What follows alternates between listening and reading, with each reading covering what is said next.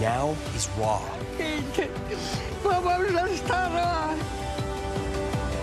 Now is real.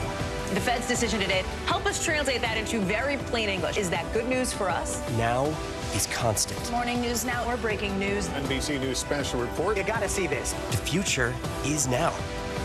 News for the generation of now is NBC News Now. News for the generation of now is NBC News Now.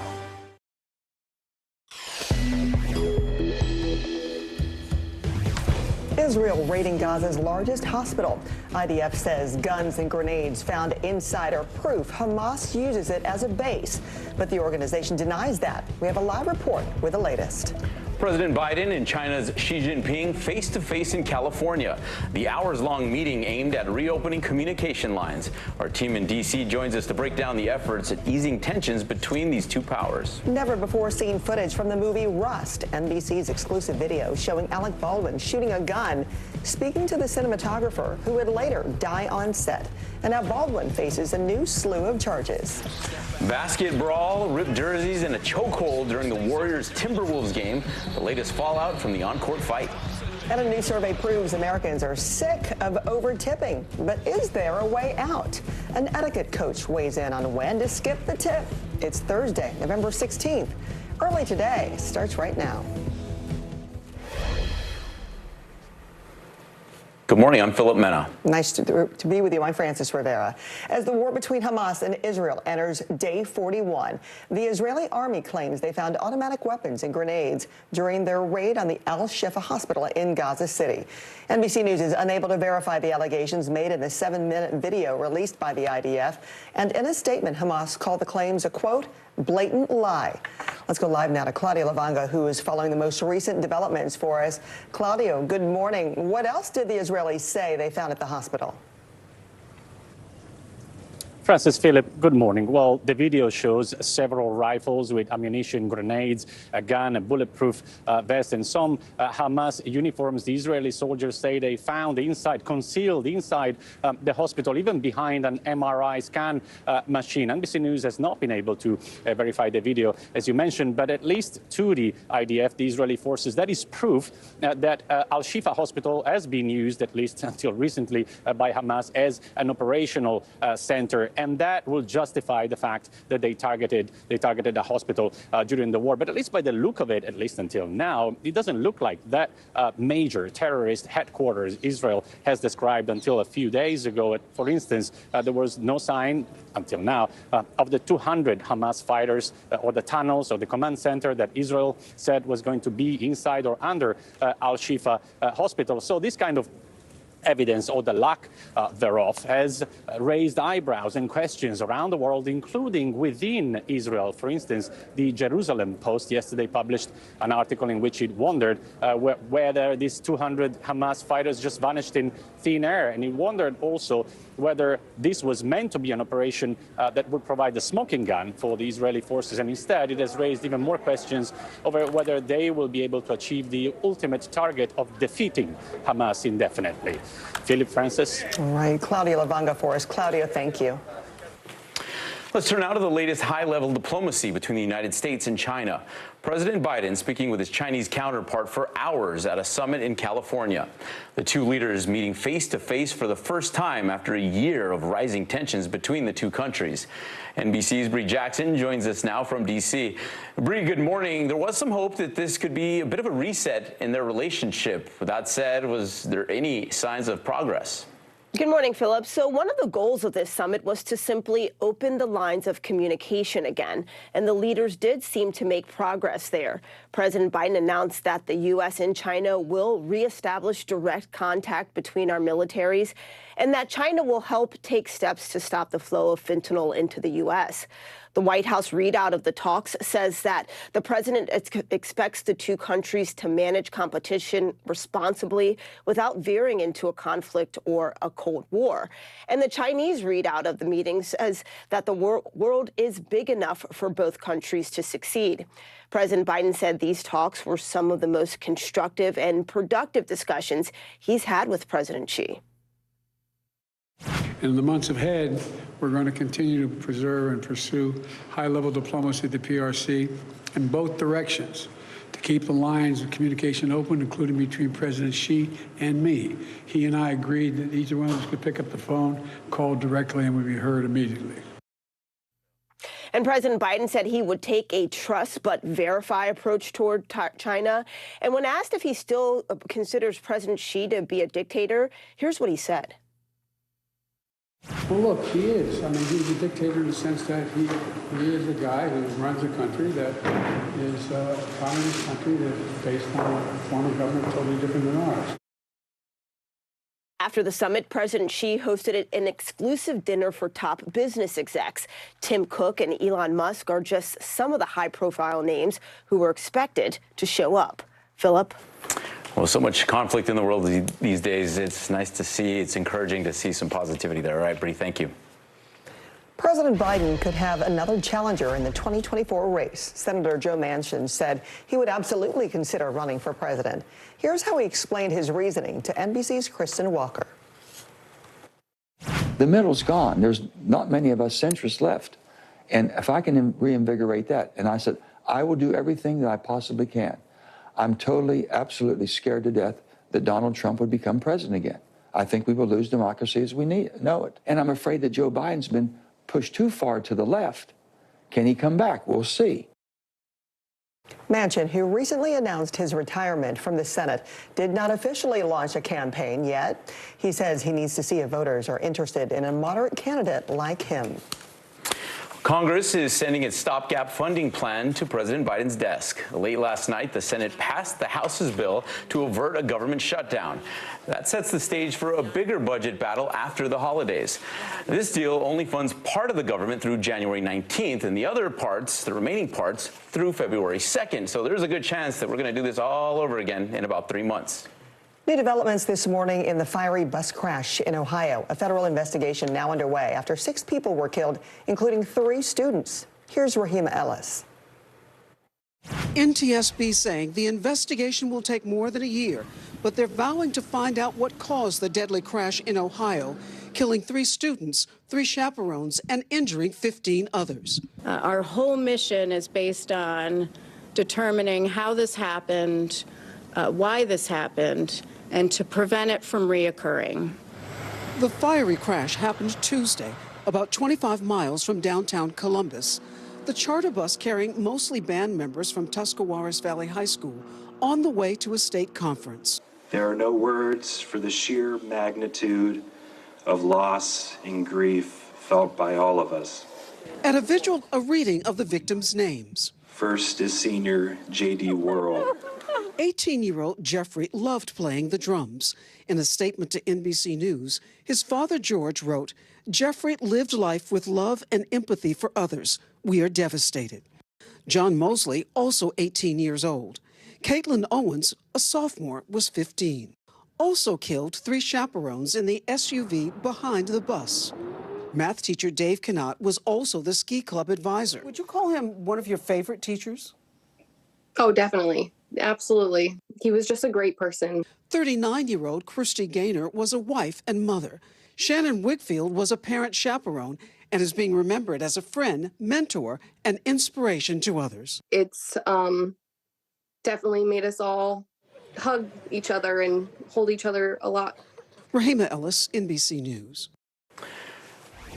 Residents in South Florida are waking up to another soggy morning after being pummeled by rain this week. The storm left streets flooded, wreaking havoc. Over 67,000 are without power in the state, and hundreds of flights were delayed at local airports.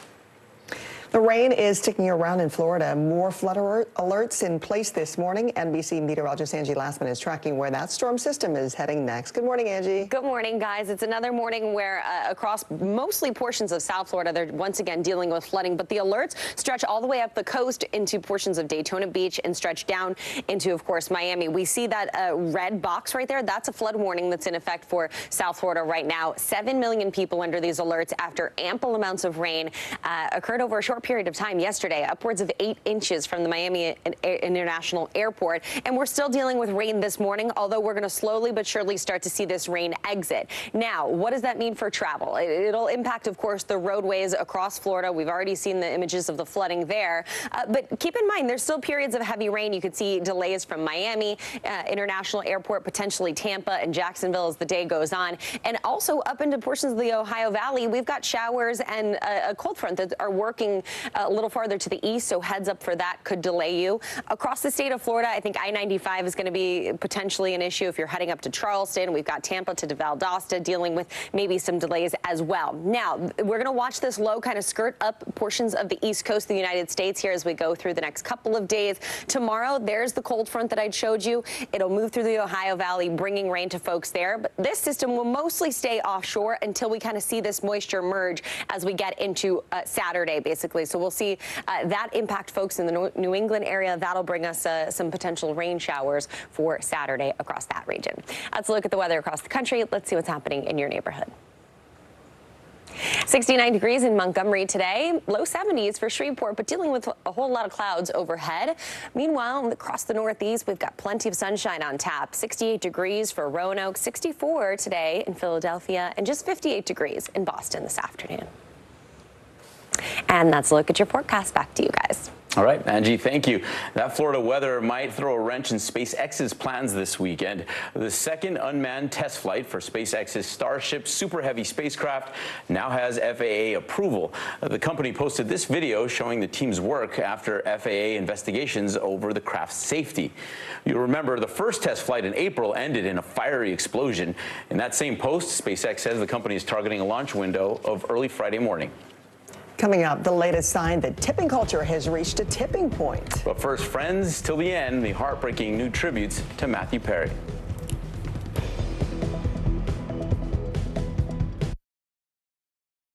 Thanks for tuning in. I'm Gotti Schwartz. Here are the stories we're following tonight. Storms keep coming here in California. The U.S. government just declassified this video. A lot more stories trending like crazy on social media. A controversy pitting lawmakers against young voters. What's the state of crypto today? Is it safe for investors? We've got another mind-bending story on artificial intelligence. This is what my voice sounds like when I clone it. That wasn't me. You gotta see this. Stay tuned now. Weeknights at 8 Eastern, 5 Pacific on NBC News Now. Stay on top of breaking news and the biggest stories of the day with NBC News Daily. Thank you so much for joining us. I'm Morgan Radford. I'm Vicki Wynn. I'm Kate Snow. And I'm Zinklaya Samwat. Get in-depth reporting from across the country. We have breaking news out of the White House and around the world. Questions about the rebellion inside Russia. And ways you can take care of your health. What are symptoms that people should be on the lookout for? And your wallet. Some really great last-minute deals if you have flexibility. NBC News Daily. Weekdays from 12 to 4 p.m. Eastern on NBC News Now. Were you calling the shots, though, Mr. President, ultimately? Was the Biden administration caught off guard by this latest surge of migrants? Is it clear who's going to govern Gaza once this war is over? If it's Sunday, it's Meet the Press.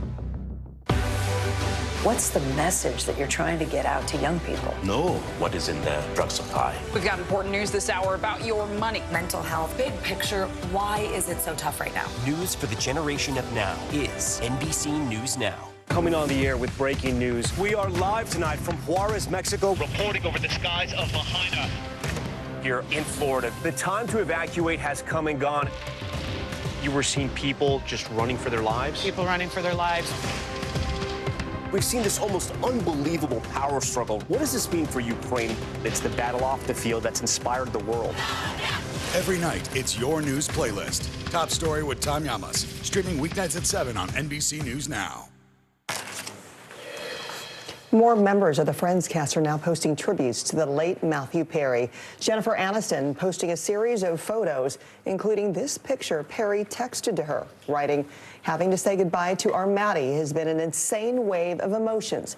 Maddie, I love you so much, and I know you are now completely at peace." David Schwimmer writing, "Thank you for 10 incredible years of laughter and creativity."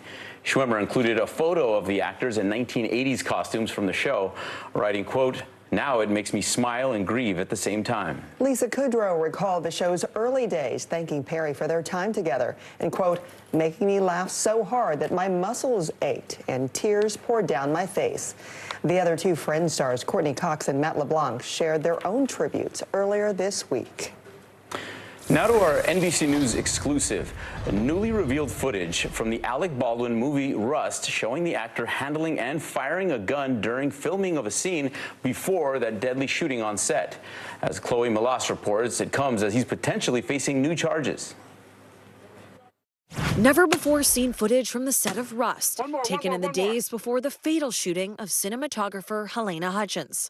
Now, wait a second. If I'm going to shoot right, you want to go on the other side of the camera? I don't want to shoot toward you. The clips obtained exclusively by NBC News show the actor preparing for scenes, firing weapons, and interacting with crew members. I don't know why you're going up hills and all this other. You're going to break your neck. According to a source familiar with the matter, these videos are among dozens provided to special prosecutors days before they announced plans to recharge Baldwin with involuntary manslaughter. NBC News has not seen the rest of the videos. Everyone doesn't need to be right here, like in the path of the gun. Could you please move?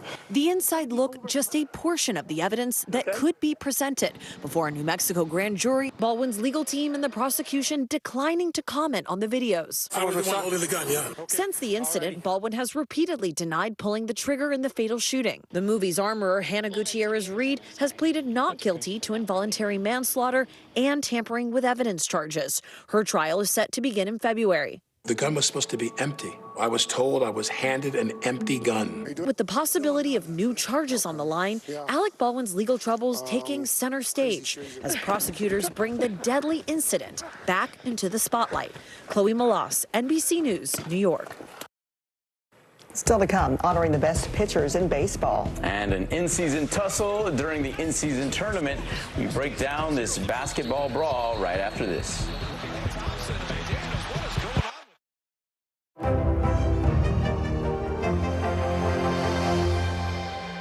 Thanks for tuning in. I'm Gotti Schwartz. Here are the stories we're following tonight. Storms keep coming here in California. The U.S. government just declassified this video. A lot more stories trending like crazy on social media. A controversy pitting lawmakers against young voters. What's the state of crypto today? Is it safe for investors? We've got another mind-bending story on artificial intelligence. This is what my voice sounds like when I clone it. That wasn't me. You gotta see this. Stay tuned now. Weeknights at 8 Eastern, 5 Pacific on NBC News Now. What's the message that you're trying to get out to young people? Know what is in the drug supply. We've got important news this hour about your money. Mental health, big picture, why is it so tough right now? News for the generation of now is NBC News Now.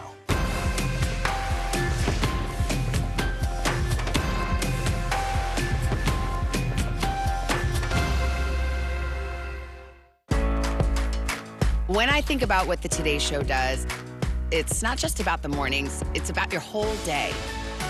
There's a feeling of we're in there with you. Then let's take on this day together. Fire has grown leaps and bounds. What you see behind me is typical. How you doing? Pretty bad. Thanks for tuning in. I'm Gotti Schwartz. Here are the stories we're following tonight. Storms keep coming here in California. The U.S. government just declassified this video. A lot more stories trending like crazy on social media. A controversy pitting lawmakers against young voters. What's the state of crypto today? Is it safe for investors? We've got another mind-bending story on artificial intelligence. This is what my voice sounds like when I clone it. That wasn't me. You gotta see this. Stay tuned now. Weeknights at 8 Eastern, 5 Pacific on NBC News Now. News lives in the now. It's coming at us every second from all over the world. We have a full team. News is more now than ever. Look at this. You can't even see anything anymore. Our house is no longer here, but we are here. Now is raw.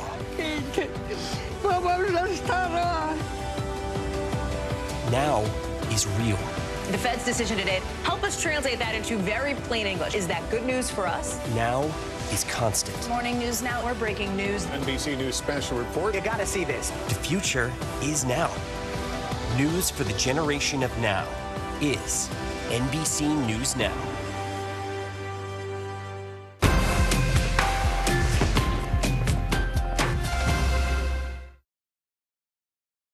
Little step back three.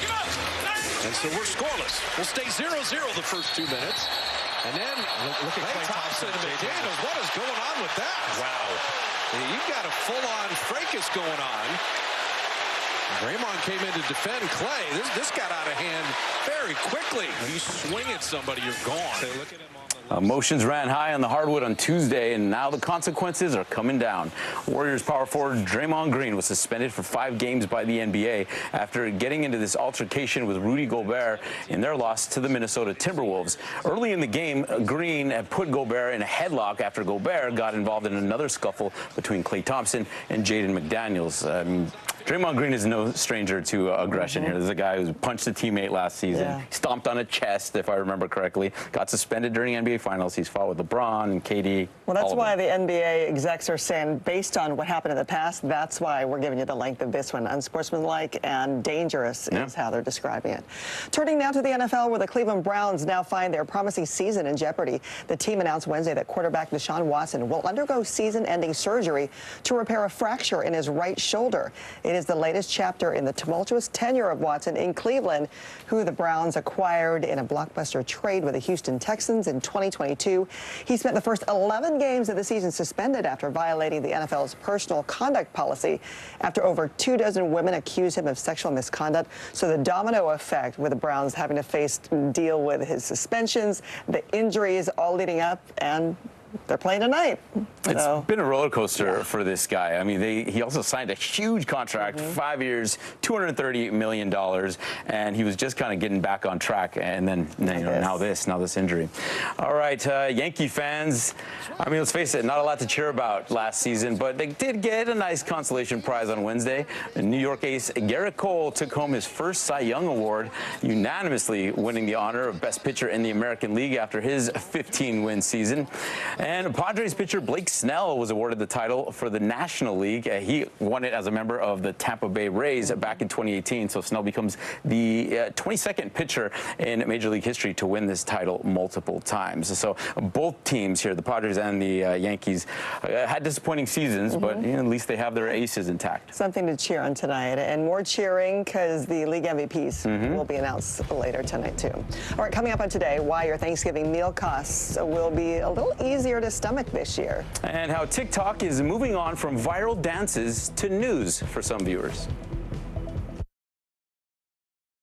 Stay on top of breaking news and the biggest stories of the day with NBC News Daily. Thank you so much for joining us. I'm Morgan Radford. I'm Vicki Wynn. I'm Kate Snow. And I'm Zinklea Samwa. Get in-depth reporting from across the country. We have breaking news out of the White House and around the world. Questions about the rebellion inside Russia. And ways you can take care of your health. What are symptoms that people should be on the lookout for? And your wallet. Some really great last-minute deals if you have flexibility. NBC News Daily, weekdays from 12 to 4 p.m. Eastern on NBC News Now. When I think about what the Today Show does, it's not just about the mornings, it's about your whole day. There's a feeling of we're in there with you. Then let's take on this day together. Fire has grown leaps and bounds. You see behind me is typical. How you doing? Pretty bad. The NBC News mobile app. Get connected to your favorite news shows. For the top stories, breaking news, and live video, download the NBC News mobile app now. Top stories coming to you live from Juarez, Mexico. Reporting over the skies of Lahaina. Every weeknight, it's your news playlist. Top Story with Tom Llamas, streaming weeknights at 7 on NBC News Now. What is going to happen now? Going back and forth because This is it, right?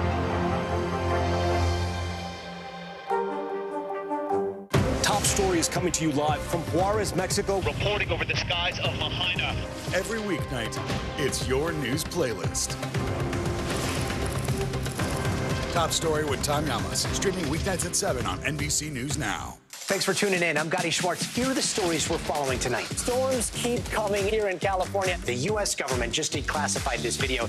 A lot more stories trending like crazy on social media. A controversy pitting lawmakers against young voters. What's the state of crypto today? Is it safe for investors?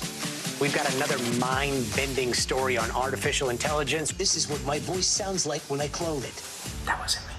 You gotta see this. Stay tuned now, weeknights at 8 Eastern, 5 Pacific on NBC News Now. News lives in the now. The horrors of war on full display on both sides of the Israel-Gaza border. Protesters are on the streets here. Most of the time, the Iron Dome works, but a few get through. News for the generation of now is NBC News Now. We're back with what you need to know early today. More people are turning to TikTok for the news. According to a Pew Research survey, 43% of TikTok users regularly use the app for news compared to 22% in 2020. Eating strawberries could help prevent dementia and depression. A new study shows eating the fruit every day for 12 weeks reduced memory issues and depressive symptoms in middle-aged overweight adults who reported mild cognitive decline. Your Thanksgiving dinner may be cheaper this year thanks to lower turkey prices. The average cost of a dinner for 10 will be around $61. That's down 4.5% from last year's record of $64. That's according to the American Farm Bureau Federation. We'll be right back.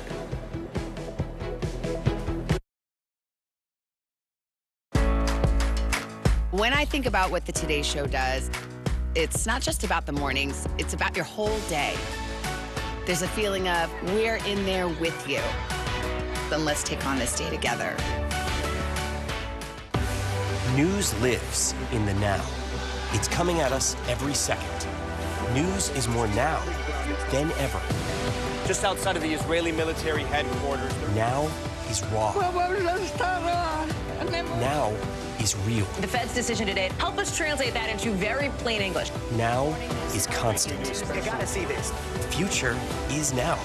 News for the generation of now is NBC News Now.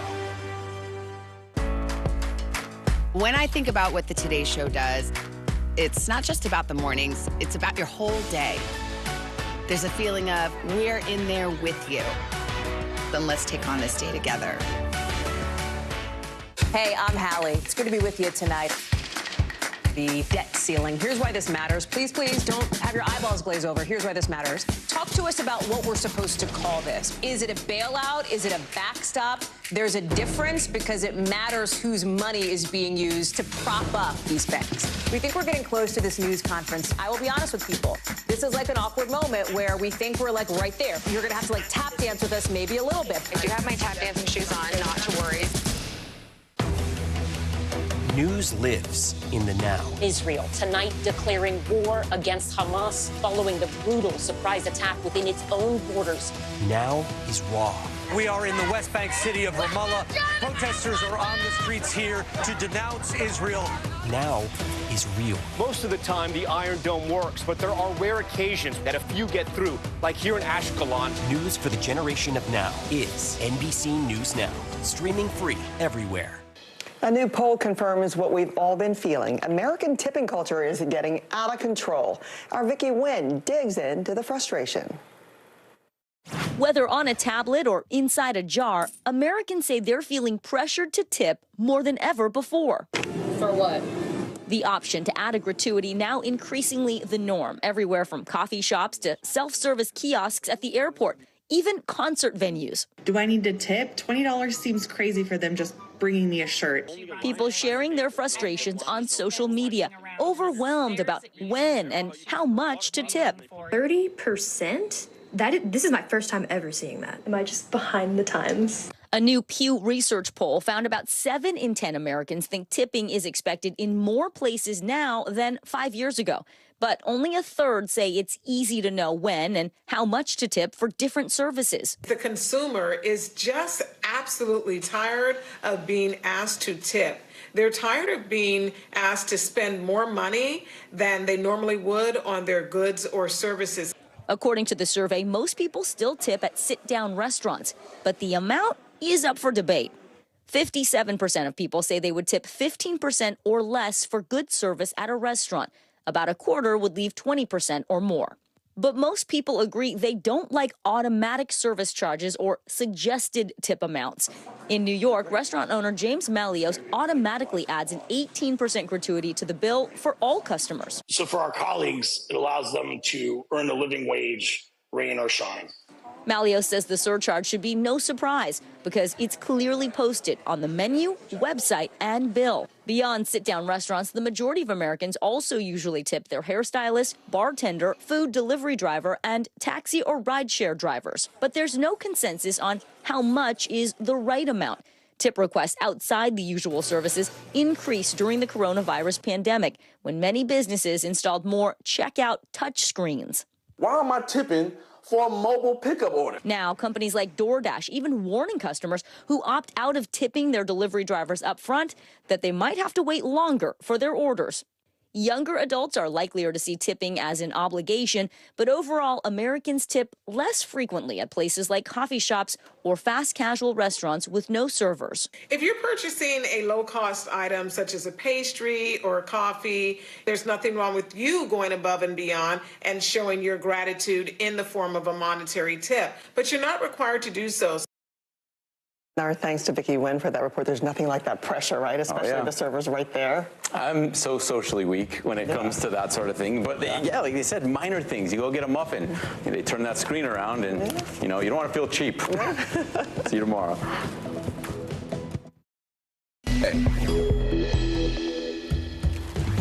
Warming relations to prevent a Cold War. President Biden meets with his Chinese counterpart to reset ties and chart a new path forward. We're live with the progress made at the crucial summit in San Francisco. The largest hospital in Gaza City, now the focal point in the Israel-Hamas war. IDF troops raiding the facilities, claiming to have found weapons inside, which Hamas denies. A live report on the new developments from the region and the civilians caught in the middle. A Pepsi shakeup, why New York's Attorney General is going after the soft drink giant for endangering the environment and public health. It's one of the most common knee injuries for professional and amateur athletes. Why new research shows surgery might not always be the best solution for ACL tears. And we get the inside track on Formula One's biggest plans here to race into the hearts of new fans across the country. We're speeding into Thursday. Early today starts right now. Hi there, I'm Frances Rivera. And I'm Philip Mena. We begin this morning with that high-stakes diplomacy happening on the West Coast. President Biden speaking with his Chinese counterpart for hours at a summit in California. The two leaders meeting face-to-face for the first time after a year of rising tensions between the two countries.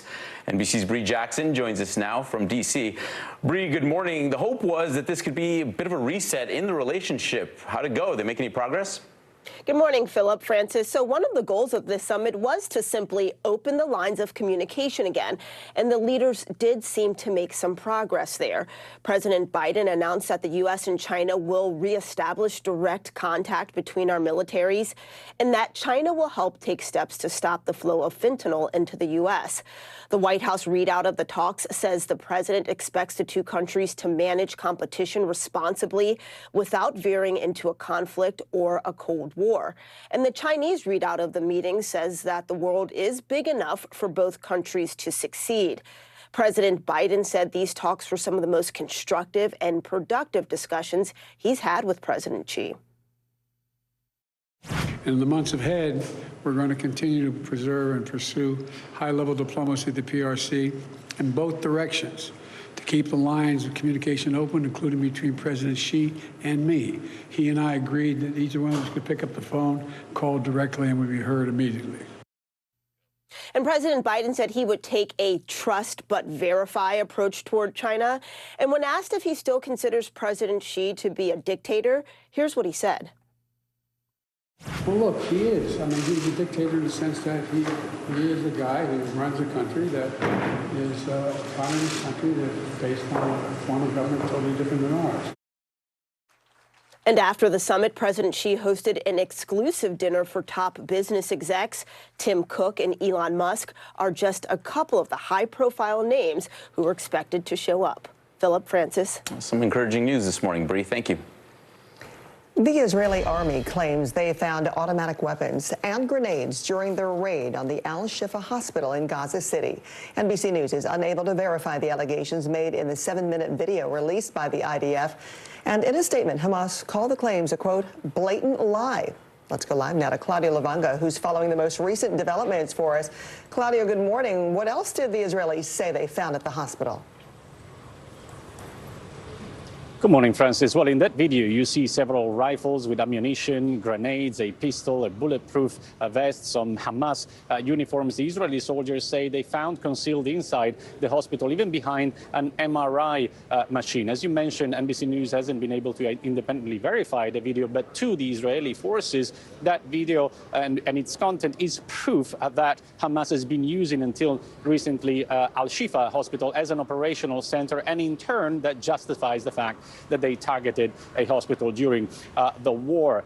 But at least by the look of it, and for now, it doesn't look like that major terrorist headquarters that has been described by Israel in the past few days. For instance, there was no sign yet, at least, of the 200 Hamas fighters, of the tunnels, of the command center that Israel said was going to be inside or under Al-Shifa hospital. And that has raised eyebrows and questions all over the world, including inside, within Israel. For instance, yesterday, the Jerusalem Post published an article in which they wondered whether these 200 Hamas fighters just vanished in thin air. And they wondered also whether the fact that this operation was meant to be the smoking gun or provide the smoking gun for Israel. Instead, it provided more questions over whether Israel is able to accomplish its ultimate target, which is defeat Hamas indefinitely.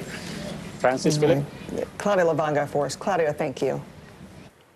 As Israeli forces continue their ground operation inside Gaza, NBC News foreign correspondent Raf Sanchez was embedded with the IDF, witnessing a column of Palestinian refugees being evacuated south.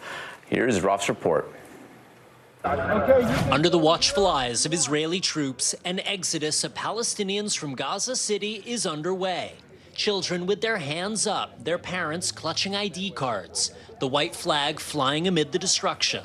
We've been covering this war for more than a month, but this is the first time that we are seeing with our own eyes Palestinian civilians inside of Gaza. This is what Israel's military calls a humanitarian corridor, open a few hours each day for civilians to flee on foot and escape the fighting raging in Gaza City. 250,000 Palestinians have taken this route so far, Israel says.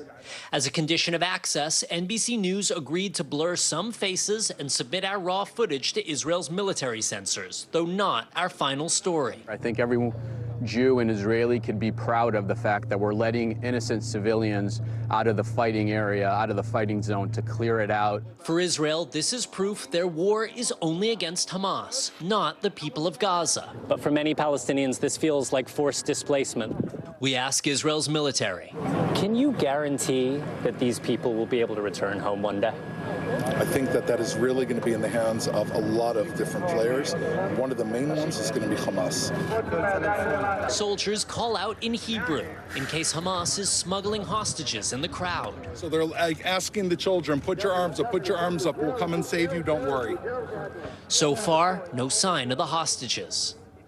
Israel believes they're hidden in Hamas's vast network of tunnels, like this shaft in a rural area near the border. We know that if you were to go through this and map out what this leads to, you would reach our hostages.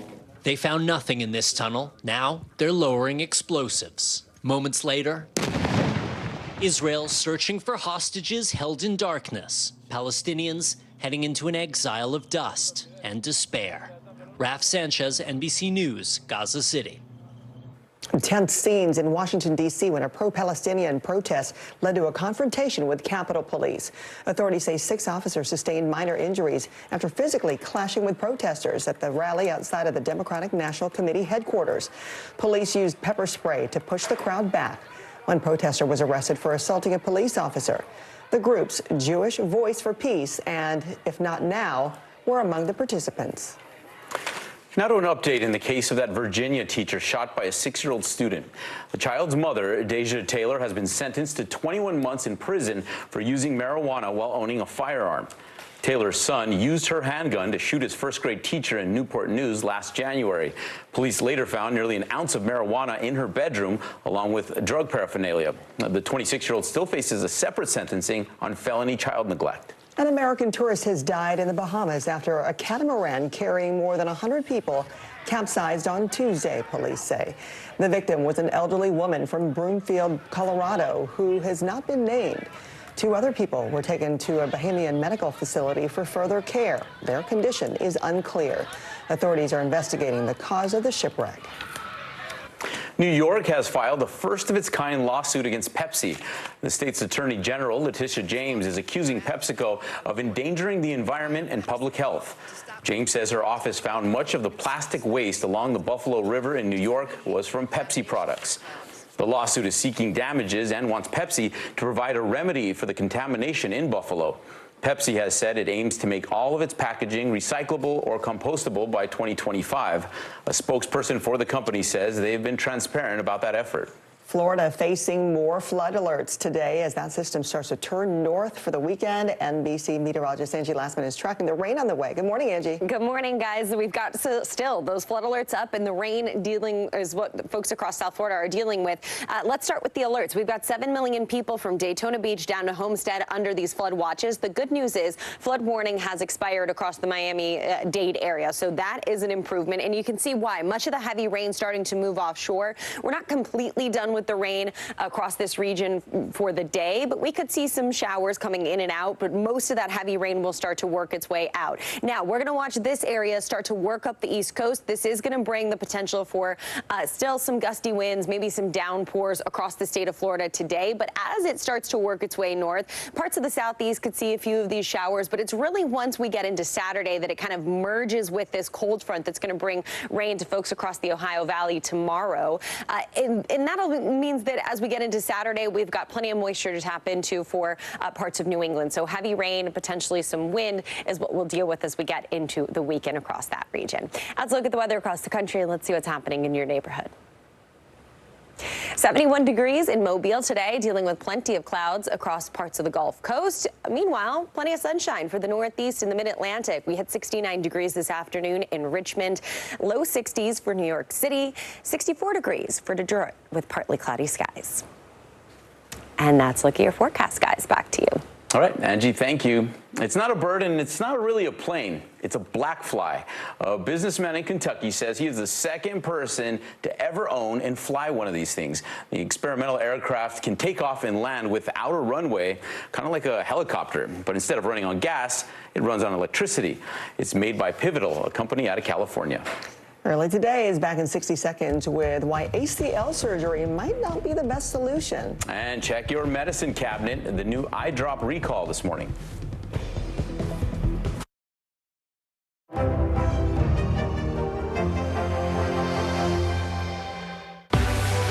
What's the message that you're trying to get out to young people? Know what is in the drug supply. We've got important news this hour about your money. Mental health, big picture, why is it so tough right now? News for the generation of now is NBC News Now. Thanks for tuning in. I'm Gotti Schwartz. Here are the stories we're following tonight. Storms keep coming here in California. The U.S. government just declassified this video. A lot more stories trending like crazy on social media. A controversy pitting lawmakers against young voters. What's the state of crypto today? Is it safe for investors?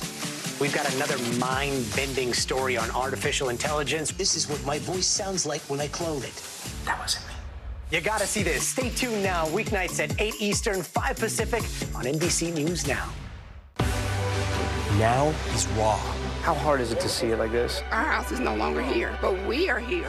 Now is real. Let's break down what we know and then the big questions still outstanding. News for the generation of now is NBC News Now.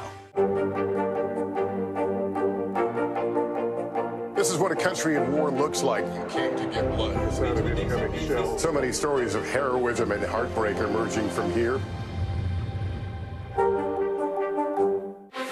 Were you calling the shots, though, Mr. President, ultimately? Was the Biden administration caught off guard by this latest surge of migrants? Is it clear who's going to govern Gaza once this war is over? If it's Sunday, it's Meet the Press. What's the message that you're trying to get out to young people? Know what is in the drug supply. We've got important news this hour about your money. Mental health, big picture, why is it so tough right now? News for the generation of now is NBC News Now. The NBC News mobile app. Get connected to your favorite news shows. For the top stories, breaking news, and live video, download the NBC News mobile app now. Surgery has been considered the best way to repair a torn ACL, a common but dreaded knee injury. But a new study is now challenging this school of thought. Here's Liz Croats with the surprising findings. It's happened to soccer legend Megan Rapinoe, NFL quarterback Daniel Jones, even aspiring mixed martial arts fighter Mark Zuckerberg. ACL tears are one of the most common and debilitating injuries for both professional and recreational athletes, between 100 and 200,000 a year in the U.S. You can see it's completely torn. For years, knee experts considered surgery the go-to option. But a recent study in the British Journal of Sports Medicine found that 90% of ruptured ACLs treated without surgery showed signs of healing 3 months later, indicating non-surgical treatment could be an effective alternative. What we have seen is people begin to question whether this should always be done. Dr. Bob Salas at Kaiser Permanente Fontana Medical Center in California has seen firsthand the benefits of non-operative treatment. Surgery can always go wrong. It's not a perfect procedure. And in fact, we know that about 1 in 3 people who have their ACL reconstructed have another ACL subsequent injury, have another ACL tear. That's just what happened to Dr. Salas's patient, Dr. Maryam Sadie, who had ACL surgery 15 years ago. When you tore your ACL, what options were you given? I was asked, do you feel the knee shift when you're going up and down the stairs? And I said yes. And so I was not given options. I was recommended surgery. It took a year before Sadie was back to playing competitive basketball. She still walks with a slight limp. Then earlier this year, she tore that same ACL. This time she opted against surgery. 4 months later, with the help of a brace and physical therapy, she's back on the court. Non-surgery, I have to say, it's been really nice. Just gonna pull and push. Dr. Salas says there are cases where surgery will be the best option, but that doctors shouldn't jump to the conclusion. Is the larger medical system set up to incentivize surgeries? As a surgeon, you make your money doing surgery, so most surgeons want to do surgery, and not just because they make money by doing it, but because they think it's the right thing to do.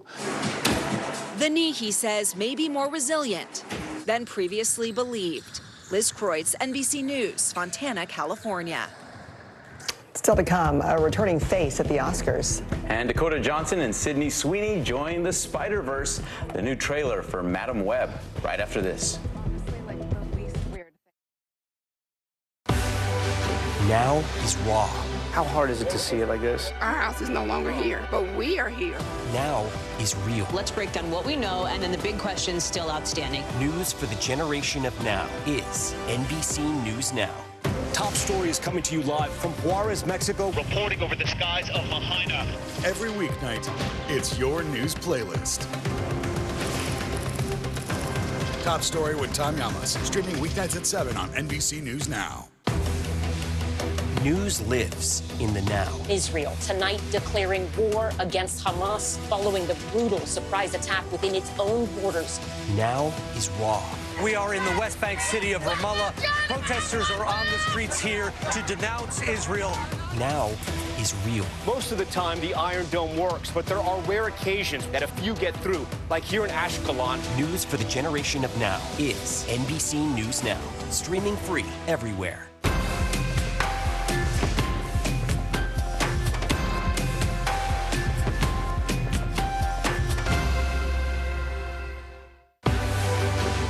News lives in the now.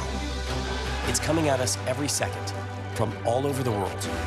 We have a full team. News is more now than ever. Look at this. You can't even see anything anymore. Our house is no longer here, but we are here. Now is Raw.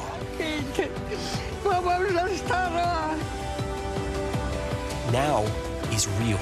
The Fed's decision today, help us translate that into very plain English. Is that good news for us? Now is constant. Morning News Now, or breaking news. NBC News special report. You gotta see this. The future is now. News for the generation of now is NBC News Now. Hey, I'm Hallie. It's good to be with you tonight. The debt ceiling. Here's why this matters. Please, please don't have your eyeballs glaze over. Here's why this matters. Talk to us about what we're supposed to call this. Is it a bailout? Is it a backstop? There's a difference because it matters whose money is being used to prop up these banks. We think we're getting close to this news conference. I will be honest with people. This is like an awkward moment where we think we're like right there. You're going to have to like tap dance with us maybe a little bit. I do have my tap dancing shoes on, not to worry. Top stories coming to you live from Juarez, Mexico. Reporting over the skies of Lahaina. Every weeknight, it's your news playlist. Top Story with Tom Yamas, streaming weeknights at 7 on NBC News Now. Kristen Welker hosts Meet the Press every Sunday on NBC. Wait, I recognize you. You live in my building. You're the paramedic. Yeah, you almost ran me over. You don't think this is weird, how we're all connected? It's honestly like the least weird thing that's happened all day. We're back with a new tale spun from the Spider-Verse. Dakota Johnson has to untangle the connections between her and 3 young women in Sony's Madame Web. It is the latest installment in the studio's series of films taking place in the world of Spider-Man, which also features Venom and Morbius. The film hits theaters on Valentine's Day, and I love the girl power here. Sydney Sweden, you see right there in the backseat of that car. It's not part of the Avengers Marvel universe. It's a Sony Pictures thing because they're doing the whole spin-off as long as it doesn't actually revolve around the Spider-Man character. I'll be interested to see how it performs at the box office because the Marvels just had kind of a disappointing opening, and see if they suffer from that same superhero fatigue that's been plaguing them recently. All right, he may be playing Aquaman on screen, but here at 30 Rock, he's the Flash. Hey, yo! I'm so happy to be back.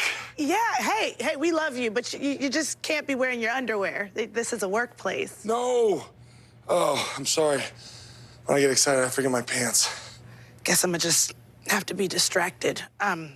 Pretty sure we have HR meetings about things like this, right? Jason Momoa returns to Studio 8H in the first promo for this weekend's SNL.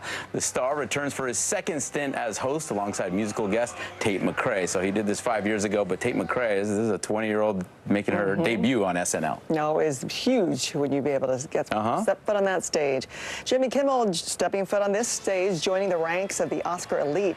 The late-night host will return as host of the Academy Awards next March. It'll mark his 4th stint as MC of the ceremony, tying him with other iconic hosts like Whoopi Goldberg, Jack Lemmon. In a statement, Kimmel voiced his excitement for the gig, saying he's always dreamed of hosting the Oscars exactly 4 times. The 96 Oscars will take place on March 10th, so he still has a ways to go to beat #1, right? Bob Hope? Long way to go. 11, Billy Crystal, 9, and Johnny Carson. Did it 5 times. So yeah, it's getting close, though. Yeah, they tried experimenting for 3 years with no host, and then last year with 3 hosts, and right back to Jimmy Kimmel. Okay, when we come back, we'll hear the latest on a major eye drop recall. And Black Friday is near. Why holiday doorbusters aren't phasing shoppers this year. News lives in the now. Israel tonight declaring war against Hamas following the brutal surprise attack within its own borders. Now is raw. We are in the West Bank city of Ramallah. Protesters are on the streets here to denounce Israel. Now is real. Most of the time, the Iron Dome works, but there are rare occasions that a few get through, like here in Ashkelon. News for the generation of now is NBC News Now, streaming free everywhere. Top stories coming to you live from Juarez, Mexico. Reporting over the skies of Lahaina. Every weeknight, it's your news playlist. Top Story with Tom Yamas, streaming weeknights at 7 on NBC News Now. Now is raw. How hard is it to see it like this? Our house is no longer here, but we are here. Now is real. Let's break down what we know and then the big questions still outstanding. News for the generation of now is NBC News Now. When I think about what the Today Show does, it's not just about the mornings, it's about your whole day. There's a feeling of we're in there with you. Then let's take on this day together.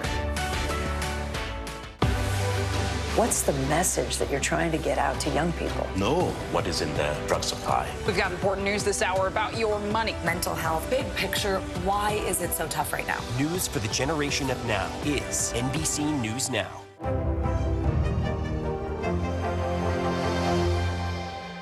Hey, I'm Hallie. It's good to be with you tonight. The debt ceiling. Here's why this matters. Please don't have your eyeballs glaze over. Here's why this matters. Talk to us about what we're supposed to call this. Is it a bailout? Is it a backstop? There's a difference because it matters whose money is being used to prop up these banks. We think we're getting close to this news conference. I will be honest with people. This is like an awkward moment where we think we're like right there. You're going to have to like tap dance with us maybe a little bit. I do have my tap dancing shoes on, not to worry. The fire has grown leaps and bounds. What you see behind me is typical. How you doing? Pretty bad. Morning, Al. I think when you open your eyes, you get to decide, how's my day going to be? We want to be a way to start your day, lighten your load, every single morning. We're back with what you need to know early today. 27 eye drop products are being recalled and removed from shelves at CVS, Target, Rite Aid, and more after investigators found unsanitary conditions and positive bacterial results in a manufacturing facility. The FDA is warning consumers not to buy or use eye drops as it can result in partial vision loss or blindness. Another sign that the worst of inflation may be behind us. Wholesale prices dipped in October. The producer price index fell 0.5%, marking the biggest drop in nearly 3.5 years.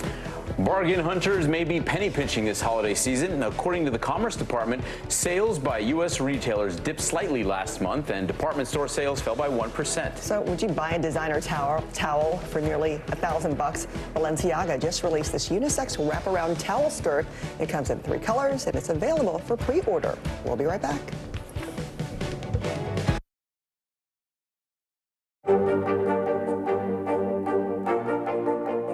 This is what a country in war looks like. You came to get blood. So many stories of heroism and heartbreak emerging from here. News lives in the now. Look at this. You can't even see anything anymore. Let's break down what we know. You gotta see this. News for the generation of now is NBC News Now. Hey, I'm Hallie. It's good to be with you tonight.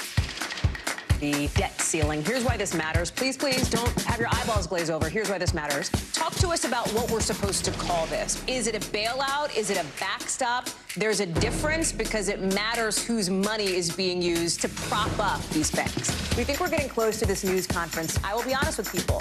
This is like an awkward moment where we think we're like right there. You're going to have to like tap dance with us maybe a little bit. I do have my tap dancing shoes on, not to worry. People really don't know what's going to happen. Nearly a dozen hours after the eye roared ashore. More good people than bad people, you know, right? 5 seconds. 4, 3. There is some late-breaking news 4 hours until the Iowa caucuses by the hammer delivered. All right, it just meant to.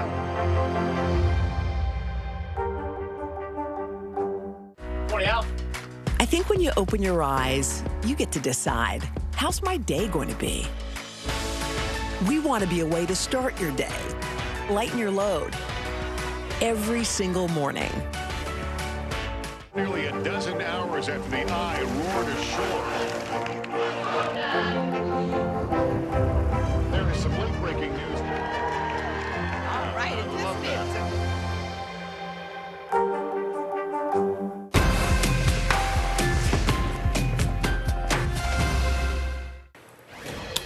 Formula One has raced into the hearts of millions of fans in the U.S., and now a new CNBC documentary examines the strategies behind that growth. It also explores how the league is trying to make it easier for young drivers, especially women, to get into the sport. CNBC's Sarah Eisen has a preview. I'm probably one of the last of a dying breed of kids coming from working class families. Today, 7-time Formula One champion Lewis Hamilton earns a reported $50 million a year driving for Mercedes. But he knows how tough it can be to break into racing when you come from a humble background like his. If I was to start again from where I started in a 1-bedroom flat, dad working 4 jobs, we still wouldn't get anywhere near close to the budget to be able to start go-karting, and that's just go-karts. It's a massively expensive sport. And money isn't the only potential barrier to F1. For women, it can be even tougher to make it in the traditionally male-dominated field. Susie Wolf was one of the few women ever to make it in the league when she scored a seat as a development driver in 2012. When I took to the track in the F1 car, it was a really special moment, but that's history now. And Looking forward, she's hoping to launch the career of the next female F1 driver as head of a new women's racing league. So what is Formula One Academy? Formula One Academy is a race series only for female drivers, 15 young drivers with the best 5 junior teams.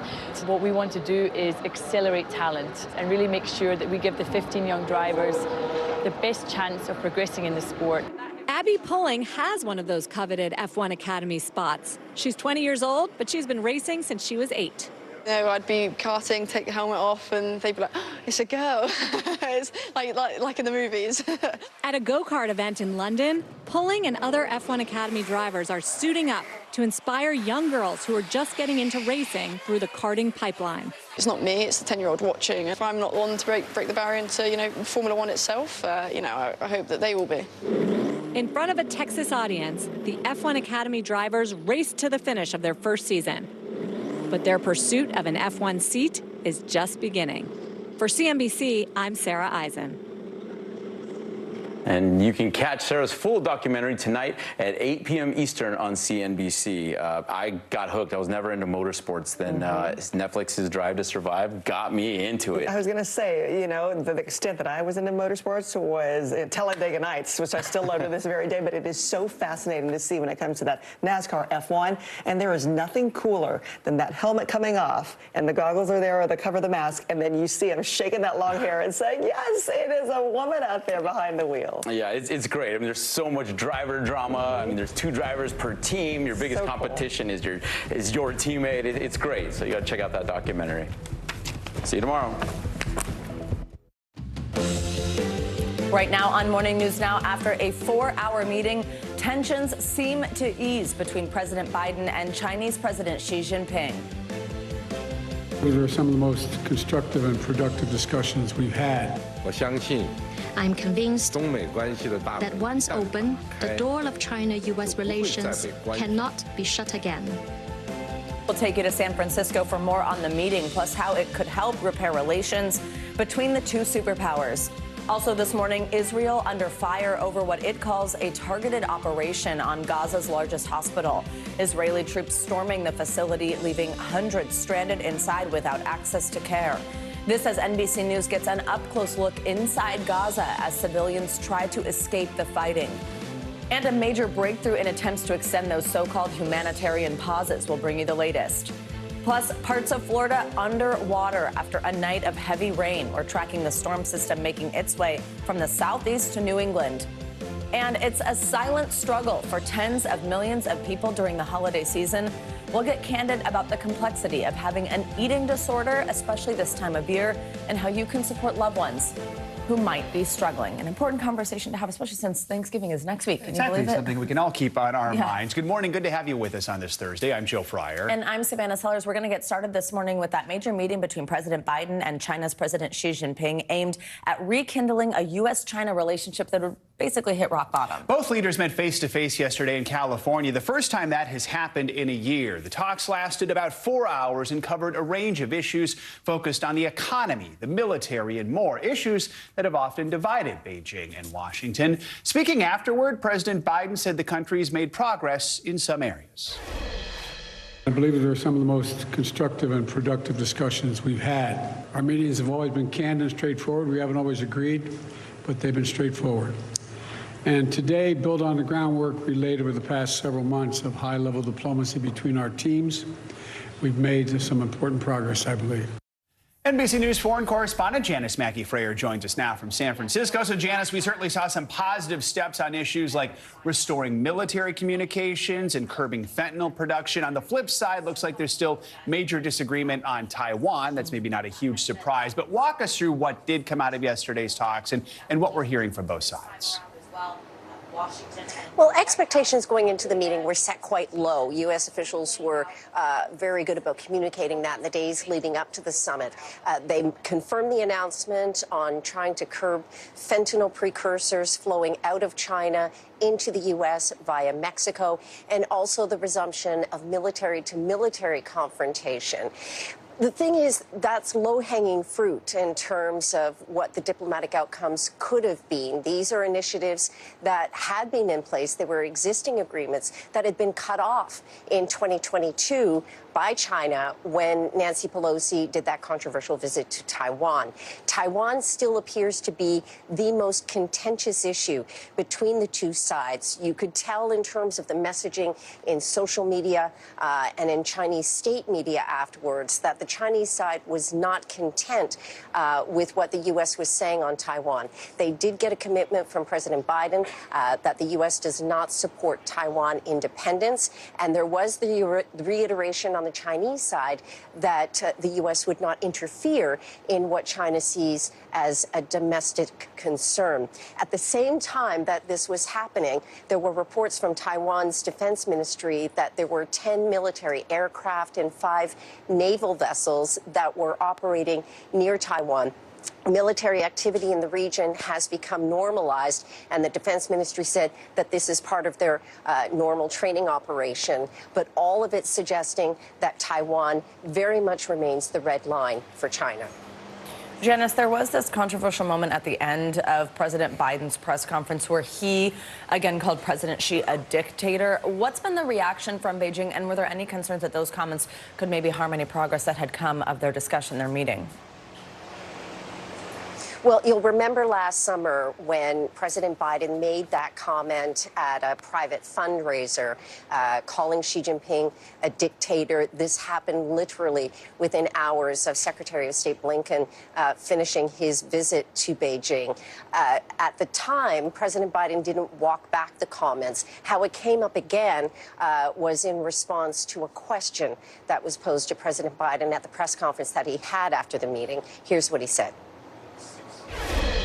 He is. I mean, he's a dictator in the sense that he is a guy who runs a country that is a communist country that's based on a form of government totally different than ours. There hasn't been a lot of reaction on the Chinese side. There seems to be the sense that officially there is an effort underway to get U.S.-China relations back on track. When it came up at the regular briefing at China's Ministry of Foreign Affairs, when they were asked about it, it was brushed off in saying that people were trying to sabotage positive U.S.-China relations. Didn't name which people were trying to do that. But there does seem to be the sense officially in China that they are trying to make this reset in relations work. Janice, after the meeting, we know President Xi addressed top U.S. business leaders and executives at a dinner there in San Francisco. What was his message to them? Pandas. That was the message that came out of that dinner with business executives as well. Secretary Raimondo was in the crowd, and Governor Newsom. Xi Jinping was presented with some gifts, and he, in return, presented the news that there would be pandas returning to the San Diego Zoo, which will be well received here. He's also saying that China wants to extend an invitation to up to 50,000 American students over the next 5 years to come and study in China. The student numbers traditionally have been higher than what they are.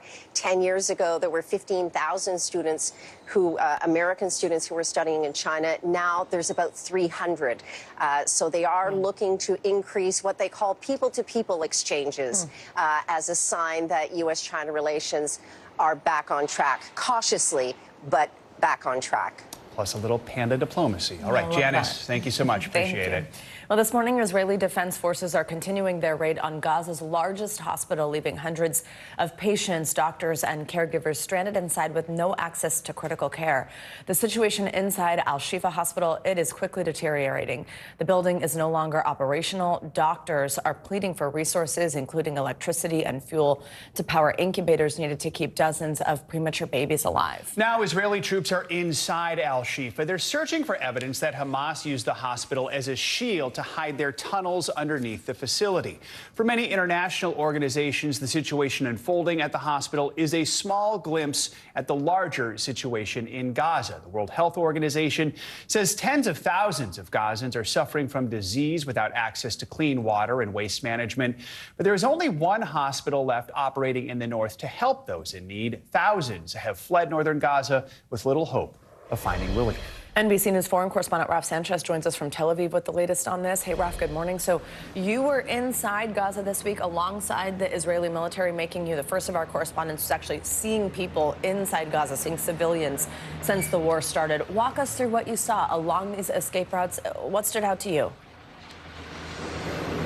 So, Savannah, good morning. We headed to the eastern edge of Gaza City to see what Israel's military calls a humanitarian corridor. This is one of the main roads in Gaza for Palestinian civilians fleeing south on foot, trying to get away from the fighting in Gaza City. And it was a striking and a painful scene there. We saw little children with their hands above their heads, their parents clutching their ID cards, raising them in the air as Israeli forces looked on. We saw elderly people in wheelchairs, families carrying whatever they could as they headed south to an uncertain future.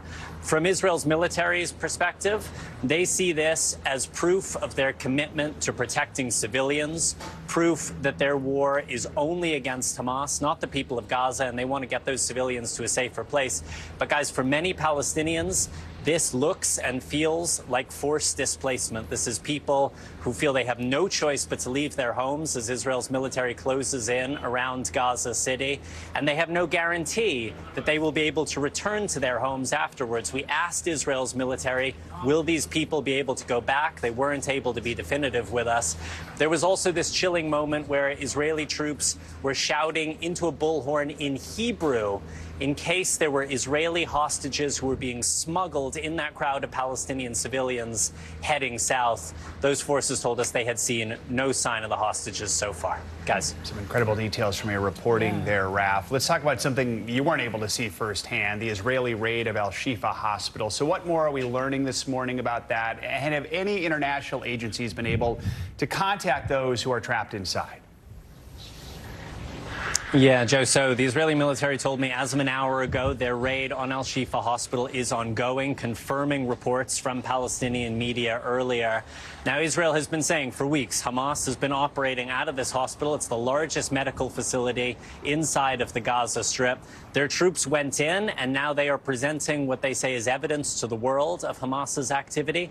That evidence at this point is pretty sparse. They found a number of assault rifles, ammunition, grenades. They found some laptops and various pamphlets, literature, which they say belong to Hamas.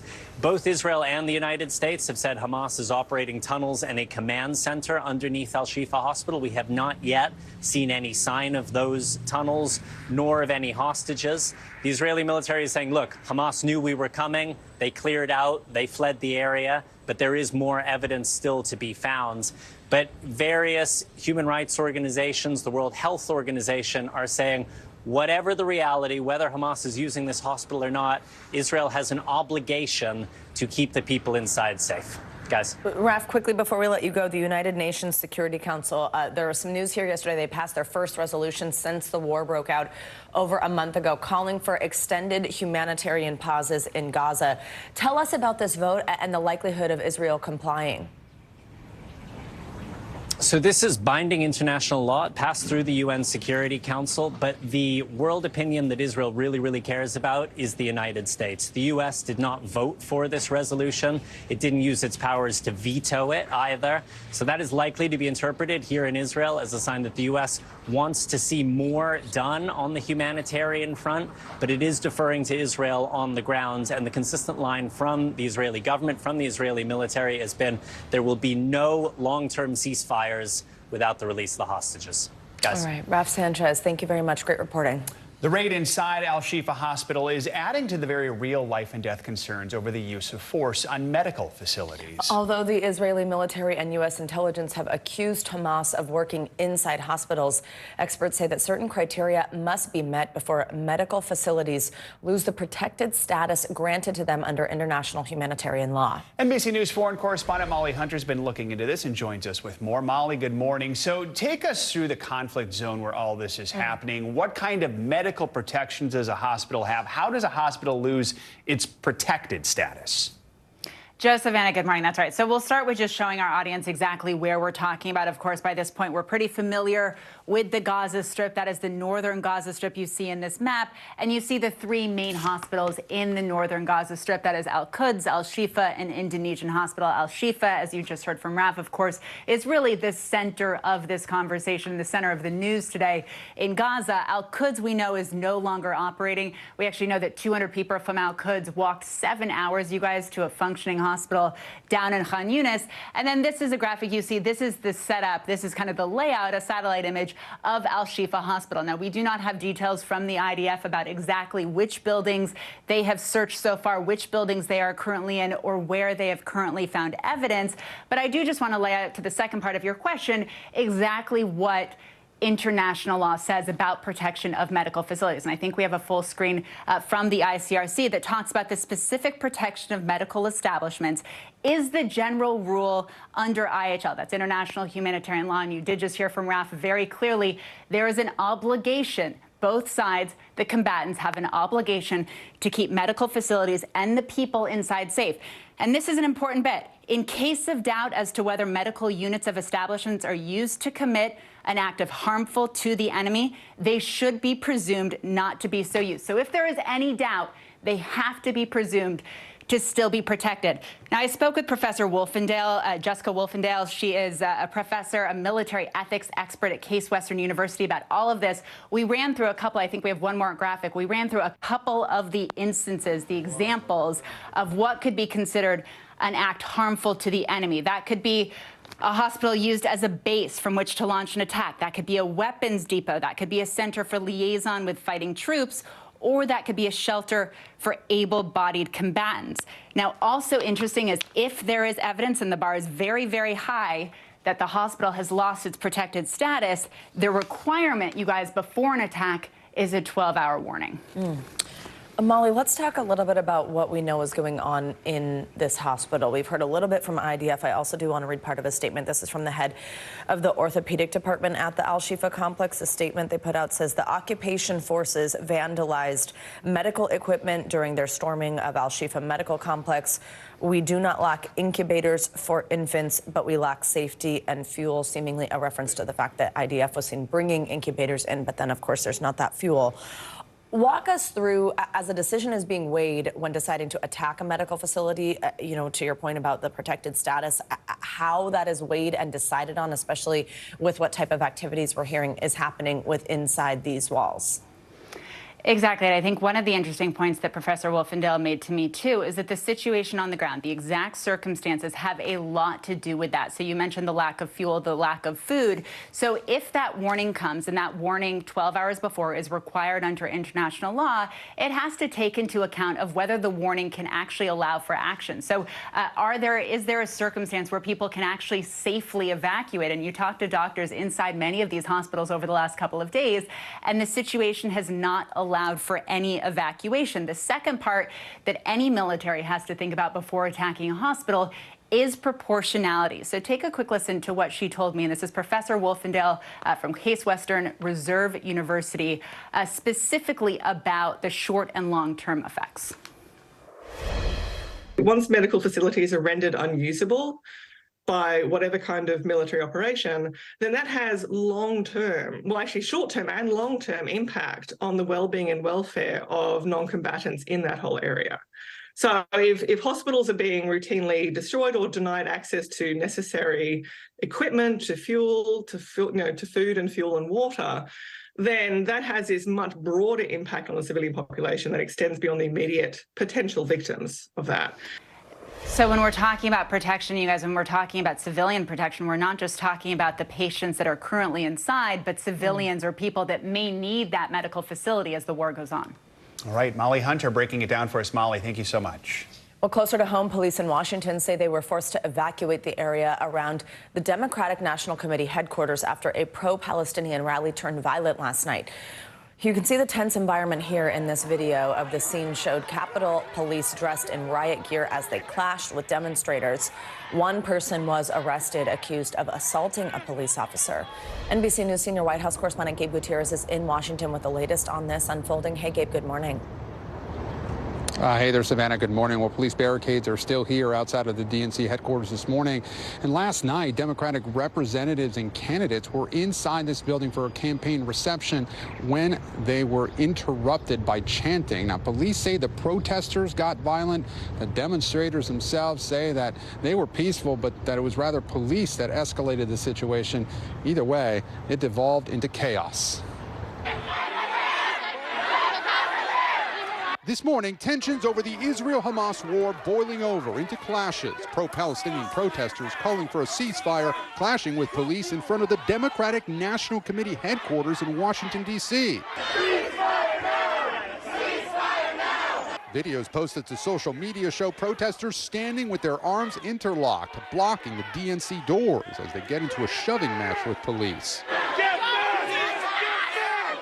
Dozens of Democratic politicians, including House Minority Leader Hakeem Jeffries, were inside the building. Capitol Police say about 150 people gathered were illegally and violently protesting, which resulted in 6 officers being treated for injuries, including minor cuts, pepper spray, and being punched. While event organizers say at least 100 demonstrators suffered injuries after they were pepper sprayed and pushed by police. And we came here tonight to say, as Democrats, you need to listen to what the Democratic base is demanding.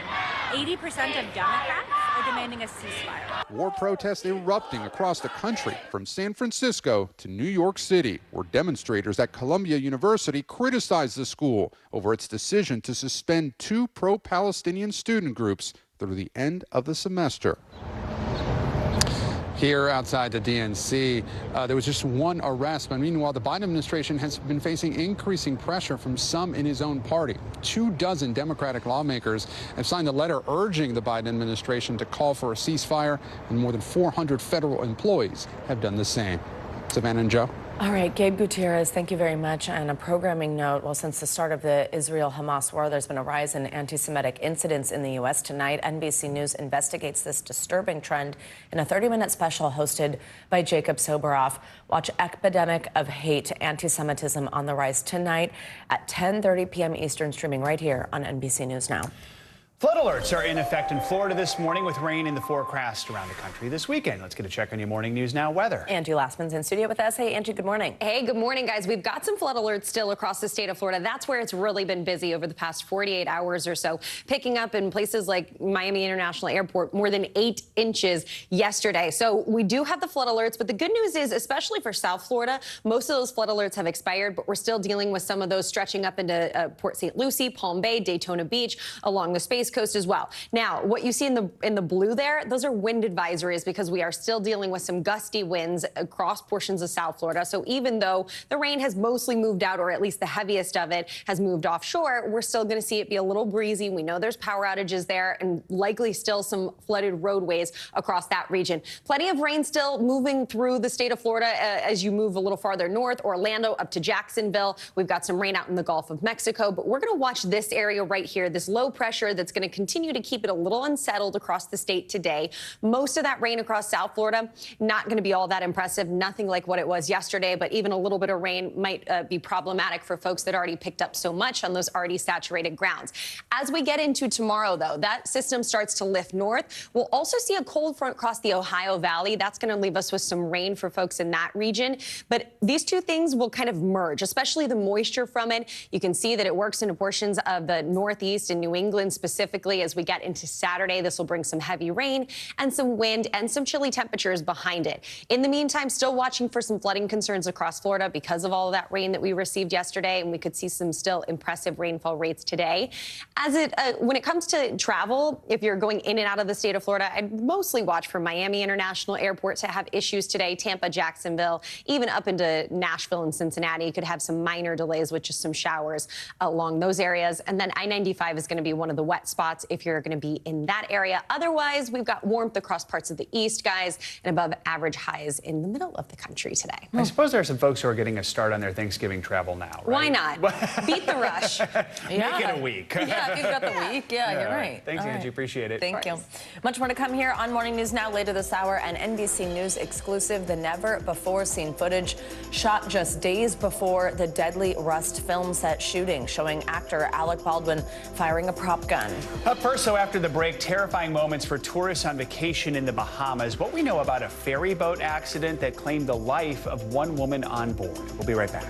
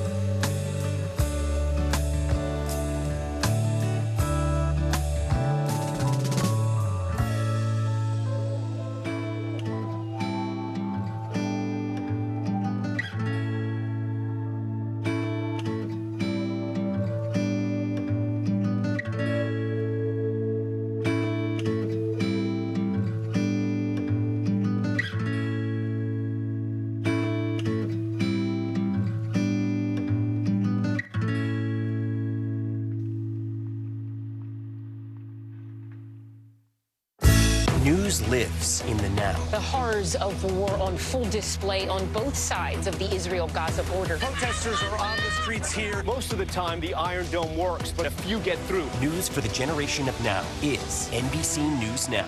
They told him I rejected him because he wanted to be female. This is the story of a family divided, a fringe religious movement blurring the lines between church and state, and a teacher caught in the middle. This is Grapevine, an NBC News podcast. Listen now. We are back now with some terrifying moments for tourists in the Bahamas when a ferry boat started sinking with almost 100 people on board. Families were forced to jump into the water with life jackets to survive, and a 74-year-old woman who was pulled from the water was later pronounced dead. NBC News correspondent Morgan Chesky has the details. A vacation nightmare in the Bahamas. New video showing a tourist ferry boat on its side and sinking, taking on water by the second after being battered by rough seas. Our boat is sinking. Kelly Shishel capturing the frightening play-by-play on her phone. From her view on the boat's upper deck, she watched the ferry's slow descent into what had been beautiful blue waters. I'm on the top floor of a ferry. Frightened passengers seen huddling together, confused and terrified as the boat slipped farther underwater. One of the crew members that was downstairs ran upstairs and was crying, freaking out, absolutely bawling, grabbing a life jacket. And then that's when everybody's like, oh, this is real, something's happening. Authorities say the double-decker catamaran was taking close to 100 tourists to Blue Lagoon Island Tuesday, just a few miles north of the Bahamian capital of Nassau. The first distress call coming around 11 a.m. We were kind of waiting for the staff to tell us what to do, which they never did because they were too busy crying and freaking out. New video from another passenger, Sarah Grady, shared first to Top Story, showing first responders on a nearby boat trying to render aid. Her mother injured as the boat sank. Some passengers didn't wait, jumping into the water until rescue boats could arrive. Authorities say a 74-year-old Colorado woman was pulled from the water unresponsive and later pronounced dead. In a statement, Blue Lagoon Island saying in part, the incident occurred as the boat was approaching and near to the island. Adding passengers and 5 staff members were located and brought to the island, and 2 passengers were taken to the hospital for additional care. All on board are accounted for. Authorities investigating the circumstances behind the fatal incident that turned an island getaway into a fight for survival. Our thanks to Morgan Chesky for that report. While NBC did reach out to the tour boat company for comment, they did not respond. Authorities say this remains an active investigation. More international news now. France has issued an international arrest warrant for Syria's president. NBC News foreign correspondent Claudio Lavanga has that in other world headlines. Hey, Claudio, good morning. Joe Savannah, good morning. That's right. French authorities issued those warrants for the president of Syria, Bashar al-Assad, his brother, and also 2 other senior officials. Now, lawyers for Syrian victims allege they are all complicit in war crimes and crimes against humanity. These alleged crimes stem from the violence of the Syrian civil war. Assad reportedly took on violent and controversial measures to suppress political opposition, including the alleged use of banned chemical weapons against Syrian civilians. So far, there are no comments from the Syrian government on the warrants. Now let's travel over to Haiti, where an armed gang reportedly stormed the Fontaine Hospital in Port-au-Prince, trapping hundreds of women, children, and newborns inside. The hospital's founder and director, Jose Ulisse, pleaded for help on social media. Haiti's national police brought out 3 armored trucks to evacuate the victims, which included about 40 children. According to Ulisse, the victims are now in a safer part of the city. The Fontaine Hospital is a lifeline for the community, currently experiencing waves of deadly gang violence. And we end this short tour of the world with a musical number. If you remember, earlier this year, Gwyneth Paltrow spent some time in court in a legal battle with a skiing optometrist. Well, now it's getting the musical treatment. The show is called Gwyneth Goes Skiing, no wonder, and is set to debut in London this December. Actors Linus Karp as Paltrow and Terry Sanderson as the optometrist will recreate the moment the 2 collided on that ski slope back in 2016. The show also features original music by singer and songwriter Leland from RuPaul's Drag Race. Back to you, Joy Savannah. A lot of people sent that to me yesterday, so clearly it's getting some attention. I looked immediately at him. Did you know about that? Oh my God, that poster. I kind of want to go see that. All right, That's thanks. very funny. Thank you. We've heard a lot about warnings about artificial intelligence and its potential effect on elections. Well, it's already playing out right now in Argentina. A New York Times report details how candidates there are using the technology and what we could expect to see in our own elections. NBC's Stephen Romo takes a closer look. It's a scene showing Spider-Man's powers put to the test. But in this clip from the 2004 Spider-Man 2 film, it's not Tobey Maguire saving New Yorkers. Instead, it's Sergio Massa, one of the leading candidates in Argentina's upcoming presidential election. This AI-generated deep fake posted on social media with the caption, "There was a train called Argentina." It's the latest political tactic being used just days before what's expected to be a close election. Argentina's top contenders turning to artificial intelligence to make content that appeals to voters. Massa's team has been continually posting content depicting the center-left candidate in well-known pop culture scenes. And it doesn't stop there. New reporting from the New York Times highlighting these AI-created campaign posters, showing Massa as a political figure worth voting for, while simultaneously using the technology to make his opponent, Javier Milei, the libertarian candidate, appear in a negative light, putting him in scenes like this one from the movie A Clockwork Orange. Milei fighting back, also using what appear to be AI-generated images, in one instant portraying Massa as a Chinese communist leader. We have democratized the technology in the sense that anybody can use it. You don't have to be a computer scientist or a coder to use sophisticated AI tools. Anybody can create and disseminate misinformation. A conversation now looming ahead of the U.S. 2024 presidential election. This morning, an emboldened China invades. In April, the Republican National Committee released this AI-generated ad. It shows fictional scenes of disaster and unrest following a second White House win by Biden. I expect a tsunami of AI-generated information in the upcoming election. Where do you think that we'll be in 5 years, 10 years if we continue down this road? We're headed towards a world where it's going to be almost impossible to distinguish fake images. Candidates are going to be put in positions where they're saying or doing things they didn't actually do. The great concern is, are we entering into a post-fact world? A poll by the Associated Press and the University of Chicago released earlier this month found that 58% of U.S. adults are concerned AI could increase the spread of disinformation during the 2024 presidential election. People have to be careful that they are not deceived or manipulated by false images. They need to be skeptical when they are watching anything. Uncharted territory for voters in Argentina ahead of this weekend's presidential election. Our thanks to Stephen Romo for that report. Now, in order to prevent AI-created political disinformation in the U.S., there are some efforts to require disclosure, and there's a bipartisan bill to prohibit AI-generated material for federal campaigns. Coming up, tens of millions of Americans will be facing a difficult Thanksgiving. Up next, a candid conversation about how eating disorders can impact holiday celebrations and how you can show support for those who are struggling. This is Morning News Now.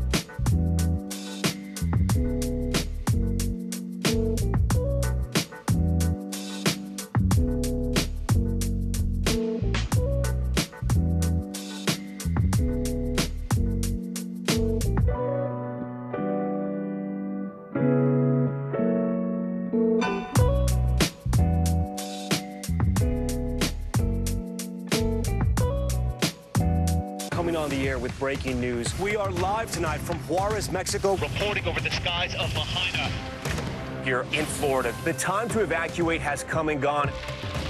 You were seeing people just running for their lives? People running for their lives. We've seen this almost unbelievable power struggle. What does this mean for Ukraine? It's the battle off the field that's inspired the world. Every night, it's your news playlist. Top Story with Tom Llamas, streaming weeknights at 7 on NBC News Now. Welcome back. With Thanksgiving just a week away, many people will be looking, of course, to celebrate the festive season with friends, family, and food. But for those with eating disorders, the holidays can be especially challenging. Eating disorders are estimated to impact 70 million people worldwide. And because the holidays are often centered around food, this can increase anxiety and stress, turning a joyous occasion into a daunting experience. Joining us now to discuss this is Joanna Kendall. She's the founder and CEO of the National Alliance for Eating Disorders. Thank you so much for joining us on this important topic this morning. We're happy to have you with us. Talk to us about why this particular season can really be a trigger for people who struggle with this. Yeah, just like you said, there are over 70 million Americans that will experience an eating disorder worldwide, and 29 million just here in the United States. And the holidays are a time of coming together and celebrating around food, around maybe connecting with people that they haven't seen for a long time, very social. And for individuals that are experiencing eating disorders, it can be a very high time of anxiety, of feeling out of control. So it can be that perfect storm of discomfort for them. We're showing video of food right now. What role Sure. can the media's portrayal of the holidays play in this? And just for friends and family, what are maybe some of the signs they can watch out for during the holidays? Sure. So I think, I mean, very personally, I love a good Hallmark movie. And there is, that assumption that everyone comes together and there's this amazing relationship with each other, with food. And again, for people that are having this struggle, it can be very difficult. So if you have a loved one, for example, that you're noticing are having a very difficult time around their body, or maybe their weight, for example, maybe they're developed idiosyncratic ways of eating, maybe there's some discomfort around meal times, around specific foods. Also, if you're seeing a difference in mood and personality, they might have become more introverted, more depression, more anxiety. Those might be some signs that there's something going on. Tell us how to approach a conversation then. If you are seeing any of those signs, if you're concerned about a loved one, how do you start this? Yeah, absolutely. I always say come with love and compassion, and always approach from I statements. Hey, so-and-so, I've noticed that, and, reflect on the behavior. I really love you and I care about you, and I'm just very worried. Is there something that's going on, and can I help you? What are some resources that are available for people, and then just what's some advice you would offer during the holiday season? Yeah. Well, the National Alliance for Eating Disorders is the leading national nonprofit organization that can offer you referrals to care, free support groups, and just connection for individuals that are experiencing eating disorders and as well as their families. But more than anything is that recovery is possible. However, less than 30% of individuals will ever get access to care, but there are resources available. Please do not stay in shame and in secrecy, because if you do reach out, there are individuals and services that can help you. Joanna Kandel, very important conversation. Thank you so much. There's a little bit more advice on your screen as well. We appreciate you coming. Thank you so much. Thank you. And also, if you or anyone you know is struggling with an eating disorder, please, you can contact the National Eating Disorder Association helpline. That's 800-931-2237. You see it on your screen, or text NEDA to 741741. Well, coming up, renewed fallout over that deadly shooting on the set of Rust. When we come back, an exclusive look at never-before-seen video shot just days before, plus the latest on more possible charges against actor Alec Baldwin. You're watching Morning News Now.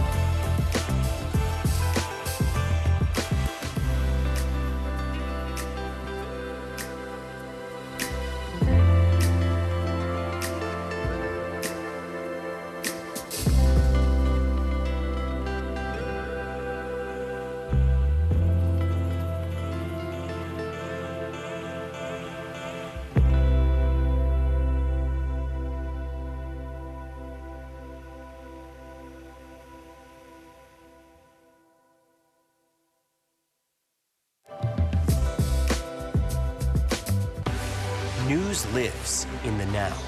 It's coming at us every second. News is more now than ever. Just outside of the Israeli military headquarters. Now is raw. Now is real. The Fed's decision today, help us translate that into very plain English. Now is constant. You gotta see this. The future is now. News for the generation of now is NBC News Now. Welcome back. Let's get to some financial news. The UAW and Mack Trucks, they are now shaking hands over their new labor deal. CNBC's Silvana Henao has details on that and some other money news. Silvana, good morning. Good morning, Joe. Good morning, Savannah. Yeah, so the UAW says about 3,900 members at Mack Trucks have ratified a new 5-year contract ending a nearly 40-day strike. A previous contract deal included a 19% pay raise and improved retirement benefits, but workers overwhelmingly voted against it and walked off the job. Mack Trucks says the revised contract guarantees significant pay increases and covers employees at plants in Pennsylvania, Maryland, and Florida. Mack is one of North America's largest makers of medium and heavy-duty trucks. Meta is testing a new tagging feature for Threads that's like a hashtag, but not quite. And as we know, we can use a hashtag to create or add to a conversation. But instead of showing up as a hashtag word, Threads will convert it to a blue text hyperlink. The feature is only being tested in Australia for now before it's rolled out more widely. And Chick-fil-A is testing drone delivery at a small number of locations. One restaurant in Brandon, Florida, which is in the Tampa area, is now offering customers free drone delivery. Customers can select Chick-fil-A delivery when placing an order on the app. The delivery distance is limited and is only available Monday through Friday between 10 a.m. and 6 p.m. Employees will load the order into a white box, which is attached to a drone, and then sent to the delivery location, guys. How about that? That stuff always just kind of blows my mind. To actually start to see that happen, we'll see. Yeah. All right, Silvana, I want to see thanks it so in much. New York, though. Yeah, right. Yeah, exactly. Thank you, Silvana. All right, we've got new details this morning in the Rust film set shooting investigation in New Mexico. NBC News has obtained exclusive production footage taken in the days before the accidental shooting of death of cinematographer Helena Hutchins. Meanwhile, special prosecutors are preparing to convene a grand jury to decide whether Alec Baldwin will face criminal charges. NBC News entertainment correspondent Chloe Malas has the details. Never before seen footage from the set of Rust, where live ammunition was later found to have been present. One more. Filmed in the days before the fatal shooting of cinematographer Helena Hutchins. I'm getting up. Then when he drops his arm, Helena get out of, he drops his arm. The clips obtained exclusively by NBC News show Alec Baldwin rehearsing, working with firearms, and giving directions to crew members, including Hutchins. And everyone doesn't need to be right here, like in the path of the gun. Could you please move? Just let it be over him a little bit so I can see it. Now, wait a second. If I'm going to shoot right, you want to go on the other side of the camera? I don't want to shoot toward you. According to a source familiar with the matter, these videos are among dozens provided to special prosecutors days before they announced plans to recharge Baldwin with involuntary manslaughter. The footage is just a portion of the evidence that could be presented before a New Mexico grand jury. NBC News has not seen the rest of the videos. You got a boy of your own, Marshall? Baldwin's legal team and the prosecution declined to comment on the videos, which show the star expressing concern for crew members' safety. Okay.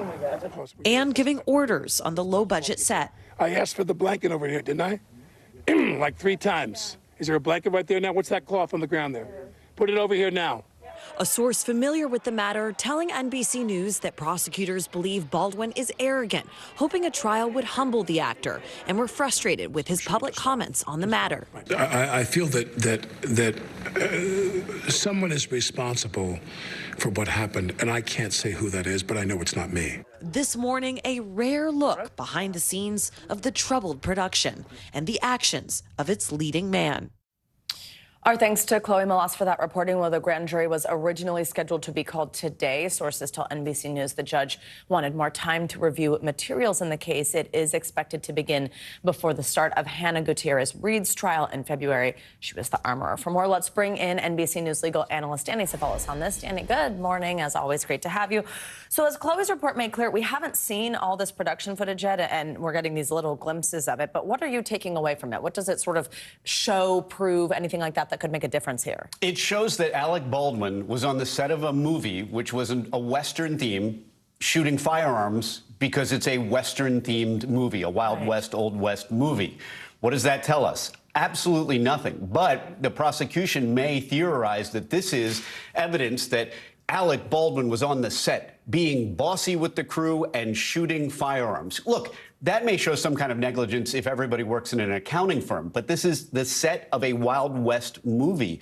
This is a different standard, and that's what this case, if it's ever prosecuted, will come down to. The testimony of experts about what the standard of care is on a movie set and whether anyone's conduct fell below that standard of care. Not just the fact that somebody had a firearm or was shooting a blanks on a movie set about basically cowboys. I mean, that's not going to be the standard. So you said if it's prosecuted. It's been about a month since we first reported prosecutors do intend to recharge Baldwin with involuntary manslaughter. At this point, how likely is it, do you think, that will happen? Recognizing you have to kind of get in the head of the prosecutors here and the grand jurors. How rare would that be to have someone recharged after we had the charges, cases was dropped, and now here we are? Yeah, let me put my irrational hat on, and the answer is yes, he will likely be charged again, but he shouldn't. As to your question about recharging, that actually happens a lot in cases where, for example, a witness doesn't show up to a preliminary hearing. The case gets tossed, but you have to explain to the client that, you know, they really could recharge you again as soon as they find this witness because jeopardy hasn't yet attached. But in a case like this, where you've investigated a person for over a year, and according to Chloe's terrific reporting, reportedly, some of the prosecutors are talking about humbling Alec Baldwin. That's pretty scary stuff, Joe. You don't want to think about prosecutors deciding that they don't like someone first and then looking for facts to prosecute them. I have to tell you, as a defense attorney, we think that all the time. We're probably wrong. This is so scary because we may actually be right once in a blue moon that there are prosecutors out there who decide, I don't like that famous person. Let's take him down. Yeah, so on the point of that humble, the other thing I know in Chloe's reporting is they want to make this a teachable moment. I mean, when you hear things like that, it just almost seems like that, I mean, this is just from obviously not a lawyer saying this, it seems like that shouldn't be allowed in the courtroom. Like that shouldn't be allowed to be the reason that prosecution decides that they want to make a case. What do you make of those types of sentiments being thrown around? Prosecutors are supposed to follow the facts where they go, without fear or favor. You hear that a lot. And that is just a hacky phrase that a lot of prosecutors trot out when they're standing at the podium. But look, as a defense attorney, as a biased defense attorney, defense attorneys often accuse prosecutors of having it out for that guy. But, you know, realistically, I don't think the prosecutors believe they're doing that. This is one instance where reportedly the evidence appears to show that the prosecutors have decided they simply don't like Alec Baldwin. He's a fancy pants Hollywood elite that comes to our little town, and we're going to teach him a lesson. It's almost the hacky theme of a lot of movies, like Footloose. You guys are too young for Footloose, but some of these movies where the big city guy comes to the little town, and these guys are going to teach him a lesson. It's terrifying. And to any degree, if he's prosecuted, if they can, the defense can crowbar that into evidence and show the jury what this case is really about. And we haven't even gotten to the substance. This is such a defensible case. Look just at the fact that, you know, I could think in my closing, I would say something like, hey, you know who doesn't think Alec Baldwin's guilty? The prosecutors. Not only they dropped these charges, but they're prosecuting the armorer who had primary responsibility for safety on the set. And they gave a sweet deal to somebody else who also had responsibility for the safety on the set. So if you cut up all this safety responsibility, how much is left for Alec Baldwin? Then you call the experts in firearm safety and stunts on a set. I'd use stunt experts in my own cases. And look, expert testimony, you can find someone on either side to say whatever either side needs. So at the end of the case, if it's 50-50 one way or another, that's not reasonable doubt. Real quickly, you mentioned the word jeopardy. There are folks who don't have much legal knowledge, or it's based on law and order. They might be saying, wait, isn't this double jeopardy? Explain to us why that's not the case here. Double jeopardy is one of those promises in the Constitution that is so hollow. I can't tell you. I mean, In theory, jeopardy attaches once the jury is impaneled and the first witness is sworn in. In reality, it doesn't work that way because, for example, a mistrial where a jury deadlocks does not count for double jeopardy purposes. So a defendant can go through an entire trial multiple times and be tried again and again. Another example is if there is a federal aspect to this conduct, a state crime and a federal crime does not equal double jeopardy. We've seen that before, where police officers are prosecuted for, say, excessive force, and then they're prosecuted for civil rights violations for the exact same conduct. So double jeopardy in this case would mean simply that he hasn't even been tried yet. These are prosecutorial hiccups, basically. They're stutter steps. We're going to charge him. No, we're not. Okay, maybe we are. No, we're not. As long as jeopardy doesn't attach, they can keep doing this ridiculous back and forth, changing their mind about prosecuting. It's been well over a year. The Empire State Building right behind you was built in just a little over a year. These folks can't decide whether a firearm was operable, not operable, whether it was safe on the set, not safe on the set. So this is an uphill battle for the prosecution, but they seem to like uphill battles. If I were Alec Baldwin, I would call you. Danny Ceballos, thank you very much. 800-555. Thanks, Danny. Coming up, Princess Diana's final years back in the spotlight. Yeah, it's time for the highly anticipated final season of Netflix's hit show, The Crown. When we come back, what we know about the first 4 episodes that already have fans talking. Stay with us. This is Morning News Now.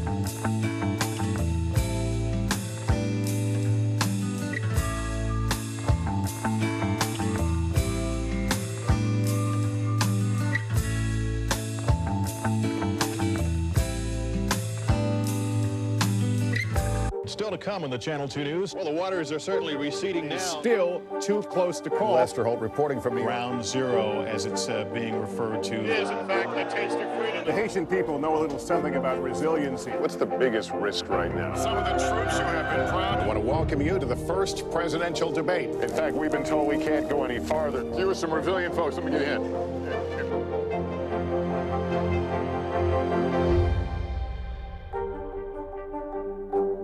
Top Story is coming to you live from Juarez, Mexico. Reporting over the skies of Lahaina. Every weeknight, it's your news playlist.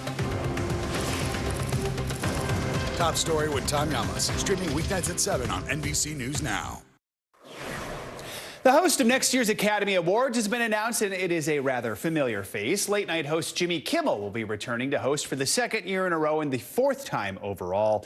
This year's ceremony in 2023 brought 18.7 million viewers. It's the most since the start of COVID. In a statement, Kimmel said he had always dreamed of hosting the Oscars exactly 4 times. He has a ways to go before he breaks Bob Hope's record of 19 stints. Jeez. Next year's Oscars will air on March 10th, coming from the Dolby Theater. Already something to look forward to, especially with the actors' strike over with. Definitely. Oh, my goodness. Finally, a night of stars out on a carpet. Exactly. We need to see it. All right. Thanks, Joe. Yep. Well, finally this hour, Netflix released the first part of the final season of its wildly popular show, The Crown, this morning. And its depiction of Princess Diana's final years already has people talking. NBC News foreign correspondent Kelly Kobaya has been taking a look. She joins us from London. Kelly, what's in this? Good morning. Oh, boy, lots of controversy, Savannah. Good morning to you. Controversial scenes in these first 4 episodes, including a recreation of Prince Harry and Prince William's last conversation with their mother, Princess Diana, just hours before she died. The Telegraph is reporting that Prince Harry is expected to watch it, but cites sources saying his brother will not. The series retelling a tragic time that left lasting scars on the royal family. This morning, Netflix dropping the first run of the Crown series in its 6th and final season. Don't really understand how I ended up here. Dashing around. And losing sight of myself in the process. Dramatizing Princess Diana's life in the spotlight. The press are on our tails constantly. We finally succeeded in turning this house upside down. That's never my intention. And her tragic death. Against a background of raw emotion, the royal family remained silent. One of the most difficult periods of the late Queen Elizabeth's reign. What do people want from me? For you to be mother to the nation. Diana was killed in a Paris car crash in 1997, chased by the paparazzi. Her death shocked the world. Britain was in mourning. The royal family seen as cold and uncaring. Since last Sunday, prompting the Queen to make her first and only live TV address to the nation. Filming for season 6 was put on hold out of respect for the Queen after her death last year. But now, ready for release, the final episode's the most controversial yet, with Diana portrayed as a ghost, reaching out to Charles. Thank you for how you were in the hospital. So raw, broken, and handsome. And to the Queen herself. You've taught us what it means to be British. Maybe it's time to show you're ready to learn too. This series also portraying the Annus Horribilis, 1992, the year of 3 royal divorces, endless tabloid headlines, and the fire at Windsor Castle.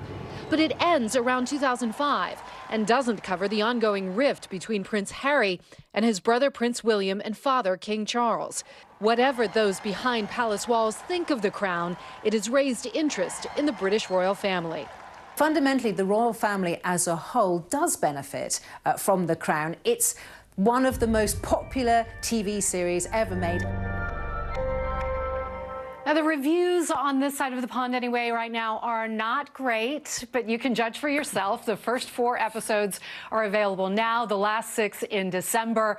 Those last 6 depict the wedding of the now king and queen and William and Kate's romance as university students, guys. So new actors, new storyline. Yeah, there we go. Right. Fun to see that next generation of them. Kelly, so diplomatic. The reviews are not great. Well, I can't wait to watch it. Review for myself. Kelly, thank you so much. That's going to do it for this hour of Morning News Now. But the news continues right now.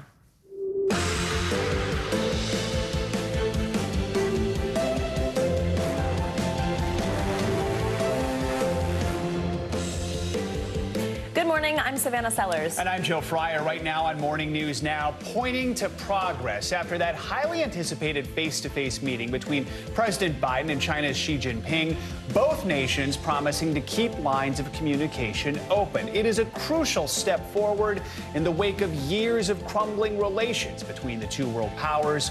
We'll bring you the cornerstones of their conversation. In Washington, a potential shakeup in the race for the White House. Democratic Senator Joe Manchin leaving the door open for a possible run after announcing he would not seek another term in Congress. Are you considering running for president? I will do anything I can to help my country. We've got much more from Senator Manchin's telling interview with Meet the Press moderator Kristen Welker. Also this morning, Israel is doubling down on its assault of Gaza's El Shifa hospital, raiding it for the 2nd time in 24 hours. We're on the ground as President Biden offers remarks on a potential endgame in the Middle East.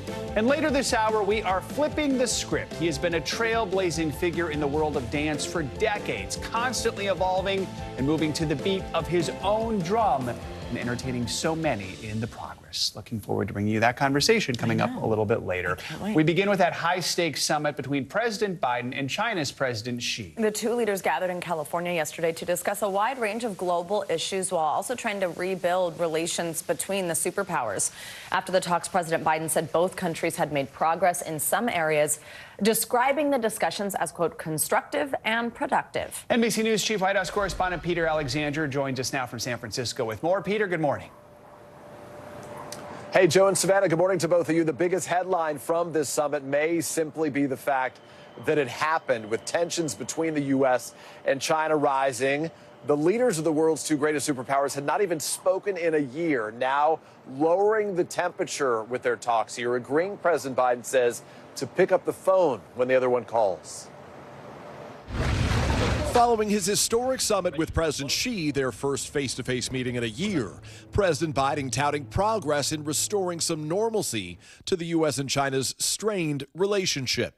And I believe they're some of the most constructive and productive discussions we've had. No major breakthroughs and no concrete commitments from the Chinese to use their leverage with Russia and Iran to defuse the wars in Ukraine and the Middle East. But the president announced agreements to resume military-to-military communications and to combat the flow of fentanyl from China into the U.S. More people in the United States between the ages of 18 and 49 die from fentanyl than from guns, car accidents, or any other cause.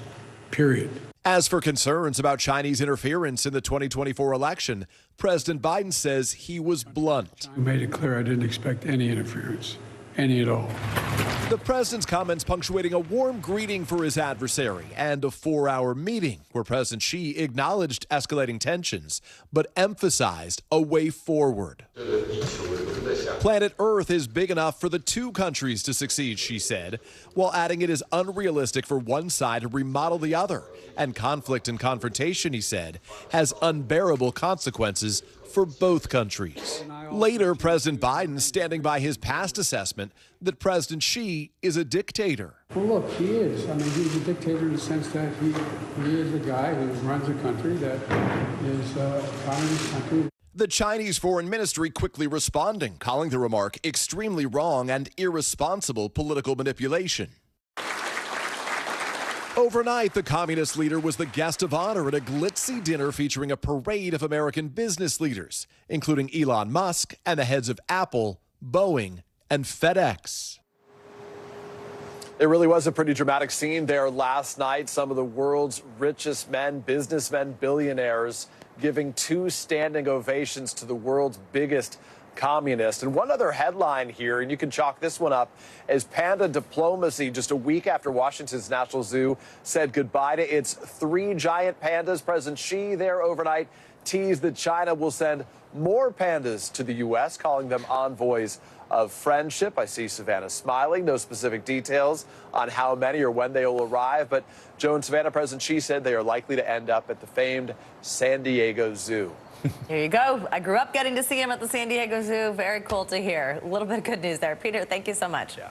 This morning, speculation is swirling around a new potential entrant in the 2024 race for the White House. After announcing he wouldn't run again for his Senate seat, West Virginia's Joe Manchin sat down with Meet the Press moderator Kristen Welker, where he discussed a possible run for president.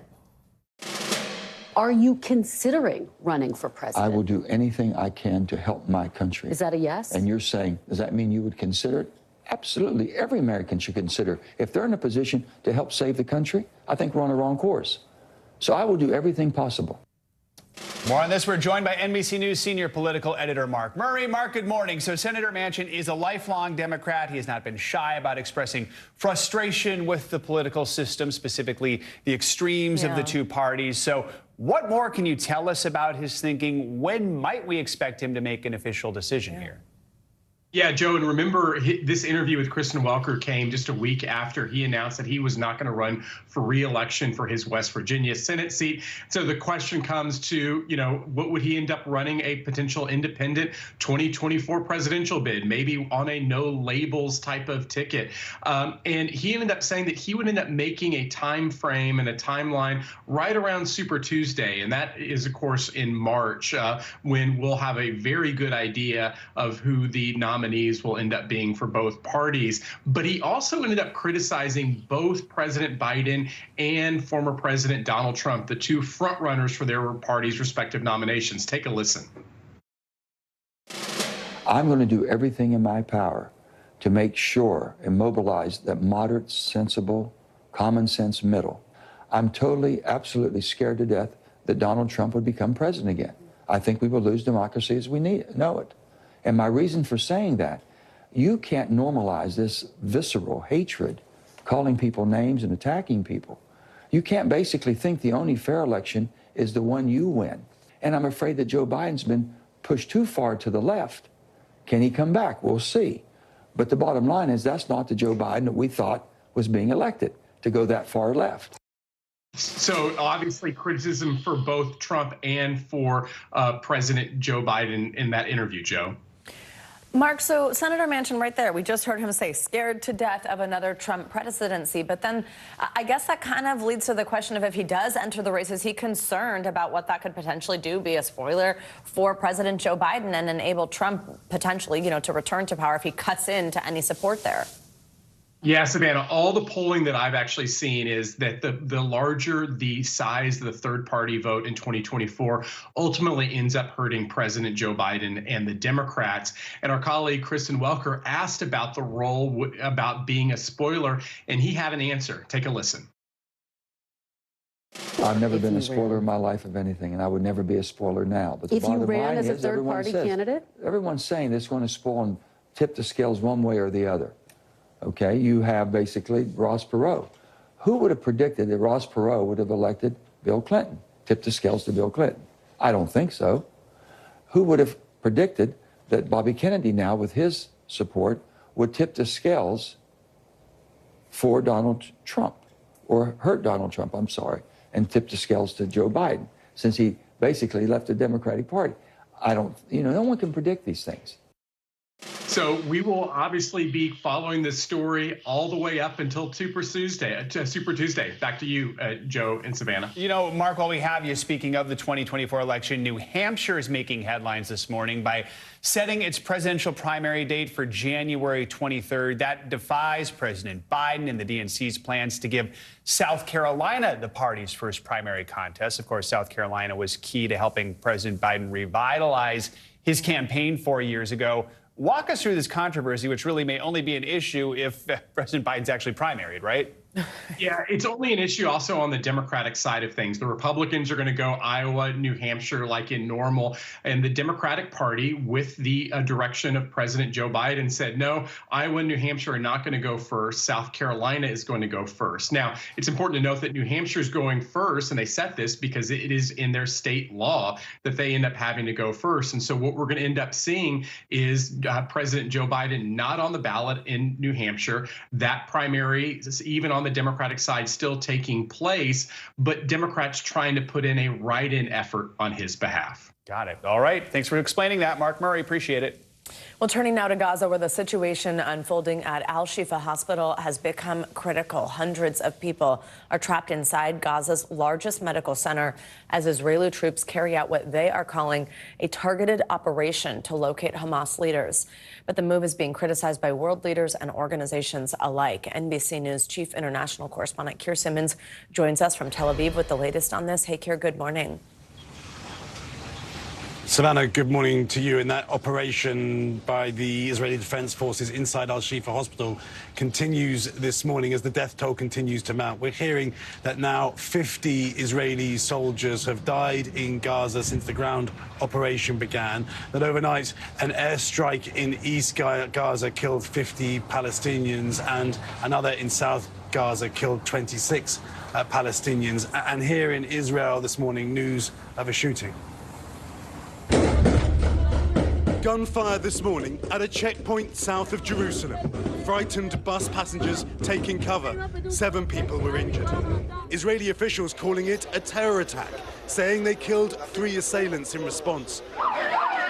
Inside Gaza, Israel's hunt for Hamas unrelenting. Our team filming the aftermath of another air raid. In Al-Shifa Hospital, the Israeli Defense Force says guns, grenades, what it calls a blast door, and technology like a laptop are evidence of a Hamas operational command center. Let's have a look at what we found inside the very same cabinet that houses medical equipment. Hamas, the military wing, Kataib al-Qassam, of course a vest with equipment, and as always, an AK-47. NBC News was not at the hospital to verify the claims, and so far, the Israeli military has not said its ongoing search has found Hamas tunnels under the building.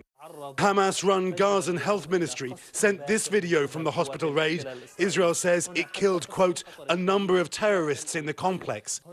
Doctors inside telling of people arrested, some stripped naked, and saying there was no resistance. No single gunshot was fired against them within the hospital. Overnight, President Biden urging a long, elusive political solution. I can't tell you how long it's going to last, but I can tell you I don't think it ultimately ends until there's a two-state solution. Meanwhile, the increasingly desperate families of the hostages wait and pray for their return. Prime Minister Netanyahu's wife writing to First Lady Jill Biden of a pregnant hostage who has likely now given birth, and of 32 children kidnapped, including a 10-month-old. Kafir Yafat is the baby's second cousin. Children are not supposed to be part of this. Some kind of... I don't want to celebrate his first birthday without him.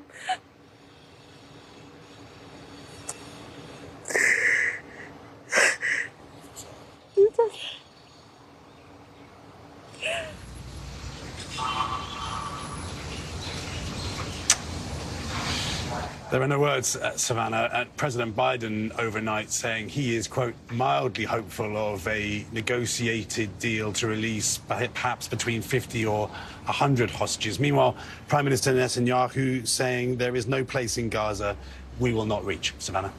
All right, Kirsten Mins, thank you very much. As the fighting continues at Al-Shifa Hospital, thousands of Gazans are heading south to escape the bombardments that have destroyed their homes and killed thousands. Our very own Raf Sanchez got an inside look at what life is like inside Gaza right now. He traveled through the region alongside the Israeli military. Here's just some of what he saw. Under the watchful eyes of Israeli troops, an exodus of Palestinians from Gaza City is underway. Children with their hands up, their parents clutching ID cards, the white flag flying amid the destruction. We've been covering this war for more than a month, but this is the first time that we are seeing with our own eyes Palestinian civilians inside of Gaza. This is what Israel's military calls a humanitarian corridor, open a few hours each day for civilians to flee on foot and escape the fighting raging in Gaza City. 250,000 Palestinians have taken this route so far, Israel says.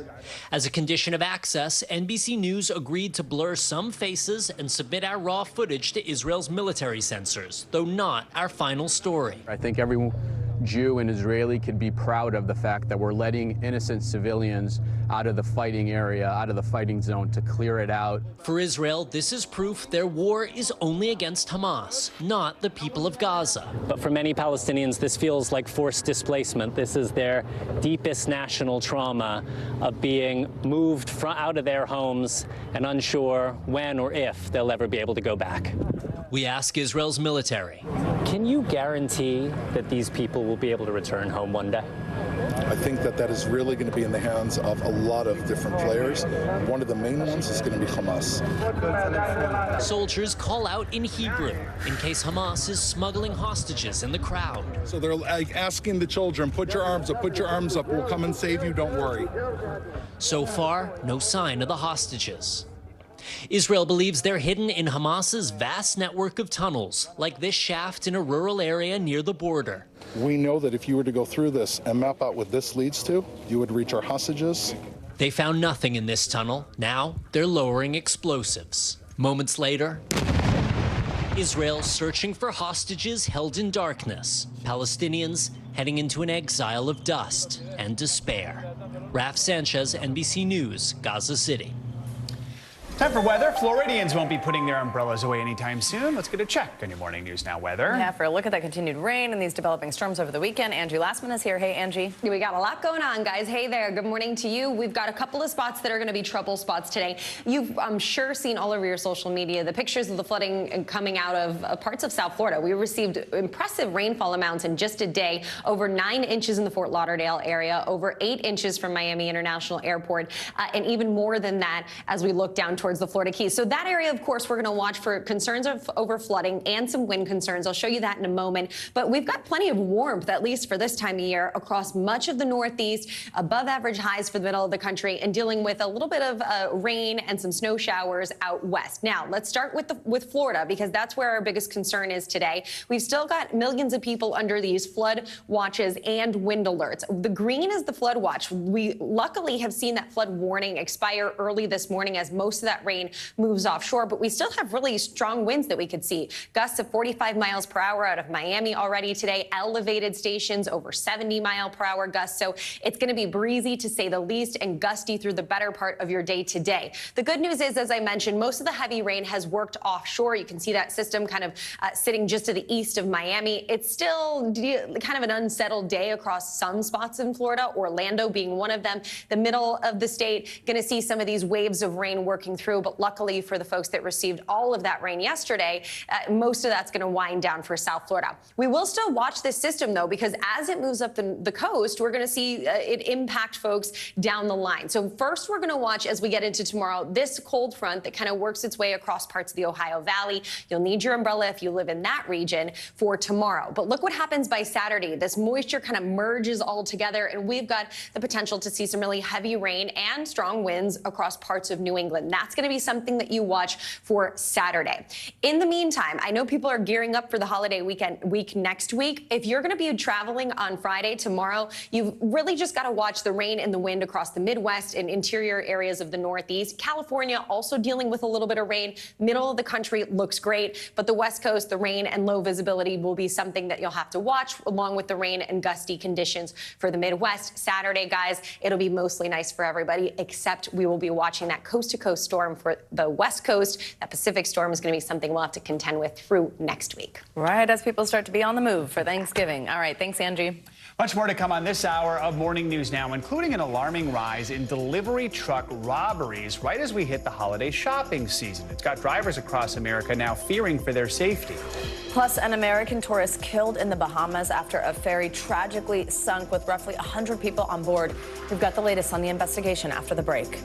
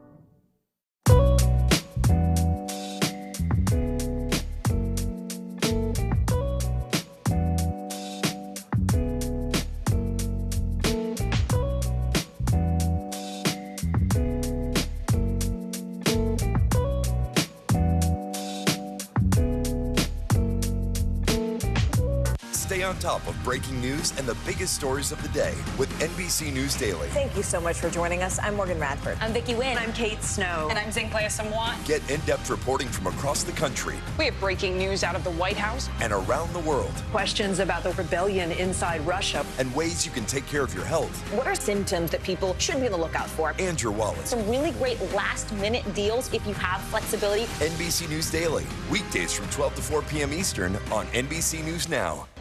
Here on NBC News Now, we are taking a closer look at the rise in incidents of anti-Semitism in the U.S. since the war between Israel and Hamas began. According to the Anti-Defamation League, the number of incidents targeting Jewish people is up 400% since last year, and many worry the trend will continue to increase as the war drags on. NBC News correspondent Jacob Soboroff is hosting this special called Epidemic of Hate, Anti-Semitism on the Rise. He's clearly here on set with us with more. Hi, Jacob. Good morning. So walk us through what our viewers can expect to see. What aspect of all this going on are you focusing on? Well, all of it. I mean, you guys highlighted some of the key statistics, and it's no secret that there's an explosion of anti-Semitism in America right now as we're all talking to each other. But you'll also remember that less than a year ago, we did another one of these, another anti-Semitism special, Epidemic of Hate, Anti-Semitism in America, to underscore the point that even outside of this moment, this context with the war between Israel and Hamas, anti-Semitism is something that has always been a part of American culture and society. It's real. People experience it on a daily basis. And unless we talk about it, the ultimate idea of eradicating anti-Semitism, not just here, but around the globe, will never be possible. You mentioned it's the second time you've hosted a special like this. What stands out to you this time, and who will we hear from? I think people maybe who weren't as cognizant of the fact, both Jews and non-Jews, about the level and sort of the vitriol behind the anti-Semitism in the United States are now sort of coming to the table. So in this special in particular, we're going to have sort of the people that you might expect to hear from, Jewish leaders, people that study hate as a profession, but also college students. College students they're such an important part of the conversation today because there are critical dialogues going on about Islamophobia and about anti-Semitism on college campuses. I mean, the war is obviously a conversation that's happening, but also how we treat one another and how we understand one another and can ultimately move forward is really what we're going to try to get to in this special, because if we don't, really, there's no other option. You just touched on this with kind of a way forward, but what is it that you hope people take away from watching this? That we should all listen to and talk to each other, because while this is a special about anti-Semitism, there are many people in this country today, we probably know some of them, that are experiencing the hate of Islamophobia, are experiencing other forms of bigotry in the United States. So we're going to look at what I hope people come away with is the intersection of bigotry in the United States and how anti-Semitism is part and parcel of that. It's obviously a unique fervor in this moment, but it's something, as I said, that hasn't gone away. It's why we're doing our second special tonight, and I hope it's a conversation that we're going to continue here and across the networks of NBC News. Absolutely. Thank you for coming by, Jacob, to preview it. And as a reminder, you can watch Jacob's special, Epidemic of Hate, Anti-Semitism on the Rise, tonight at 10:30 p.m. Eastern, streaming right here on NBC News Now.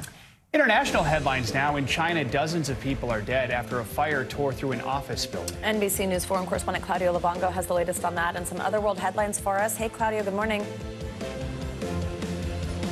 Savannah, Joe, good morning. Yes, that fire broke out in a 4-story building in Luliang, a city known for coal production. Now, thick smoke took over the building, and in the end, at least 26 people are dead and dozens are being hospitalized. According to state media, the fire is now under control. Let's fly over to Germany, where trains are coming to a halt. Germany's the train driver union is wrapping up a 20-hour-long nationwide rail strike, putting pressure on the main national railway operator, Deutsche Bahn, over disputes about pay. And now the railways are feeling the effects big time. Deutsche Bahn warns that they are expecting massive disruption to services all over the country. And we end our short tour of the world with a handy new invention. It's the world's first 3D printed robotic hand with working tendons and muscles. Amazing. Now, it was all, well, hands on deck for a team of researchers in Switzerland who worked on this complex project.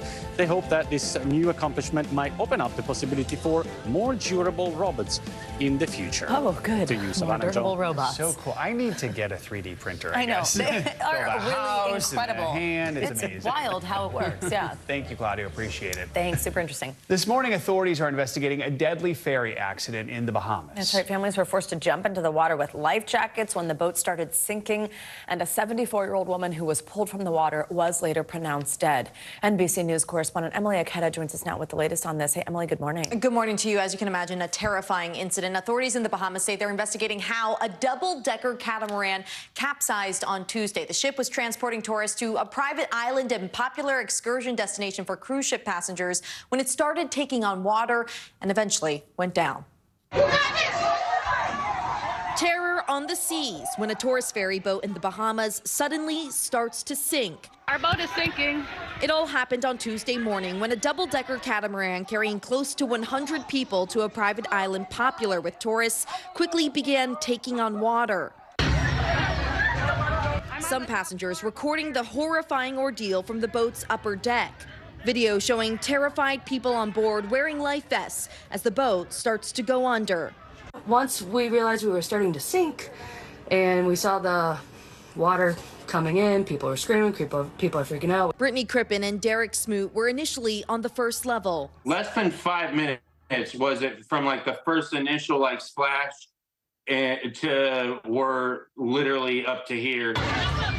They both decided to jump into the water along with other passengers before rescue boats arrived. So I jumped off the back and I was like, I'm going to get out of here. I'm not going down with the ship.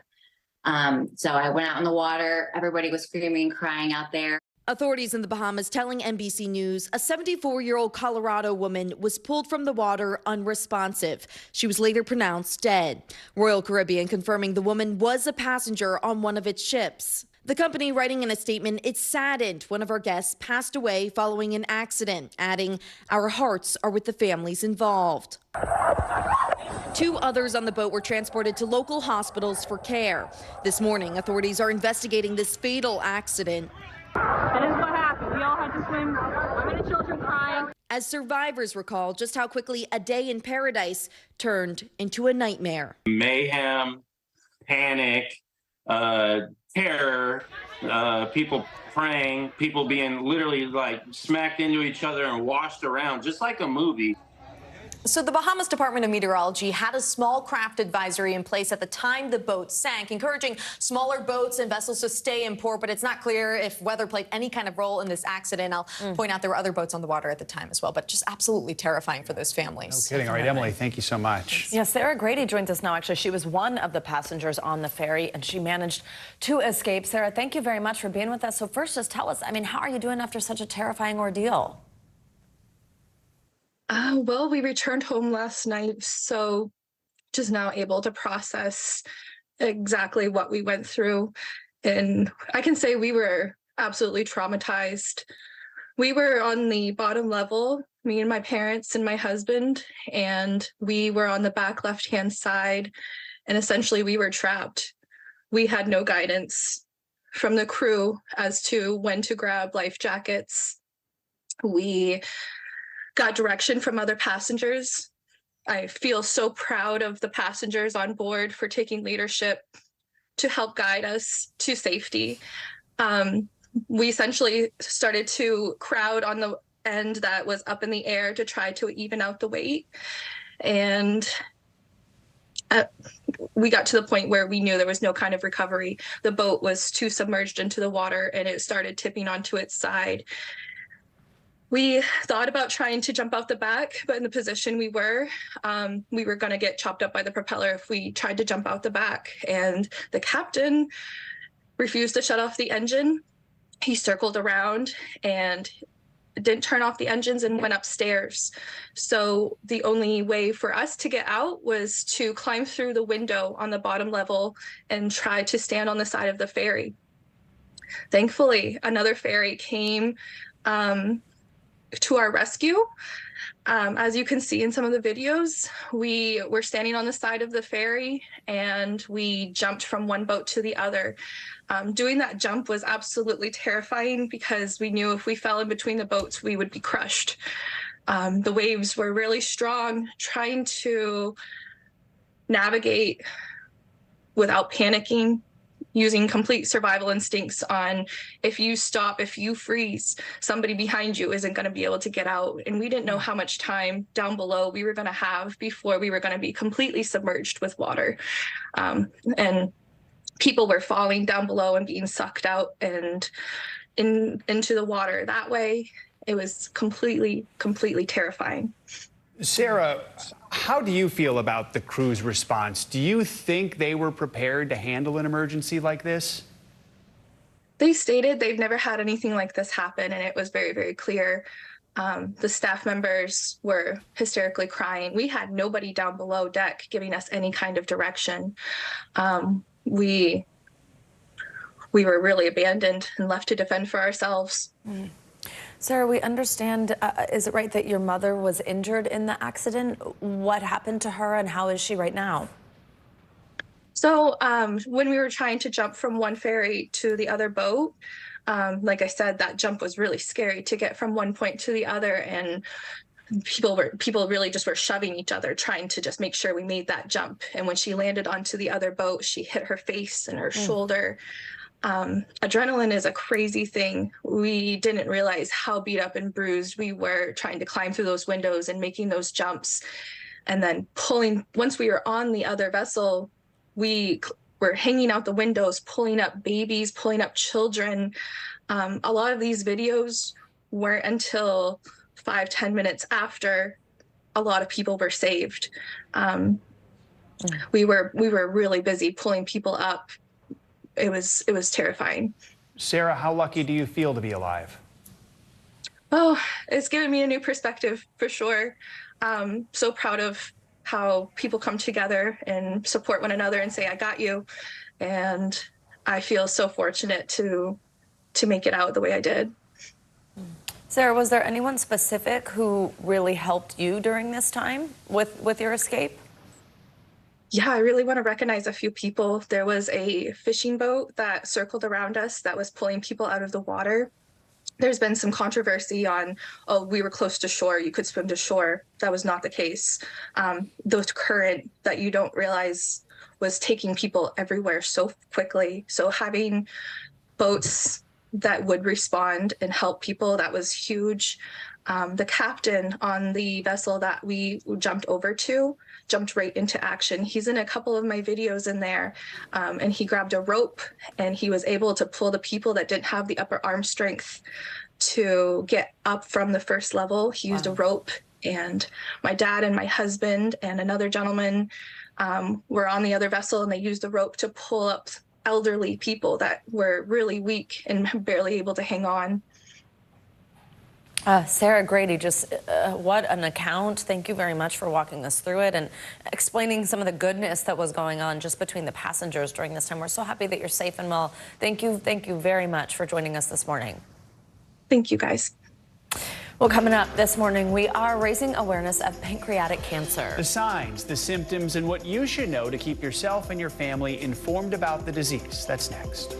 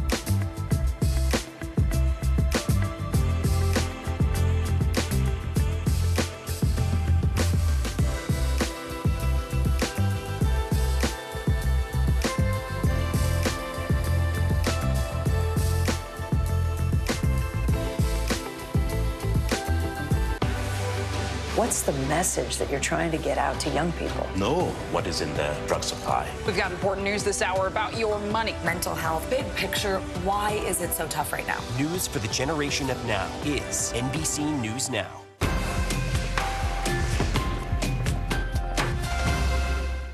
News lives in the now. Look at this. You can't even see anything anymore. Let's break down what we know. You gotta see this. News for the generation of now is NBC News Now. Welcome back. Today marks World Pancreatic Cancer Day, one of the most difficult cancers to treat. Yeah, communities and organizations hope to share facts about the disease and make sure people know the symptoms so we can keep ourselves and our loved ones informed. Joining us now is the president and CEO of the Pancreatic Cancer Action Network, Julie Fleshman. Julie, thank you so much for joining us. I mean, talk about what it is we need to know about the disease during this awareness month. Yes, so today, World Pancreatic Cancer Day. Pancreatic cancer is the third leading cause of cancer death in the United States, and the 5-year survival rate is just 12%. So we really want to educate people about why early detection is important and understanding the risk factors and symptoms so people can be their own best advocate for their health. Why is it that it's difficult to diagnose? So think about where your pancreas is. It's deep in your abdominal cavity, behind your stomach, in front of your spine. You can't touch it or feel it. And there is no early detection test for pancreatic cancer. And unfortunately, the symptoms are benign. They're things that you might not indicate that it is pancreatic cancer. And so the more people can be aware, the better they can be their own advocate. TV personality Maria Menounos revealed yesterday that she essentially predicted there was something wrong with her pancreas. Well, on a podcast months before she was actually diagnosed with pancreatic cancer. She hopes to raise awareness of the disease, saying you have to listen to your bodies. But what are the signs of pancreatic cancer that we should not be ignoring? Yes, she's so right. We have to listen to our body. So some of the symptoms of pancreatic cancer are stomach pain, back pain, unexplained weight loss. You're losing weight and you don't know why. Sudden onset diabetes, jaundice, the yellowing of the skin and the eyes. These are some of the symptoms, and people can go to pancan.org to read about all of the symptoms. So if you're hearing something like this, what is the type of thing that you should do? Flag to your doctor. You say there's not an early detection test, but then what does that mean a next step is? Absolutely. So people can go to pancan.org and take a risk assessment test, better understanding your own family history of cancer and pancreatic cancer. You can call our patient services program and talk to someone about your symptoms and your risks.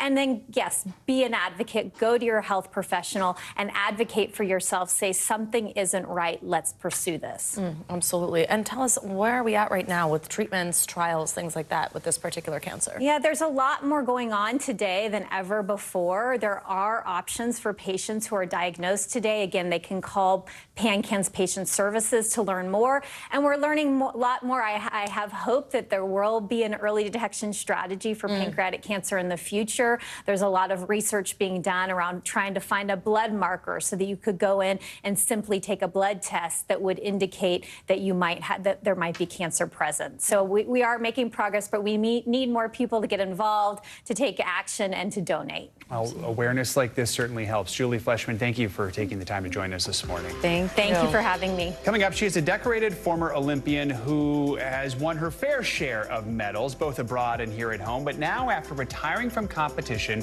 figure skater Mariah Bell is finding some brand new success off the ice. Mariah joins us live here in studio up next to talk about the power of She, which is helping empower women of all ages. Stick around.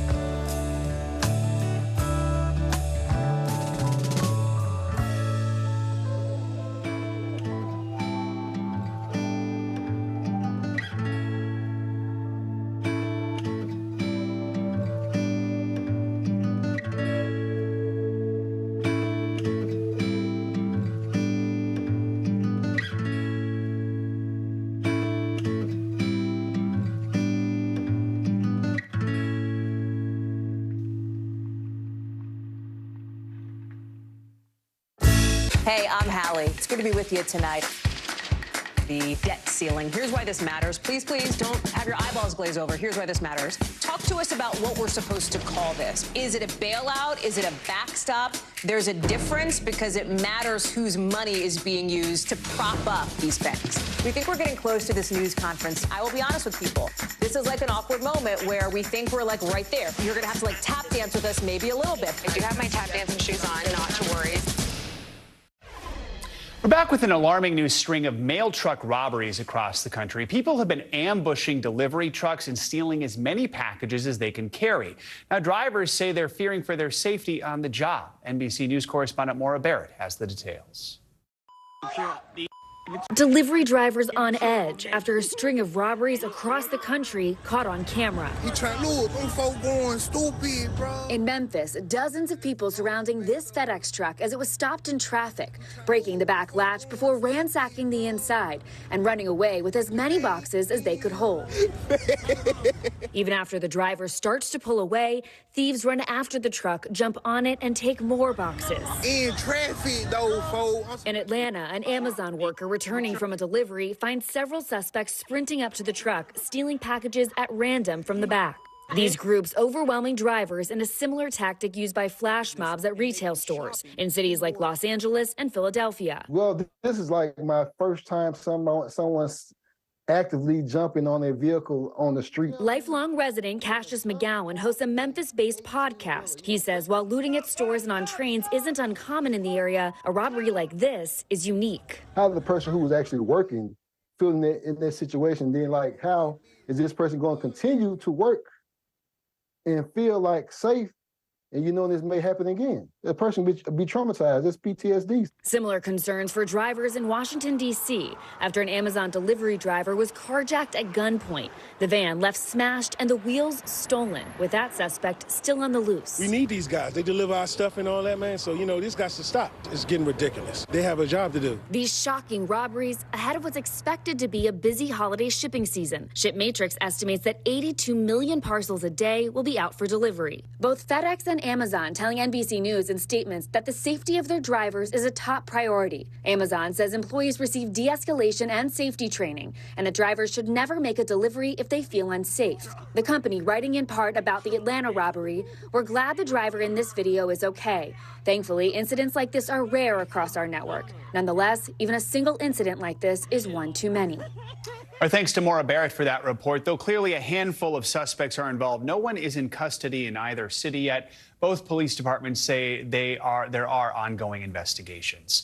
Let's get to some financial news. The FCC is fighting back against digital discrimination. CNBC's Silvana Henao has that and other money headlines. Silvana, good morning. Hey, Joe, good morning. Yeah, so the FCC has approved a new set of rules to prevent digital discrimination. Now, the agency can now hold telecom companies accountable for offering unequal service across communities based on income level, race, or religion. The FCC will have the authority to fine companies for not providing equal connectivity without justification, such as financial or technical challenges of building service. Last year, a report found AT&T, Verizon, and other internet providers offer different speeds based on the neighborhood and cities throughout the country. Meanwhile, Spotify is now using Google's AI technology to tailor podcast and audiobook recommendations.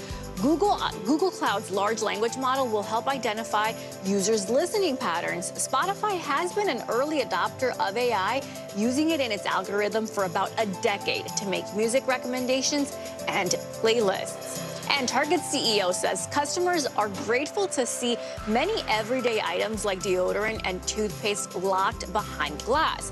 It's just one of many retailers taking that step to try to fight theft at its stores. Brian Cornell telling CNBC shoppers have responded positively because the brands they need are in stock and employees are on hand to open up those cases when customers need an item. Target has repeatedly said theft has hurt profits, blaming that for its decision to close 9 stores in New York, San Francisco area, Seattle, and Portland, Oregon. Joe, I don't know how I feel about stuff being in cases. Yeah, I just keep walking. I know it is a little bit of a pain. I think it could hurt sales in some ways, but maybe prevents theft. So there's, give and take there. Thanks, Savannah. Appreciate it. Savannah? Well, now let's get to a very cool conversation. We are lucky enough to have a former Olympian in studio, Mariah Bell. She's also a U.S. figure skating champion. She stepped away from competitive skating last year, but she is still making an impact on and off the ice. Here are some of her incredible accomplishments. Last year, she won the national title, and that was actually after not making the 2021 World Championships team. So she bounced back in a big way. At 25, she earned a spot on her first U.S. Olympic team. Well, now she is turning her focus to coaching and mentoring young skaters and empowering women and girls. Mariah Bell is with us here in studio. Hi, good morning. Thanks for coming. Thank you. It's so wonderful to have you here. So I want to start with what I mentioned a moment ago, that you did announce last year that you were ending your competitive career.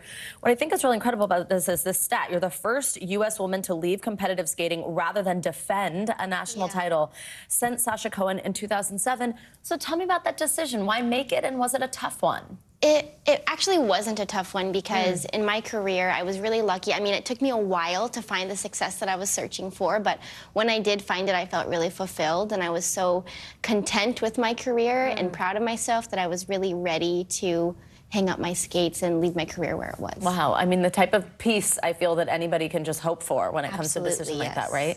And I know now you're in your freshman year, right? In college, you're at the University of Texas. Yes. How is it? I mean, I know you were training around the clock for so long before this, and now you kind of get to live this competition-free life. What's it like? It's been quite a transition for me. I'm usually used to just doing so much in a day, and so just to be going to school has actually been really refreshing. When you retire from something you're doing for so long, it can feel like you kind of lose your purpose a little bit, and I feel like school has definitely helped me transition into the next phase of my life. Yeah, I love when we're reminded how superhuman you Olympians are, because you're like, well, it's just school. It's not competition. What's it like at school? I mean, how often are your fellow students, your friends that you're making there, asking you about the Olympics? I actually don't talk about it at all. Good for you. I kind of like it because it's so different for me. Like, I remember, first day of school, they were like, tell us something interesting about yourself, and I was like, I'm not going to talk about skating at all. So, it's been kind of nice. But eventually they find out? Yeah, I think maybe, probably. Yeah. Well, maybe when you leave class to be on TV, something like that. Maybe. We mentioned you mentoring young women on and off the ice. Tell us a little bit about that.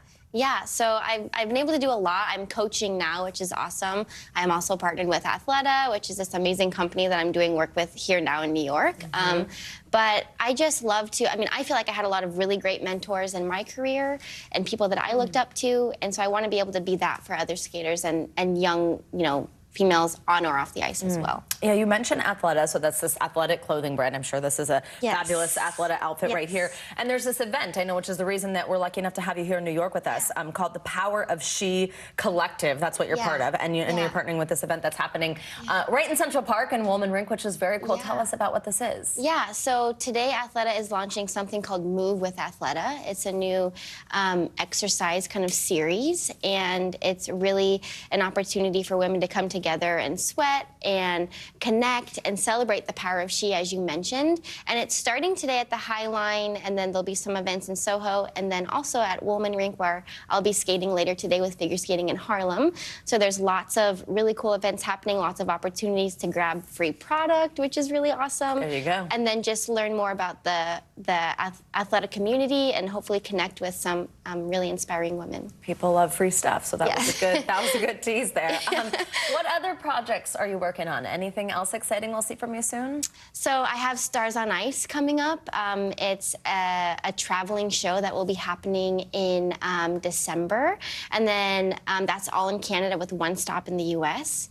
It'll feature lots of other incredible Olympic figure skaters, and then I'm also leaving actually from here to go to Nashville. Scott Hamilton has a benefit show for cancer that will be taking place in Nashville. So I'll be going there to perform, and that's actually where I won my national title. So I'll be super excited to go back there. Oh, so cool. And what a fun city. Where's the one U.S. stop for Stars on Ice? It is, it's in Duluth. Okay. I think that's Minnesota. Yeah.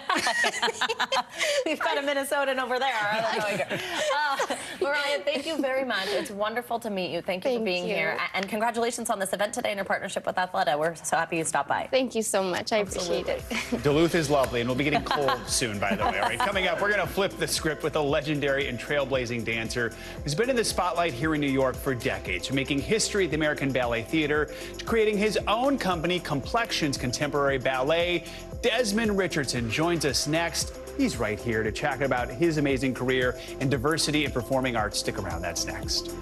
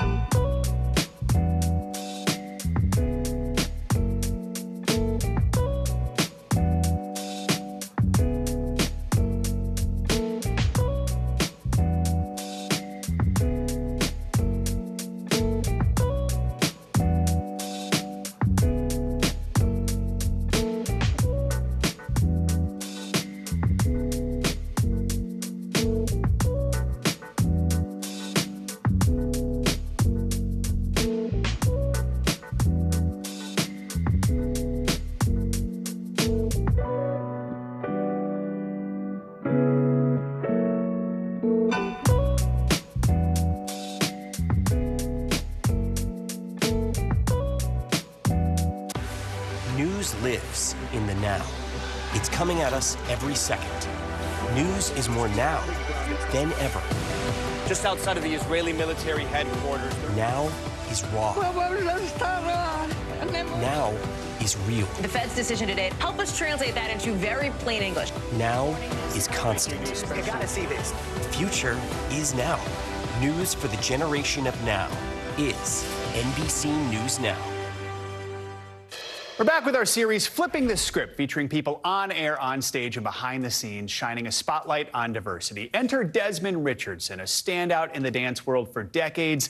The New York native made history when he became the first black male principal dancer at the American Ballet Theater. In 1994, he co-founded the award-winning Complexions Contemporary Ballet, which is now entering its 29th season at the Joyce Theater here in New York. And this morning, we are lucky enough be joined by Desmond Richardson himself. Thank you so much for being here. We appreciate it. Thank you so much. Easy trip, at least, because you're here in New York. Right. Let's start from the beginning. When you were young, what was it that got you interested in dance? What got me interested in dance was actually gymnastics, because I came through gymnastics training in Laurelton, Queens, at the my junior high school, and my coach, Mr. Smur, which I will just say her name, she said to me, you know, you need to have better arms. You should take dance. And I was like, oh, okay. I didn't know anything about dance. So then the movie Fame came out.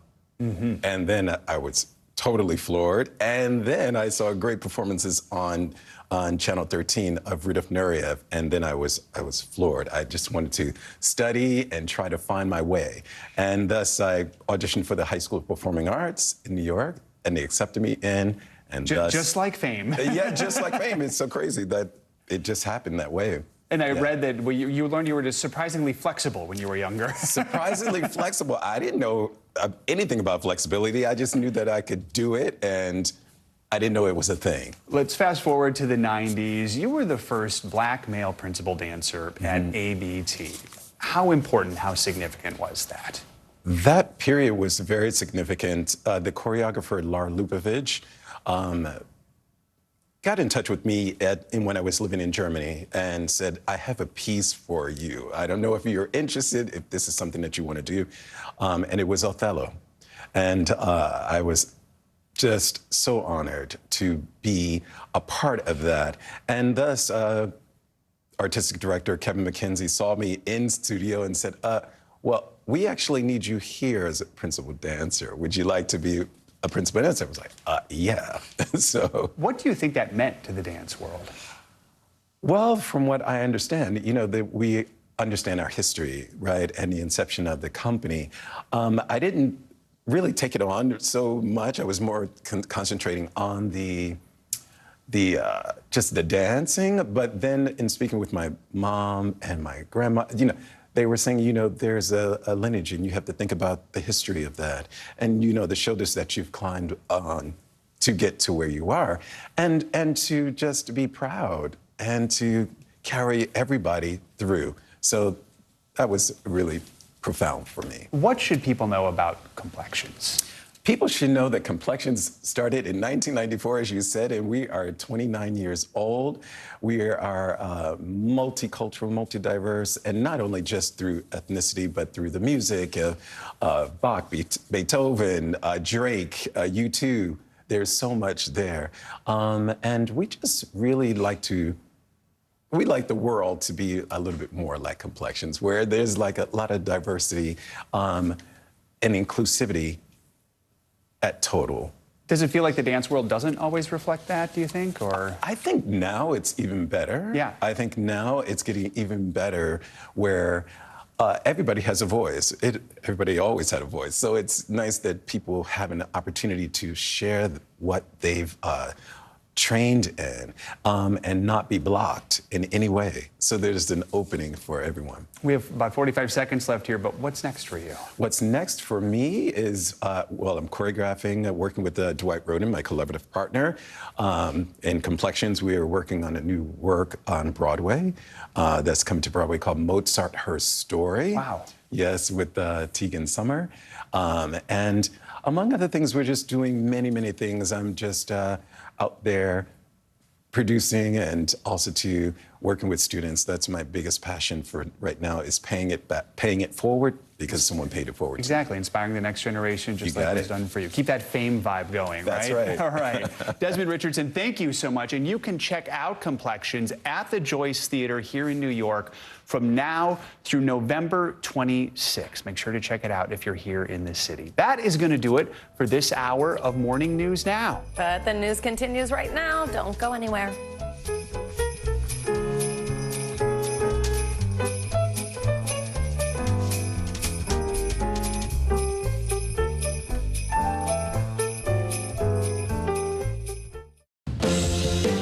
Right now on Morning News Now, after a 4-hour meeting, tensions seem to ease between President Biden and Chinese President Xi Jinping. These are some of the most constructive and productive discussions we've had. I'm convinced that once open, the door of China-U.S. relations cannot be shut again. We'll take you to San Francisco for more on the meeting, plus how it could help repair relations between the two superpowers. Also this morning, Israel under fire over what it calls a targeted operation on Gaza's largest hospital. Israeli troops storming the facility, leaving hundreds stranded inside without access to care. This as NBC News gets an up-close look inside Gaza as civilians try to escape the fighting. And a major breakthrough in attempts to extend those so-called humanitarian pauses. We'll bring you the latest. Plus, parts of Florida underwater after a night of heavy rain. We're tracking the storm system making its way from the southeast to New England. And it's a silent struggle for tens of millions of people during the holiday season. We'll get candid about the complexity of having an eating disorder, especially this time of year, and how you can support loved ones who might be struggling. An important conversation to have, especially since Thanksgiving is next week. Can you believe it? Something we can all keep on our minds. Good morning. Good to have you with us on this Thursday. I'm Joe Fryer. And I'm Savannah Sellers. We're going to get started this morning with that major meeting between President Biden and China's President Xi Jinping, aimed at rekindling a U.S.-China relationship that would basically hit rock bottom. Both leaders met face-to-face yesterday in California, the first time that has happened in a year. The talks lasted about 4 hours and covered a range of issues focused on the economy, the military, and more, issues that have often divided Beijing and Washington. Speaking afterward, President Biden said the countries made progress in some areas. I believe these are some of the most constructive and productive discussions we've had. Our meetings have always been candid and straightforward. We haven't always agreed, but they've been straightforward. And today, build on the groundwork we laid over the past several months of high-level diplomacy between our teams. We've made some important progress, I believe. NBC News foreign correspondent Janice Mackey-Frayer joins us now from San Francisco. So, Janice, we certainly saw some positive steps on issues like restoring military communications and curbing fentanyl production. On the flip side, looks like there's still major disagreement on Taiwan. That's maybe not a huge surprise, but walk us through what did come out of yesterday's talks and what we're hearing from both sides. Well, expectations going into the meeting were set quite low. U.S. officials were very good about communicating that in the days leading up to the summit.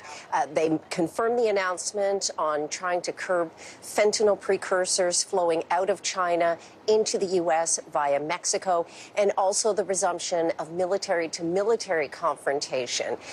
The thing is, that's low-hanging fruit in terms of what the diplomatic outcomes could have been. These are initiatives that had been in place. They were existing agreements that had been cut off in 2022 by China when Nancy Pelosi did that controversial visit to Taiwan.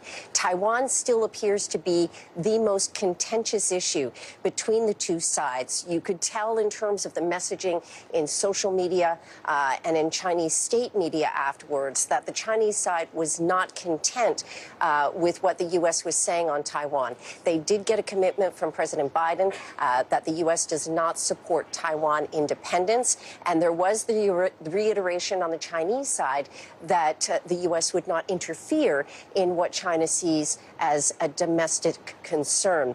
At the same time that this was happening, there were reports from Taiwan's defense ministry that there were 10 military aircraft and 5 naval vessels that were operating near Taiwan. Military activity in the region has become normalized, and the Defense Ministry said that this is part of their normal training operation. But all of it suggesting that Taiwan very much remains the red line for China. Janice, there was this controversial moment at the end of President Biden's press conference where he again called President Xi a dictator. What's been the reaction from Beijing, and were there any concerns that those comments could maybe harm any progress that had come of their discussion, their meeting? Well, you'll remember last summer when President Biden made that comment at a private fundraiser, calling Xi Jinping a dictator. This happened literally within hours of Secretary of State Blinken finishing his visit to Beijing.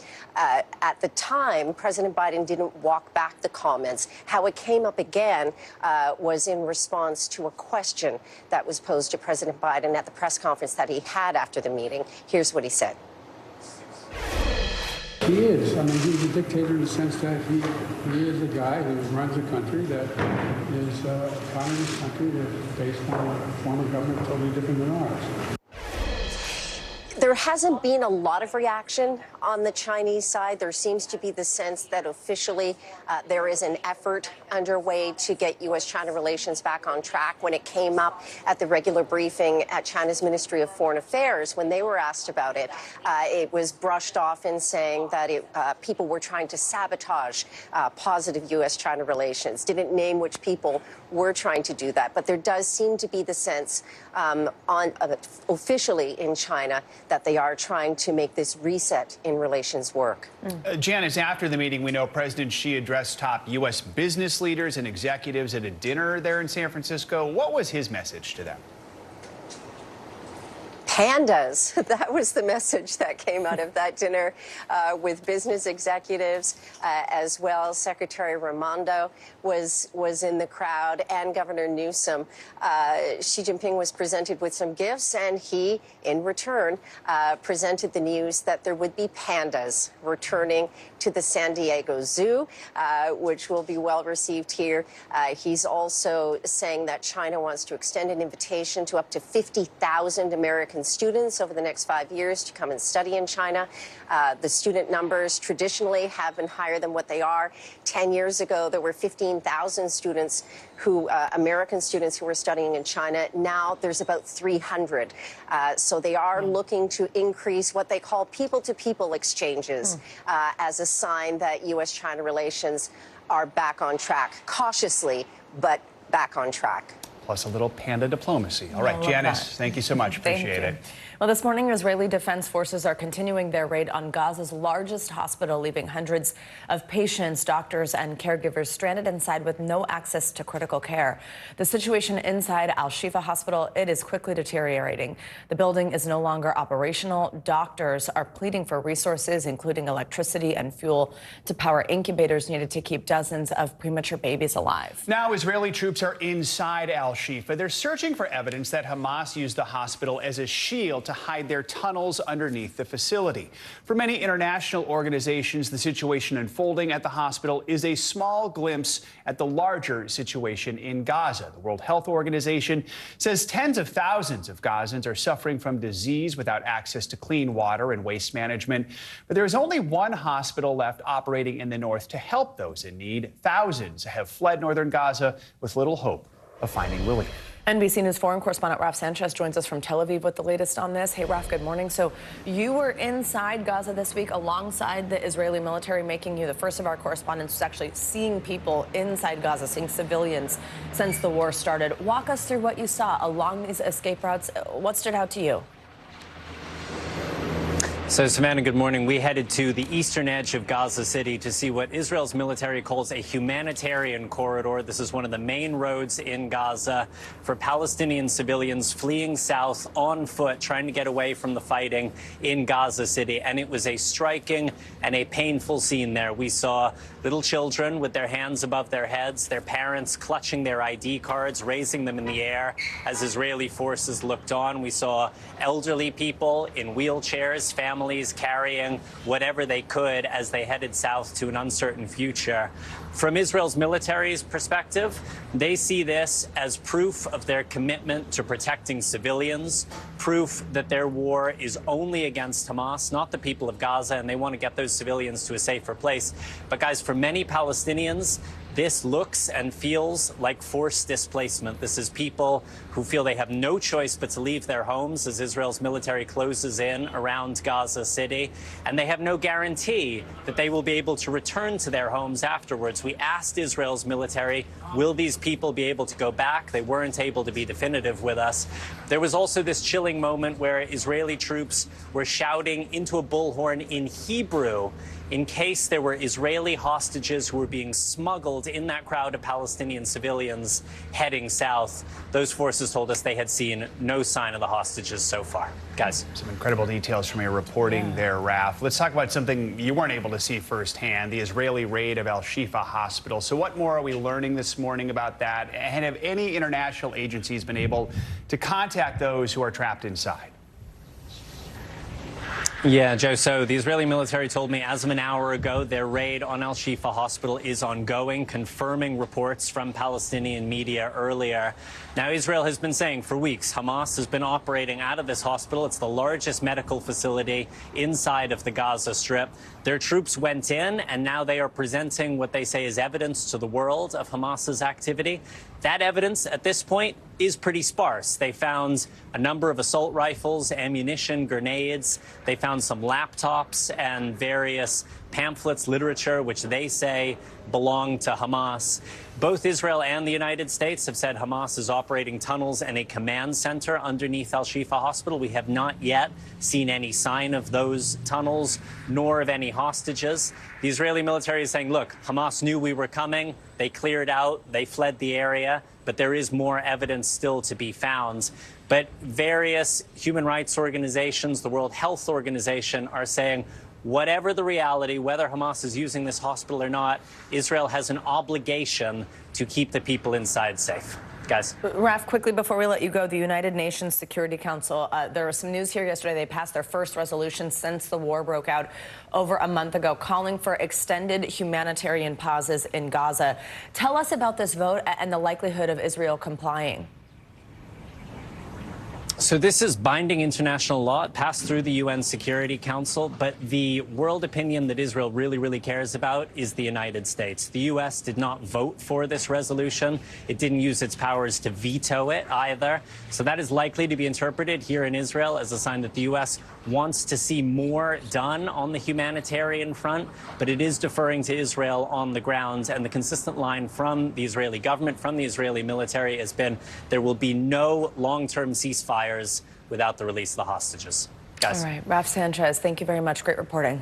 The raid inside Al-Shifa Hospital is adding to the very real life and death concerns over the use of force on medical facilities. Although the Israeli military and U.S. intelligence have accused Hamas of working inside hospitals, experts say that certain criteria must be met before medical facilities lose the protected status granted to them under international humanitarian law. NBC News foreign correspondent Molly Hunter's been looking into this and joins us with more. Molly, good morning. So take us through the conflict zone where all this is happening. What kind of medical protections does a hospital have? How does a hospital lose its protected status?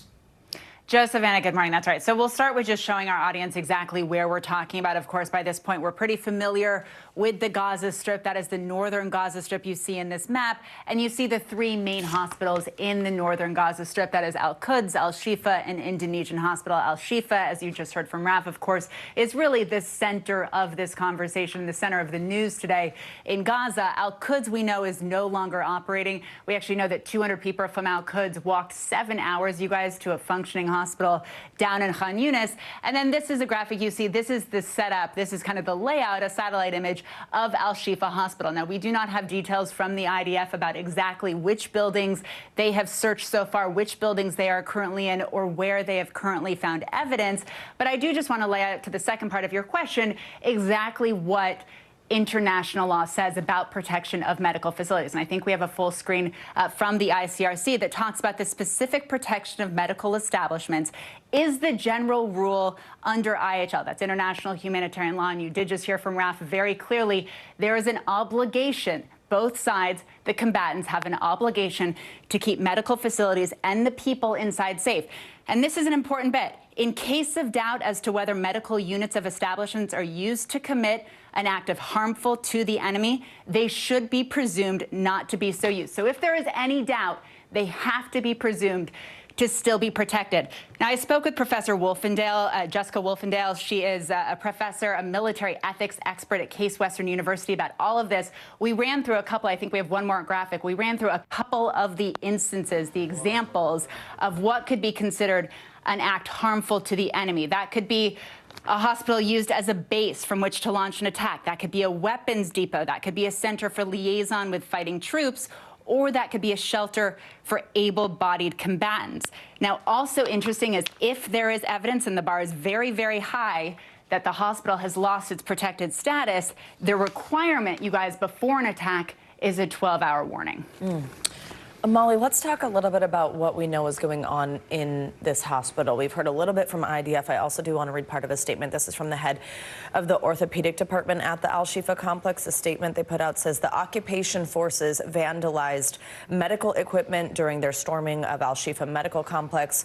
We do not lack incubators for infants, but we lack safety and fuel, seemingly a reference to the fact that IDF was seen bringing incubators in, but then, of course, there's not that fuel. Walk us through, as a decision is being weighed when deciding to attack a medical facility, you know, to your point about the protected status, how that is weighed and decided on, especially with what type of activities we're hearing is happening with inside these walls. Exactly. And I think one of the interesting points that Professor Wolfendale made to me, too, is that the situation on the ground, the exact circumstances have a lot to do with that. So you mentioned the lack of fuel, the lack of food. So if that warning comes, and that warning 12 hours before is required under international law, it has to take into account of whether the warning can actually allow for action. So is there a circumstance where people can actually safely evacuate? And you talk to doctors inside many of these hospitals over the last couple of days, and the situation has not allowed for any evacuation. The second part that any military has to think about before attacking a hospital is proportionality. So take a quick listen to what she told me. And this is Professor Wolfendale from Case Western Reserve University, specifically about the short and long-term effects. Once medical facilities are rendered unusable, by whatever kind of military operation, then that has long-term, well, actually short-term and long-term impact on the well-being and welfare of non-combatants in that whole area. So if hospitals are being routinely destroyed or denied access to necessary equipment, to fuel, to food and fuel and water, then that has this much broader impact on the civilian population that extends beyond the immediate potential victims of that. So when we're talking about protection, you guys, when we're talking about civilian protection, we're not just talking about the patients that are currently inside, but civilians or people that may need that medical facility as the war goes on. All right, Molly Hunter breaking it down for us. Molly, thank you so much. Well, closer to home, police in Washington say they were forced to evacuate the area around the Democratic National Committee headquarters after a pro-Palestinian rally turned violent last night. You can see the tense environment here in this video of the scene showed Capitol Police dressed in riot gear as they clashed with demonstrators. One person was arrested, accused of assaulting a police officer. NBC News senior White House correspondent Gabe Gutierrez is in Washington with the latest on this unfolding. Hey, Gabe, good morning. Hey there, Savannah. Good morning. Well, police barricades are still here outside of the DNC headquarters this morning. And last night, Democratic representatives and candidates were inside this building for a campaign reception when they were interrupted by chanting. Now, police say the protesters got violent. The demonstrators themselves say that they were peaceful, but that it was rather police that escalated the situation. Either way, it devolved into chaos. This morning, tensions over the Israel-Hamas war boiling over into clashes. Pro-Palestinian protesters calling for a ceasefire, clashing with police in front of the Democratic National Committee headquarters in Washington, D.C. Videos posted to social media show protesters standing with their arms interlocked, blocking the DNC doors as they get into a shoving match with police. Dozens of Democratic politicians, including House Minority Leader Hakeem Jeffries, were inside the building. Capitol Police say about 150 people gathered were illegally and violently protesting, which resulted in 6 officers being treated for injuries, including minor cuts, pepper spray, and being punched. While event organizers say at least 100 demonstrators suffered injuries after they were pepper sprayed and pushed by police. And you came here tonight to say, as Democrats, you need to listen to what the Democratic base is demanding. 80% of Democrats are demanding a ceasefire. War protests erupting across the country, from San Francisco to New York City, where demonstrators at Columbia University criticized the school over its decision to suspend 2 pro-Palestinian student groups through the end of the semester. Here outside the DNC, there was just one arrest. But meanwhile, the Biden administration has been facing increasing pressure from some in his own party. 24 Democratic lawmakers have signed a letter urging the Biden administration to call for a ceasefire, and more than 400 federal employees have done the same. Savannah and Joe. All right, Gabe Gutierrez, thank you very much. And a programming note, well, since the start of the Israel-Hamas war, there's been a rise in anti-Semitic incidents in the U.S. Tonight, NBC News investigates this disturbing trend in a 30-minute special hosted by Jacob Soboroff. Watch Epidemic of Hate, Anti-Semitism on the Rise tonight at 10:30 p.m. Eastern, streaming right here on NBC News Now. Flood alerts are in effect in Florida this morning, with rain in the forecast around the country this weekend. Let's get a check on your Morning News Now weather. Angie Lastman's in studio with us. Hey, Angie, good morning. Hey, good morning, guys. We've got some flood alerts still across the state of Florida. That's where it's really been busy over the past 48 hours or so, picking up in places like Miami International Airport, more than 8 inches yesterday. So we do have the flood alerts, but the good news is, especially for South Florida, most of those flood alerts have expired, but we're still dealing with some of those stretching up into Port St. Lucie, Palm Bay, Daytona Beach, along the Space Coast as well. Now, what you see in the blue there, those are wind advisories, because we are still dealing with some gusty winds across portions of South Florida. So even though the rain has mostly moved out, or at least the heaviest of it has moved offshore, we're still going to see it be a little breezy. We know there's power outages there, and likely still some flooded roadways across that region. Plenty of rain still moving through the state of Florida as you move a little farther north, Orlando up to Jacksonville. We've got some rain out in the Gulf of Mexico, but we're going to watch this area right here, this low pressure that's going going to continue to keep it a little unsettled across the state today. Most of that rain across South Florida, not going to be all that impressive. Nothing like what it was yesterday, but even a little bit of rain might be problematic for folks that already picked up so much on those already saturated grounds. As we get into tomorrow, though, that system starts to lift north. We'll also see a cold front cross the Ohio Valley. That's going to leave us with some rain for folks in that region. But these two things will kind of merge, especially the moisture from it. You can see that it works into portions of the Northeast and New England specifically. As we get into Saturday, this will bring some heavy rain and some wind and some chilly temperatures behind it. In the meantime, still watching for some flooding concerns across Florida because of all of that rain that we received yesterday, and we could see some still impressive rainfall rates today. When it comes to travel, if you're going in and out of the state of Florida, I'd mostly watch for Miami International Airport to have issues today. Tampa, Jacksonville, even up into Nashville and Cincinnati could have some minor delays with just some showers along those areas. And then I-95 is going to be one of the wet spots if you're going to be in that area. Otherwise, we've got warmth across parts of the east, guys, and above average highs in the middle of the country today. I suppose there are some folks who are getting a start on their Thanksgiving travel now, right? Why not? Beat the rush. Make it a week. Yeah, if you've got the week. Yeah, you're right. Thanks, All Angie. right. Appreciate it. Thank you. Much more to come here on Morning News Now later this hour. An NBC News exclusive, the never-before-seen footage shot just days before the deadly Rust film set shooting, showing actor Alec Baldwin firing a prop gun.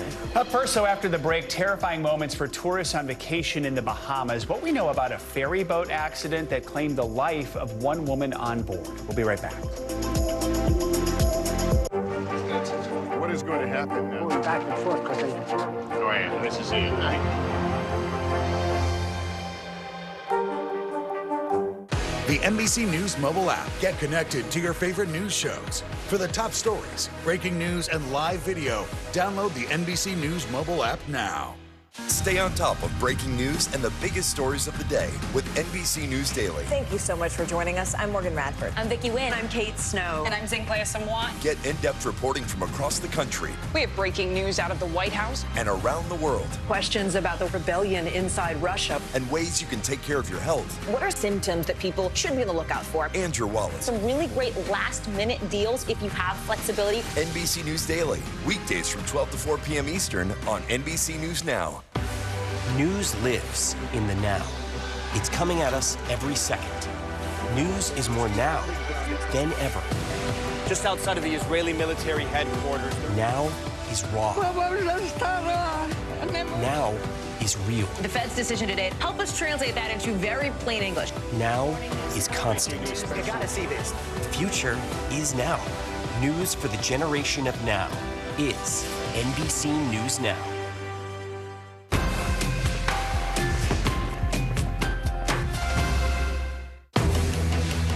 News lives in the now. Israel tonight declaring war against Hamas following the brutal surprise attack within its own borders. Now is raw. We are in the West Bank city of Ramallah. Protesters are on the streets here to denounce Israel. Now is real. Most of the time, the Iron Dome works, but there are rare occasions that a few get through, like here in Ashkelon. News for the generation of now is NBC News Now. Streaming free everywhere.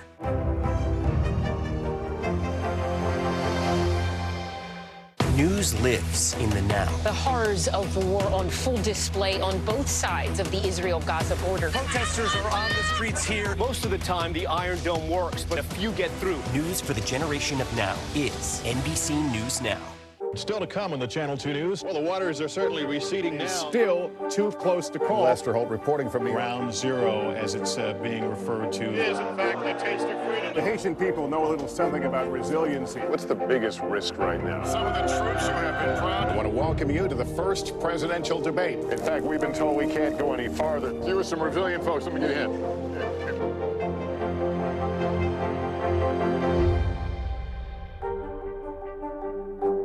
Kristen Welker hosts Meet the Press every Sunday on NBC. News for the generation of now is NBC News Now.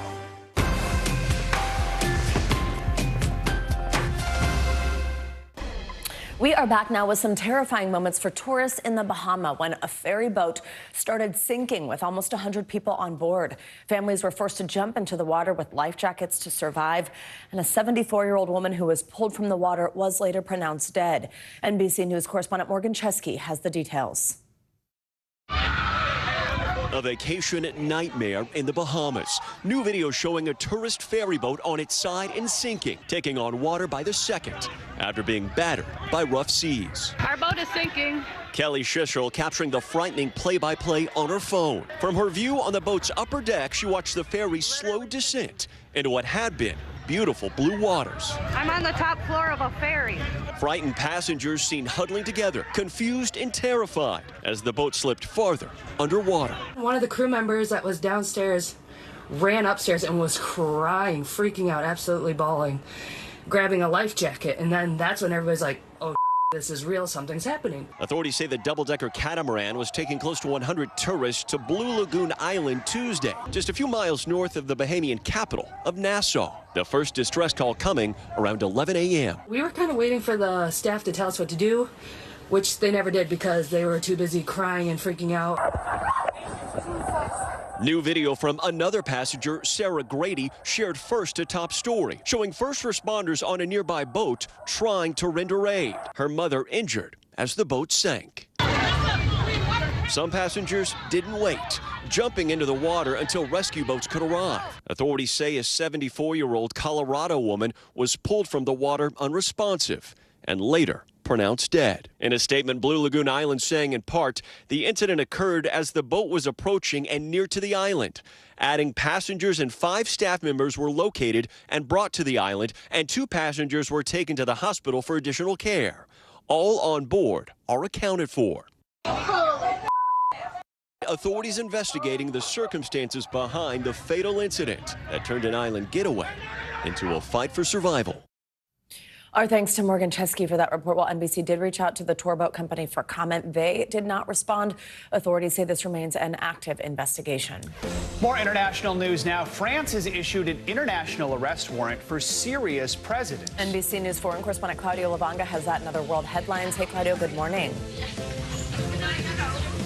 Joe Savannah, good morning. That's right. French authorities issued those warrants for the president of Syria, Bashar al-Assad, his brother, and also 2 other senior officials. Now, lawyers for Syrian victims allege they are all complicit in war crimes and crimes against humanity. These alleged crimes stem from the violence of the Syrian civil war. Assad reportedly took on violent and controversial measures to suppress political opposition, including the alleged use of banned chemical weapons against Syrian civilians. So far, there are no comments from the Syrian government on the warrants. Now let's travel over to Haiti, where an armed gang reportedly stormed the Fontaine Hospital in Port-au-Prince, trapping hundreds of women, children, and newborns inside. The hospital's founder and director, Jose Ulisse, pleaded for help on social media. Haiti's national police brought out 3 armored trucks to evacuate the victims, which included about 40 children. According to Ulisse, the victims are now in a safer part of the city. The Fontaine Hospital is a lifeline for the community, currently experiencing waves of deadly gang violence. And we end this short tour of the world with a musical number. If you remember, earlier this year, Gwyneth Paltrow spent some time in court in a legal battle with a skiing optometrist. Well, now it's getting the musical treatment. The show is called Gwyneth Goes Skiing, no wonder, and is set to debut in London this December. Actors Linus Karp as Paltrow and Terry Sanderson as the optometrist will recreate the moment the 2 collided on that ski slope back in 2016. The show also features original music by singer and songwriter Leland from RuPaul's Drag Race. Back to you, Joy Savannah. A lot of people sent that to me yesterday, so clearly it's getting some attention. I immediately had him. Did you know about that? Oh my God, that poster. I kind of want to go see that. All right, That's thanks. very funny. Thank you. We've heard a lot about warnings about artificial intelligence and its potential effect on elections. Well, it's already playing out right now in Argentina. A New York Times report details how candidates there are using the technology and what we could expect to see in our own elections. NBC's Stephen Romo takes a closer look. It's a scene showing Spider-Man's powers put to the test. But in this clip from the 2004 Spider-Man 2 film, it's not Tobey Maguire saving New Yorkers. Instead, it's Sergio Massa, one of the leading candidates in Argentina's upcoming presidential election. This AI-generated deep fake posted on social media with the caption, "There was a train called Argentina." It's the latest political tactic being used just days before what's expected to be a close election. Argentina's top contenders turning to artificial intelligence to make content that appeals to voters. Massa's team has been continually posting content depicting the center-left candidate in well-known pop culture scenes. And it doesn't stop there. New reporting from the New York Times highlighting these AI-created campaign posters, showing Massa as a political figure worth voting for, while simultaneously using the technology to make his opponent, Javier Milei, the libertarian candidate, appear in a negative light, putting him in scenes like this one from the movie A Clockwork Orange. Milei fighting back, also using what appear to be AI-generated images, in one instant portraying Massa as a Chinese communist leader. We have democratized the technology in the sense that anybody can use it. You don't have to be a computer scientist or a coder to use sophisticated AI tools. Anybody can create and disseminate misinformation. A conversation now looming ahead of the U.S. 2024 presidential election. This morning, an emboldened China invades. In April, the Republican National Committee released this AI-generated ad. It shows fictional scenes of disaster and unrest following a second White House win by Biden. I expect a tsunami of AI-generated information in the upcoming election. Where do you think that we'll be in 5 years, 10 years if we continue down this road?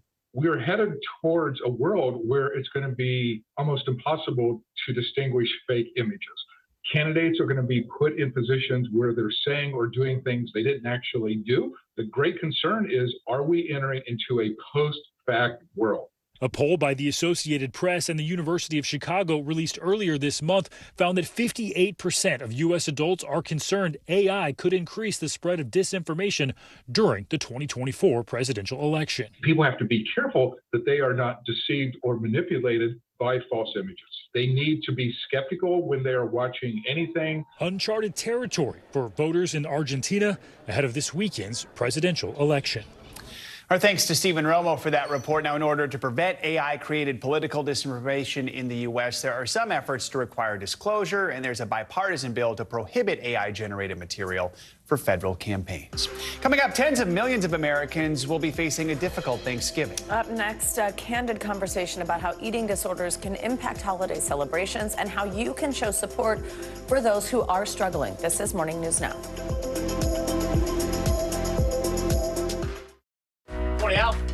I think when you open your eyes, you get to decide, how's my day going to be? We want to be a way to start your day, lighten your load, every single morning.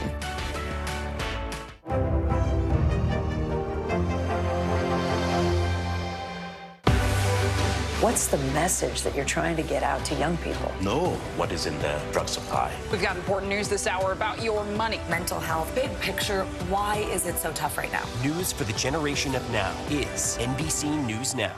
They told him I rejected him because he wanted to be female. This is the story of a family divided, a fringe religious movement blurring the lines between church and state, and a teacher caught in the middle. This is Grapevine, an NBC News podcast. Listen now.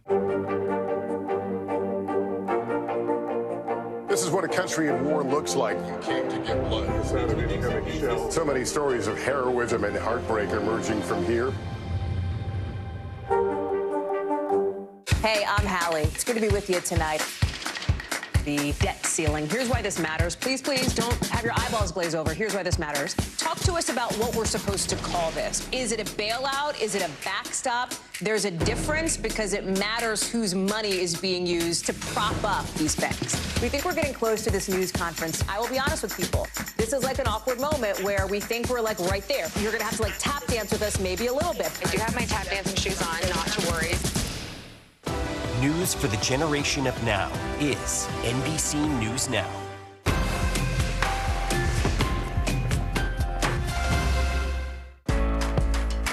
When I think about what the Today Show does, it's not just about the mornings, it's about your whole day. There's a feeling of we're in there with you. Then let's take on this day together. Welcome back. With Thanksgiving just a week away, many people will be looking, of course, to celebrate the festive season with friends, family, and food. But for those with eating disorders, the holidays can be especially challenging. Eating disorders are estimated to impact 70 million people worldwide. And because the holidays are often centered around food, this can increase anxiety and stress, turning a joyous occasion into a daunting experience. Joining us now to discuss this is Joanna Kandel. She's the founder and CEO of the National Alliance for Eating Disorders. Thank you so much for joining us on this important topic this morning. We're happy to have you with us. Talk to us about why this particular season can really be a trigger for people who struggle with this. Yeah, just like you said, there are over 70 million Americans that will experience an eating disorder worldwide, and 29 million just here in the United States. And the holidays are a time of coming together and celebrating around food, around maybe connecting with people that they haven't seen for a long time, very social. And for individuals that are experiencing eating disorders, it can be a very high time of anxiety, of feeling out of control. So it can be that perfect storm of discomfort for them. We're showing video of food right now. What role can the media's portrayal of the holidays play in this? And just for friends and family, what are maybe some of the signs they can watch out for during the holidays? Sure. So I think, I mean, very personally, I love a good Hallmark movie. And there is, that assumption that everyone comes together and there's this amazing relationship with each other, with food.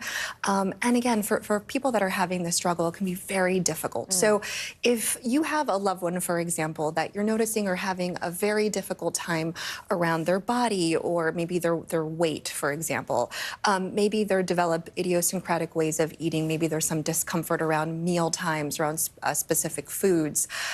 Also, if you're seeing a difference in mood and personality, they might have become more introverted, more depression, more anxiety. Those might be some signs that there's something going on. Tell us how to approach a conversation then. If you are seeing any of those signs, if you're concerned about a loved one, how do you start this? Yeah, absolutely. I always say come with love and compassion, and always approach from I statements. Hey, so-and-so, I've noticed that, and, reflect on the behavior. I really love you and I care about you, and I'm just very worried. Is there something that's going on, and can I help you? What are some resources that are available for people, and then just what's some advice you would offer during the holiday season? Yeah.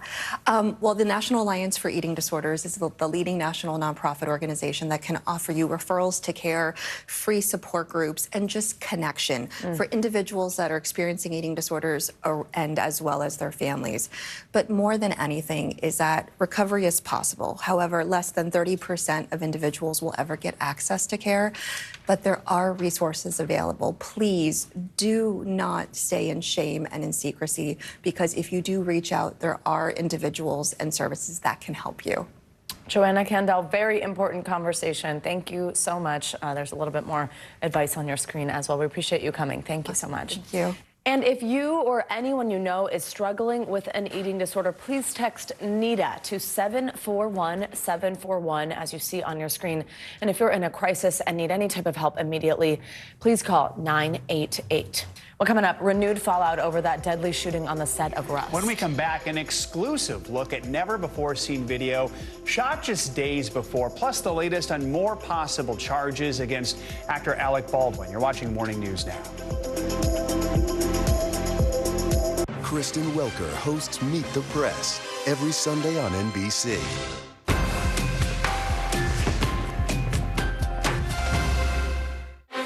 Were you calling the shots, though, Mr. President, ultimately? Was the Biden administration caught off guard by this latest surge of migrants? Is it clear who's going to govern Gaza once this war is over? If it's Sunday, it's Meet the Press. This is what a country in war looks like. You came to get blood. The sound of incoming shells. So many stories of heroism and heartbreak emerging from here. Were you calling the shots, though, Mr. President, ultimately? Was the Biden administration caught off guard by this latest surge of migrants? Is it clear who's going to govern Gaza once this war is over? If it's Sunday, it's Meet the Press. Thanks for tuning in. I'm Gotti Schwartz. Here are the stories we're following tonight. Storms keep coming here in California. The U.S. government just declassified this video. A lot more stories trending like crazy on social media. A controversy pitting lawmakers against young voters. What's the state of crypto today? Is it safe for investors? We've got another mind-bending story on artificial intelligence. This is what my voice sounds like when I clone it. That wasn't me. You gotta see this. Stay tuned now, weeknights at 8 Eastern, 5 Pacific on NBC News Now.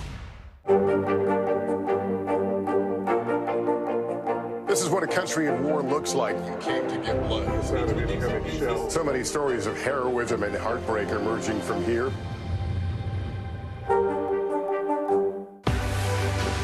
News lives in the now. It's coming at us every second from all over the world. We have a full team. News is more now than ever. Look at this.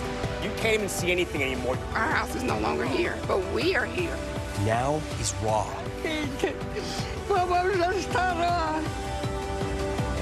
Now is real. The Fed's decision today, help us translate that into very plain English. Is that good news for us? Now is constant. Morning News Now, or breaking news. NBC News special report. You gotta see this. The future is now. News for the generation of now is NBC News Now. Thanks for tuning in. I'm Gotti Schwartz. Here are the stories we're following tonight. Storms keep coming here in California. The U.S. government just declassified this video. A lot more stories trending like crazy on social media. A controversy pitting lawmakers against young voters. What's the state of crypto today? Is it safe for investors? We've got another mind-bending story on artificial intelligence. This is what my voice sounds like when I clone it. That wasn't me. You gotta see this. Stay tuned now, weeknights at 8 Eastern, 5 Pacific on NBC News Now.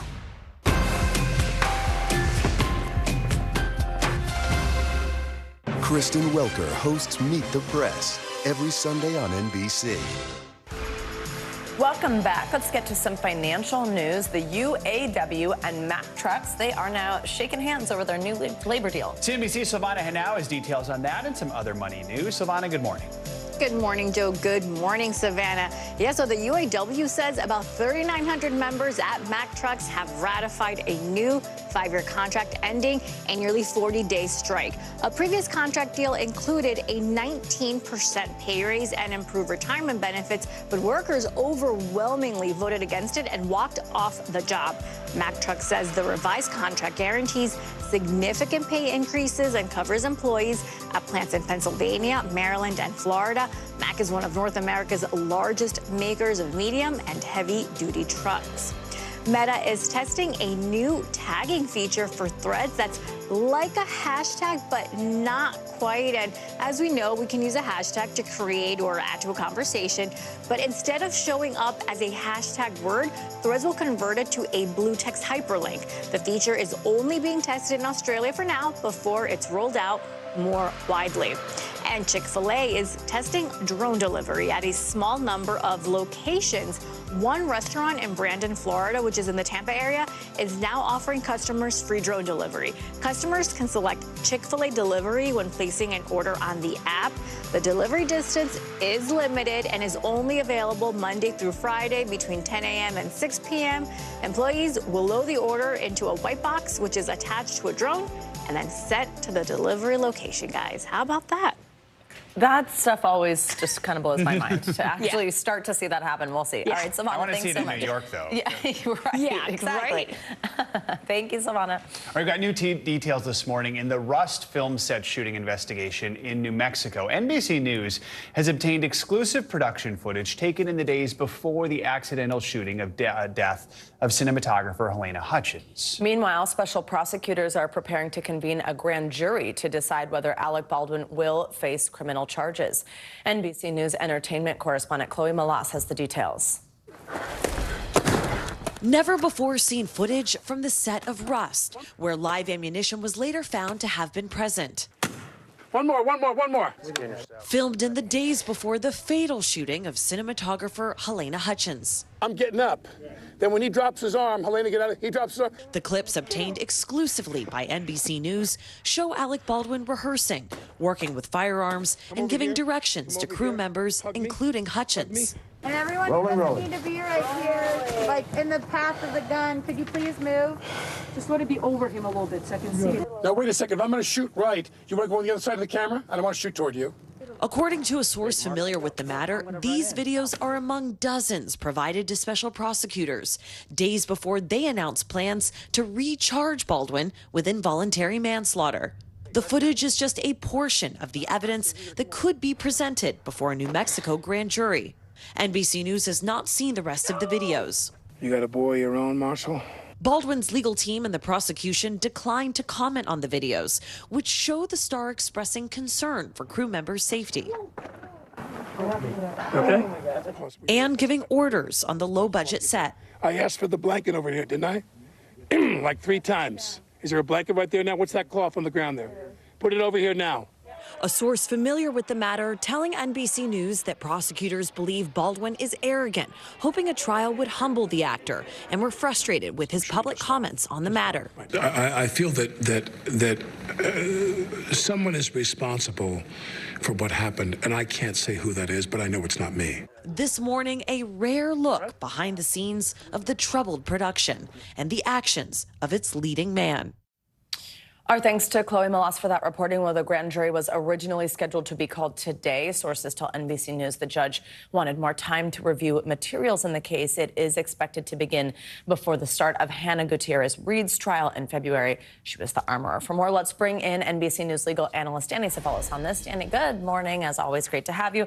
So as Chloe's report made clear, we haven't seen all this production footage yet, and we're getting these little glimpses of it. But what are you taking away from it? What does it sort of show, prove, anything like that could make a difference here? It shows that Alec Baldwin was on the set of a movie which was a Western theme, shooting firearms because it's a Western-themed movie, a Wild West, Old West movie. What does that tell us? Absolutely nothing. But the prosecution may theorize that this is evidence that Alec Baldwin was on the set, being bossy with the crew and shooting firearms. Look, that may show some kind of negligence if everybody works in an accounting firm, but this is the set of a Wild West movie.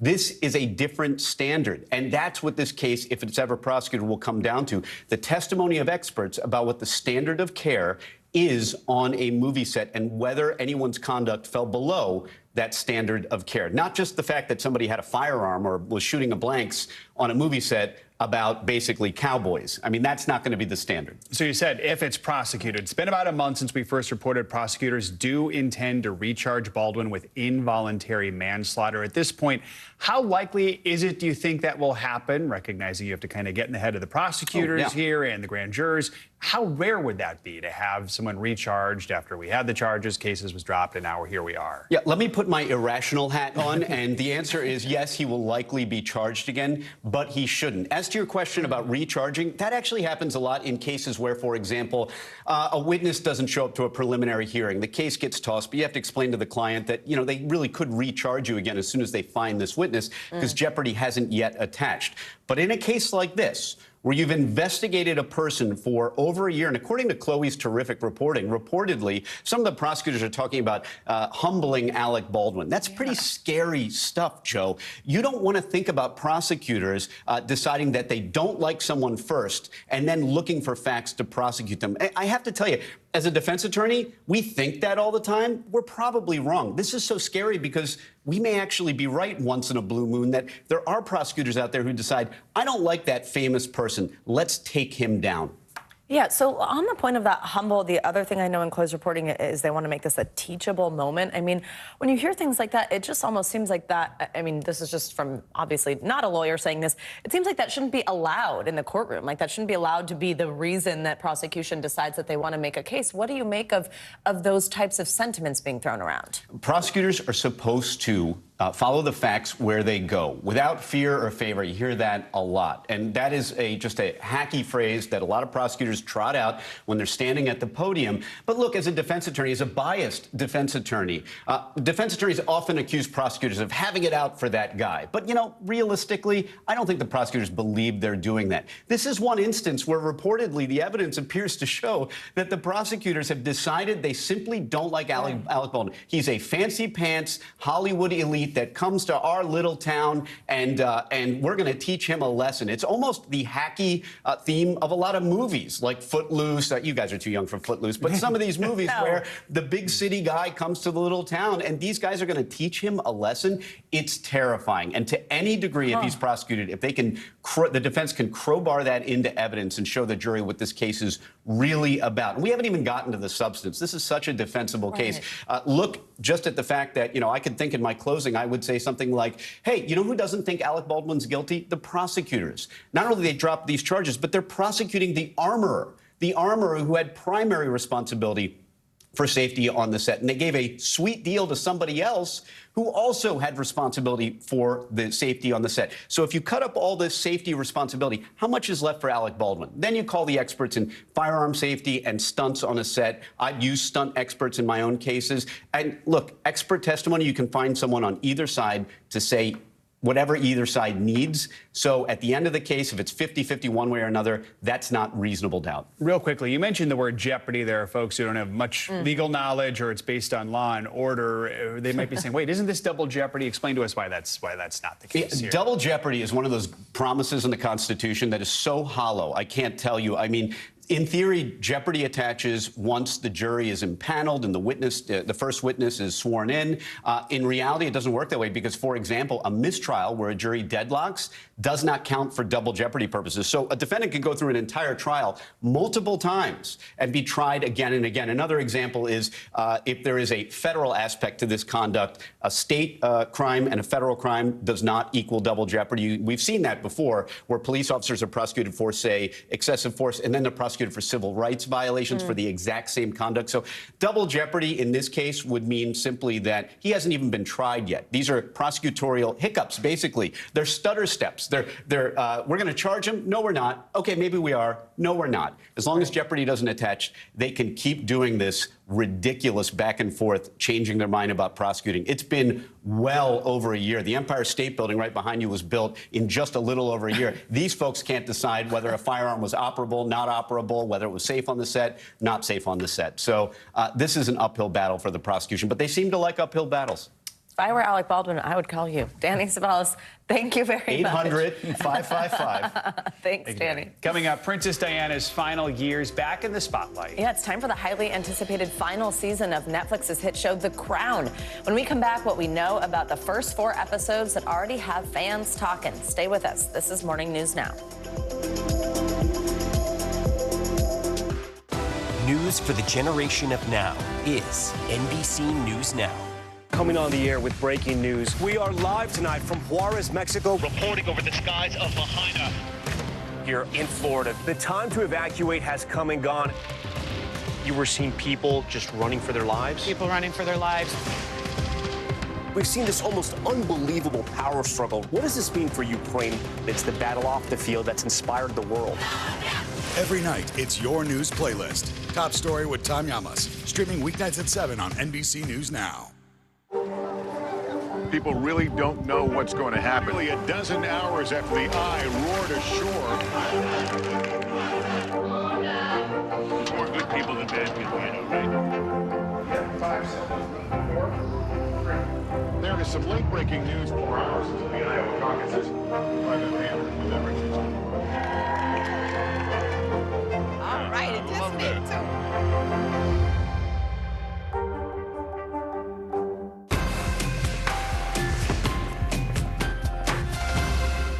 Nearly a dozen hours after the Eye roared ashore.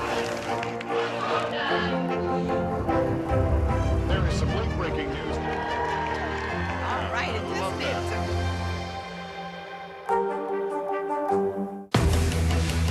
too. News News lives in the now. Israel tonight declaring war against Hamas following the brutal surprise attack within its own borders. Now is raw. We are in the West Bank city of Ramallah. Protesters are on the streets here to denounce Israel. Now is real. Most of the time, the Iron Dome works, but there are rare occasions that a few get through, like here in Ashkelon. News for the generation of now is NBC News Now, streaming free everywhere.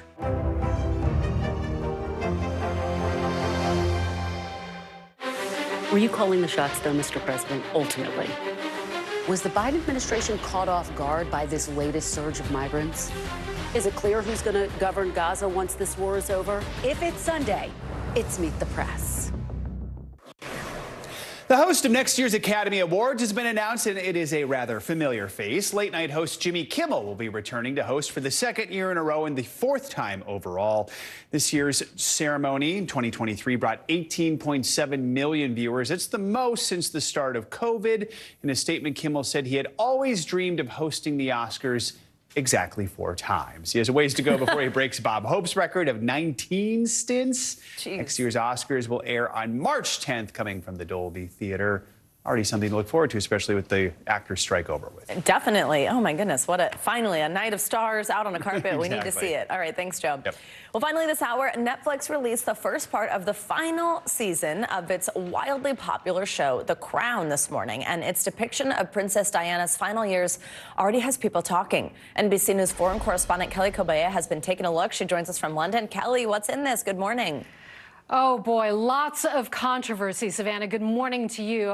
Controversial scenes in these first 4 episodes, including a recreation of Prince Harry and Prince William's last conversation with their mother, Princess Diana, just hours before she died. The Telegraph is reporting that Prince Harry is expected to watch it, but cite sources saying his brother will not. The series retelling a tragic time that left lasting scars on the royal family. This morning, Netflix dropping the first run of the Crown series in its 6th and final season. Don't really understand how I ended up here. Dashing around. And losing sight of myself in the process. Dramatizing Princess Diana's life in the spotlight. The press are on our tails constantly. We finally succeeded in turning this house upside down. That was never my intention. And her tragic death. Set against a background of raw emotion, the royal family remained silent. One of the most difficult periods of the late Queen Elizabeth's reign. What do people want from me? For you to be mother to the nation. Diana was killed in a Paris car crash in 1997, chased by the paparazzi. Her death shocked the world. Britain was in mourning. The royal family seen as cold and uncaring. Since last Sunday, prompting the Queen to make her first and only live TV address to the nation. Filming for season 6 was put on hold out of respect for the Queen after her death last year. But now, ready for release, the final episode's the most controversial yet, with Diana portrayed as a ghost, reaching out to Charles. Thank you for how you were in the hospital. So raw, broken, and handsome. And to the Queen herself. You've taught us what it means to be British. Maybe it's time to show you're ready to learn too. This series also portraying the Annus Horribilis, 1992, the year of 3 royal divorces, endless tabloid headlines, and the fire at Windsor Castle. But it ends around 2005 and doesn't cover the ongoing rift between Prince Harry and his brother Prince William and father King Charles. Whatever those behind palace walls think of the Crown, it has raised interest in the British royal family. Fundamentally, the royal family as a whole does benefit from The Crown. It's one of the most popular TV series ever made. Now, the reviews on this side of the pond anyway right now are not great, but you can judge for yourself. The first 4 episodes are available now, the last 6 in December. Those last 6 depict the wedding of the now king and queen and William and Kate's romance as university students, guys. So new actors, new storyline. Yeah, there we go. Right. Fun to see that next generation of them. Kelly, so diplomatic. The reviews are not great. Well, I can't wait to watch it. Review for myself. Kelly, thank you so much.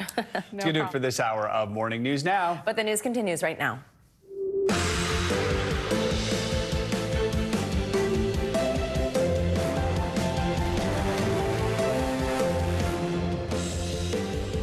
Good morning, I'm Savannah Sellers. And I'm Joe Fryer. Right now on Morning News Now, pointing to progress after that highly anticipated face-to-face meeting between President Biden and China's Xi Jinping, both nations promising to keep lines of communication open. It is a crucial step forward in the wake of years of crumbling relations between the two world powers. We'll bring you the cornerstones of their conversation. In Washington, a potential shakeup in the race for the White House. Democratic Senator Joe Manchin leaving the door open for a possible run after announcing he would not seek another term in Congress. Are you considering running for president? I will do anything I can to help my country. We've got much more from Senator Manchin's telling interview with Meet the Press moderator Kristen Welker. Also this morning, Israel is doubling down on its assault of Gaza's El Shifa hospital, raiding it for the second time in 24 hours. We're on the ground as President Biden offers remarks on a potential endgame in the Middle East. And later this hour, we are flipping the script. He has been a trailblazing figure in the world of dance for decades, constantly evolving and moving to the beat of his own drum and entertaining so many in the progress. Looking forward to bringing you that conversation coming up a little bit later. We begin with that high-stakes summit between President Biden and China's President Xi. The two leaders gathered in California yesterday to discuss a wide range of global issues while also trying to rebuild relations between the superpowers. After the talks, President Biden said both countries had made progress in some areas, describing the discussions as, quote, constructive and productive. NBC News Chief White House correspondent Peter Alexander joins us now from San Francisco with more. Peter, good morning. Hey, Joe and Savannah, good morning to both of you. The biggest headline from this summit may simply be the fact that it happened, with tensions between the U.S. and China rising. The leaders of the world's two greatest superpowers had not even spoken in a year, now lowering the temperature with their talks here, agreeing, President Biden says, to pick up the phone when the other one calls. Following his historic summit with President Xi, their first face-to-face meeting in a year, President Biden touting progress in restoring some normalcy to the U.S. and China's strained relationship. And I believe they're some of the most constructive and productive discussions we've had. No major breakthroughs and no concrete commitments from the Chinese to use their leverage with Russia and Iran to defuse the wars in Ukraine and the Middle East. But the president announced agreements to resume military-to-military communications and to combat the flow of fentanyl from China into the U.S. More people in the United States between the ages of 18 and 49 die from fentanyl than from guns, car accidents, or any other cause. Period. As for concerns about Chinese interference in the 2024 election, President Biden says he was blunt. I made it clear I didn't expect any interference, any at all. The president's comments punctuating a warm greeting for his adversary and a 4-hour meeting where President Xi acknowledged escalating tensions, but emphasized a way forward. Planet Earth is big enough for the two countries to succeed, Xi said, while adding it is unrealistic for one side to remodel the other. And conflict and confrontation, he said, has unbearable consequences for both countries. Later, President Biden standing by his past assessment that President Xi is a dictator. Well, look, he is. I mean, he's a dictator in the sense that he is a guy who runs a country that is a communist country. The Chinese Foreign Ministry quickly responding, calling the remark extremely wrong and irresponsible political manipulation. Overnight, the communist leader was the guest of honor at a glitzy dinner featuring a parade of American business leaders, including Elon Musk and the heads of Apple, Boeing, and FedEx. It really was a pretty dramatic scene there last night. Some of the world's richest men, businessmen, billionaires giving 2 standing ovations to the world's biggest communist. And one other headline here, and you can chalk this one up as panda diplomacy, just a week after Washington's National Zoo said goodbye to its 3 giant pandas. President Xi there overnight teased that China will send more pandas to the U.S., calling them envoys of friendship. I see Savannah smiling. No specific details on how many or when they will arrive. But Joe and Savannah, President Xi said they are likely to end up at the famed San Diego Zoo. There you go. I grew up getting to see him at the San Diego Zoo. Very cool to hear. A little bit of good news there. Peter, thank you so much. Yeah. This morning, speculation is swirling around a new potential entrant in the 2024 race for the White House. After announcing he wouldn't run again for his Senate seat, West Virginia's Joe Manchin sat down with Meet the Press moderator Kristen Welker, where he discussed a possible run for president. Are you considering running for president? I will do anything I can to help my country. Is that a yes? And you're saying, does that mean you would consider it? Absolutely. Every American should consider. If they're in a position to help save the country, I think we're on the wrong course. So I will do everything possible. More on this. We're joined by NBC News senior political editor Mark Murray. Mark, good morning. So Senator Manchin is a lifelong Democrat. He has not been shy about expressing frustration with the political system, specifically the extremes of the 2 parties. So what more can you tell us about his thinking? When might we expect him to make an official decision here? Yeah, Joe, and remember, this interview with Kristen Welker came just a week after he announced that he was not going to run for re-election for his West Virginia Senate seat. So the question comes to, what would he end up running a potential independent 2024 presidential bid, maybe on a no labels type of ticket. And he ended up saying that he would end up making a time frame and a timeline right around Super Tuesday. And that is, of course, in March, when we'll have a very good idea of who the nominees will end up being for both parties. But he also ended up criticizing both President Biden and former President Donald Trump, the 2 frontrunners for their parties' respective nominations. Take a listen. I'm going to do everything in my power to make sure and mobilize that moderate, sensible, common sense middle. I'm totally, absolutely scared to death that Donald Trump would become president again. I think we will lose democracy as we know it. And my reason for saying that, you can't normalize this visceral hatred, calling people names and attacking people. You can't basically think the only fair election is the one you win. And I'm afraid that Joe Biden's been pushed too far to the left. Can he come back? We'll see. But the bottom line is that's not the Joe Biden that we thought was being elected, to go that far left. So obviously criticism for both Trump and for President Joe Biden in that interview, Joe. Mark, so Senator Manchin right there, we just heard him say scared to death of another Trump presidency. But then I guess that kind of leads to the question of if he does enter the race, is he concerned about what that could potentially do, be a spoiler for President Joe Biden and enable Trump potentially, to return to power if he cuts into any support there? Yeah, Savannah, all the polling that I've actually seen is that the larger the size of the third party vote in 2024 ultimately ends up hurting President Joe Biden and the Democrats. And our colleague Kristen Welker asked about the role about being a spoiler, and he had an answer. Take a listen.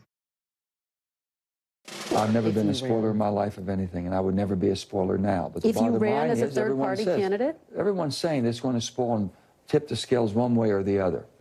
Okay, you have basically Ross Perot. Who would have predicted that Ross Perot would have elected Bill Clinton, tipped the scales to Bill Clinton? I don't think so. Who would have predicted that Bobby Kennedy now, with his support, would tip the scales for Donald Trump, or hurt Donald Trump, I'm sorry, and tip the scales to Joe Biden, since he basically left the Democratic Party? No one can predict these things. So we will obviously be following this story all the way up until Super Tuesday. Back to you, Joe and Savannah. Mark, while we have you, speaking of the 2024 election, New Hampshire is making headlines this morning by setting its presidential primary date for January 23rd. That defies President Biden and the DNC's plans to give South Carolina the party's first primary contest. Of course, South Carolina was key to helping President Biden revitalize his campaign 4 years ago. Walk us through this controversy, which really may only be an issue if President Biden's actually primaried, right? Yeah, it's only an issue also on the Democratic side of things. The Republicans are going to go Iowa, New Hampshire, like in normal. And the Democratic Party, with the direction of President Joe Biden, said, no, Iowa and New Hampshire are not going to go first. South Carolina is going to go first. Now, it's important to note that New Hampshire is going first, and they set this because it is in their state law that they end up having to go first. And so what we're going to end up seeing is President Joe Biden not on the ballot in New Hampshire. That primary, even on the Democratic side, still taking place, but Democrats trying to put in a write-in effort on his behalf. Got it. All right. Thanks for explaining that, Mark Murray. Appreciate it. Well, turning now to Gaza, where the situation unfolding at Al-Shifa Hospital has become critical. Hundreds of people are trapped inside Gaza's largest medical center as Israeli troops carry out what they are calling a targeted operation to locate Hamas leaders. But the move is being criticized by world leaders and organizations alike. NBC News chief international correspondent Keir Simmons joins us from Tel Aviv with the latest on this. Hey, Keir, good morning. Savannah, good morning to you. And that operation by the Israeli Defense Forces inside Al-Shifa Hospital continues this morning as the death toll continues to mount. We're hearing that now 50 Israeli soldiers have died in Gaza since the ground operation began, that overnight an airstrike in East Gaza killed 50 Palestinians and another in South Gaza killed 26 Palestinians. And here in Israel this morning, news of a shooting. Gunfire this morning at a checkpoint south of Jerusalem. Frightened bus passengers taking cover. 7 people were injured. Israeli officials calling it a terror attack, saying they killed 3 assailants in response. Inside Gaza, Israel's hunt for Hamas unrelenting. Our team filming the aftermath of another air raid. In Al-Shifa Hospital, the Israeli Defense Force says guns, grenades, what it calls a blast door, and technology like a laptop are evidence of a Hamas operational command center. Let's have a look at what we found inside the very same cabinet that houses medical equipment. Hamas, the military wing, Kataib al-Qassam, of course a vest with equipment, and as always, an AK-47. NBC News was not at the hospital to verify the claims, and so far, the Israeli military has not said its ongoing search has found Hamas tunnels under the building. Hamas-run Gazan Health Ministry sent this video from the hospital raid. Israel says it killed, quote, a number of terrorists in the complex. Doctors inside telling of people arrested, some stripped naked, and saying there was no resistance. No single gunshot was fired against them within the hospital. Overnight, President Biden urging a long, elusive political solution. I can't tell you how long it's going to last, but I can tell you I don't think it ultimately ends until there's a 2-state solution. Meanwhile, the increasingly desperate families of the hostages wait and pray for their return. Prime Minister Netanyahu's wife writing to First Lady Jill Biden of a pregnant hostage who has likely now given birth, and of 32 children kidnapped, including a 10-month-old. Kafir Yafat is the baby's second cousin. Children are not supposed to be part of this. Some kind of... I don't want to celebrate his first birthday without him.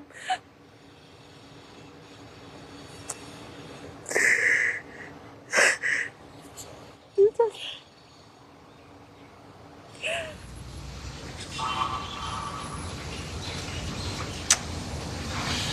There are no words, Savannah. President Biden overnight saying he is, quote, mildly hopeful of a negotiated deal to release perhaps between 50 or 100 hostages. Meanwhile, Prime Minister Netanyahu saying there is no place in Gaza we will not reach. Savannah. All right, Keir Simmons, thank you very much.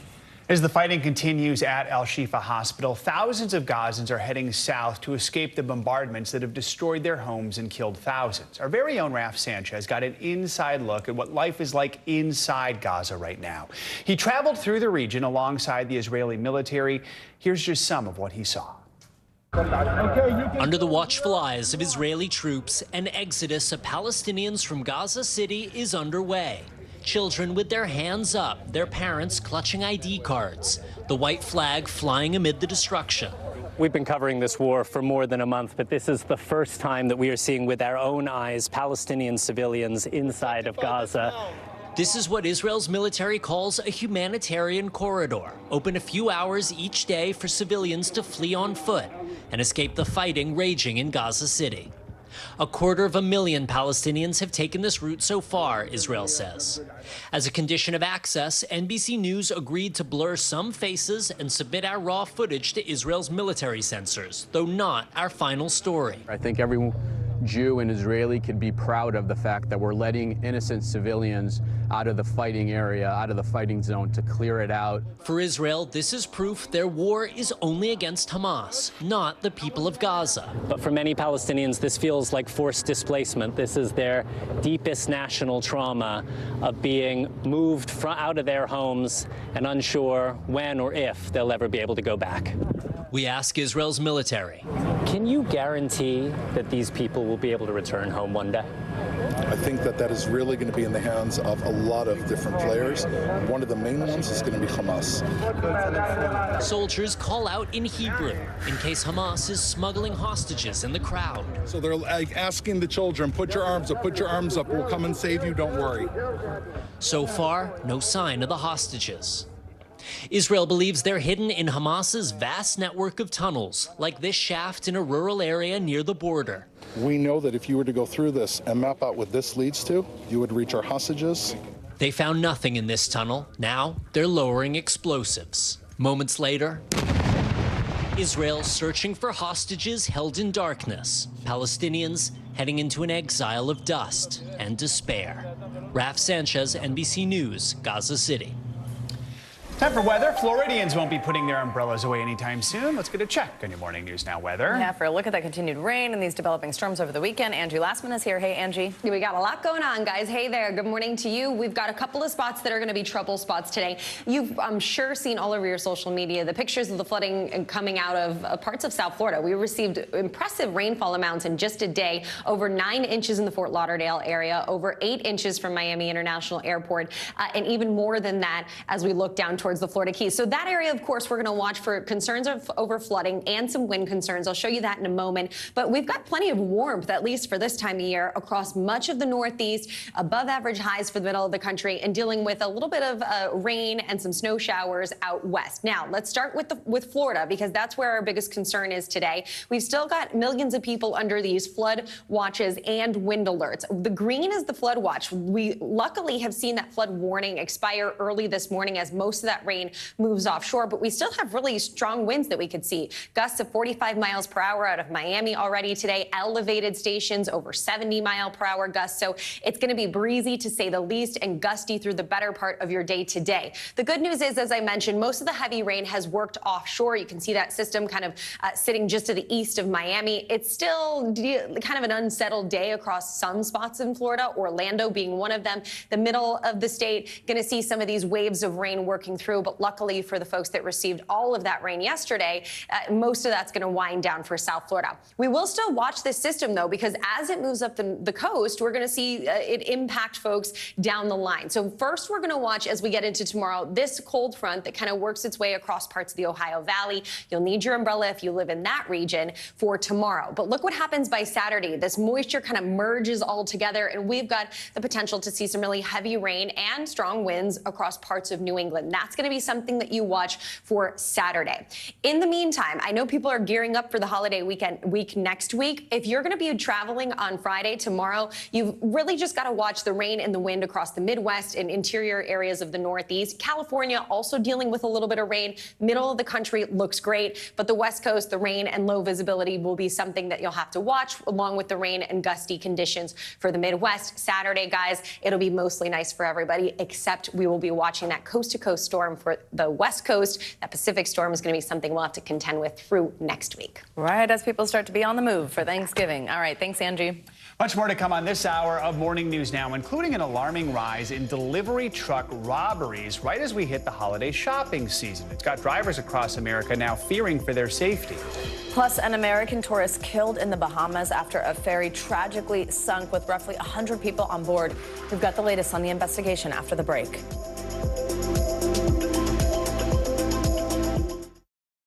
News lives in the now. The horrors of the war on full display on both sides of the Israel-Gaza border. Protesters are on the streets here. Most of the time, the Iron Dome works, but a few get through. News for the generation of now is NBC News Now. Kristen Welker hosts Meet the Press every Sunday on NBC. People really don't know what's going to happen. Nearly a dozen hours after the eye roared ashore. More good people than bad people, you know, right? 5, 7, 4, 3. There is some late-breaking news 4 hours into the Iowa caucuses by the hammer delivered. All right, it just made too. Coming on the air with breaking news. We are live tonight from Juarez, Mexico. Reporting over the skies of Lahaina. Here in Florida. The time to evacuate has come and gone. You were seeing people just running for their lives? People running for their lives. We've seen this almost unbelievable power struggle. What does this mean for Ukraine? It's the battle off the field that's inspired the world. Every night, it's your news playlist. Top Story with Tom Llamas. Streaming weeknights at 7 on NBC News Now. They told him I rejected him because he wanted to be female. This is the story of a family divided, a fringe religious movement blurring the lines between church and state, and a teacher caught in the middle. This is Grapevine, an NBC News podcast. Listen now. Stay on top of breaking news and the biggest stories of the day with NBC News Daily. Thank you so much for joining us. I'm Morgan Radford. I'm Vicki Wynn. I'm Kate Snow. And I'm Zinklaya Samwa. Get in-depth reporting from across the country We have breaking news out of the White House. and around the world, Questions about the rebellion inside Russia. and ways you can take care of your health What are symptoms that people should be on the lookout for? and your wallet. Some really great last-minute deals if you have flexibility. NBC News Daily, weekdays from 12 to 4 p.m. Eastern on NBC News Now. News lives in the now. It's coming at us every second from all over the world. We have a full team. News is more now than ever. Look at this. You can't even see anything anymore. Our house is no longer here, but we are here. Now is raw.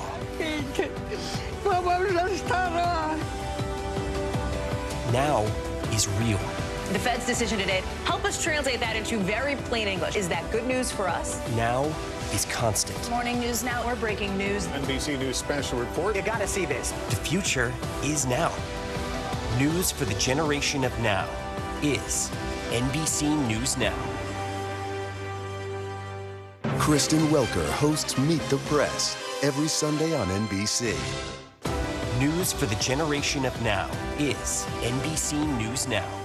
Here on NBC News Now, we are taking a closer look at the rise in incidents of anti-Semitism in the U.S. since the war between Israel and Hamas began. According to the Anti-Defamation League, the number of incidents targeting Jewish people is up 400% since last year, and many worry the trend will continue to increase as the war drags on. NBC News correspondent Jacob Soboroff is hosting this special called Epidemic of Hate, Anti-Semitism on the Rise. He's clearly here on set with us with more. Hi, Jacob. Good morning. So walk us through what our viewers can expect to see. What aspect of all this going on are you focusing on? Well, all of it. I mean, you guys highlighted some of the key statistics, and it's no secret that there's an explosion of anti-Semitism in America right now as we're all talking to each other. But you'll also remember that less than a year ago, we did another one of these, another anti-Semitism special, Epidemic of Hate, Anti-Semitism in America, to underscore the point that even outside of this moment, this context with the war between Israel and Hamas, anti-Semitism is something that has always been a part of American culture and society. It's real. People experience it on a daily basis. And unless we talk about it, the ultimate idea of eradicating anti-Semitism, not just here, but around the globe, will never be possible. You mentioned it's the second time you've hosted a special like this. What stands out to you this time, and who will we hear from? I think people maybe who weren't as cognizant of the fact, both Jews and non-Jews, about the level and sort of the vitriol behind the anti-Semitism in the United States are now sort of coming to the table. So in this special in particular, we're going to have sort of the people that you might expect to hear from, Jewish leaders, people that study hate as a profession, but also college students. College students they're such an important part of the conversation today because there are critical dialogues going on about Islamophobia and about anti-Semitism on college campuses.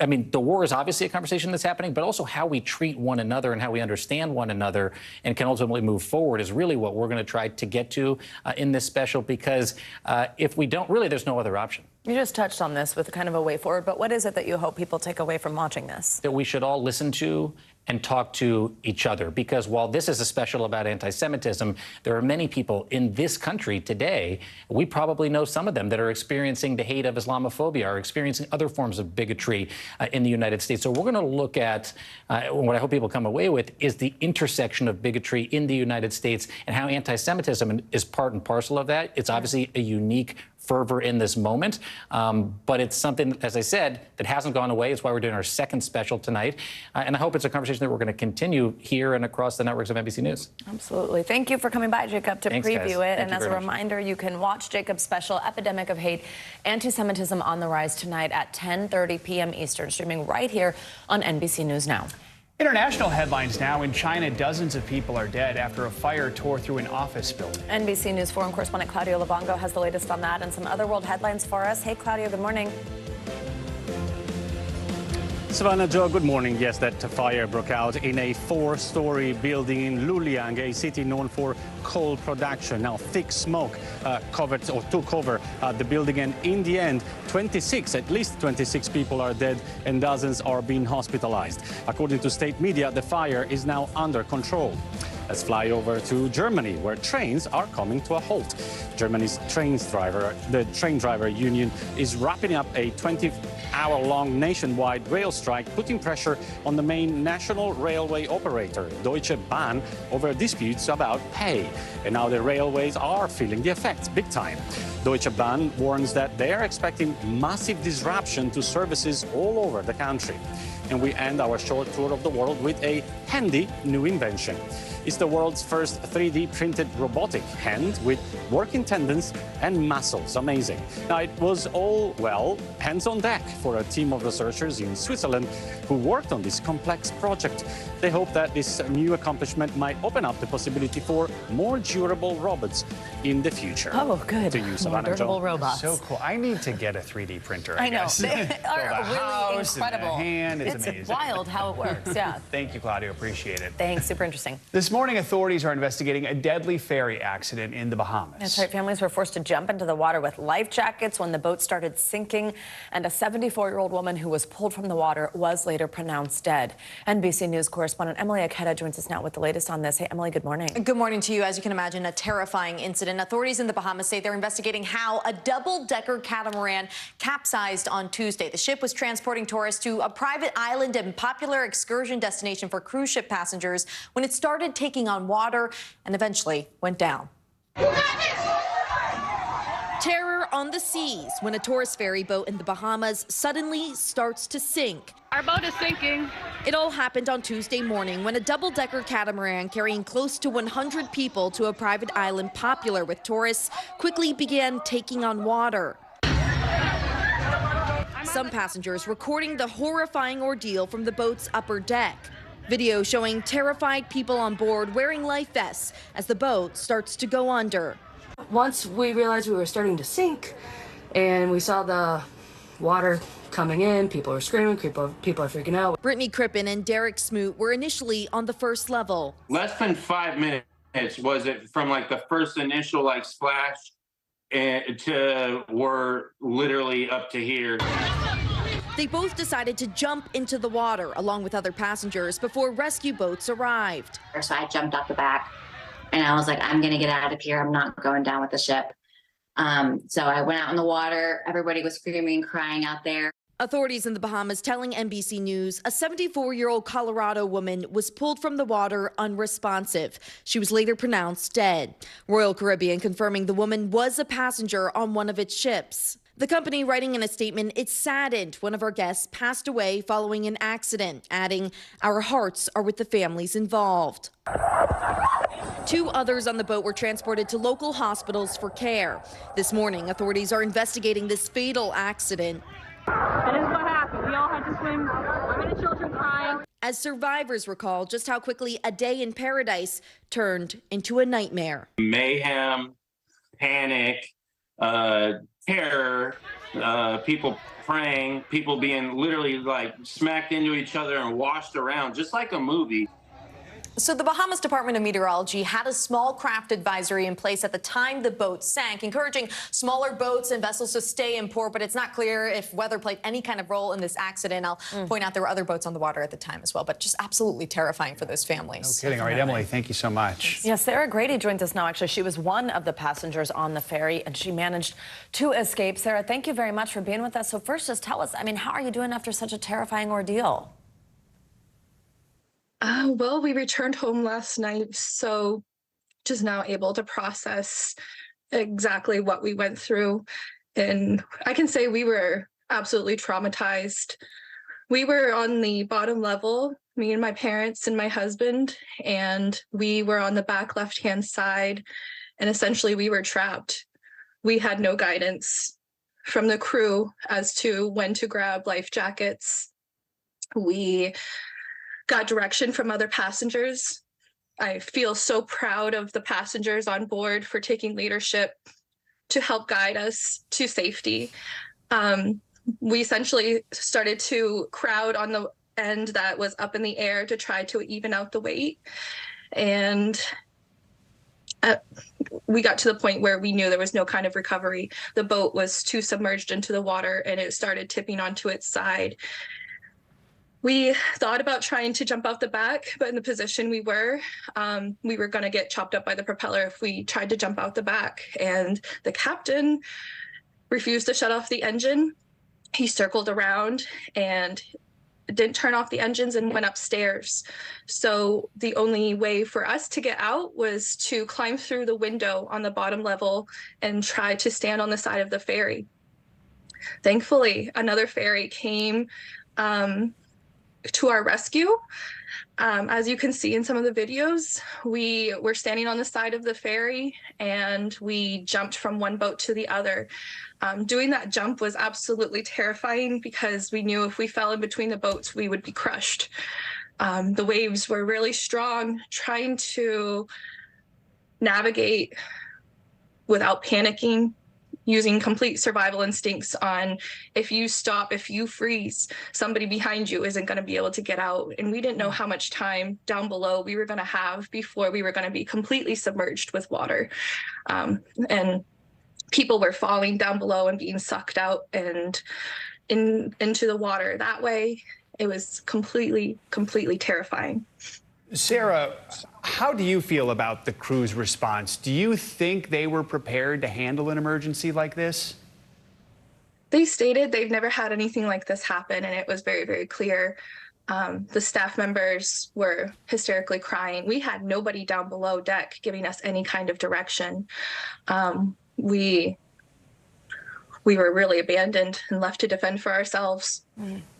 Sarah, we understand, is it right that your mother was injured in the accident? What happened to her and how is she right now?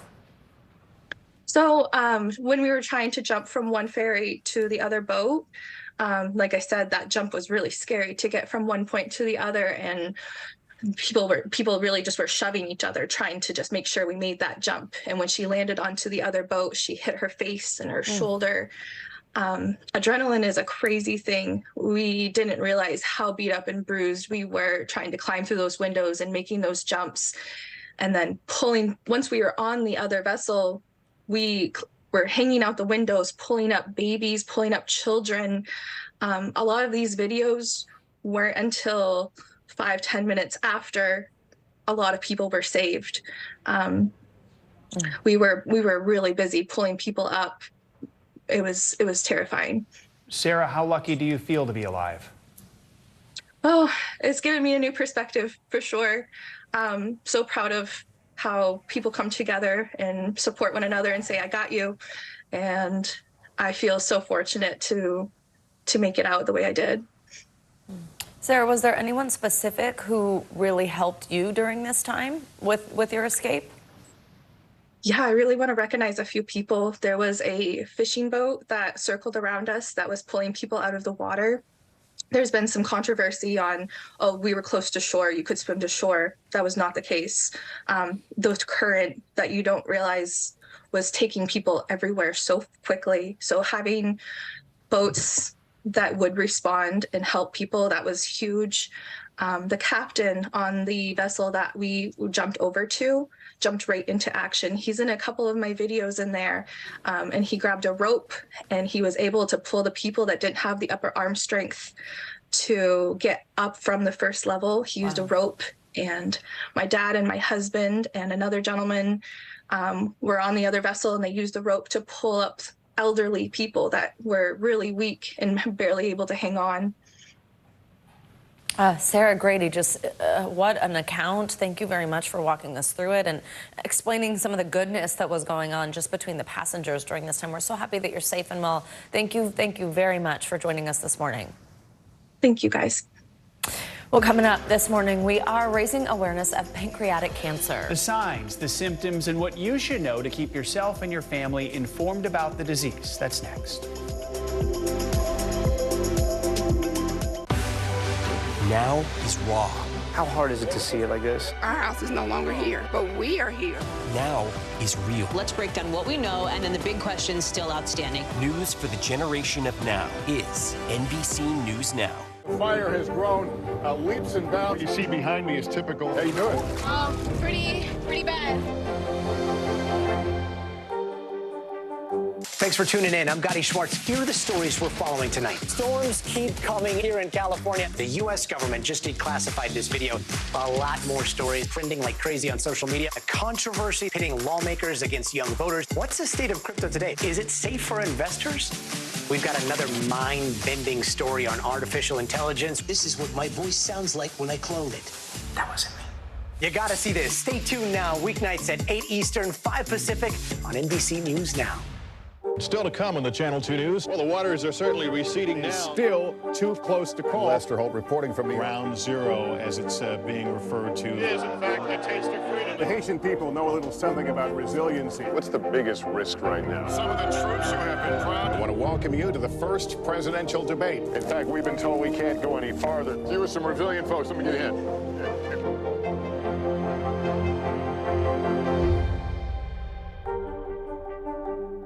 Coming on the air with breaking news. We are live tonight from Juarez, Mexico. Reporting over the skies of Lahaina. Here in Florida. The time to evacuate has come and gone. You were seeing people just running for their lives? People running for their lives. We've seen this almost unbelievable power struggle. What does this mean for Ukraine? It's the battle off the field that's inspired the world. Every night, it's your news playlist. Top Story with Tom Llamas. Streaming weeknights at 7 on NBC News Now.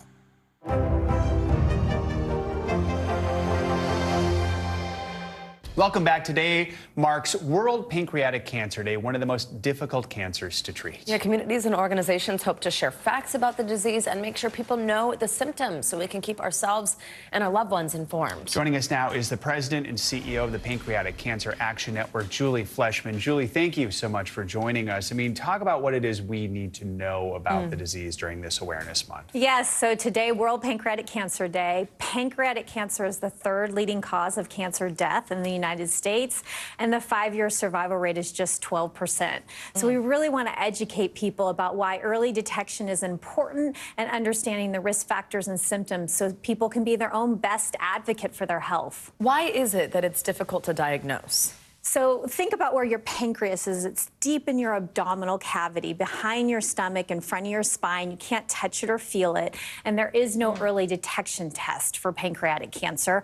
And unfortunately, the symptoms are benign. They're things that you might not indicate that it is pancreatic cancer. And so the more people can be aware, the better they can be their own advocate. TV personality Maria Menounos revealed yesterday that she essentially predicted there was something wrong with her pancreas. Well, on a podcast months before she was actually diagnosed with pancreatic cancer. She hopes to raise awareness of the disease, saying you have to listen to your bodies. But what are the signs of pancreatic cancer that we should not be ignoring? Yeah, she's so right. We have to listen to our body. So some of the symptoms of pancreatic cancer are stomach pain, back pain, unexplained weight loss. You're losing weight and you don't know why. sudden onset diabetes, jaundice, the yellowing of the skin and the eyes. These are some of the symptoms, and people can go to pancan.org to read about all of the symptoms. So if you're hearing something like this, what is the type of thing that you should do? Flag to your doctor. You say there's not an early detection test, but then what does that mean a next step is? Absolutely. So people can go to pancan.org and take a risk assessment test, better understanding your own family history of cancer and pancreatic cancer. You can call our patient services program and talk to someone about your symptoms and your risks. And then, yes, be an advocate. Go to your health professional and advocate for yourself. Say something isn't right. Let's pursue this. Absolutely. And tell us, where are we at right now with treatments, trials, things like that with this particular cancer? Yeah, there's a lot more going on today than ever before. There are options for patients who are diagnosed today. Again, they can call PanCan's Patient Services to learn more. And we're learning a lot more. I have hope that there will be an early detection strategy for pancreatic cancer in the future. There's a lot of research being done around trying to find a blood marker so that you could go in and simply take a blood test that would indicate that you might have, that there might be cancer present. So we are making progress, but we need more people to get involved, to take action, and to donate. Well, awareness like this certainly helps. Julie Fleshman, thank you for taking the time to join us this morning. Thank you for having me. Coming up, she is a decorated former Olympian who has won her fair share of medals, both abroad and here at home. But now, after retiring from competition, figure skater Mariah Bell is finding some brand new success off the ice. Mariah joins us live here in studio up next to talk about the power of she, which is helping empower women of all ages. Stick around.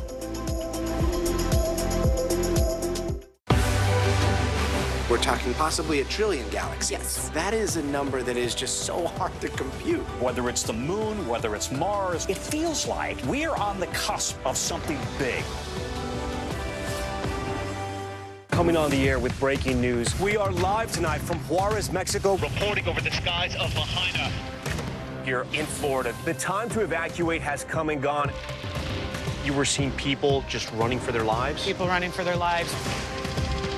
We've seen this almost unbelievable power struggle. What does this mean for Ukraine? It's the battle off the field that's inspired the world.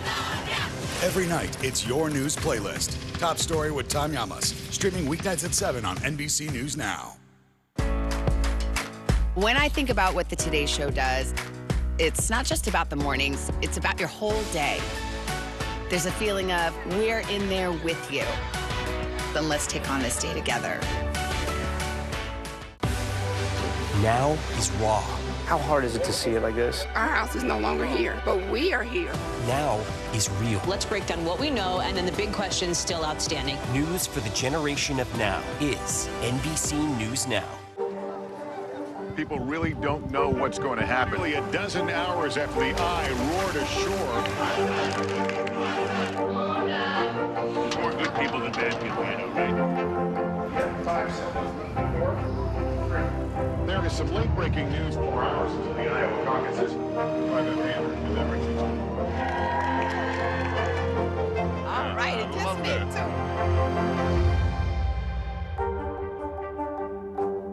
The NBC News mobile app. Get connected to your favorite news shows. For the top stories, breaking news, and live video, download the NBC News mobile app now.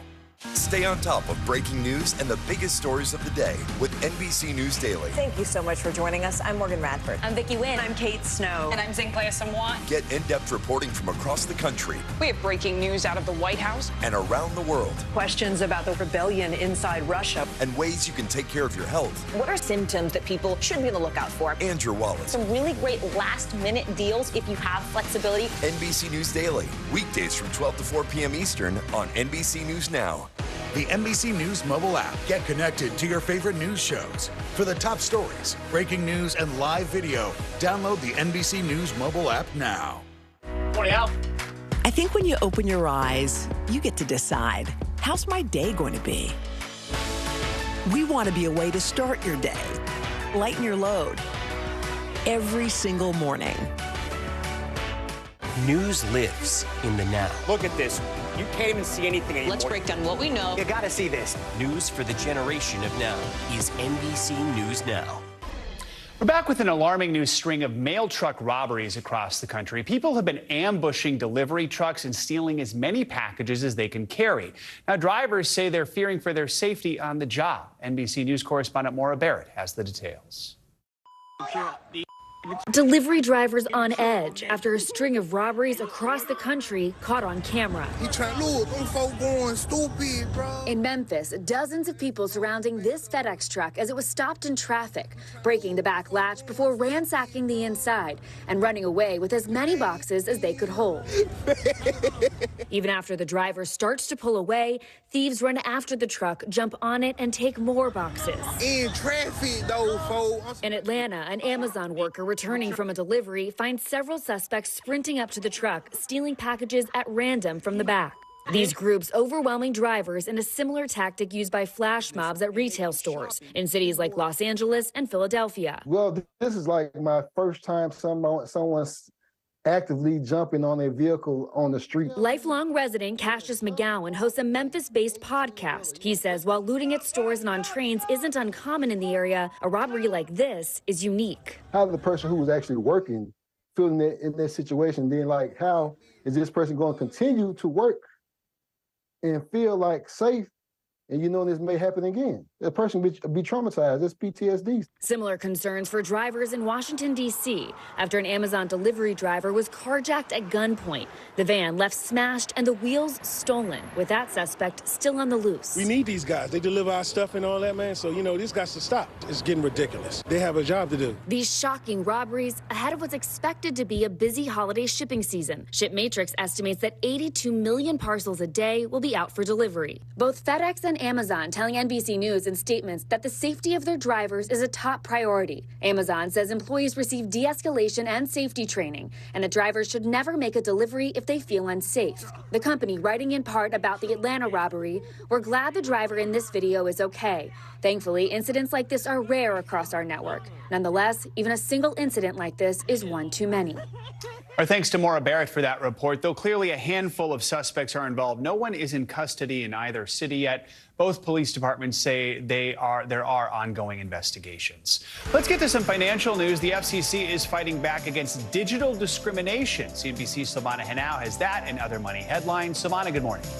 Hey, Joe, good morning. Yeah, so the FCC has approved a new set of rules to prevent digital discrimination. Now, the agency can now hold telecom companies accountable for offering unequal service across communities based on income level, race, or religion.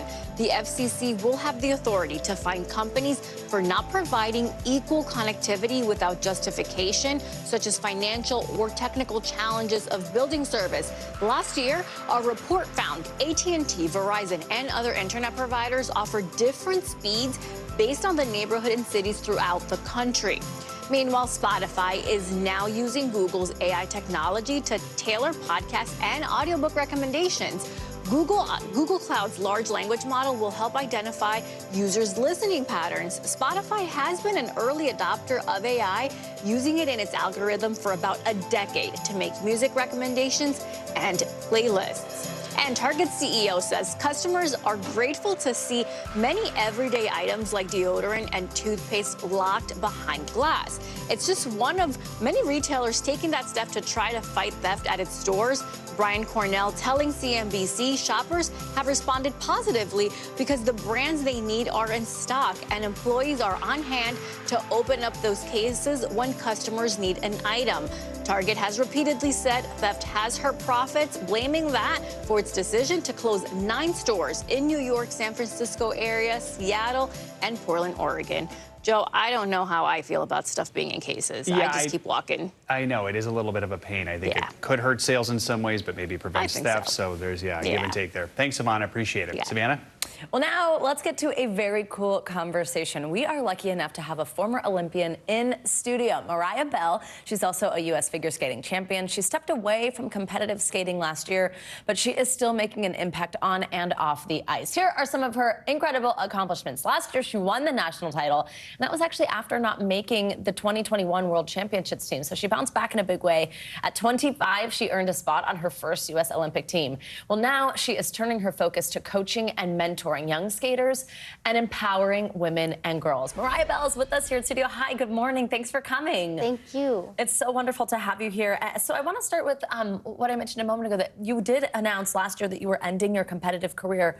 What I think is really incredible about this is this stat. You're the first U.S. woman to leave competitive skating rather than defend a national title since Sasha Cohen in 2007. So tell me about that decision. Why make it, and was it a tough one? It actually wasn't a tough one because in my career, I was really lucky. I mean, it took me a while to find the success that I was searching for, but when I did find it, I felt really fulfilled, and I was so content with my career and proud of myself that I was really ready to hang up my skates and leave my career where it was. Wow. I mean, the type of peace I feel that anybody can just hope for when it comes to a decision like that, right? And I know now you're in your freshman year, right? In college, you're at the University of Texas. Yes. How is it? I mean, I know you were training around the clock for so long before this, and now you kind of get to live this competition-free life. What's it like? It's been quite a transition for me. I'm usually used to just doing so much in a day, and so just to be going to school has actually been really refreshing. When you retire from something you're doing for so long, it can feel like you kind of lose your purpose a little bit, and I feel like school has definitely helped me transition into the next phase of my life. Yeah, I love when we're reminded how superhuman you Olympians are, because you're like, well, it's just school. It's not competition. What's it like at school? I mean, how often are your fellow students, your friends that you're making there, asking you about the Olympics? I actually don't talk about it at all. Good for you. I kind of like it because it's so different for me. Like, I remember, first day of school, they were like, tell us something interesting about yourself, and I was like, I'm not going to talk about skating at all. So, it's been kind of nice. But eventually they find out? Yeah, I think maybe, probably. Yeah. Well, maybe when you leave class to be on TV, something like that. Maybe. We mentioned you mentoring young women on and off the ice. Tell us a little bit about that. Yeah, so I've been able to do a lot. I'm coaching now, which is awesome. I'm also partnered with Athleta, which is this amazing company that I'm doing work with here now in New York. But I just love to, I feel like I had a lot of really great mentors in my career and people that I looked up to, and so I want to be able to be that for other skaters and young, females on or off the ice as well. Yeah, you mentioned Athleta, so that's this athletic clothing brand. I'm sure this is a fabulous Athleta outfit right here. And there's this event, I know, which is the reason that we're lucky enough to have you here in New York with us, called the Power of She Collective. That's what you're part of, and you're partnering with this event that's happening right in Central Park in Woolman Rink, which is very cool. Tell us about what this is. Yeah, so today Athleta is launching something called Move with Athleta. It's a new exercise kind of series, and it's really an opportunity for women to come together and sweat and connect and celebrate the power of she, as you mentioned. And it's starting today at the High Line, and then there'll be some events in Soho, and then also at Woolman Rink, where I'll be skating later today with figure skating in Harlem. So there's lots of really cool events happening, lots of opportunities to grab free product, which is really awesome. There you go. And then just learn more about the athletic community and hopefully connect with some really inspiring women. People love free stuff, so that was a good tease there. What other projects are you working on? Anything else exciting we'll see from you soon? So I have Stars on Ice coming up. It's a traveling show that will be happening in December, and then that's all in Canada with one stop in the U.S. It'll feature lots of other incredible Olympic figure skaters, and then I'm also leaving actually from here to go to Nashville. Scott Hamilton has a benefit show for cancer that will be taking place in Nashville. So I'll be going there to perform, and that's actually where I won my national title, so I'll be super excited to go back there. Oh, so cool, and what a fun city. Where's the one U.S. stop for Stars on Ice? It's in Duluth. Okay. I think that's Minnesota. Yeah. You've got a Minnesotan over there. Mariah, thank you very much. It's wonderful to meet you. Thank you for being here, and congratulations on this event today and your partnership with Athleta. We're so happy you stopped by. Thank you so much. I appreciate it. Duluth is lovely, and we'll be getting cold soon, by the way. All right, coming up, we're going to flip the script with a legendary and trailblazing dancer who's been in the spotlight here in New York for decades, from making history at the American Ballet Theater to creating his own company, Complexions Contemporary Ballet. Desmond Richardson joins us next. He's right here to chat about his amazing career and diversity in performing arts. Stick around, that's next. News lives in the now. Israel tonight declaring war against Hamas following the brutal surprise attack within its own borders. Now is raw. We are in the West Bank city of Ramallah. Protesters are on the streets here to denounce Israel now is real. Most of the time, the Iron Dome works, but there are rare occasions that a few get through, like here in Ashkelon. News for the generation of now is NBC News Now, streaming free everywhere. Coming on the air with breaking news. We are live tonight from Juarez, Mexico, reporting over the skies of Lahaina. Here in Florida, the time to evacuate has come and gone. You were seeing people just running for their lives? People running for their lives. We've seen this almost unbelievable power struggle. What does this mean for Ukraine? It's the battle off the field that's inspired the world. Every night, it's your news playlist. Top Story with Tom Llamas, streaming weeknights at 7 on NBC News Now. Thanks for tuning in. I'm Gotti Schwartz. Here are the stories we're following tonight. Storms keep coming here in California. The U.S. government just declassified this video. A lot more stories trending like crazy on social media. A controversy pitting lawmakers against young voters. What's the state of crypto today? Is it safe for investors? We've got another mind-bending story on artificial intelligence. This is what my voice sounds like when I clone it. That wasn't me. You gotta see this. Stay tuned now. Weeknights at 8 Eastern, 5 Pacific on NBC News Now. Coming on the air with breaking news. We are live tonight from Juarez, Mexico, reporting over the skies of Lahaina. Here in Florida, the time to evacuate has come and gone. You were seeing people just running for their lives? People running for their lives. We've seen this almost unbelievable power struggle. What does this mean for Ukraine? It's the battle off the field that's inspired the world. Every night, it's your news playlist. Top Story with Tom Llamas, streaming weeknights at 7 on NBC News Now.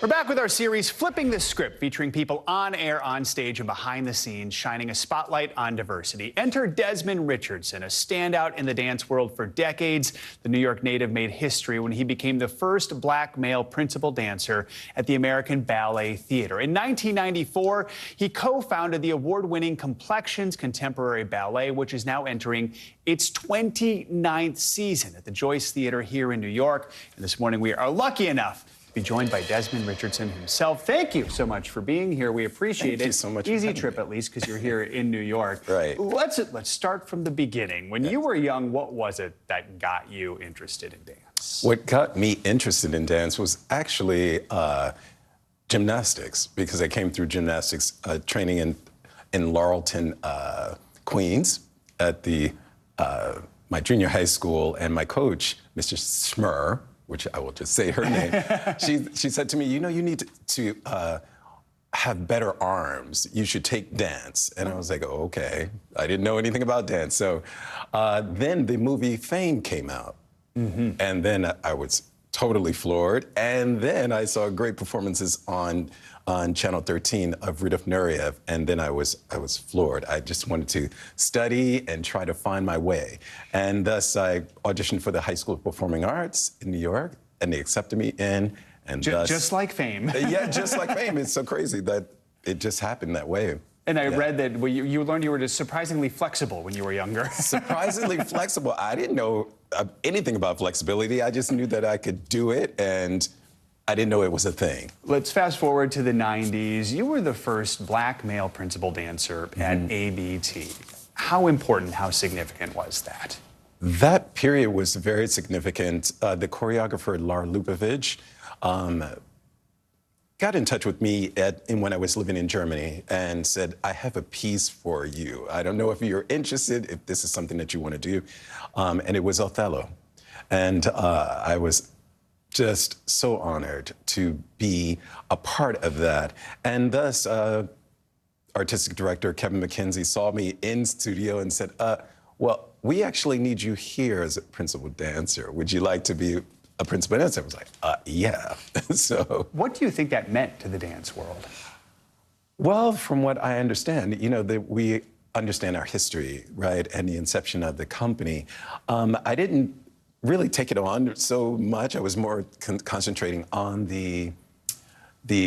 just the dancing. But then in speaking with my mom and my grandma, you know, they were saying, you know, there's a lineage and you have to think about the history of that. And, you know, the shoulders that you've climbed on to get to where you are. And to just be proud and to carry everybody through. So that was really profound for me. What should people know about Complexions? People should know that Complexions started in 1994, as you said, and we are 29 years old. We are multicultural, multidiverse, and not only just through ethnicity, but through the music of Bach, Beethoven, Drake, U2. There's so much there. And we just really we like the world to be a little bit more like Complexions, where there's like a lot of diversity and inclusivity at total.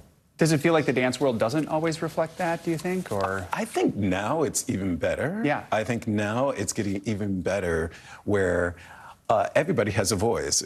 Everybody always had a voice. So it's nice that people have an opportunity to share what they've trained in and not be blocked in any way. So there's an opening for everyone. We have about 45 seconds left here, but what's next for you? What's next for me is, well, I'm choreographing, working with Dwight Roden, my collaborative partner. In Complexions, we are working on a new work on Broadway that's coming to Broadway called Mozart, Her Story. Wow. Yes, with Tegan Summer. And among other things, we're just doing many, many things. I'm just out there producing and also to working with students. That's my biggest passion for right now, is paying it back, paying it forward because someone paid it forward. Exactly, inspiring the next generation, just like it's done for you. Keep that fame vibe going, That's right? right. All right. Desmond Richardson, thank you so much. And you can check out Complexions at the Joyce Theater here in New York from now through November 26. Make sure to check it out if you're here in the city. That is going to do it for this hour of Morning News Now. But the news continues right now. Don't go anywhere.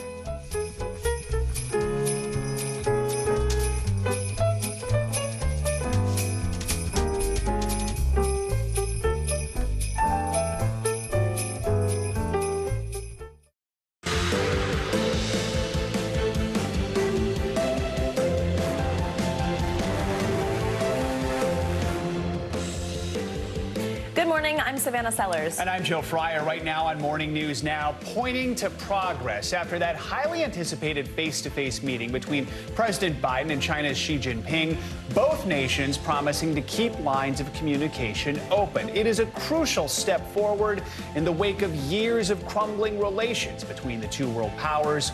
We'll bring you the cornerstones of their conversation. In Washington, a potential shakeup in the race for the White House. Democratic Senator Joe Manchin leaving the door open for a possible run after announcing he would not seek another term in Congress. Are you considering running for president? I will do anything I can to help my country. We've got much more from Senator Manchin's telling interview with Meet the Press moderator Kristen Welker. Also this morning, Israel is doubling down on its assault of Gaza's El Shifa hospital, raiding it for the second time in 24 hours. We're on the ground as President Biden offers remarks on a potential endgame in the Middle East. And later this hour, we are flipping the script. He has been a trailblazing figure in the world of dance for decades, constantly evolving and moving to the beat of his own drum and entertaining so many in the progress. Looking forward to bringing you that conversation coming up a little bit later. We begin with that high-stakes summit between President Biden and China's President Xi. The two leaders gathered in California yesterday to discuss a wide range of global issues while also trying to rebuild relations between the superpowers.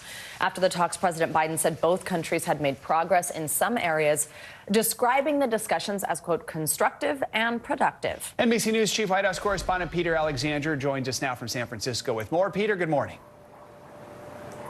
Hey, Joe and Savannah, good morning to both of you. The biggest headline from this summit may simply be the fact that it happened, with tensions between the U.S. and China rising. The leaders of the world's two greatest superpowers had not even spoken in a year, now lowering the temperature with their talks here, agreeing, President Biden says, to pick up the phone when the other one calls.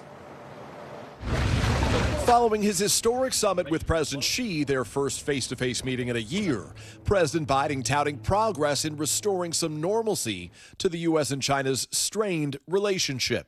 And I believe they're some of the most constructive and productive discussions we've had. No major breakthroughs and no concrete commitments from the Chinese to use their leverage with Russia and Iran to defuse the wars in Ukraine and the Middle East. But the president announced agreements to resume military-to-military communications and to combat the flow of fentanyl from China into the U.S. More people in the United States between the ages of 18 and 49 die from fentanyl than from guns, car accidents, or any other cause, period. As for concerns about Chinese interference in the 2024 election, President Biden says he was blunt. I made it clear I didn't expect any interference, any at all. The president's comments punctuating a warm greeting for his adversary and a 4-hour meeting where President Xi acknowledged escalating tensions but emphasized a way forward. Planet Earth is big enough for the two countries to succeed, she said, while adding it is unrealistic for one side to remodel the other. And conflict and confrontation, he said, has unbearable consequences for both countries. Later, President Biden standing by his past assessment that President Xi is a dictator. Well, look, he is. I mean, he's a dictator in the sense that he is a guy who runs a country that is a communist country. The Chinese Foreign Ministry quickly responding, calling the remark extremely wrong and irresponsible political manipulation. Overnight, the communist leader was the guest of honor at a glitzy dinner featuring a parade of American business leaders, including Elon Musk and the heads of Apple, Boeing, and FedEx. It really was a pretty dramatic scene there last night. Some of the world's richest men, businessmen, billionaires, giving 2 standing ovations to the world's biggest communist. And one other headline here, and you can chalk this one up, is panda diplomacy. Just a week after Washington's National Zoo said goodbye to its 3 giant pandas, President Xi there overnight teased that China will send more pandas to the U.S., calling them envoys of friendship. I see Savannah smiling. No specific details on how many or when they will arrive. But Joe and Savannah, President Xi said they are likely to end up at the famed San Diego Zoo. There you go. I grew up getting to see him at the San Diego Zoo. Very cool to hear. A little bit of good news there. Peter, thank you so much. Yeah. This morning, speculation is swirling around a new potential entrant in the 2024 race for the White House. After announcing he wouldn't run again for his Senate seat, West Virginia's Joe Manchin sat down with Meet the Press moderator Kristen Welker, where he discussed a possible run for president. Are you considering running for president? I will do anything I can to help my country. Is that a yes? And you're saying, does that mean you would consider it? Absolutely. Every American should consider. If they're in a position to help save the country, I think we're on the wrong course. So I will do everything possible. More on this. We're joined by NBC News senior political editor Mark Murray. Mark, good morning. So Senator Manchin is a lifelong Democrat. He has not been shy about expressing frustration with the political system, specifically the extremes of the two parties. So what more can you tell us about his thinking? When might we expect him to make an official decision here?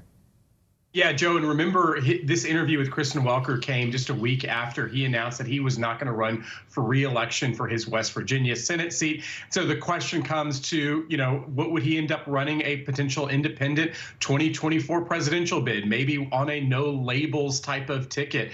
And he ended up saying that he would end up making a time frame and a timeline right around Super Tuesday. And that is, of course, in March, when we'll have a very good idea of who the nominees will end up being for both parties. But he also ended up criticizing both President Biden and former President Donald Trump, the two frontrunners for their parties' respective nominations. Take a listen. I'm going to do everything in my power to make sure and mobilize that moderate, sensible, common sense middle. I'm totally, absolutely scared to death that Donald Trump would become president again. I think we will lose democracy as we know it. And my reason for saying that, you can't normalize this visceral hatred, calling people names and attacking people. You can't basically think the only fair election is the one you win. And I'm afraid that Joe Biden's been pushed too far to the left. Can he come back? We'll see. But the bottom line is that's not the Joe Biden that we thought was being elected, to go that far left. So obviously criticism for both Trump and for President Joe Biden in that interview, Joe.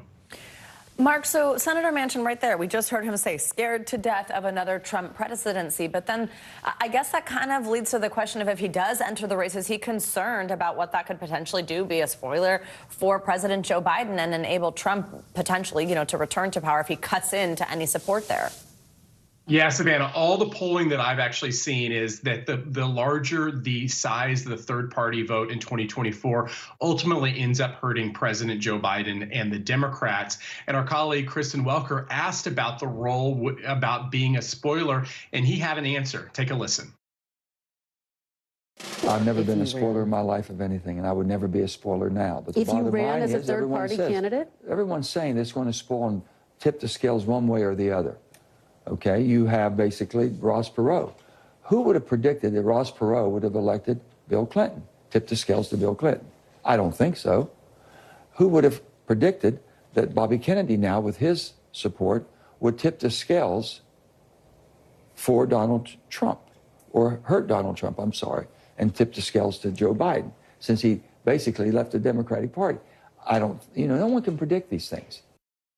So we will obviously be following this story all the way up until Super Tuesday. Back to you, Joe and Savannah.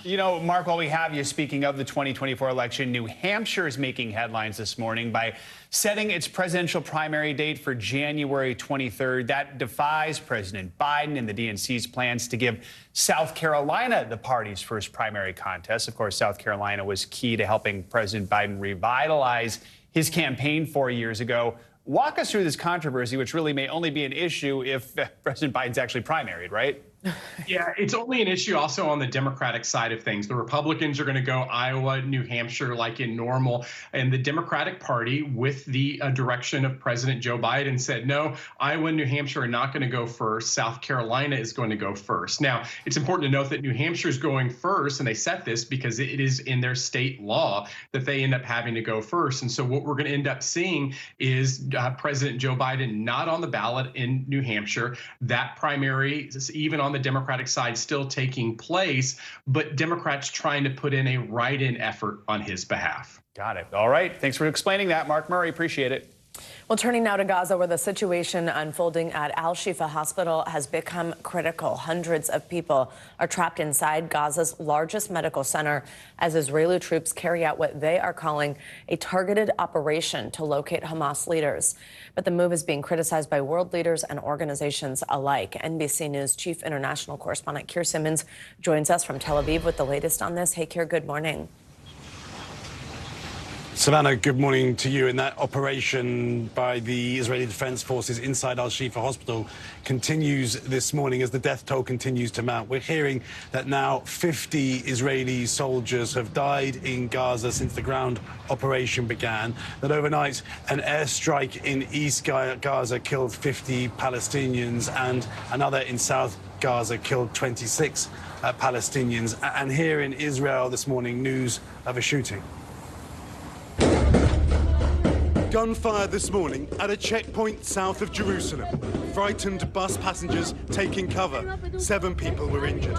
Israeli officials calling it a terror attack, saying they killed 3 assailants in response. Inside Gaza, Israel's hunt for Hamas unrelenting. Our team filming the aftermath of another air raid. In Al-Shifa Hospital, the Israeli Defense Force says guns, grenades, what it calls a blast door, and technology like a laptop are evidence of a Hamas operational command center. Let's have a look at what we found inside the very same cabinet that houses medical equipment. Hamas, the military wing, Kataib al-Qassam, of course a vest with equipment, and as always, an AK-47. NBC News was not at the hospital to verify the claims, and so far, the Israeli military has not said its ongoing search has found Hamas tunnels under the building. Hamas-run Gazan Health Ministry sent this video from the hospital raid. Israel says it killed, quote, a number of terrorists in the complex. Doctors inside telling of people arrested, some stripped naked, and saying there was no resistance. No single gunshot was fired against them within the hospital. Overnight, President Biden urging a long, elusive political solution. I can't tell you how long it's going to last, but I can tell you I don't think it ultimately ends until there's a 2-state solution. Meanwhile, the increasingly desperate families of the hostages wait and pray for their return. Prime Minister Netanyahu's wife writing to First Lady Jill Biden of a pregnant hostage who has likely now given birth, and of 32 children kidnapped, including a 10-month-old. Kafir Yafat is the baby's second cousin. Children are not supposed to be part of this. Some kind of... I don't want to celebrate his first birthday without him.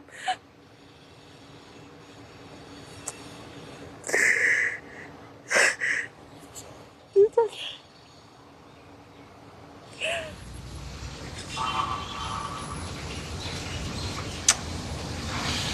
There are no words, Savannah. President Biden overnight saying he is, quote, mildly hopeful of a negotiated deal to release perhaps between 50 or 100 hostages. Meanwhile, Prime Minister Netanyahu saying there is no place in Gaza we will not reach. Savannah.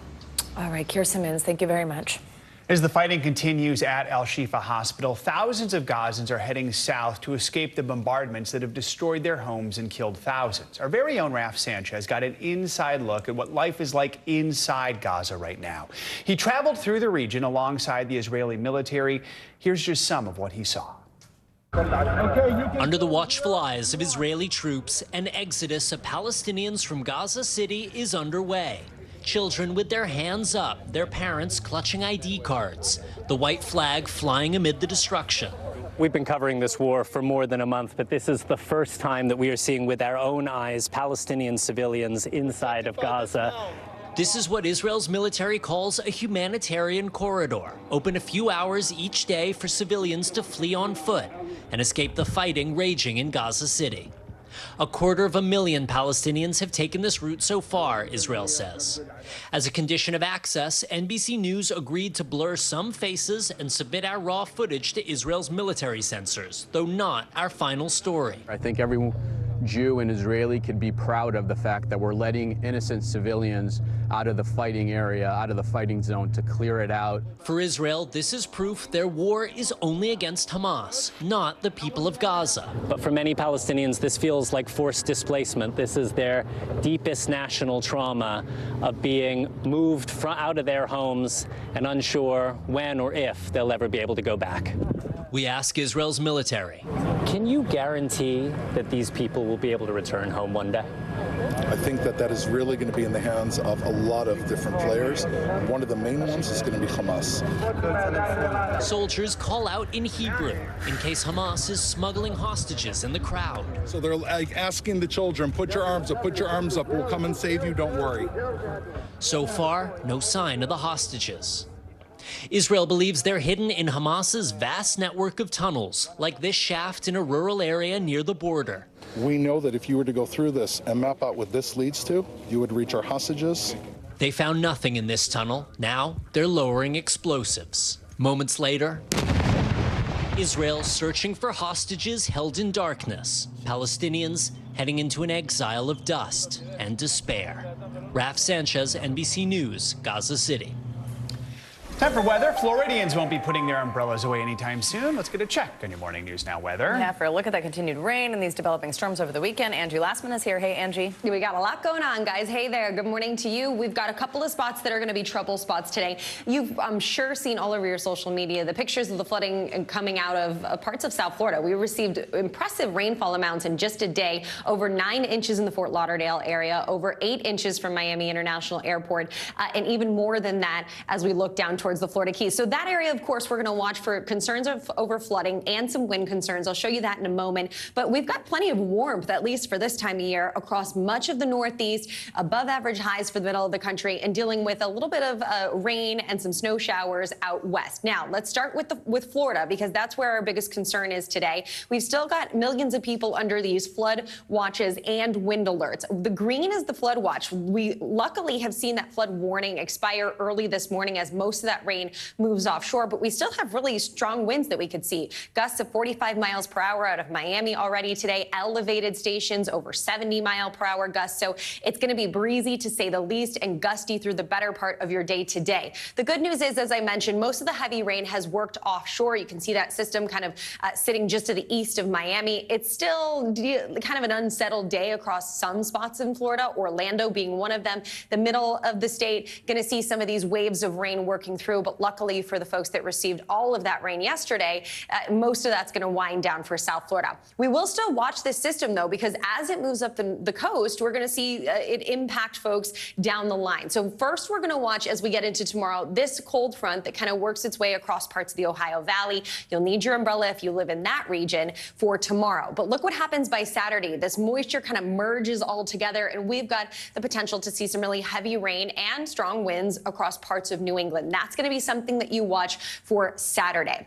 In the meantime, I know people are gearing up for the holiday week next week. If you're going to be traveling on Friday, tomorrow, you've really just got to watch the rain and the wind across the Midwest and interior areas of the Northeast. California also dealing with a little bit of rain. Middle of the country looks great, but the West Coast, the rain and low visibility will be something that you'll have to watch, along with the rain and gusty conditions for the Midwest. Saturday, guys, it'll be mostly nice for everybody, except we will be watching that coast-to-coast storm for the West Coast. That Pacific storm is going to be something we'll have to contend with through next week. Right as people start to be on the move for Thanksgiving. All right, thanks, Angie. Much more to come on this hour of Morning News Now, including an alarming rise in delivery truck robberies right as we hit the holiday shopping season. It's got drivers across America now fearing for their safety. Plus, an American tourist killed in the Bahamas after a ferry tragically sunk with roughly 100 people on board. We've got the latest on the investigation after the break.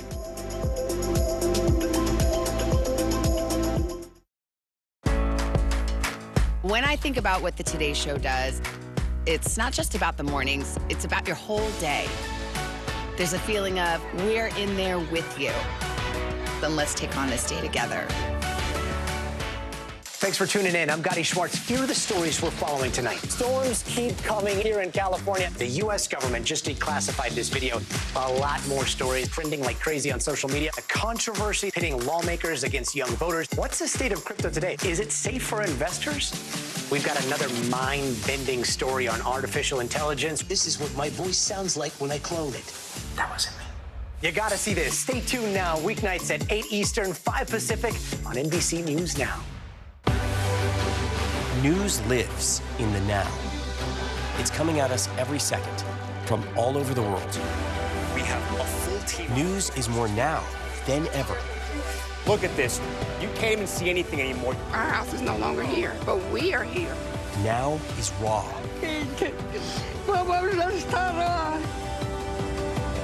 Now is real. The Fed's decision today, help us translate that into very plain English. Is that good news for us? Now is constant. Morning News Now, or breaking news. NBC News special report. You gotta see this. The future is now. News for the generation of now is NBC News Now.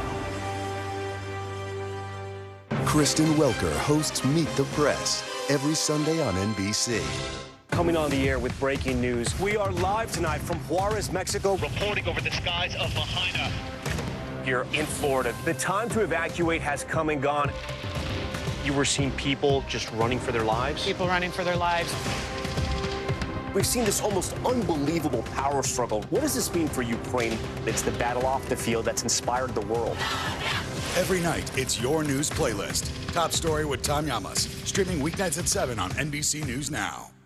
Stay on top of breaking news and the biggest stories of the day with NBC News Daily. Thank you so much for joining us. I'm Morgan Radford. I'm Vicki Wynn. I'm Kate Snow. And I'm Zinclair Samwat. Get in-depth reporting from across the country. We have breaking news out of the White House and around the world. Questions about the rebellion inside Russia. And ways you can take care of your health. What are symptoms that people should be on the lookout for? And your wallet. Some really great last-minute deals if you have flexibility. NBC News Daily. Weekdays from 12 to 4 p.m. Eastern on NBC News Now.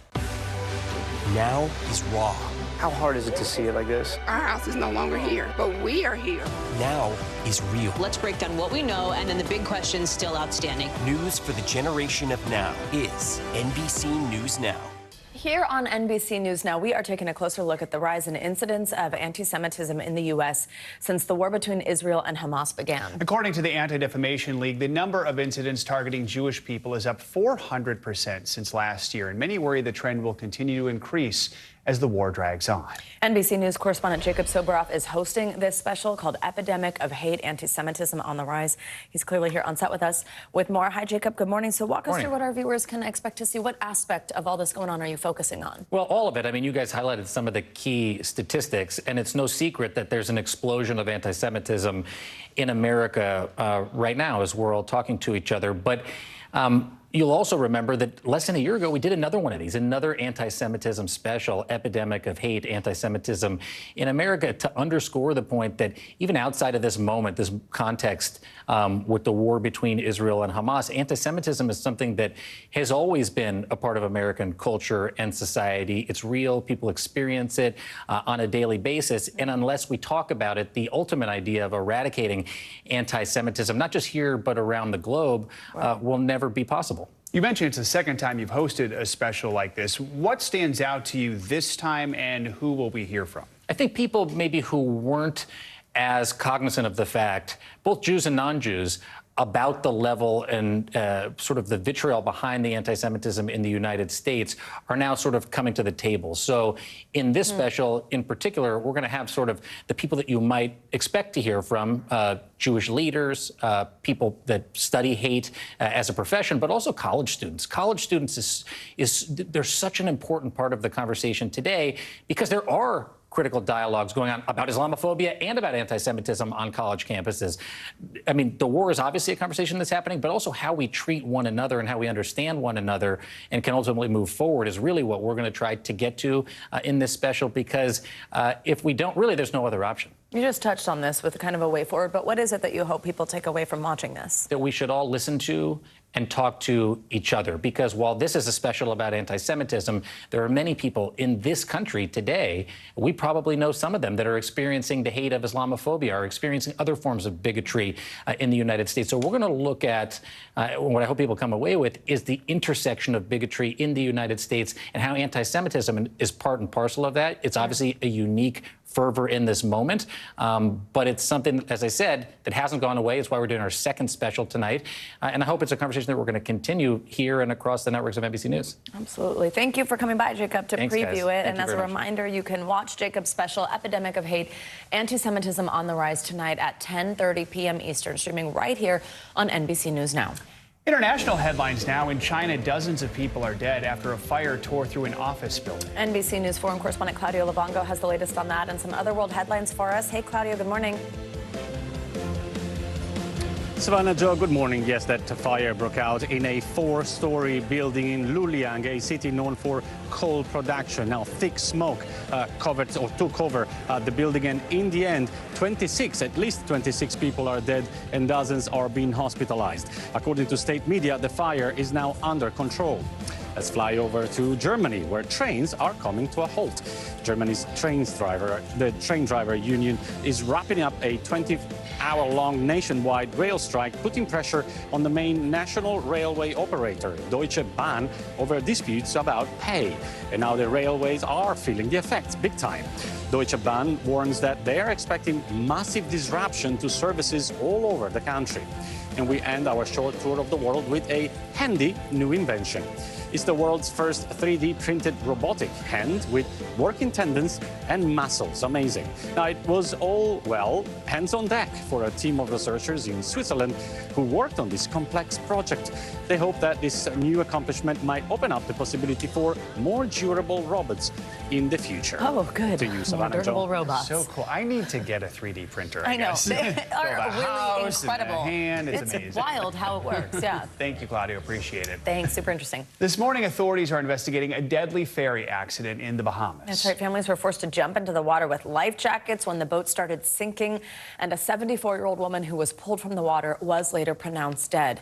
NBC News correspondent Emily Aketa joins us now with the latest on this. Hey, Emily, good morning. Good morning to you. As you can imagine, a terrifying incident. Authorities in the Bahamas say they're investigating how a double-decker catamaran capsized on Tuesday. The ship was transporting tourists to a private island and popular excursion destination for cruise ship passengers when it started taking on water and eventually went down. Terror on the seas when a tourist ferry boat in the Bahamas suddenly starts to sink. Our boat is sinking. It all happened on Tuesday morning when a double-decker catamaran carrying close to 100 people to a private island popular with tourists quickly began taking on water. Some passengers recording the horrifying ordeal from the boat's upper deck. Video showing terrified people on board wearing life vests as the boat starts to go under. Once we realized we were starting to sink and we saw the water coming in, people are screaming, people are freaking out. Brittany Crippen and Derek Smoot were initially on the first level. Less than 5 minutes was it from like the first initial like splash to we're literally up to here. They both decided to jump into the water along with other passengers before rescue boats arrived. So I jumped off the back and I was like, I'm going to get out of here. I'm not going down with the ship. So I went out in the water. Everybody was screaming, crying out there. Authorities in the Bahamas telling NBC News a 74-year-old Colorado woman was pulled from the water unresponsive. She was later pronounced dead. Royal Caribbean confirming the woman was a passenger on one of its ships. The company writing in a statement, it's saddened one of our guests passed away following an accident, adding, our hearts are with the families involved. 2 others on the boat were transported to local hospitals for care. This morning, authorities are investigating this fatal accident. That is what happened. We all had to swim, women and children crying. As survivors recall just how quickly a day in paradise turned into a nightmare. Mayhem, panic, terror, people praying, people being literally like smacked into each other and washed around, just like a movie. So the Bahamas Department of Meteorology had a small craft advisory in place at the time the boat sank, encouraging smaller boats and vessels to stay in port, but it's not clear if weather played any kind of role in this accident. I'll point out there were other boats on the water at the time as well, but just absolutely terrifying for those families. No kidding. All right, Emily, thank you so much. Yeah, Sarah Grady joins us now. Actually, she was one of the passengers on the ferry, and she managed to escape. Sarah, thank you very much for being with us. So first, just tell us, I mean, how are you doing after such a terrifying ordeal? Well, we returned home last night, so just now able to process exactly what we went through. And I can say we were absolutely traumatized. We were on the bottom level, me and my parents and my husband, and we were on the back left-hand side, and essentially we were trapped. We had no guidance from the crew as to when to grab life jackets. We got direction from other passengers. I feel so proud of the passengers on board for taking leadership to help guide us to safety. We essentially started to crowd on the end that was up in the air to try to even out the weight. And we got to the point where we knew there was no kind of recovery. The boat was too submerged into the water and it started tipping onto its side. We thought about trying to jump out the back, but in the position we were going to get chopped up by the propeller if we tried to jump out the back. And the captain refused to shut off the engine. He circled around and didn't turn off the engines and went upstairs. So the only way for us to get out was to climb through the window on the bottom level and try to stand on the side of the ferry.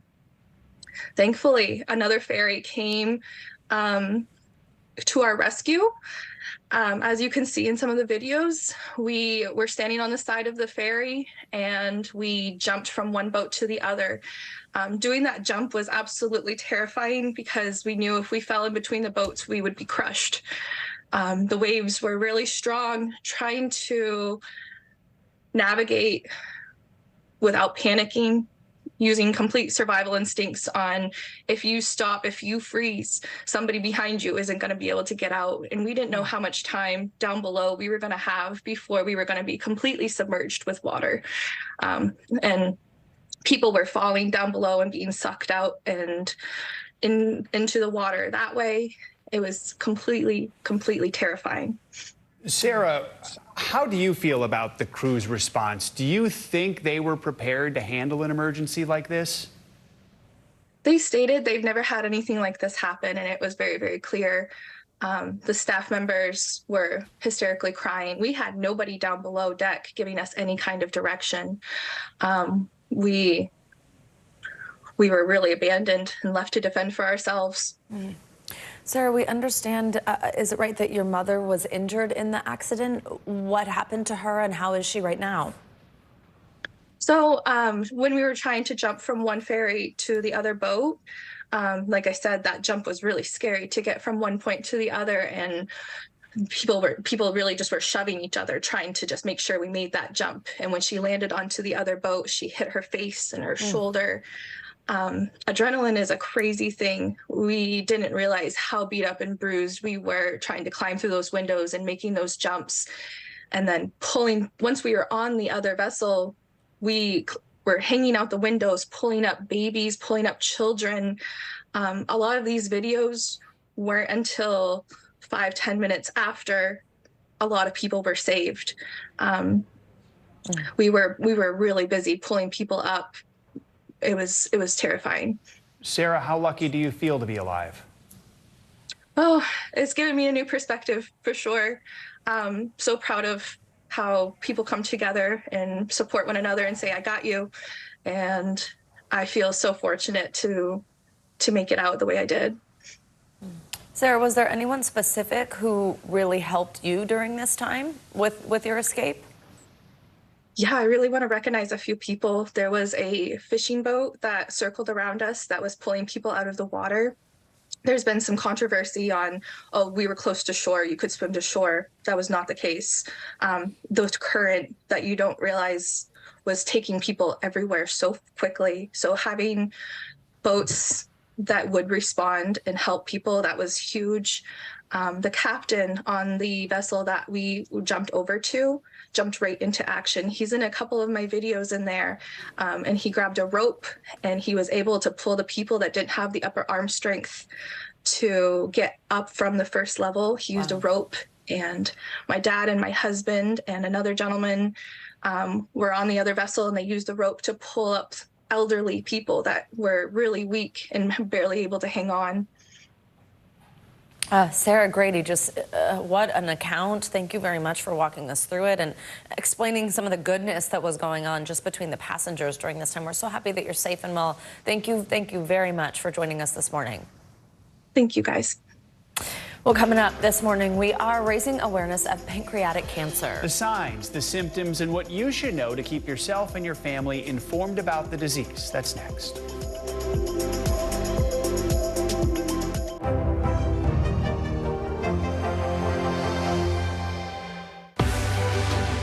We're talking possibly 1 trillion galaxies. Yes. That is a number that is just so hard to compute. Whether it's the moon, whether it's Mars, it feels like we're on the cusp of something big. 20 out. I think when you open your eyes, you get to decide, how's my day going to be? We want to be a way to start your day, lighten your load, every single morning.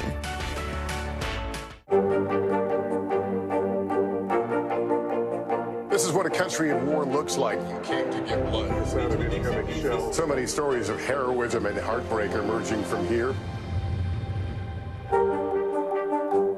News lives in the now. Look at this.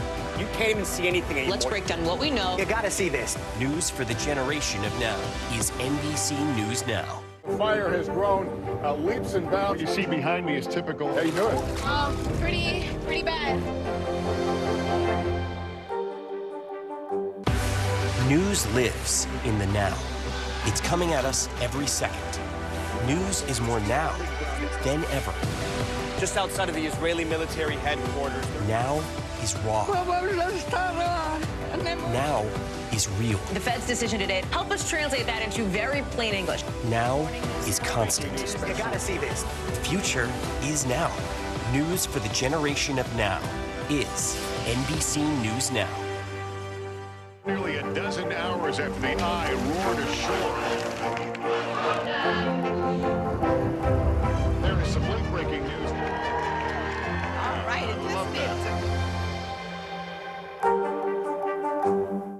News for the generation of now is NBC News Now.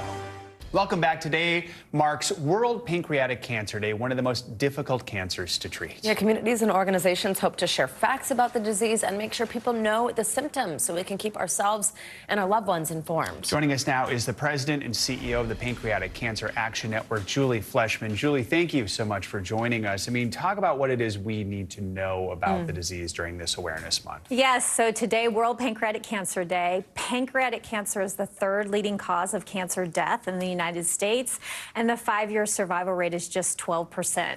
So we really want to educate people about why early detection is important and understanding the risk factors and symptoms so people can be their own best advocate for their health. Why is it that it's difficult to diagnose? So think about where your pancreas is. It's deep in your abdominal cavity, behind your stomach, in front of your spine. You can't touch it or feel it. And there is no early detection test for pancreatic cancer.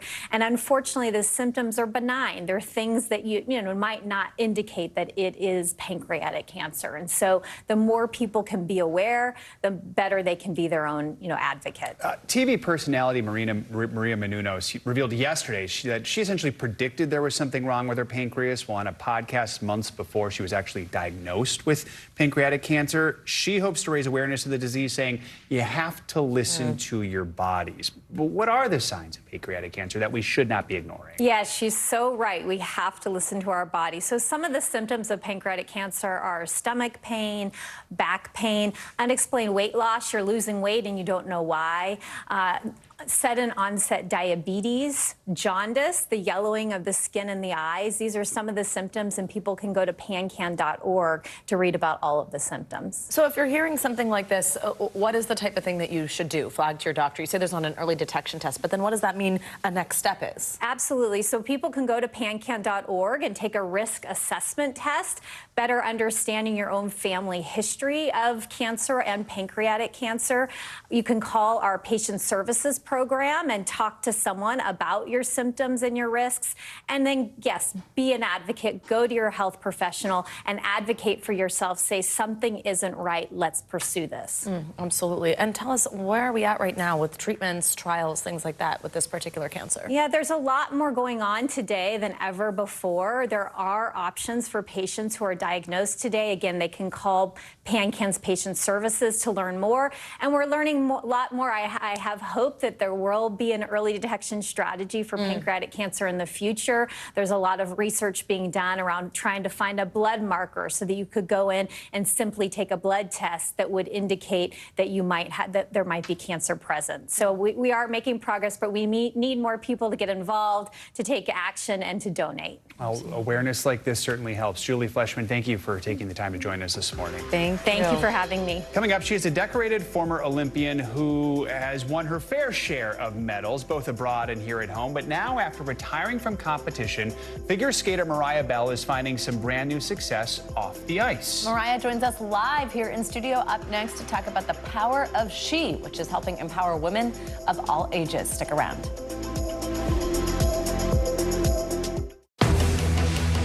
News lives in the now. Israel tonight declaring war against Hamas following the brutal surprise attack within its own borders. Now is raw. We are in the West Bank city of Ramallah. Protesters are on the streets here to denounce Israel. Now is real. Most of the time, the Iron Dome works, but there are rare occasions that a few get through, like here in Ashkelon. News for the generation of now is NBC News Now. Streaming free everywhere. Hey, I'm Hallie. It's good to be with you tonight. The debt ceiling. Here's why this matters. Please, please don't have your eyeballs glaze over. Here's why this matters. Talk to us about what we're supposed to call this. Is it a bailout? Is it a backstop? There's a difference because it matters whose money is being used to prop up these banks. We think we're getting close to this news conference. I will be honest with people. This is like an awkward moment where we think we're like right there. You're going to have to like tap dance with us maybe a little bit. I do have my tap dancing shoes on, not to worry. When I think about what the Today Show does, it's not just about the mornings, it's about your whole day. There's a feeling of we're in there with you. Then let's take on this day together. People really don't know what's going to happen. Nearly a dozen hours after the Eye roared ashore. More good people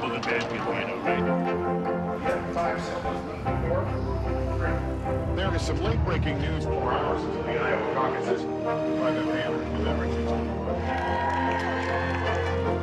All right, it just midterm.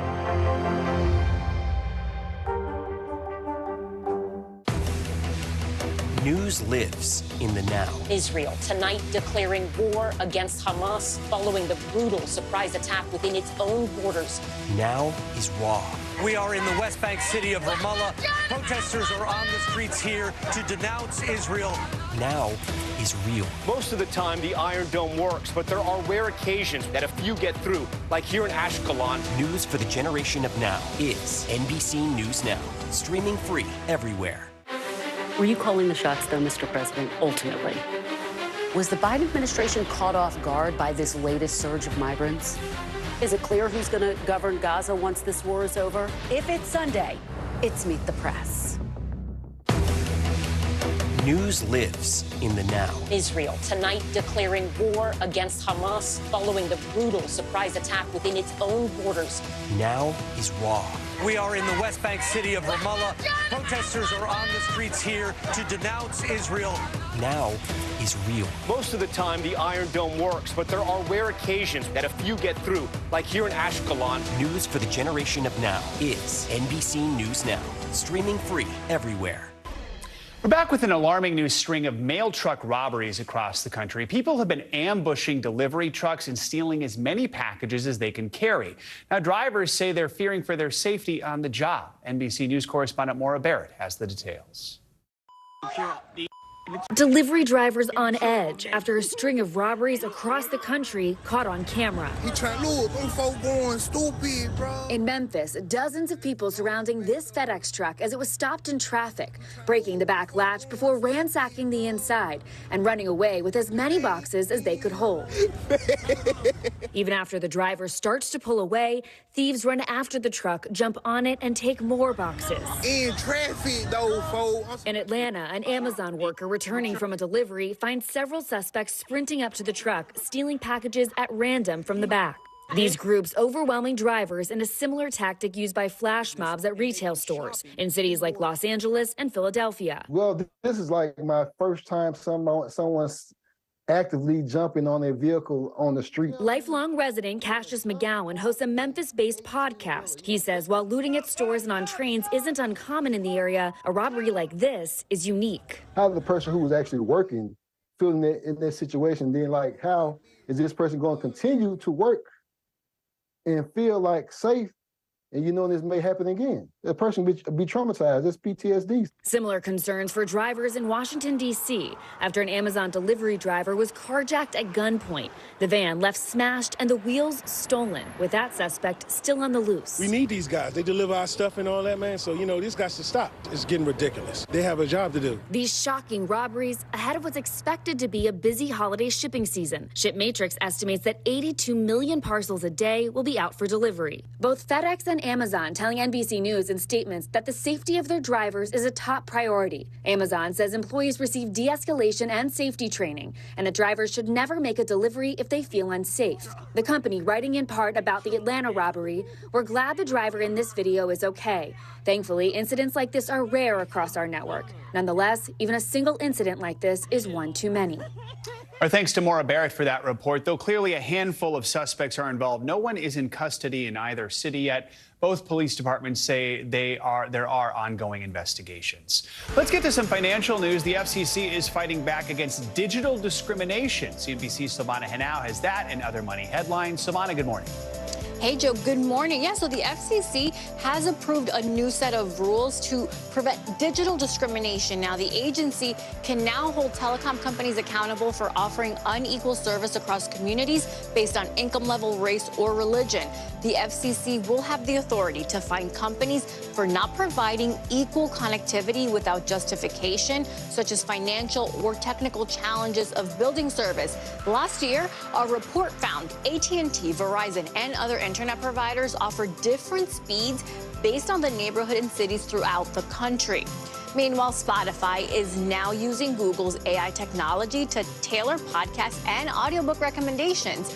Google Cloud's large language model will help identify users' listening patterns. Spotify has been an early adopter of AI, using it in its algorithm for about a decade to make music recommendations and playlists. And Target's CEO says customers are grateful to see many everyday items like deodorant and toothpaste locked behind glass. It's just one of many retailers taking that step to try to fight theft at its stores.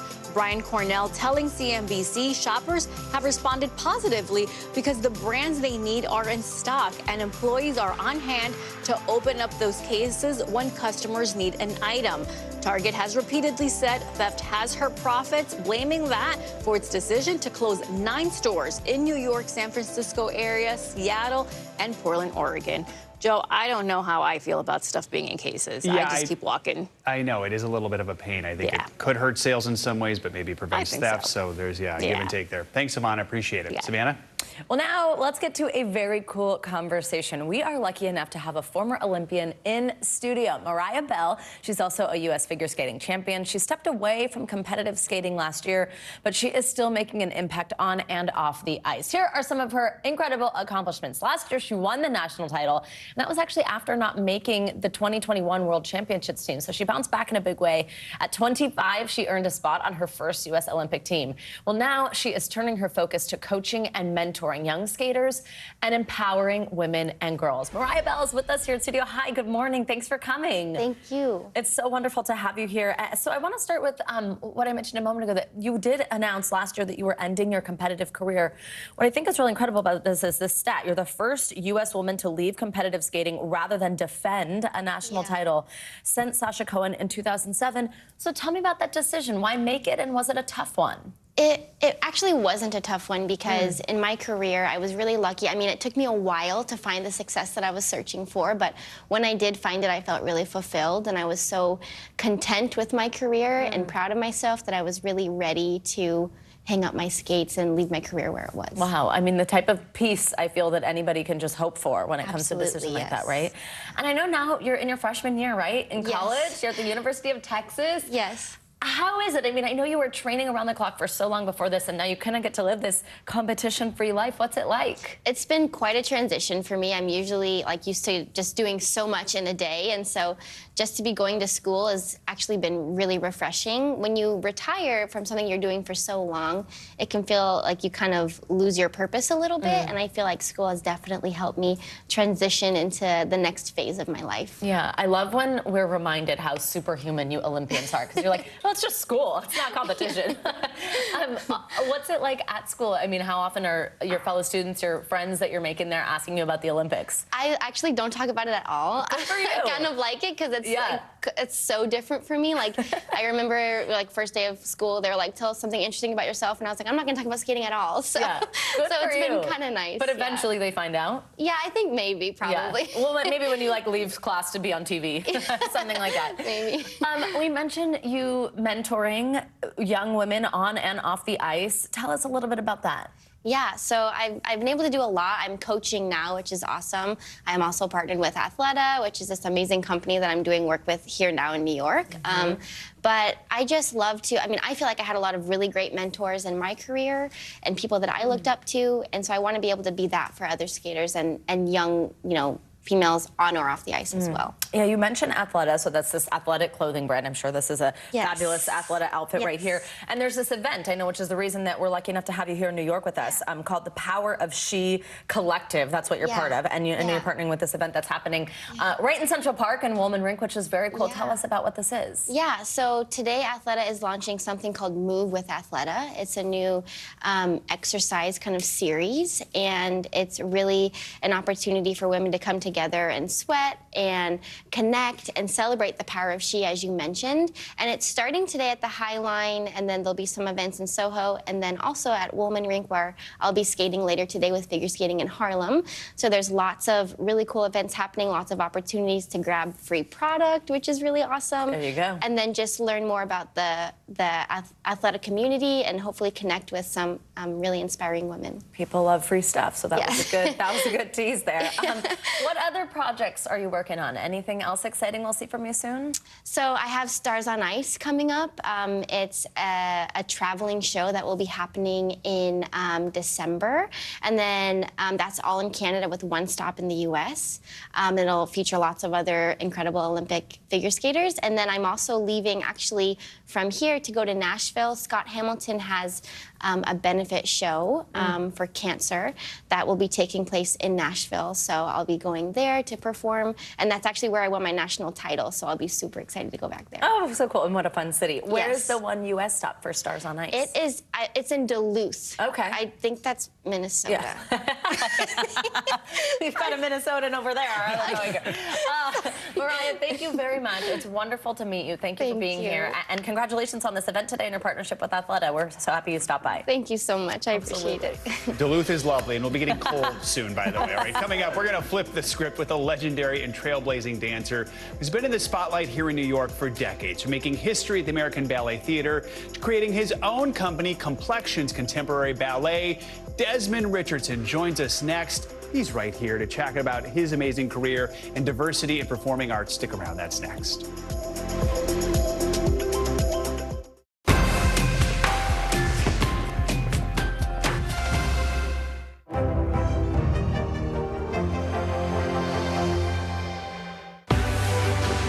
News lives in the now.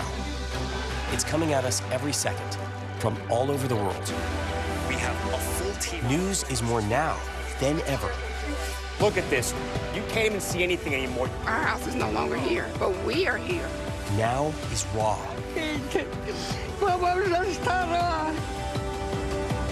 Now is real.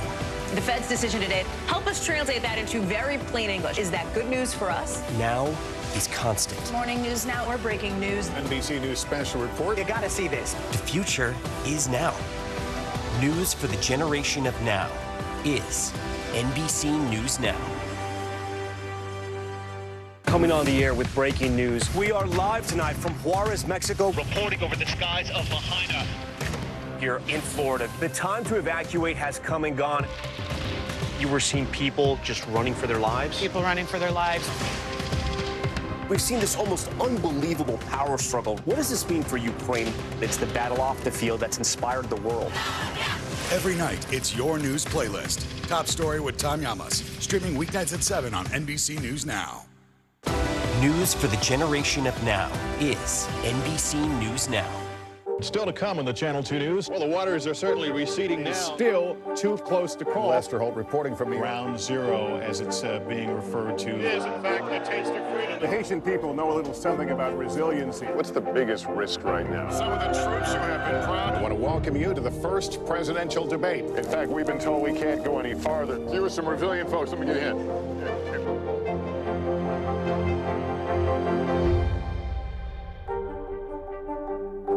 We're back with our series, Flipping the Script, featuring people on air, on stage, and behind the scenes, shining a spotlight on diversity. Enter Desmond Richardson, a standout in the dance world for decades. The New York native made history when he became the first black male principal dancer at the American Ballet Theater. In 1994, he co-founded the award-winning Complexions Contemporary Ballet, which is now entering its 29th season at the Joyce Theater here in New York. And this morning, we are lucky enough be joined by Desmond Richardson himself. Thank you so much for being here. We appreciate it. Thank you so much. Easy trip, at least, because you're here in New York. Right. Let's start from the beginning. When you were young, what was it that got you interested in dance? What got me interested in dance was actually gymnastics, because I came through gymnastics training in Laurelton, Queens, at the my junior high school, and my coach, Mr. Smur, which I will just say her name, she said to me, you know, you need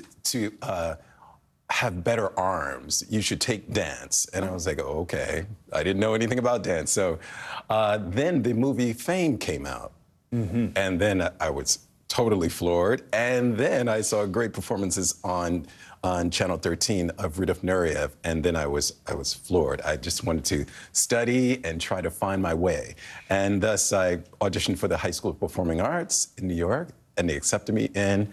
And just like Fame. Yeah, just like Fame. It's so crazy that it just happened that way. And I read that you learned you were just surprisingly flexible when you were younger. Surprisingly flexible. I didn't know anything about flexibility. I just knew that I could do it, and I didn't know it was a thing. Let's fast forward to the 90s. You were the first black male principal dancer at ABT. How important, how significant was that?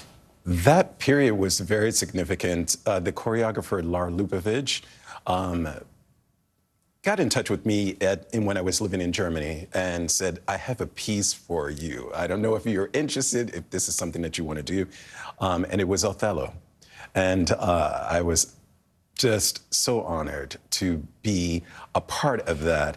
And thus, artistic director Kevin McKenzie saw me in studio and said, well, we actually need you here as a principal dancer. Would you like to be a principal dancer? I was like, yeah. So, what do you think that meant to the dance world? Well, from what I understand, we understand our history, right, and the inception of the company. I didn't really take it on so much. I was more concentrating on just the dancing. But then, in speaking with my mom and my grandma, they were saying, there's a lineage, and you have to think about the history of that, and the shoulders that you've climbed on to get to where you are, and to just be proud and to carry everybody through. So that was really profound for me. What should people know about Complexions? People should know that Complexions started in 1994, as you said, and we are 29 years old. We are multicultural, multidiverse, and not only just through ethnicity, but through the music, Bach, Beethoven, Drake, U2. There's so much there. And we just really we like the world to be a little bit more like Complexions, where there's like a lot of diversity and inclusivity at total. Does it feel like the dance world doesn't always reflect that, do you think, or? I think now it's even better. Yeah. I think now it's getting even better where everybody has a voice. Everybody always had a voice. So it's nice that people have an opportunity to share what they've trained in and not be blocked in any way. So there's an opening for everyone. We have about 45 seconds left here, but what's next for you? What's next for me is, I'm choreographing, working with Dwight Roden, my collaborative partner. In Complexions, we are working on a new work on Broadway that's coming to Broadway called Mozart, Her Story. Wow. Yes, with Tegan Summer. And among other things, we're just doing many, many things. I'm just out there producing and also to working with students. That's my biggest passion for right now, is paying it forward because someone paid it forward. Exactly, inspiring the next generation, just like it's done for you. Keep that fame vibe going, That's right? right. All right. Desmond Richardson, thank you so much. And you can check out Complexions at the Joyce Theater here in New York from now through November 26th. Make sure to check it out if you're here in the city. That is going to do it for this hour of Morning News Now. But the news continues right now. Don't go anywhere.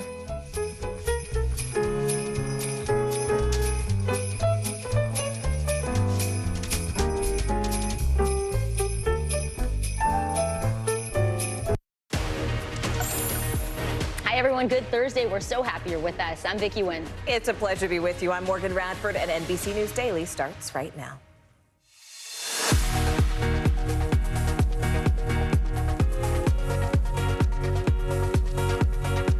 Today is Thursday, November 16th. Superpower sit-down. President Biden and Chinese President Xi Jinping made real progress at their first in-person meeting in more than a year. But did Biden's comments after the high-stakes summit put that progress in peril? Boiling over, lawmakers were evacuated from the Democratic National Committee headquarters in Washington, D.C. because of a clash between protesters and police. We'll tell you how calls for a ceasefire in Gaza led to chaos. Double dose. New research shows that getting your COVID and flu vaccines together could help produce a stronger antibody response. But could the two-shot combo amplify possible side effects? And let's head to the kitchen. With Turkey Day just around the corner, it is time to break out that oversized roasting pan. That's right. We're going to tell you how artificial intelligence can actually save you a little bit of money, time, and some stress.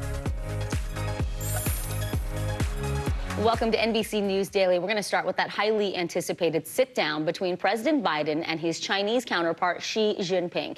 They met for more than 4 hours yesterday, just outside San Francisco, in an attempt to ease growing tensions between the two superpowers. President Biden said that the leaders made some real progress, especially when it came to reopening military communication channels that were actually shut down last year. In the months ahead, we're going to continue to preserve and pursue high-level diplomacy at the PRC in both directions to keep the lines of communication open, including between President Xi and me. He and I agreed that each one of us could pick up the phone, call directly, and would be heard immediately. Presidents Biden and Xi also discussed steps to curb the flow of fentanyl from China to the United States, but they did remain split on one topic. That was the topic of Taiwan. NBC News foreign correspondent Janice Mackey-Frayer joins us now from San Francisco. Janice, it's interesting because I feel like before yesterday's 4-hour marathon meeting, the expectations were actually quite low. I know you and I discussed it yesterday, but then today it sounds like President Biden was pretty bullish. He seems to say that there was a lot that they discussed, although there was that sticking point of Taiwan. What was on the table? Well, you're right in that the word progress was actually being passed around, and that's something I don't think people were expecting to come out of this meeting between President Biden and Xi Jinping.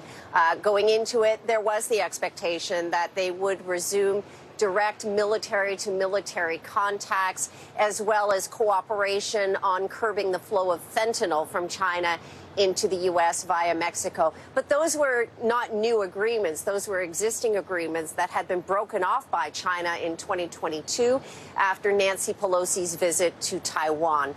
So there was the sense that in terms of deliverables, it was low-hanging fruit. There are still a lot of issues that sort of symbolize the rivalry between these two countries. The most contentious, perhaps, the issue of Taiwan. China wanting assurances from the U.S. that President Biden does not support Taiwan independence and that they will not seek to interfere in what China sees as its domestic affairs. Janice, one of the big headlines to come out of yesterday's summit was kind of an off-the-cuff comment by President Biden that took place right after. Let's take a listen and talk on the other side. Well, look, he is. I mean, he's a dictator in the sense that he is a guy who runs a country that is a communist country that's based on a form of government totally different than ours. What did Beijing make of that comment? They weren't happy about it. Well, you'll remember last summer when President Biden first made that comment about Xi Jinping being a dictator. He did so at a private fundraiser here in California, but it came just hours after Xi Jinping had met with Secretary Blinken. So there was a very furious reaction on the part of Chinese officials at that time. You fast forward to now, and President Biden giving that response in the news conference. Beijing, to this point, seems to be dismissing it, brushing it off, saying that they're not going to engage with, quote, forces who want to sabotage U.S.-China relations. So that is the subtext of that. The message is that China wants to give this re-engagement a chance. All right, NBC News foreign correspondent Janice Mackey-Frayer. Janice, thank you so much. Meanwhile, here at home, new development in the deadly shooting on the set of the movie Rust. Sources tell NBC News that a judge wants more time to review materials in that case before a grand jury decides if actor Alec Baldwin should, in fact, face charges once again. This all comes as NBC News obtained exclusive, never-before-seen production footage from the set. It was taken days before a prop gun used by Baldwin fired off a round that killed cinematographer Halyna Hutchins 2 years ago. Now, Baldwin denies that he pulled the trigger. We've got NBC News entertainment correspondent Chloe Malas with us here on set today. So, Chloe, let's walk us through the most significant parts of these new clips that no one's ever seen before. Yes, I mean, this is the first time that we're seeing actor Alec Baldwin in film footage from the set of Rust and firing prop guns and interacting with people on set. We have one clip that I want to show you all where you can audibly hear him talking, and you can hear Halyna Hutchins, the cinematographer who was killed, her voice. Let's listen to that. Now, wait a second. If I'm going to shoot right, you want to go on the other side of the camera? I don't want to shoot toward you. Okay, right here. Okay. I'm going to shoot close to you. So what's interesting about this, right, is because you hear Alec Baldwin saying I don't want to shoot towards you. Right. That's and so this would probably help the defense if you listen to our legal expert, Laura Jarrett, this morning on the Today Show saying that this would be the first thing out of the gate that she would bring up if she was on Alec Baldwin's defense, saying, how does this demonstrate recklessness? He was actually taking care to not be reckless with this gun. And then, you know, there are other clips that we have received and other videos that show him looking out for a cameraman that fell, wanting to lay a blanket down next to him so that when he, you know, dropped the gun next to him, that there would be a soft landing for the gun. So it doesn't mean that there aren't other videos that would demonstrate recklessness, but in what we have, you know, it looks like he's taking some care around safety measures. Yeah, it sounds like there's an additional level of care that we perhaps had not seen before. But Chloe, remind viewers just about this case. I mean, he was charged with involuntary manslaughter. Those charges were dropped, and now prosecutors may bring charges again against him. What's with the back and forth? Why are prosecutors doing that? So NBC News has learned that a grand jury was supposed to convene today to weigh whether or not to indict Alec Baldwin with manslaughter, right? Because he was charged and it was dismissed just recently. And so this has been a back and forth that has been a head scratcher for many people. And we know that the judge simply wanted more time to review the materials, more time to review what they will be showing the jury, which could include these videos that NBC News has obtained. All right, entertainment correspondent Chloe Malas. Chloe, thank you. We appreciate it. Thank you, Chloe. Well, Israel's military says troops are still carrying out missions today inside Al-Shifa Hospital, which is the largest medical facility in the Gaza Strip. It has become the latest flashpoint in the fighting between Israel and Hamas. Israeli forces released this video here on your screen saying that it shows a stockpile of weapons and military gear that they discovered inside the hospital. Now, NBC News cannot independently verify what those troops found. The video does not appear to show clear evidence of a Hamas headquarters underneath that building, which Israel has repeatedly claimed and the militant group has repeatedly denied. NBC News foreign correspondent Raf Sanchez is live right now in Tel Aviv. Raf, the UN says that it is negotiating with Israel to essentially set up medical evacuations from Al-Shifa. If you can, just bring us up to speed on the situation in Gaza today, because the latest flashpoint seems to be this particular hospital and what it represents, what is happening there. What do the Israeli troops say they found? Yeah, Morgan, this hospital, Al-Shifa, is ground zero both for the fighting inside Gaza, but also for this war of narratives between the Israelis and the Palestinians. To start with, the UN saying they're trying to organize medical evacuations for the hundreds of patients who are still inside the hospital. They are not sounding very hopeful right now, partly because there is so little fuel inside Gaza. They say they cannot move ambulances around. Israeli commandos are back inside the hospital for a second day today, according to the military. They're moving floor by floor there. It is very difficult for us to confirm what is going on because all cell service is now down inside of Gaza. During the week, we've been able to talk to doctors, to surgeons at Al-Shifa, but now it is just an ominous silence coming out of pretty much the entire Gaza Strip. But Israel's military is very aware that they are facing a major test of credibility here because they have been telling the world for weeks that Al-Shifa Hospital was a Hamas command center. But the evidence they've shown so far, pretty sparse. A number of assault rifles, ammunition, Hamas literature. What we are not seeing is signs of that command center or the tunnels that Israel says is underneath the hospital. Guys. All right, NBC News foreign correspondent Raf Sanchez, thank you so much. And be sure to tune in tonight for a 30-minute special hosted by Jacob Soboroff on the rise of anti-Semitism in the United States since the start of this Israel-Hamas war. You can watch it right here on NBC News Now at 10:30 p.m. Eastern. It's time now for our CNBC Money Minute. A new federal report says the nation's air traffic control system is facing some pretty serious challenges. In fact, we're talking staffing shortages, outdated technology, a lack of funding. They're all creating this sort of unsustainable safety level at airports across the country that officials say really need to be addressed. Yeah, CNBC Tech Check anchor Deirdre Bosa joins us now. So, Deirdre, this report said some of these issues could have contributed to the many close calls that we have seen at airports this year, some of them caught on camera by passengers. What are officials saying about the solution? Vicki Morgan, good morning. Well, the FAA reported a number of actions the agency has taken this year to limit those close calls, and they said that many of their suggestions focusing on ensuring the agency has sufficient and stable funding. One of the main recommendations the FAA makes is to exempt the agency from government shutdowns, which can delay training and cut staffing levels for air controllers. Meanwhile, Maryland now has the lowest unemployment rate in American history at 1.6%. CNN reports this is the lowest seasonally adjusted unemployment rate on record going back to 1976. The state's loss in working age people after the pandemic, the economy's slow recovery, and a robust job market are a few of the reasons behind that low rate.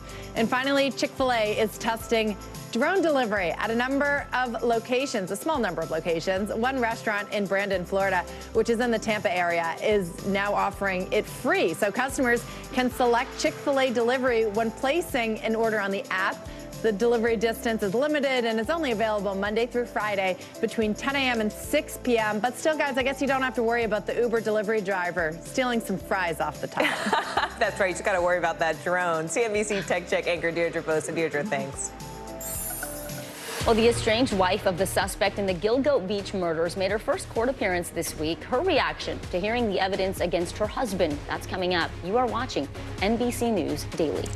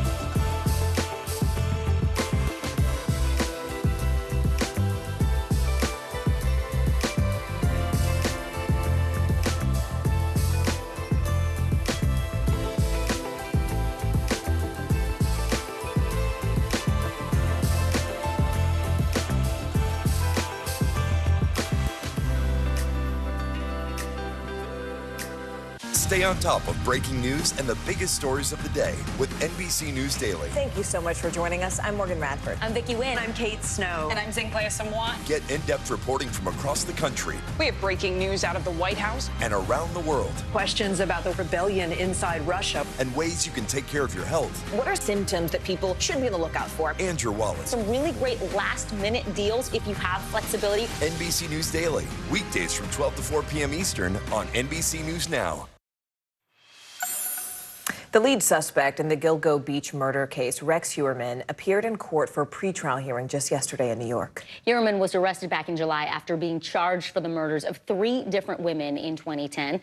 A grand jury is also looking into a 4th possible murder charge against him. We have MSNBC anchor Lindsay Reiser with us here now. So, Lindsay, this was Heuermann's first court appearance since September. What did we learn from this hearing, and what more do we know about a trial date? And so the DA is saying that right now that grand jury is looking into his connection with this fourth case. Remember, we have 11 sets of remains along this stretch of beach. He has been charged in the murders of 3 women. The DA wouldn't say if he expects charges in this fourth case, but also the police commissioner in the county saying that they are looking into whether Huerman is linked to any other crimes. Now, as part of this hearing, we saw Huerman in a suit, his hands shackled behind him. This is the discovery phase, and so his defense attorneys got access to all the crime lab notes. They're going to get all of the grand jury minutes, and they want all of the notes from the detectives. And his attorney outside court, without naming the person, said the police came really close to arresting somebody else in Massapequa Park for this. And so we don't have a trial date yet. We know he has another court appearance on February 6th, but also as a defense attorney outside court, really slamming the evidence in this case, saying it's a case of fantasy versus reality, saying only one strand of hair links him right now. Well, speaking of court appearances, I know that his estranged wife appeared in court. How did she sing?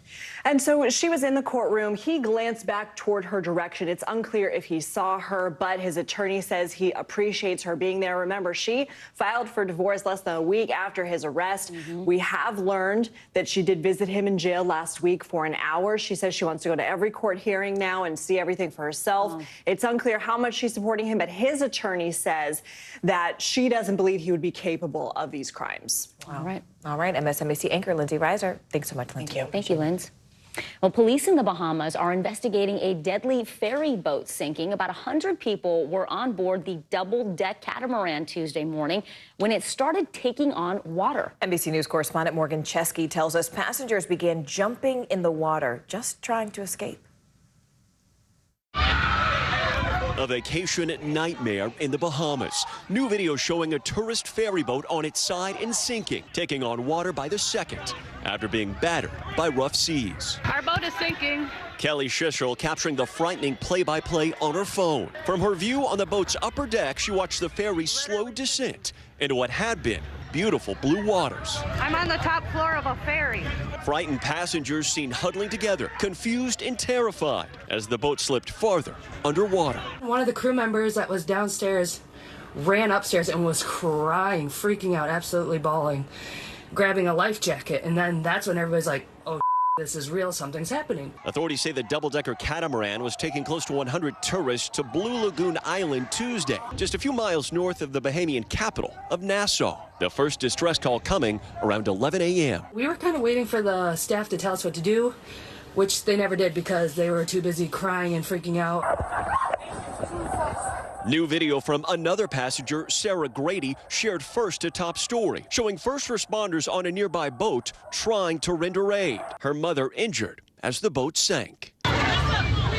Some passengers didn't wait, jumping into the water until rescue boats could arrive. Authorities say a 74-year-old Colorado woman was pulled from the water unresponsive and later pronounced dead. In a statement, Blue Lagoon Island saying in part, the incident occurred as the boat was approaching and near to the island.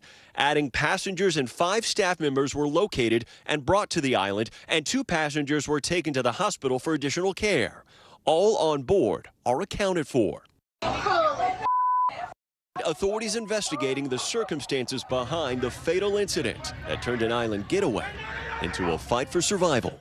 Morgan Chesky, NBC News. And later on this hour, getting a flu and COVID shot on the same day. Well, it can seem a little bit daunting, but a new study shows that it might actually give you a little bit of an extra boost. You're watching NBC News Daily.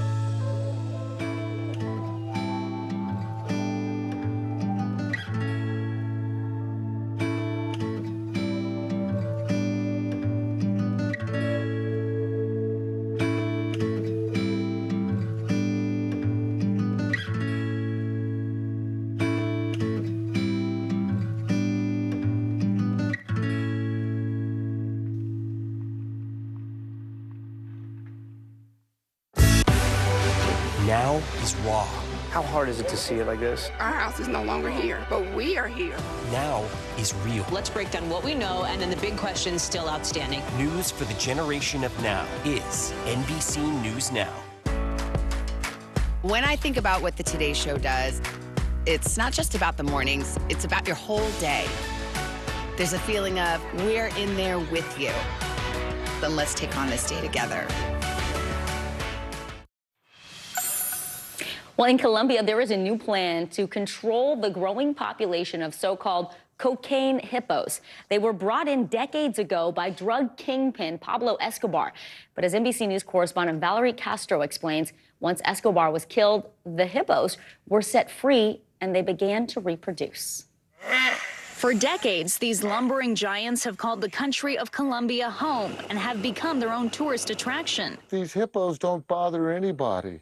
And this is just a really nice place, and everybody lives together in harmony. But the third largest land mammal is a long way from its original home. The so-called cocaine hippos were brought over from Africa by infamous drug lord Pablo Escobar in the 1980s to live on his private estate. Pablo Escobar had his own zoo down there. And when he was killed, I think it was in 1993, they were able to move some of those animals out. But because the hippos were so large, it was too expensive to get them out of there. They just kind of let them loose. They ran free. Since then, the population has multiplied. The government now estimates there are about 170 hippos in Colombia, descendants of those first animals illegally brought there by Escobar.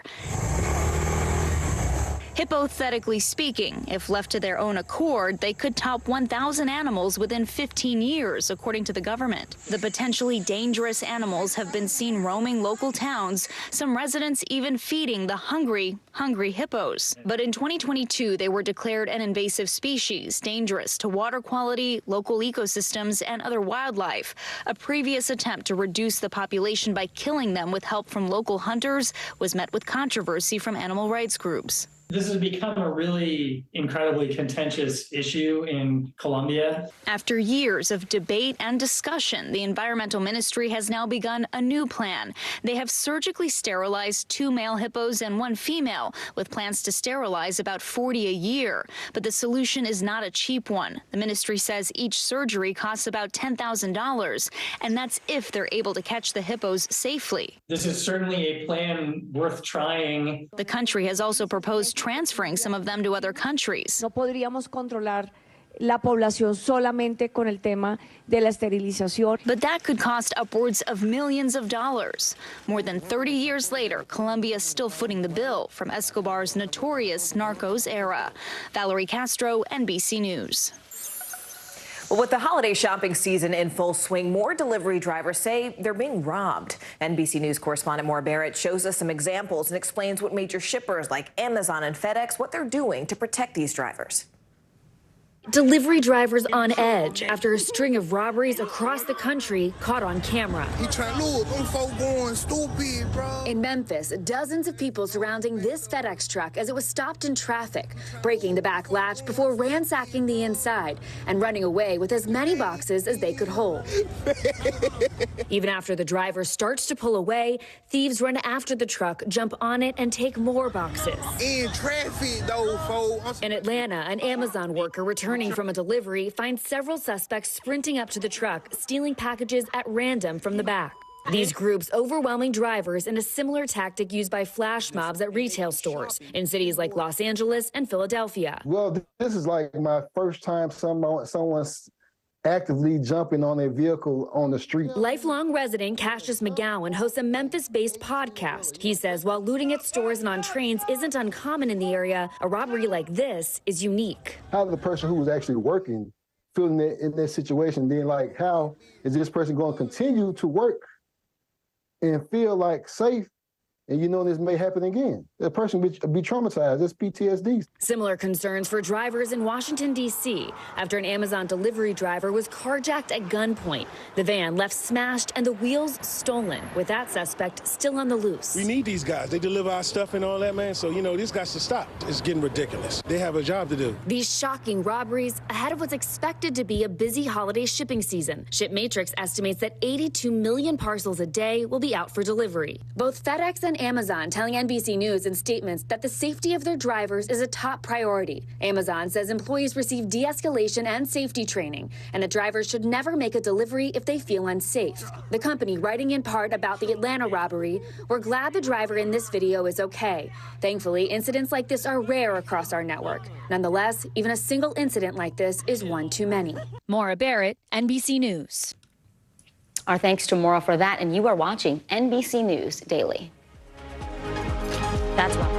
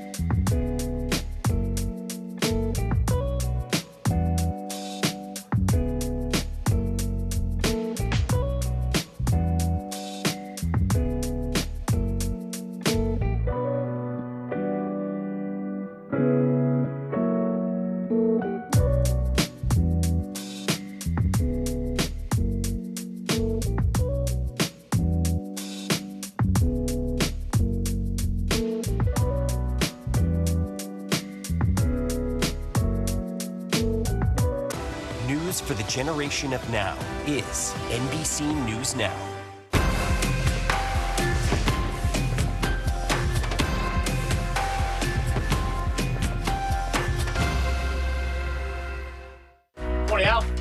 I think when you open your eyes, you get to decide, how's my day going to be? We want to be a way to start your day, lighten your load, every single morning.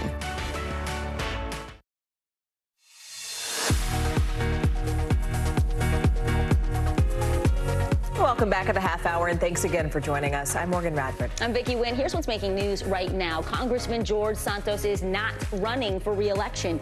He made the announcement on X just about an hour ago. It comes after the House Ethics Committee released its report on Santos. It shows there is, quote, substantial evidence the Republican representative violated federal laws. The Senate has passed the stopgap funding bill, which averts a government shutdown until at least early next year. The continuing resolution does not include any spending cuts that would have divided the parties. It also doesn't include things like aid for Israel and Ukraine, humanitarian assistance, or even border security. The bill now heads to President Biden, who is expected to sign it. And a suspect has been arrested in the death of a Jewish protester who fell after a confrontation at dueling rallies for Israel and Palestinians. It happened earlier this month in Southern California. The 50-year-old suspect was taken into custody early this morning. Police say he will be booked on a charge of involuntary manslaughter in connection with the death of 69-year-old Paul Kessler. His bail has been set at $1 million. Well, happening right now in San Francisco, protesters are shutting down the Bay Bridge, calling for a ceasefire in Gaza and for President Biden to end military aid to Israel. These, in fact, are live images where police are arresting protesters for stopping traffic. Now, overnight in Washington, D.C., violence erupting during another protest calling for a ceasefire. Protesters clashed with police officers right outside the headquarters of the Democratic National Committee. Yeah, that violence got so out of hand, police had to evacuate people from the building. It looks like we are looking at those live images now of the Bay Bridge. That's a major artery in the Bay Area, by the way. But yeah, the chaos in D.C. yesterday led to a lockdown nearby congressional offices. 6 officers were injured after protesters pepper sprayed them and blocked exits with dumpsters. Capitol Police saying, quote, "We have handled hundreds of peaceful protests, but last night's group was not peaceful." NBC News senior White House correspondent Gabe Gutierrez joins us now from Washington. So, Gabe, a number of lawmakers were actually at the DNC headquarters during this protest. We heard from Congressman Sean Cassidy. He said he had to be, quote, rescued by armed officers. Walk us through what happened last night. Hi there, Vicki. Good afternoon. Yes, as you said, several lawmakers and candidates were here for a campaign reception here at the DNC headquarters. And actually, there were police barricades still here this afternoon. And Capitol Police say that this was not a peaceful protest, but in fact that it was violent. Organizers, though, say that it was a peaceful protest, that it was police that escalated the situation. But here, the Capitol Police say that one person was arrested for allegedly punching a police officer in the face. Vicki and Morgan. And Gabe, I mean, one of the groups involved in that protest is called If Not Now, and they claim roughly 90 protesters were injured by police. What are they saying? Yes, the organizers here say that, again, that they believe that this started out as a peaceful protest, but it was police that escalated the situation. Take a listen to what one of the organizers told us a short time ago. Many of us had personally lost or are connected to people who have lost Israeli relatives or friends who were murdered on October 7th or are currently being held hostage in Gaza, as well as Palestinian loved ones who either have been killed or have lost dozens of members of their families. The only people that I saw use violence yesterday were the police. 1, 2, 3, 4, 5, 6, Again, Capitol Police say that that is not what happened. They say it was a violent protest and that 6 police officers were injured. And Morgan and Vicki, this is all part of increasing tensions, really, over the Israel-Hamas war across the country. As you mentioned, we right now have that massive demonstration going on in San Francisco, where the Bay Bridge, the westbound lanes, have been shut down by pro-Palestinian protesters. We understand law enforcement is on the scene, taking some into custody. Morgan and Vicki. All right, NBC News senior White House correspondent Gabe Gutierrez outside the Democratic National Committee there in D.C. Gabe, thank you. Now to the Caitlin Armstrong murder case, where closing arguments are wrapping up and the jury is preparing to deliberate. Now, if you remember, Armstrong is accused of killing former pro cyclist Anna Maria in Austin, Texas, after an alleged love triangle affair. If the jury finds her guilty, she faces up to 99 years in prison. NBC News correspondent Morgan Chesky is at the courthouse there in Austin with more. Morgan, you were there in the courtroom when those closing arguments just wrapped up. What sort of final point did each side try to make? Yeah, Vicki Morgan, it has been a very interesting past hour and a half or so. In fact, the closing argument's still ongoing right now. The judge ordered a brief recess for the jury before the defense could come back and finish their closing arguments. But we heard from the state first. For about half an hour, they painted the picture that because this is circumstantial evidence here, there was no eyewitness that saw Armstrong commit this crime. They pointed to the fact her Jeep was seen at the scene of the crime just minutes before the shooting took place. They opened by playing that really just shocking audio where you can hear Wilson's final screams before she was shot 3 times in a span of just 7 or 8 seconds. And then they went through the list of other evidence connecting Armstrong to that scene. The fact that her DNA was found on Anna Marilson's bike, in addition to the fact that she fled the country to Costa Rica for more than a month. Meanwhile, the defense was poking holes in some of the science, saying that they don't have to prove who killed Anna Maria Wilson. They merely have to prove that it was not Caitlin Armstrong who did it, and that potential links, whether it be DNA or GPS, are not enough to convict her of murder. Guys? Morgan, Armstrong decided in court yesterday not to testify in her own defense. That's actually not so unusual, but in recent trials, we have seen some defendants taking the stand. What more can you tell us about that? And you talked about some of the evidence the prosecution is using against her in a largely circumstantial case.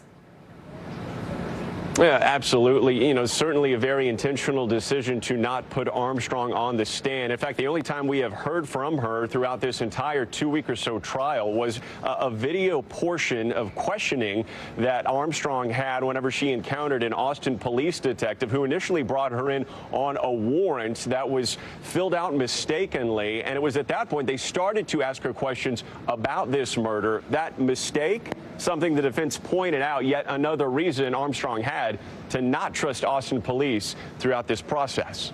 Guys. All right, NBC News correspondent Morgan Chesky. Morgan, thanks.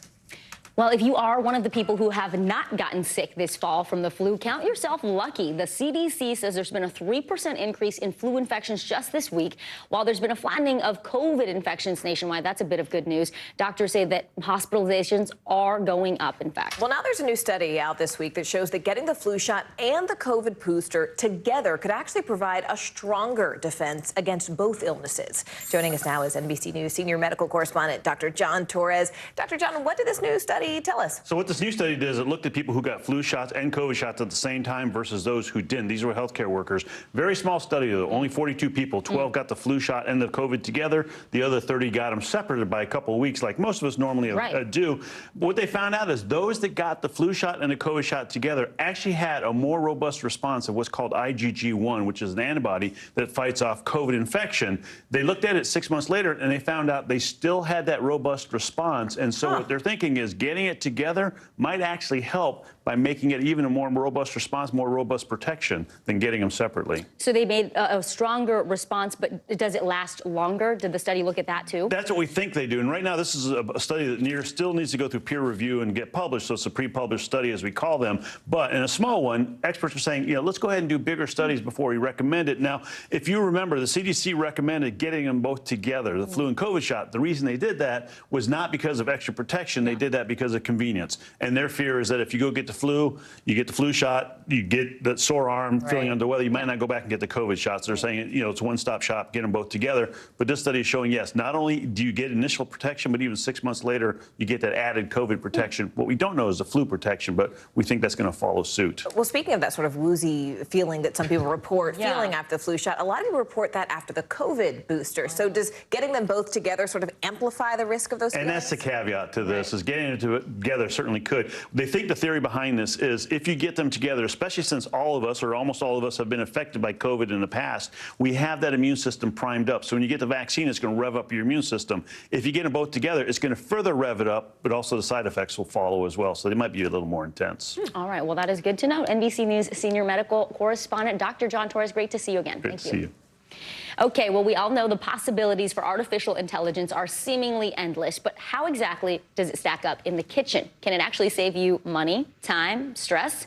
Watch what happens when we cook an entire Thanksgiving meal following recipes and a shopping list generated completely by AI. Turkey, stuffing, potatoes, and gravy. There's nothing like a Thanksgiving meal. This year, turkey prices are down 29% compared to last year. But items like ham, sweet potatoes, green beans, and canned cranberries are up almost 60%.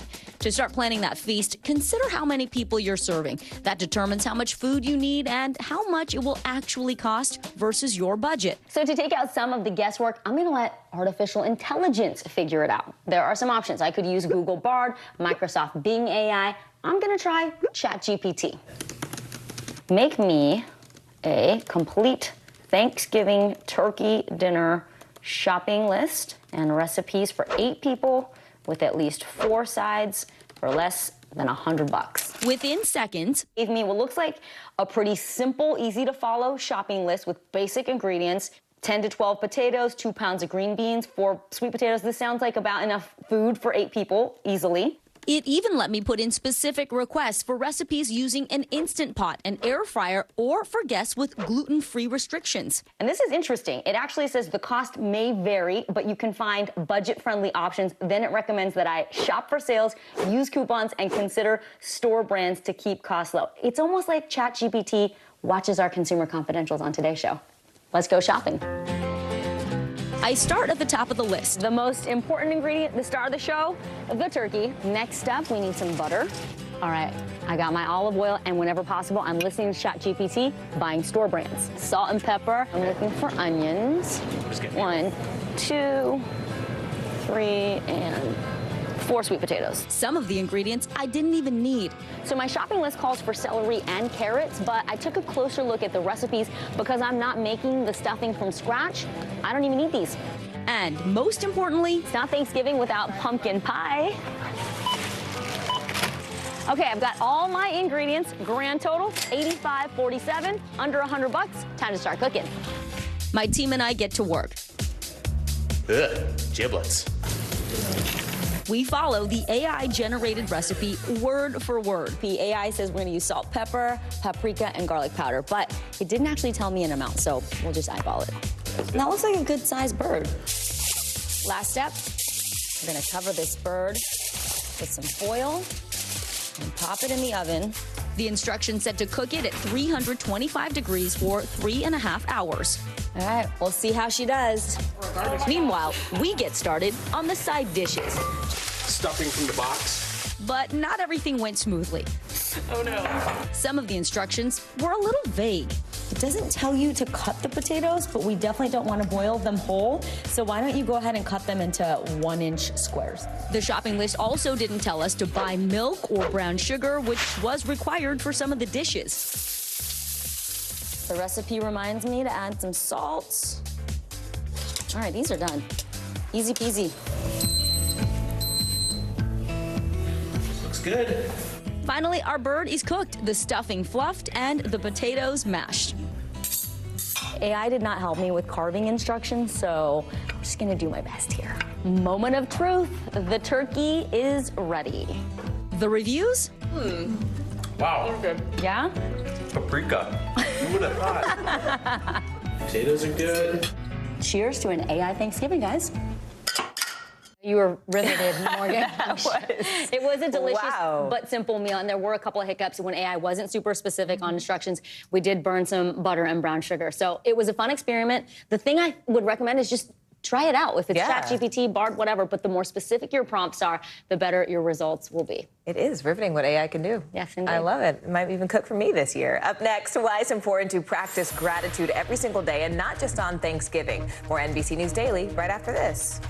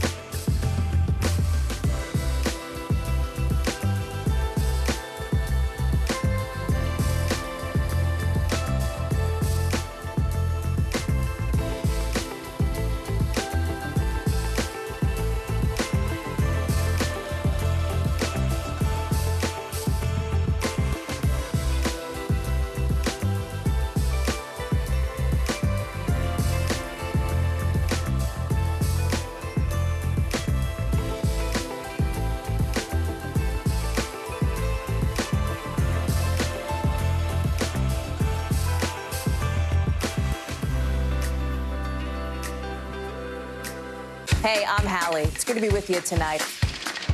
The debt ceiling. Here's why this matters. Please, please don't have your eyeballs glaze over. Here's why this matters. Talk to us about what we're supposed to call this. Is it a bailout? Is it a backstop? there's a difference because it matters whose money is being used to prop up these banks. We think we're getting close to this news conference. I will be honest with people. This is like an awkward moment where we think we're like right there. You're going to have to like tap dance with us maybe a little bit. I do have my tap dancing shoes on, not to worry. News for the generation of now is NBC News Now. Thanksgiving is just 1 week from today, and while the holiday is the perfect time to reflect on what we are thankful for, working that feeling into our daily lives, it can make us feel more fulfilled year-round. That's right. For some people, this can be hard, especially when they're going through a difficult time. So we've got some tips to help you stay grateful well beyond your turkey dinner. Joining us now is pastor, speaker, author, and former pro soccer player, Jesse Bradley. First off, thanks so much for being with us again, Jesse. And I guess our overarching question is there a difference between being thankful and being grateful? Thanks, Morgan. Both are definitely wise, helpful, healing. And when you think about Thanksgiving, that's more of a reaction, a conversation. You tell someone thank you. But gratitude is long lasting. It's a deeper choice and a deeper shift. It affects your relationships, your attitude, your perspective. And when it comes to mental health and wellness, it's really habits we cultivate daily and decisions we make. And I remember when I lived in Africa, I saw Thanksgiving and gratitude. It inspired me. And I thought, that's how I want to live all year round. Pastor Jesse, it's that attitude of gratitude. I can't agree with you more. Help us find ways to practice this gratitude, to incorporate it into our daily lives. What does it look like? Vicki, there's something called a gratitude list, and you can take about 5 minutes and identify 10 things you're thankful for. And when you do that, it's refreshing because we live in a fast-paced world that's exhausting sometimes, and it reminds us to focus on what we have instead of what we don't have. It pulls our minds out of a ditch as well, and it really protects us because when you're grateful, it's hard to grumble, gossip. You know, it's hard to be greedy at the same time, so choose gratitude. I love that. Choose gratitude. You know, Jesse, what about when people are having a hard time? And frankly, it's hard to be grateful. I mean, does practicing gratitude necessarily mean that you have to suppress those negative feelings or emotions? Definitely not. And it's important to grieve. It's important to be real. And yet, at the same time, you can still choose thankfulness. And that's all day long. It doesn't mean every circumstance is good. But just like in your home, you have a thermostat and you set the temperature. Gratitude is like setting the temperature internally. It's good for your physical health, longer life. It's good for refreshment and peace, contentment. It's also, when you think of prayer and worship globally, it's spiritual connection. So it's very holistic. And really start at home with your kids. You can make it something fun before meals, going around the room together, before bedtime. We let them bring their friends through FaceTime and gather around, and we have a great time. It's gratitude at night. That was my question. I love that. Something we do in our house is your high, your low, and your what do you know around the dinner table, and it really makes them think about, like, what am I grateful for today? Yeah. So, all right. Well, Pastor Jesse Bradley, thank you so much for your time. It is always great to see you, and we hope you have a wonderful Thanksgiving. Happy holidays, Jesse. And you are watching NBC News Daily.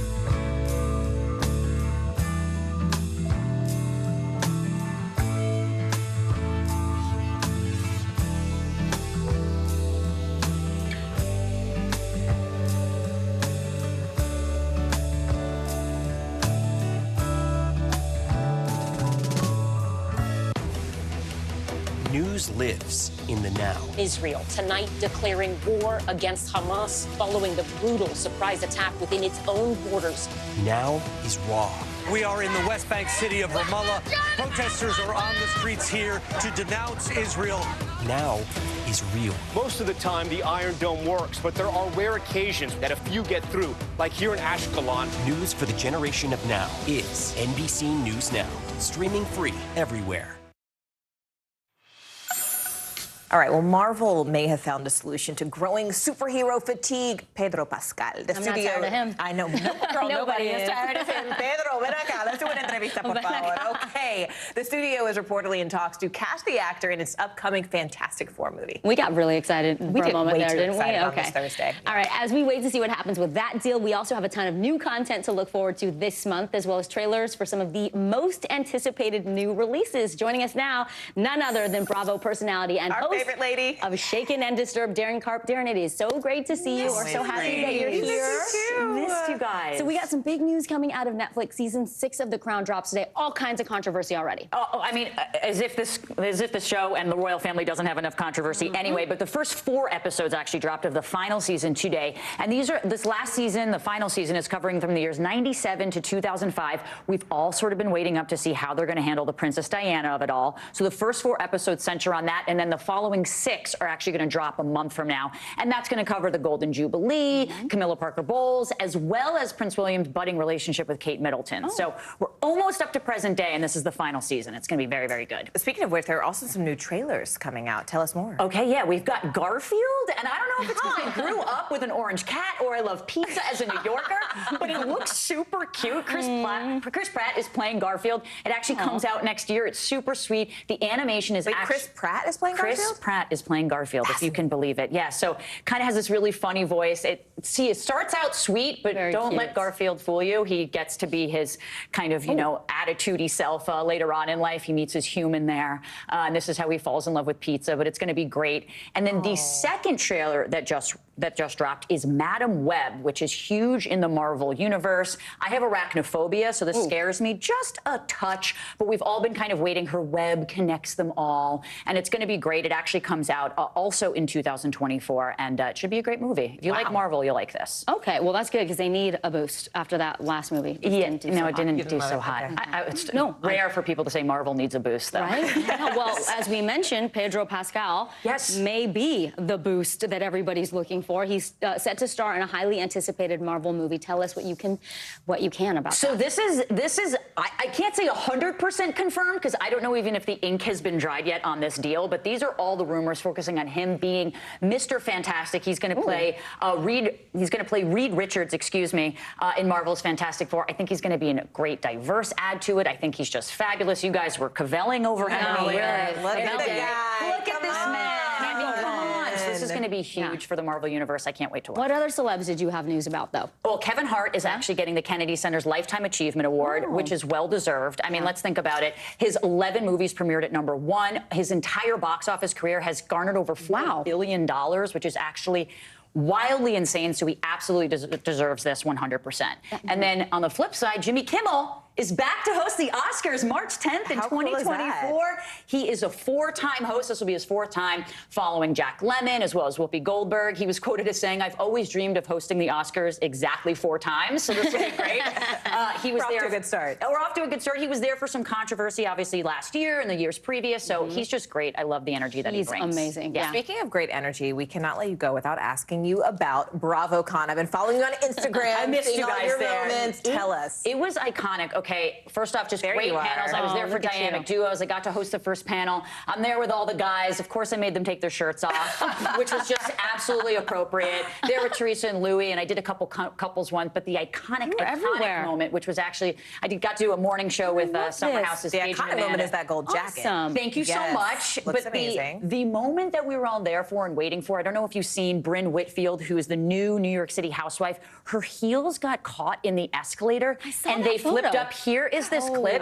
You can see my natural reaction. This is the most watched clip on Bravo. And they end up getting caught in the escalator, stopping the escalator for a good hour on the intros. We all called it like Wicked Witch of the West. It was so funny. What a moment. No one was harmed in it, and she got her heels or whoever back. was there. But the heels are up, and it is now the image of BravoCon 2024. It was super amazing. So she was fine. Were the heels okay, or were they mangled? They had to do some sort of contraption to get them out, but I saw, there they are. I saw her wearing them later, and, you know, thank God they were red bottoms, which was so cool. I was like, Brynn, you're lucky you didn't have a tag on the end of them. You know, that could have been way more embarrassing. It was truly so great. The fan base is amazing. You reacted like a pro. Thank you. Sure did. Bravo Thank you. personality, Darren Karp. Darren, thank you so much for joining Thanks. us.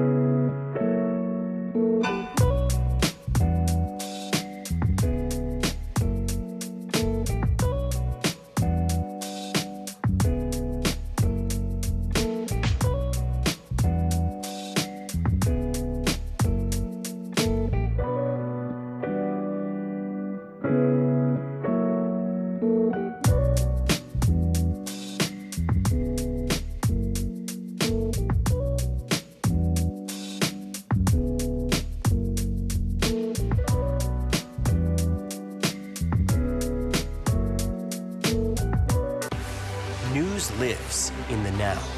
It's coming at us every second. News is more now than ever. Just outside of the Israeli military headquarters. Now is raw. Now is real. The Fed's decision today, help us translate that into very plain English. Now is constant. You gotta see this. Future is now. News for the generation of now is NBC News Now.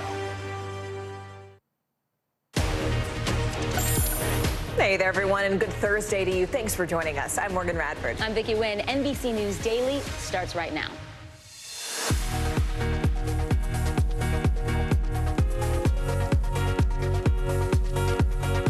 Today is Thursday, November 16th. Escalating operation, Israel's military raiding Gaza's main hospital for a second time in 24 hours. What troops found inside as more Palestinian civilians evacuate the northern part of that war-torn territory. Never before seen footage. NBC News has obtained video from the Rust movie set taken just days before the deadly shooting of cinematographer Helena Hutchins. What it shows and the legal implications it could have for actor Alec Baldwin. Real progress. That's how President Biden is describing his face-to-face meeting with Chinese President Xi Jinping. The key takeaways from that summit for both of the world superpowers. No surgery necessary. ACL tears are one of the most common knee injuries, especially among athletes. But new research suggests physical therapy could be an equally effective treatment. What doctors are now saying.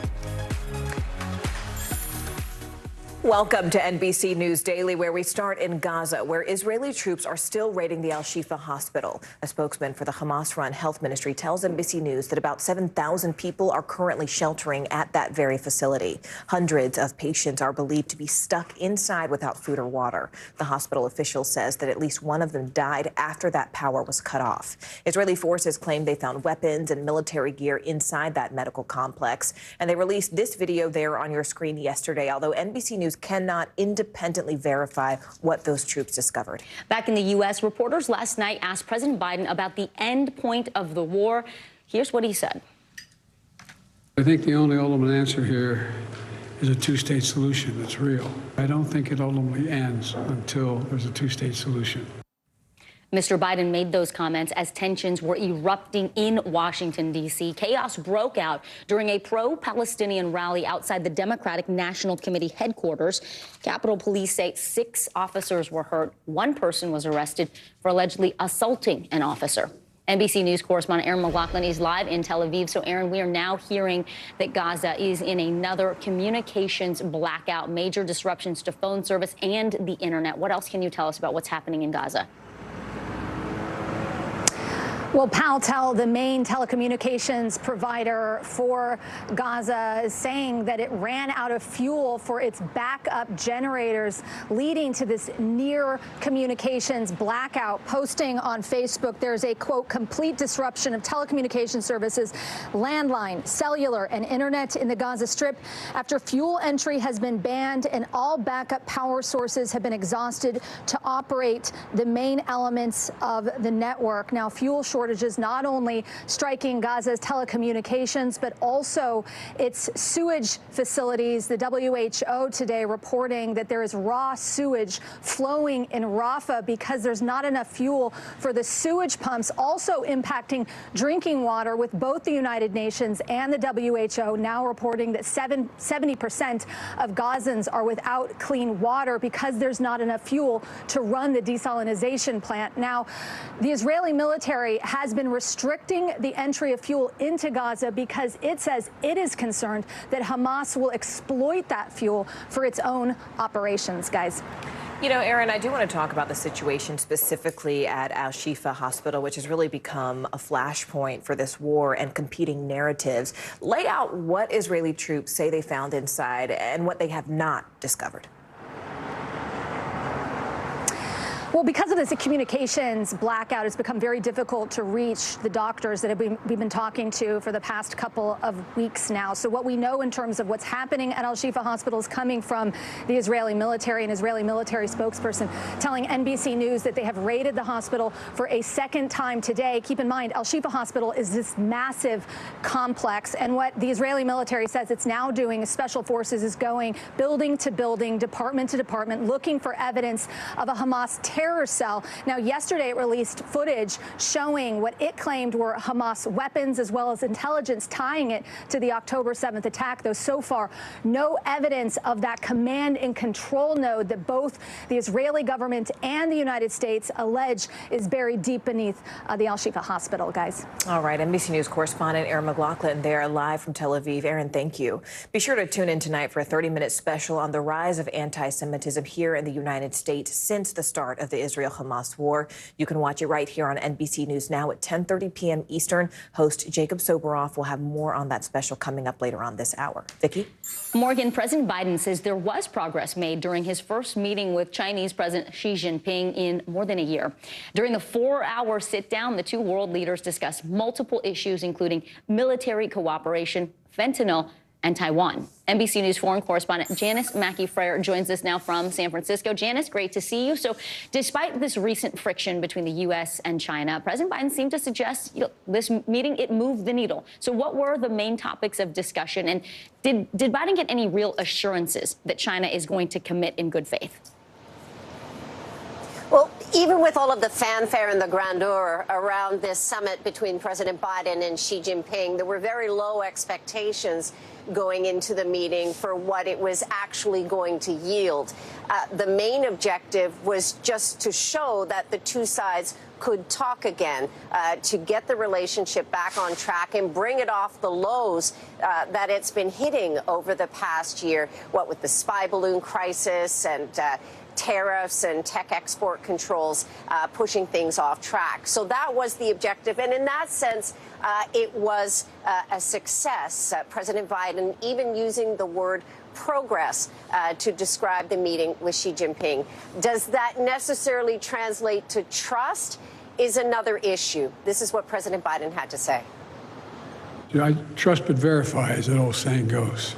That's where I am. And,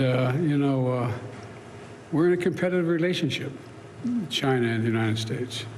But my responsibility is to make this rational and manageable, so it doesn't result in conflict.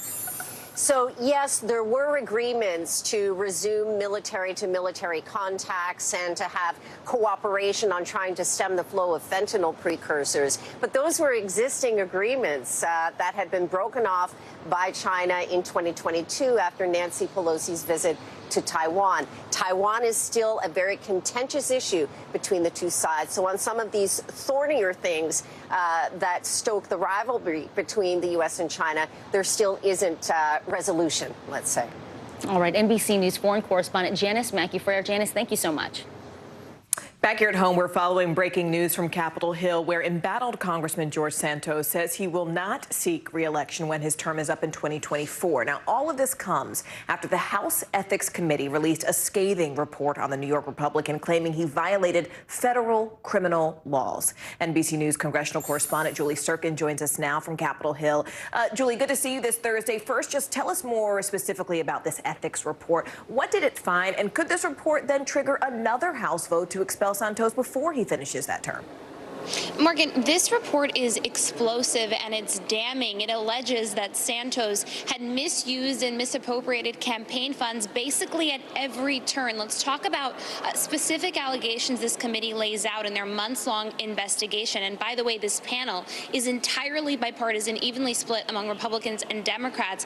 They say that Santos used campaign funds, which he actually had transferred from two campaign organizations that the committee says he was actually himself involved in, to his personal accounts to pay for things like designer goods, including $4,000 at Hermes, $6,000 at Ferragamo. He then spent thousands of dollars on Airbnb rentals, Atlantic City resorts, $1,500 on Botox, honeymoon hotel charges with his husband, casinos, personal rent, to pay off his personal credit card debt and bills as well, the committee says. And they also say, interestingly, despite not directly recommending that the full House expel Santos or issue him some kind of sanctions, they do say that they are now referring this matter to the Department of Justice. That's how serious they found this to be, in Santos violating not only numerous House rules, but also federal laws, which we know already has an extensive investigation into Santos and an indictment on multiple charges. Wow, Julie Sirkin with all those receipts. We even have the graphics up there. Julie, look, the Ethics Committee did not issue a recommendation based on its findings, but Congressman Santos has already been charged with multiple federal counts of identity theft, of money laundering. Could the Department of Justice use this report in the case against Santos?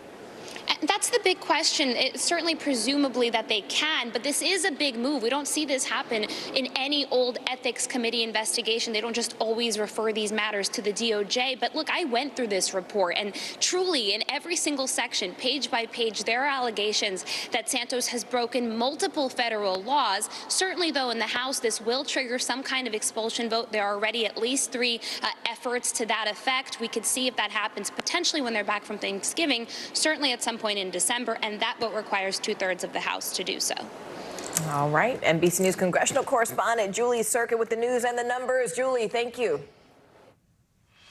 Keeping it on money, we're going to go to our CNBC Money Minute. The Federal Communications Commission has adopted new rules aimed at eliminating discrimination when it comes to internet access. This is the first ever digital civil rights policy in the United States. Yeah, this is pretty interesting. And thankfully, we have CNBC senior markets correspondent Dominic Chu joining us now. Dom, what do these new rules actually mean? And really, how does it help end the disparities when it comes to internet access? So, Morgan, Vicky, the agency can now, in essence, hold telecom companies accountable for offering unequal service across communities based on income level, race, or religion. The FCC will have the authority to fine companies for not providing equal connectivity without justification, such as financial or technical challenges of the building the service out. So that's going to be something to watch. Meanwhile, Starbucks workers filed more labor complaints with New York City on the day baristas are launching a one-day strike at more than 200 locations. The complaints accuse the coffee chain of violating the Fair Workweek law, which says employers have to give their workers regular schedules from week to week and 14 days notice of their scheduled hours, among other requirements. The workers have filed nearly 90 of these complaints since February. And Google's artificial intelligence-powered search generative experience is adding features to help users shop smartly. All you have to do is type in a category, and the AI will generate gift ideas. It's also expanding its its virtual try-ons feature to men ahead of the holidays. This is one of those situations where AI might actually help save me some time, because holiday gift giving, ladies, is always tough for me. So if somebody can just tell me what to buy, I think I might just do it. What do they say? Great minds think alike or whatever. Stay tuned on that AI helping you pick holiday gifts. We have That's someone who might be reporting on that. Dom Chu, always great to see you. Yes, we got the walkthrough guide for you. All right, coming up next, an NBC News exclusive, new video games. It gives a never-before-seen glimpse of Alec Baldwin. New video shows this, of him handling a prop gun while filming the movie Rust. What he said behind the scenes about crew safety just in the days before that deadly shooting. That and more coming up next. You're watching NBC News Daily.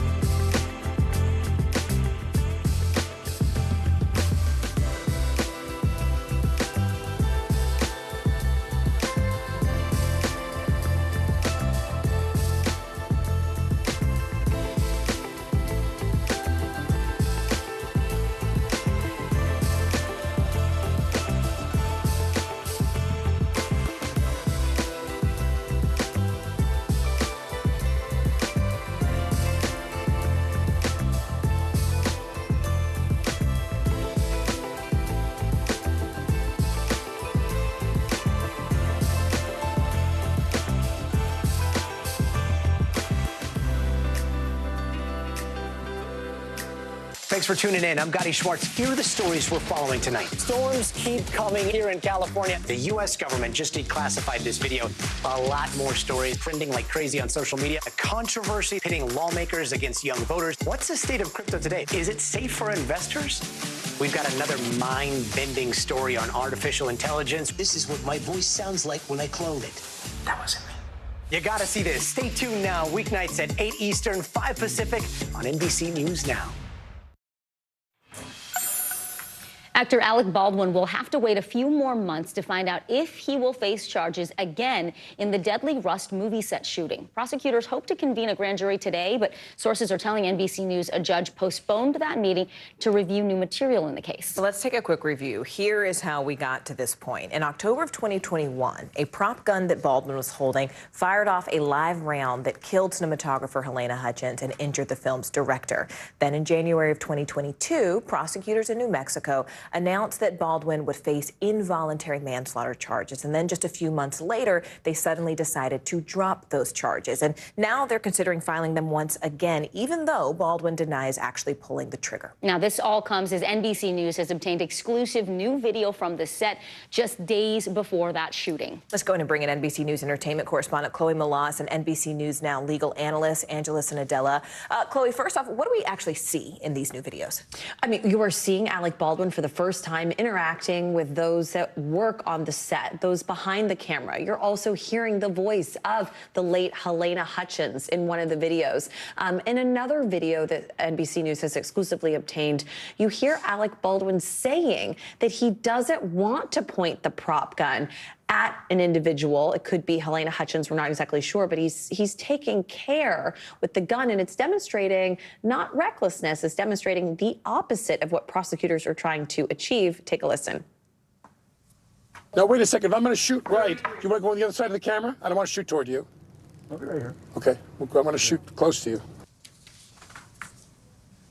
It's really interesting video. Look, Angela, let me bring you in. We don't know what happened before these clips. We don't know what happened after. We don't know where they sit in the totality of all of this. But just seeing what we have now, what do you make of it? And do you think it is good for Alec Baldwin? It's so interesting. It's one of these pieces of evidence that could go either way, depending on how convincing each side is. So from the defense, as Chloe just said, it shows he's not reckless. They can say he's not careless. He cares about the staff.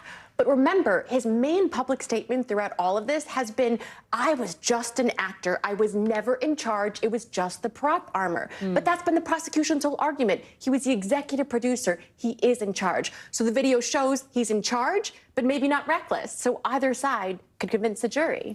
Chloe, have we heard anything from Baldwin?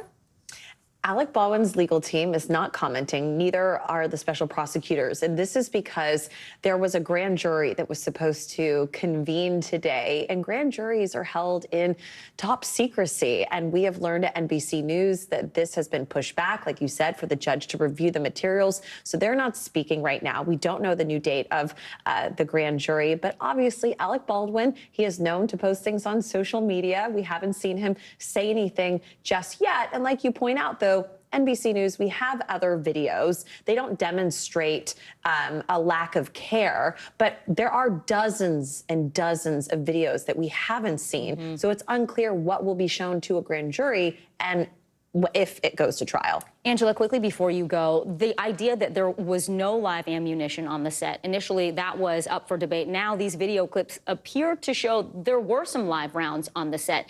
How does that play into this? Well, that's the biggest question overall. How did those live rounds get onto the set? And remember, before we get to any potential trial of Alec Baldwin, we will have the prop armor whose trial will happen. If during that process we figure out how the live rounds of ammo got onto the set, that could possibly reduce all of Alec Baldwin's culpability. So that's the big question. How did they get onto the set? Because typically in movies, right, Chloe, you don't have live ammo. Absolutely not. You're not supposed to have any live ammunition on the set. So it's a big question, like you said, as to how did Hannah Gutierrez Reed, lose oversight of that. And Alec Baldwin has always said that when the gun was handed to him, it was declared a cold gun by the assistant director, Dave Halls, who took a plea deal in this, and he's actually not facing any jail time. Ladies, thank you so much. NBC News entertainment correspondent Chloe Malas, and of course, NBC News Now legal analyst Angela Senadella. We appreciate your analysis. Thank you both. Delete social media is a phrase trending right now, well, on social media. What you can do to preserve your mental health while scrolling on your phone. All that and more coming up. You are watching NBC News Daily.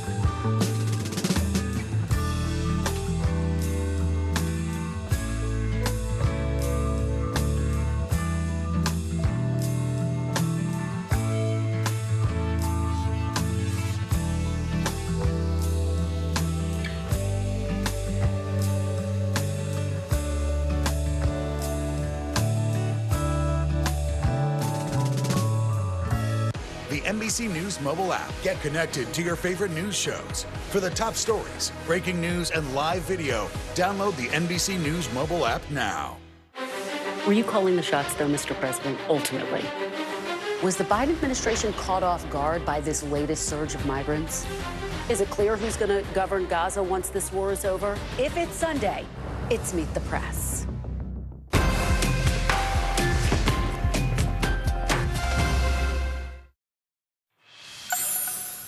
In Colombia, there is a new plan to control the growing population of the so-called cocaine hippos. They were brought in decades ago by drug kingpin Pablo Escobar. But as NBC News correspondent Valerie Castro explains, once Escobar was killed, the hippos were set free and then began to reproduce. For decades, these lumbering giants have called the country of Colombia home and have become their own tourist attraction. These hippos don't bother anybody. And this is just a really nice place, and everybody lives together in harmony. But the third largest land mammal is a long way from its original home. The so-called cocaine hippos were brought over from Africa by infamous drug lord Pablo Escobar in the 1980s to live on his private estate. Pablo Escobar had his own zoo down there. And when he was killed, I think it was in 1993, they were able to move some of those animals out. But because the hippos were so large, it was too expensive to get them out of there. They just kind of let them loose. They ran free. Since then, the population has multiplied. The government now estimates there are about 170 hippos in Colombia, descendants of those first animals illegally brought there by Escobar. Hypothetically speaking, if left to their own accord, they could top 1,000 animals within 15 years, according to the government. The potentially dangerous animals have been seen roaming local towns, some residents even feeding the hungry hippos. But in 2022, they were declared an invasive species, dangerous to water quality, local ecosystems, and other wildlife. A previous attempt to reduce the population by killing them with help from local hunters was met with controversy from animal rights groups. This has become a really incredibly contentious issue in Colombia. After years of debate and discussion, the environmental ministry has now begun a new plan. They have surgically sterilized 2 male hippos and 1 female, with plans to sterilize about 40 a year. But the solution is not a cheap one. The ministry says each surgery costs about $10,000, and that's if they're able to catch the hippos safely. This is certainly a plan worth trying. The country has also proposed transferring some of them to other countries. No podríamos controlar la población solamente con el tema de la esterilización. But that could cost upwards of millions of dollars. More than 30 years later, Colombia is still footing the bill from Escobar's notorious narcos era. Valerie Castro, NBC News. Well, with the holiday shopping season in full swing, more delivery drivers say they're being robbed. NBC News correspondent Maura Barrett shows us some examples and explains what major shippers like Amazon and FedEx are now doing to protect those drivers. Delivery drivers on edge after a string of robberies across the country caught on camera. In Memphis, dozens of people surrounding this FedEx truck as it was stopped in traffic, breaking the back latch before ransacking the inside and running away with as many boxes as they could hold. Even after the driver starts to pull away, thieves run after the truck, jump on it, and take more boxes. In traffic, though, folks. In Atlanta, an Amazon worker returning from a delivery finds several suspects sprinting up to the truck, stealing packages at random from the back. These groups overwhelming drivers in a similar tactic used by flash mobs at retail stores in cities like Los Angeles and Philadelphia. Well, this is like my first time someone's actively jumping on a vehicle on the street. Lifelong resident Cassius McGowan hosts a Memphis-based podcast. He says while looting at stores and on trains isn't uncommon in the area, a robbery like this is unique. How did the person who was actually working feel in that situation? Being like, how is this person going to continue to work and feel like safe?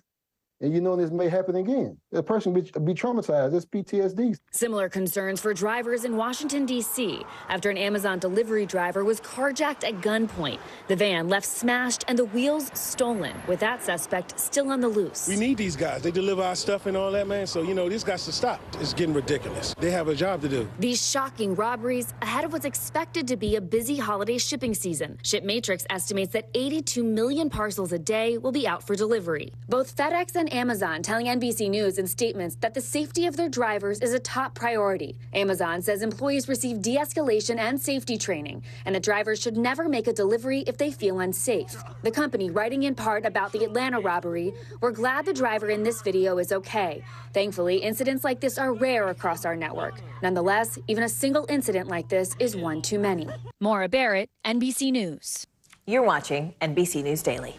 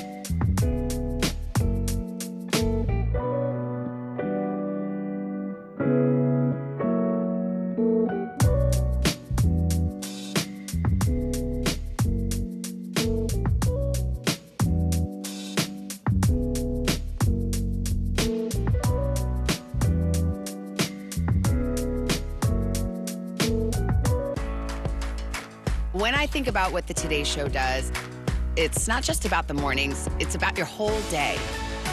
There's a feeling of we're in there with you. Then let's take on this day together.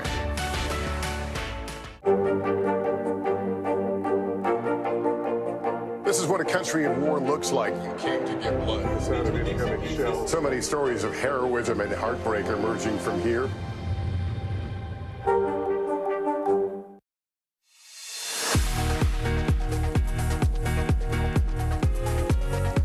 We're back now. It is 1:30 on your Thursday, and we're so happy you are with us. I'm Vicki Wynn. Thanks so much for joining. I'm Morgan Radford, and here's what's making news right now. The Senate has passed the stopgap funding bill, which averts a government shutdown until at least early next year. Now, the continuing resolution doesn't include any spending cuts that would have divided the parties. It also doesn't include things like aid for Israel and Ukraine, humanitarian assistance, or even border security. That bill now heads to President Biden, who is expected to sign it. The mother of the 6-year-old boy who shot his teacher in Virginia has been sentenced to 21 months in prison. 26-year-old Deja Taylor pleaded guilty back in June to gun-related charges and marijuana use. Earlier this year, her son shot first-grade teacher Abigail Werner in front of his classmates using his mother's gun. She was shot in the hand and chest and spent nearly 2 weeks in the hospital. Taylor is expected back in court next month to face sentencing after also pleading guilty to separate charges of child abuse. And authorities in New York say they've made the largest seizure ever of counterfeit goods in the U.S. Photos released by federal prosecutors show knockoff handbags, shoes, other luxury items valued at more than $1 billion. The U.S. Attorney's Office says 2 people have been arrested and charged for trafficking those goods from the New York City storage unit. Well, the lead suspect in the Gilgo Beach murders case appeared in court for a pre-trial hearing yesterday in New York. His estranged wife also made an appearance for the first time since his arrest in July. That's right. Rex Heuermann is accused of killing 3 different women back in 2010. A grand jury is also looking into a 4th possible murder charge against him. MSNBC anchor Lindsay Reiser joins us now. Hey, Lindsay, it's good to see you. So talk to us about the estranged wife in court. How was she? Did she say anything Wednesday? And also, is the family or the attorney for Heuermann saying anything at this point? Remember, she filed for divorce days after his arrest. And so this is the first time we're seeing her at one of his hearings. She was in a car right before the hearing and then exited to go through that throng of reporters and cameras. Inside the courtroom, Rex Heuermann, he was in a suit. His hands were shackled behind him. He appeared to look behind him in her direction. His attorney says it's not clear, doesn't know for sure if he saw her, but that he appreciates that she's there.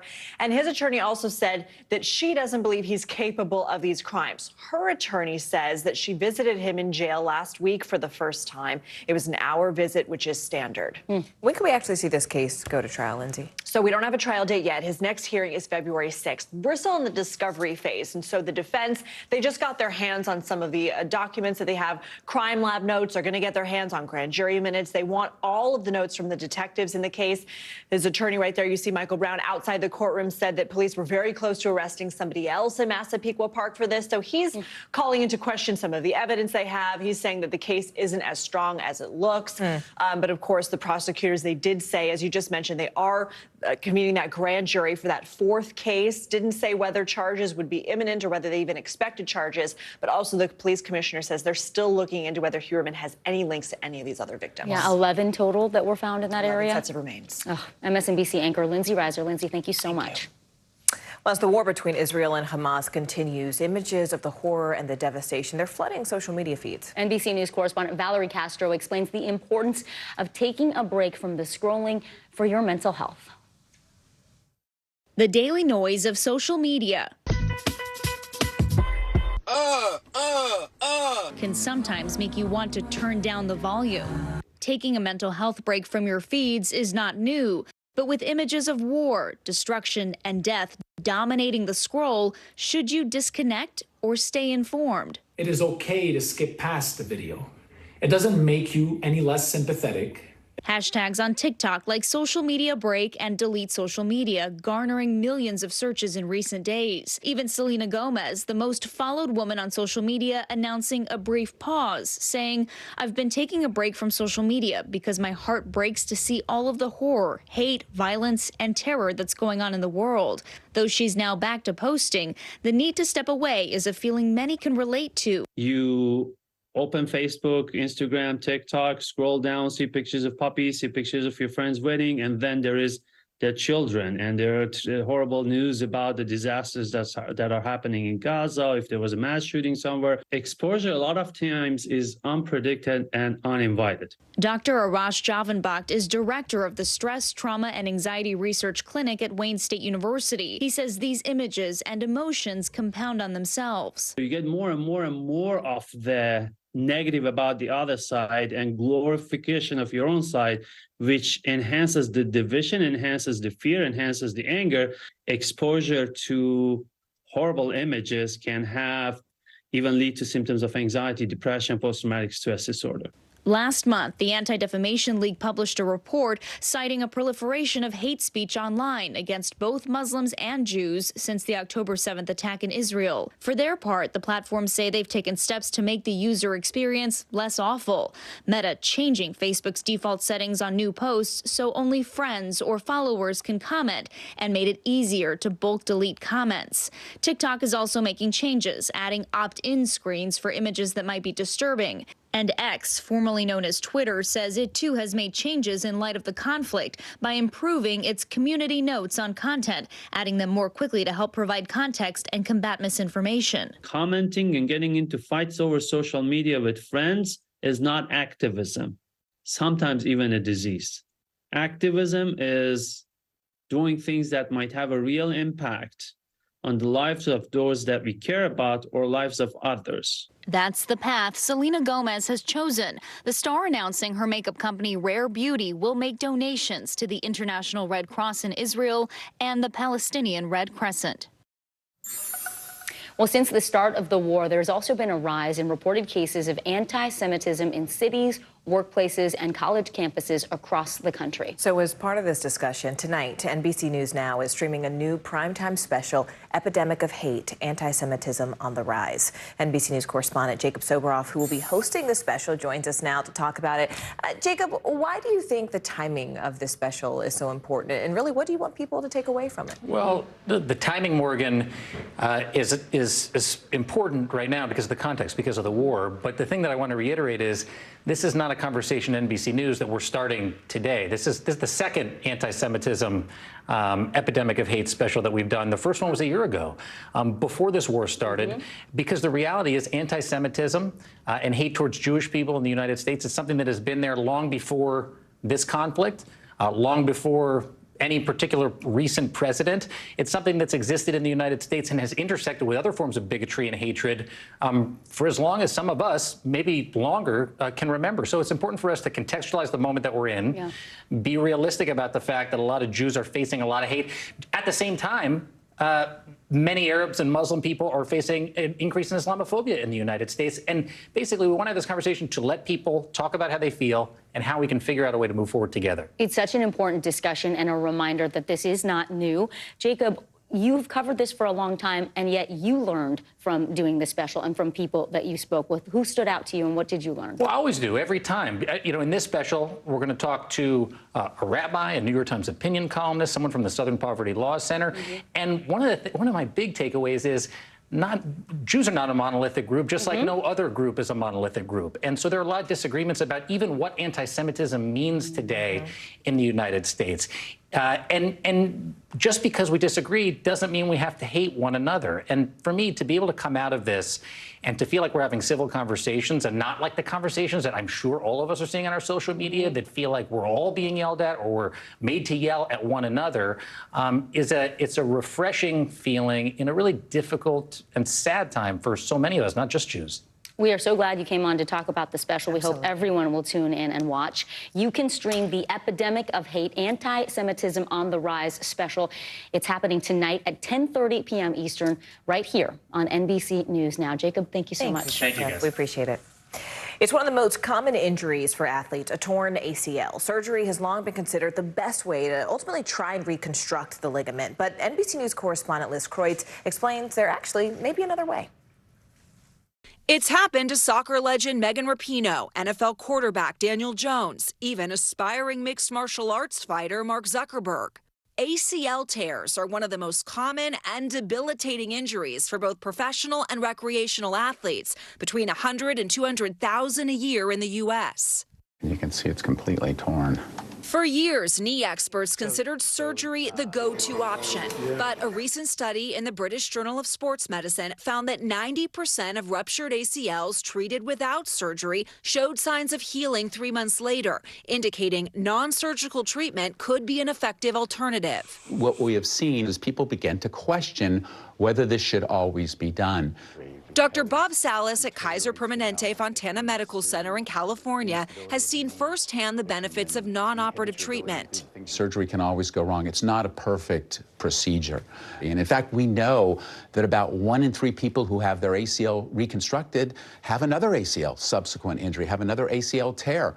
That's just what happened to Dr. Salas's patient, Dr. Maryam Sadie, who had ACL surgery 15 years ago. When you tore your ACL, what options were you given? I was asked, do you feel the knee shift when you're going up and down the stairs? And I said yes. And so I was not given options. I was recommended surgery. It took a year before Sadie was back to playing competitive basketball. She still walks with a slight limp. Then earlier this year, she tore that same ACL.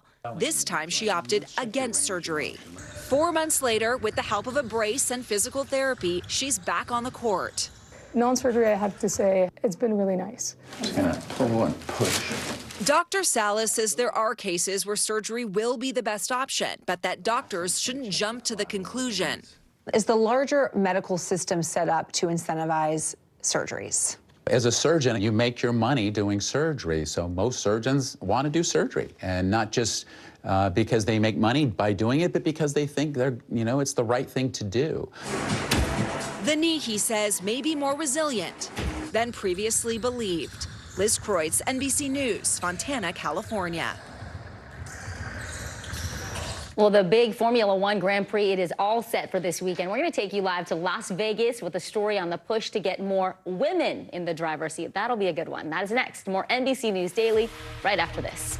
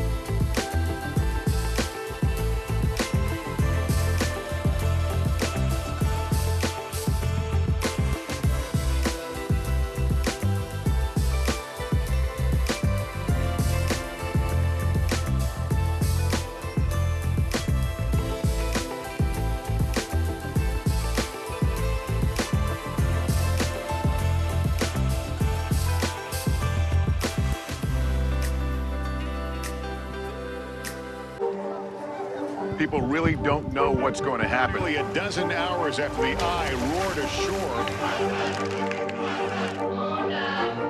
More good people than bad people, I know, right? 5, 7, 4, 3. There is some late-breaking news 4 hours into the Iowa caucuses by the man who delivers it. All right, it just made too.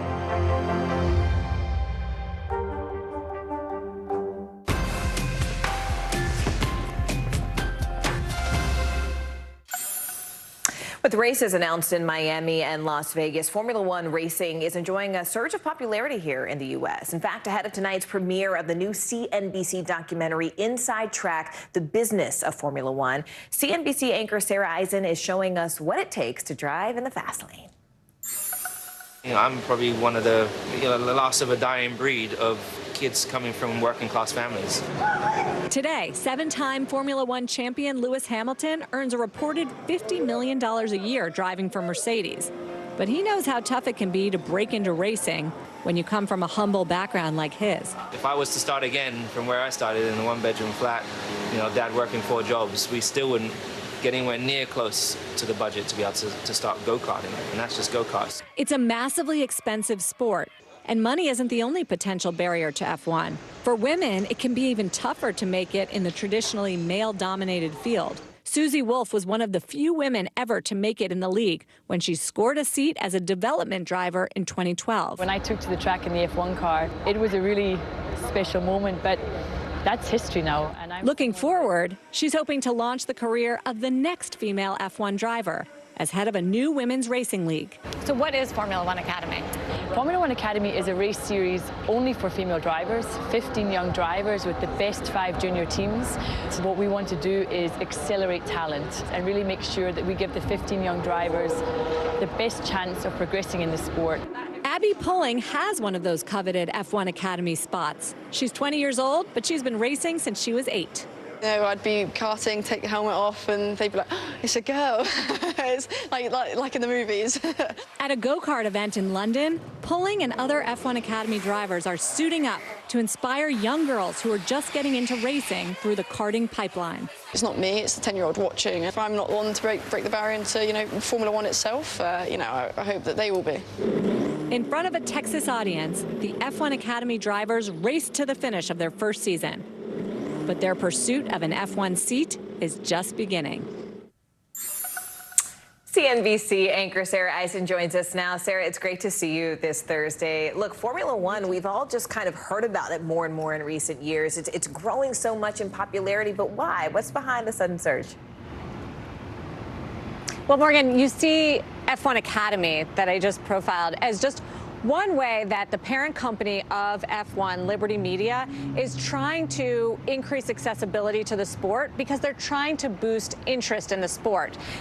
Liberty Media bought F1 about 6 years ago. It was a sleepy motorsports league for the purists, the racing fanatics, mostly in Europe and South America. But Liberty's an American entertainment company. They own SiriusXM stakes, Live Nation, the Atlanta Braves, and they always had their eye on the U.S. And so part of what they're doing is adding races. Miami was new last year.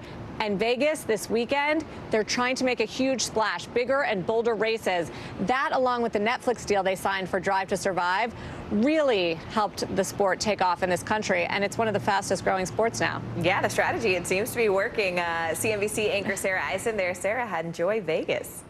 And you can also watch the documentary Inside Track, the Business of Formula One, premiering tonight at 8 p.m. Eastern on CNBC.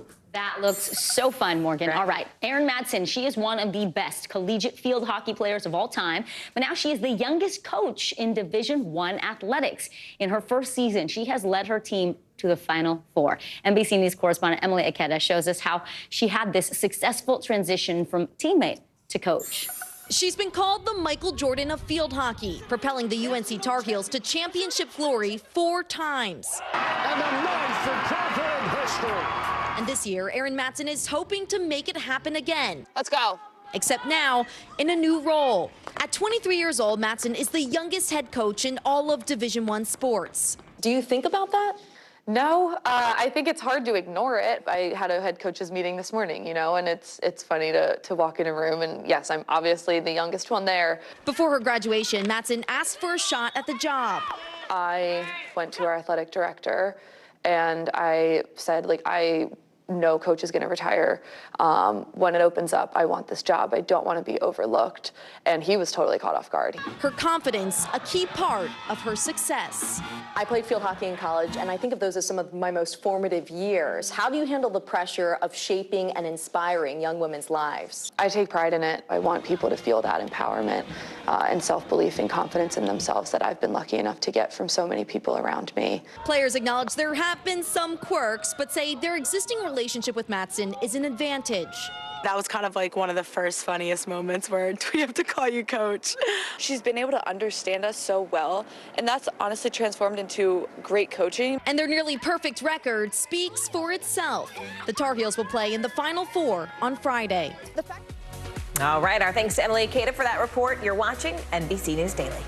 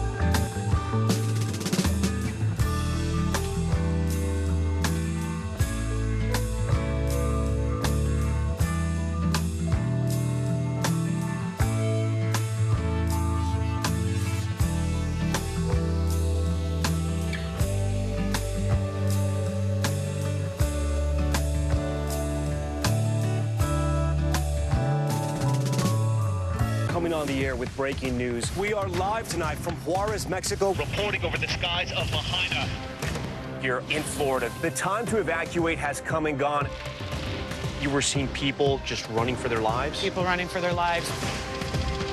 We've seen this almost unbelievable power struggle. What does this mean for Ukraine? It's the battle off the field that's inspired the world. Every night, it's your news playlist. Top Story with Tom Llamas. Streaming weeknights at 7 on NBC News Now. All right, well, Marvel may have found a solution to growing superhero fatigue. Pedro Pascal. I'm not tired of him. I know. Girl, nobody is is. tired of him. Pedro, ven acá. Let's do una entrevista, por favor. Okay. The studio is reportedly in talks to cast the actor in its upcoming Fantastic Four movie. We got really excited for a moment there, didn't we? On this Thursday. All right, as we wait to see what happens with that deal, we also have a ton of new content to look forward to this month, as well as trailers for some of the most anticipated new releases. Joining us now, none other than Bravo personality and host favorite lady of Shaken and Disturbed, Darren Karp. Darren, it is so great to see you. We're so happy that you're here. Missed you guys. So we got some big news coming out of Netflix. Season 6 of The Crown drops today. All kinds of controversy already. Oh, I mean, as if the show and the royal family doesn't have enough controversy anyway. But the first 4 episodes actually dropped of the final season today, and this last season, the final season, is covering from the years 97 to 2005. We've all sort of been waiting up to see how they're going to handle the Princess Diana of it all. So the first 4 episodes center on that, and then the following 6 are actually going to drop a month from now, and that's going to cover the Golden Jubilee, Camilla Parker Bowles, as well as Prince William's budding relationship with Kate Middleton. So we're almost up to present day, and this is the final season. It's going to be very, very good. Speaking of which, there are also some new trailers coming out. Tell us more. Okay, yeah, we've got Garfield, and I don't know if it's because I grew up with an orange cat or I love pizza as a New Yorker, but it looks super cute. Chris Pratt is playing Garfield. It actually comes out next year. It's super sweet. The animation is actually... Chris Pratt is playing Garfield? Chris Pratt is playing Garfield, if you can believe it. Yeah, so kind of has this really funny voice. It starts out sweet, but don't let Garfield fool you. He gets to be his kind of, attitude-y self later on in life. He meets his human there, and this is how he falls in love with pizza, but it's going to be great. And then the second trailer that just dropped is Madam Web, which is huge in the Marvel universe. I have arachnophobia, so this scares me just a touch, but we've all been kind of waiting. Her web connects them all, and it's going to be great. It actually comes out also in 2024, and it should be a great movie. Well, as we mentioned, Pedro Pascal may be the boost that everybody's looking for. He's set to star in a highly anticipated Marvel movie. Tell us what you can about so that. This is I can't say 100% confirmed, because I don't know even if the ink has been dried yet on this deal, but these are all the rumors focusing on him being Mr. Fantastic. He's going to play Reed Richards, in Marvel's Fantastic Four. I think he's going to be a great diverse add to it. I think he's just fabulous. You guys were cavelling over him. Look at the guy. Look at this man. This is going to be huge for the Marvel Universe. I can't wait to watch. What other celebs did you have news about, though? Well, Kevin Hart is actually getting the Kennedy Center's Lifetime Achievement Award, which is well-deserved. I mean, let's think about it. His 11 movies premiered at #1. His entire box office career has garnered over $4 billion, which is actually wildly insane, so he absolutely deserves this 100%. And then on the flip side, Jimmy Kimmel is back to host the Oscars March 10th in 2024. He is a 4-time host. This will be his 4th time, following Jack Lemmon as well as Whoopi Goldberg. He was quoted as saying, "I've always dreamed of hosting the Oscars exactly 4 times." So this will be great. He was there. We're off to a good start. We're off to a good start. He was there for some controversy, obviously, last year and the years previous. So he's just great. I love the energy that he brings. He's amazing. Yeah. Speaking of great energy, we cannot let you go without asking you about BravoCon. I've been following you on Instagram. I missed you guys there. Moments. Tell us. It was iconic. Okay, first off, just great panels. I was there for Dynamic Duos. I got to host the first panel. I'm there with all the guys. Of course, I made them take their shirts off, which was just absolutely appropriate. There were Teresa and Louis, and I did a couple couples ones, but the iconic moment, which was actually, got to do a morning show with Summer House's The Paige and iconic moment Amanda. is that gold jacket. Awesome. Thank you so much. Looks but amazing. The moment that we were all there for and waiting for, I don't know if you've seen Brynn Whitfield, who is the new New York City housewife. Her heels got caught in the escalator, and they flipped up. Here is this clip. You can see my natural reaction. This is the most watched clip on Bravo. And they end up getting caught in the escalator, stopping the escalator for a good hour on the intros. We all called it like Wicked Witch of the West. It was so funny. What a moment. No one was harmed in it, and Good she job got by the her cameraman heels or whoever back. was there. But the heels are up, and it is now the image of BravoCon 2024. It was super We've all been amazing. there. So she was fine. Were the heels okay, or were they mangled? They had to do some sort of contraption to get them out, but I saw, there they are. I saw her wearing them later, and, you know, thank God they were red bottoms, which was so cool. I was like, Brynn, you're lucky you didn't have a tag on the end of them. You know, that could have been way more embarrassing. It was truly so great. The fan base is amazing. You reacted like a pro. Thank you. Sure did. Bravo Thank you. personality, Darren Karp. Darren, thank you so much for joining us. Thanks for having me. Appreciate Thank you, Darren. You're watching Daily.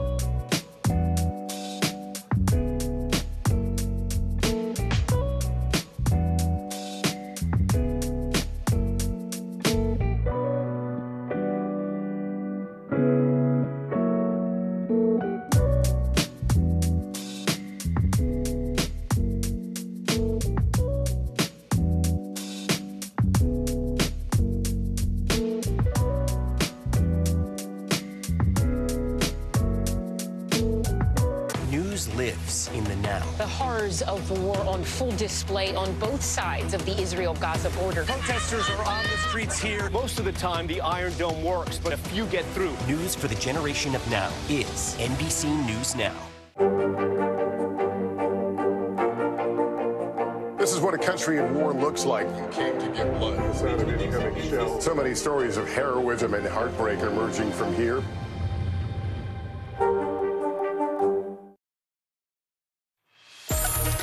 Hi, everyone. I'm Zinklea Samoa. Kate Snow is off today, and NBC News Daily starts right now.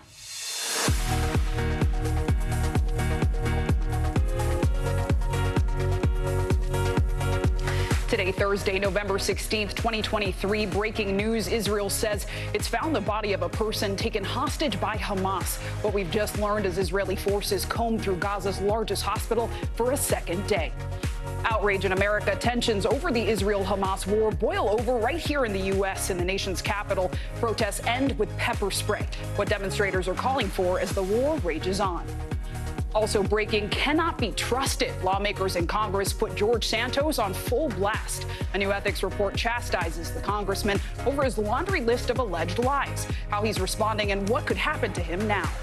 And giving thanks as Thanksgiving approaches, why an attitude of gratitude might do your mental health a lot of good.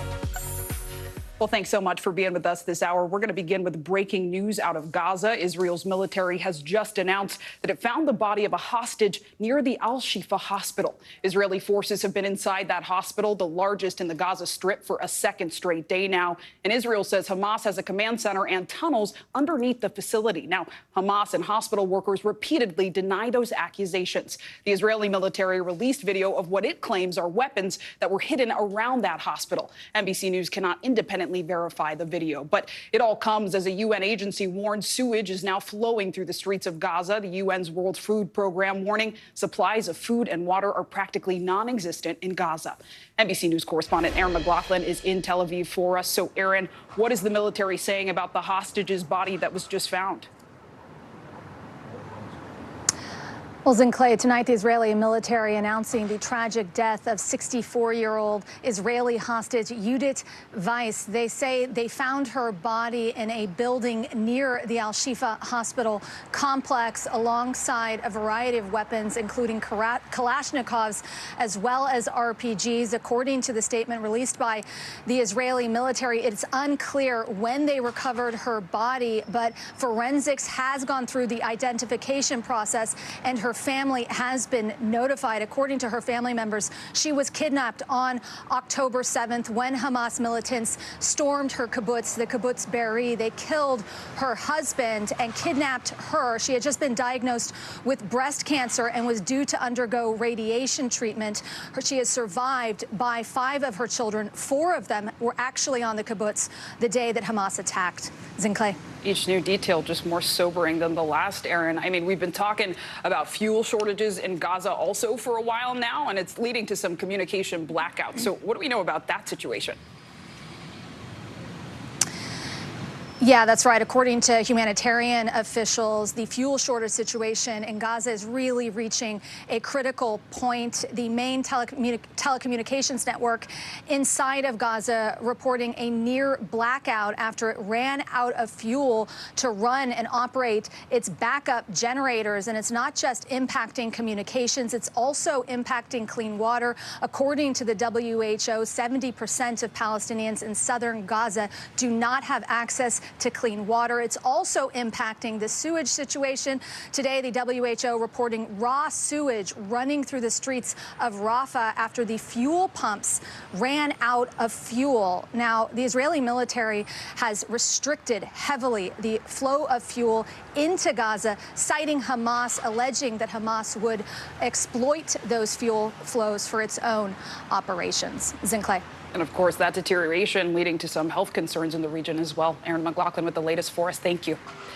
We're also getting a unique firsthand look at the massive evacuation effort underway in northern Gaza. This is the first time an NBC News correspondent has seen civilians inside Gaza since the war began. Our Raf Sanchez embedded on the front lines of Israel's counteroffensive and mission to save the hostages.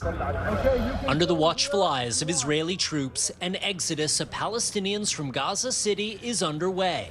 Children with their hands up, their parents clutching ID cards, the white flag flying amid the destruction. We've been covering this war for more than a month, but this is the first time that we are seeing with our own eyes Palestinian civilians inside of Gaza. This is what Israel's military calls a humanitarian corridor, open a few hours each day for civilians to flee on foot and escape the fighting raging in Gaza City. 250,000 Palestinians have taken this route so far, Israel says. As a condition of access, NBC News agreed to blur some faces and submit our raw footage to Israel's military censors, though not our final story. I think every Jew and Israeli can be proud of the fact that we're letting innocent civilians out of the fighting area, out of the fighting zone, to clear it out. For Israel, this is proof their war is only against Hamas, not the people of Gaza. But for many Palestinians, this feels like forced displacement. We ask Israel's military. Can you guarantee that these people will be able to return home one day? I think that is really going to be in the hands of a lot of different players. One of the main ones is going to be Hamas. Soldiers call out in Hebrew in case Hamas is smuggling hostages in the crowd. So they're like asking the children, put your arms up, we'll come and save you, don't worry. So far, no sign of the hostages. Israel believes they're hidden in Hamas's vast network of tunnels, like this shaft in a rural area near the border. We know that if you were to go through this and map out what this leads to, you would reach our hostages. They found nothing in this tunnel. Now they're lowering explosives. Moments later, Israel searching for hostages held in darkness. Palestinians heading into an exile of dust and despair. Raf Sanchez, NBC News, Gaza City. And tensions over the Israel-Hamas war led to a chaotic demonstration in Washington, D.C. just last night. More than 100 pro-Palestinian protesters were calling for a ceasefire. Police say they were working to keep back the group outside the headquarters of the Democratic National Committee for, quote, violently protesting in the area. Police used pepper spray on the crowd. One person was arrested. NBC News reporter Gary Grumbach joins us now. So, Gary, I actually understand Democratic representatives and candidates were inside that DNC building when all of this unfolded. So what are the protesters saying about just what happened last night? Yeah, organizers are telling me they knew those Democrats were going to be inside, including Hakeem Jeffries, and that's why they wanted to hold what they called a peaceful vigil in honor of both the folks that have died in Israel and in Gaza. They had candles, they were singing, they were locking arms, blocking the entrance to the DNC behind me. And they knew these folks were inside. They wanted to get this message to have a ceasefire occur in Gaza and in Israel. And the damage has been done here. We know that there were 90 people that were injured from this wild video that you're seeing on the screen right now. We know that 6 Capitol police officers were injured. And we do know there was one arrest. There was an assault on a female officer by a protester who punched her in the face. So the damage certainly has been done here. But all that's left at the scene right now are some barricades behind me. Clay? Gary, have Capitol Police responded at all to the protesters' claims you just outlined? They have. They put out a statement saying, it, quote, when the group moved dumpsters in front of the exits, pepper sprayed our officers, and attempted to pick up the bike rack, our teams quickly introduced consequences, pulling people off the building, pushing them back, and clearing them from the area so they could safely evacuate members. Now, I was on a press conference earlier today with some of the protest organizers, and I asked them about those claims of the dumpster moving and the pepper spraying. They said they had no idea what the Capitol Police was talking about. Clay? Gary Grumbach with the latest for us. Thank you so much. And tonight, NBC News is investigating the alarming rise of anti-Semitic incidents in the United States since the start of the Israel-Hamas war. Jacob Soboroff, NBC correspondent, hosts Epidemic of Hate, Anti-Semitism on the Rise. Watch it tonight at 10:30 p.m. Eastern, streaming right here on NBC News Now. Well, it's about time we dig into your wallet with today's CNBC Money Minute. Starbucks workers are walking off the job today, and a big food company is making a sweet purchase. Steve Kovac joins us now. Hey, Steve. Hey, Zingla. Yeah, Starbucks workers at more than 200 U.S. locations are hanging up their aprons today and hitting the picket line. They're calling it the Red Cup Rebellion. That's because the one-day strike coincides with the coffee giant's reusable Red Cup promotion. They're protesting the fact that they still don't have a contract with the chain, despite nearly 2 years of negotiating. Speaking of unions, the UAW says about 3,900 members at Mack Trucks have ratified a new 5-year contract ending a nearly 40-day strike. A previous contract deal included a 19% pay raise and improved retirement benefits, but workers, well, they overwhelmingly voted against it and walked off the job. Mack Trucks says they revised contract guarantees, significant pay increases, and covers employees at plants in Pennsylvania, Maryland, and Florida. And U.S. food giant Mars is buying one of Britain's largest independent chocolate makers. Hotel Chocolat says the $662 million deal will help it grow its brand internationally. That deal is expected to complete by the end of January. Simply, I'll send it back to you. Oh, I love me a Mars bar, Steve. Yeah, it's what about you? Yeah. Right? Oh, yeah. They're good. You can't go wrong. Steve Kovac, thank you. Well, coming up, how a satellite just launched into space could help improve air quality for millions. Plus, an NBC News exclusive, never-before-seen footage from the Rust movie set showing Alec Baldwin handling a prop gun before the deadly shooting. Now, wait a second. If I'm going to shoot right, do you want to go on the other side of the camera? I don't want to shoot toward you. What this means for the investigation as the actor faces potential new charges. You're watching NBC News Daily.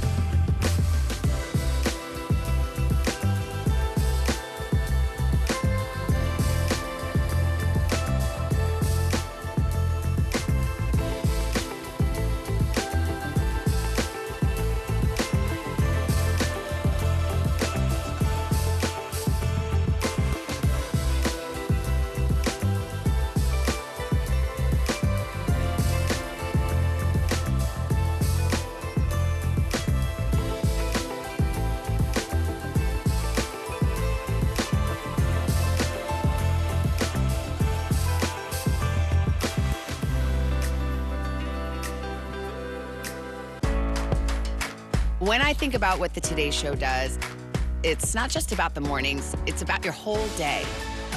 There's a feeling of we're in there with you. Then let's take on this day together. Were you calling the shots, though, Mr. President, ultimately? Was the Biden administration caught off guard by this latest surge of migrants? Is it clear who's going to govern Gaza once this war is over? If it's Sunday, it's Meet the Press. We're getting an exclusive look at never-before-seen footage from the set of the movie Rust before the deadly shooting. The clips show actor Alec Baldwin handling a prop gun just days before cinematographer Helena Hutchins was killed. Some of the clips actually show Baldwin's apparent concern about safety, as well as him giving instructions on set. I'm getting up. Then when he drops his arm, Helena, get out. He drops his arm. And everyone doesn't need to be right here, like in the path of the gun. Could you please move?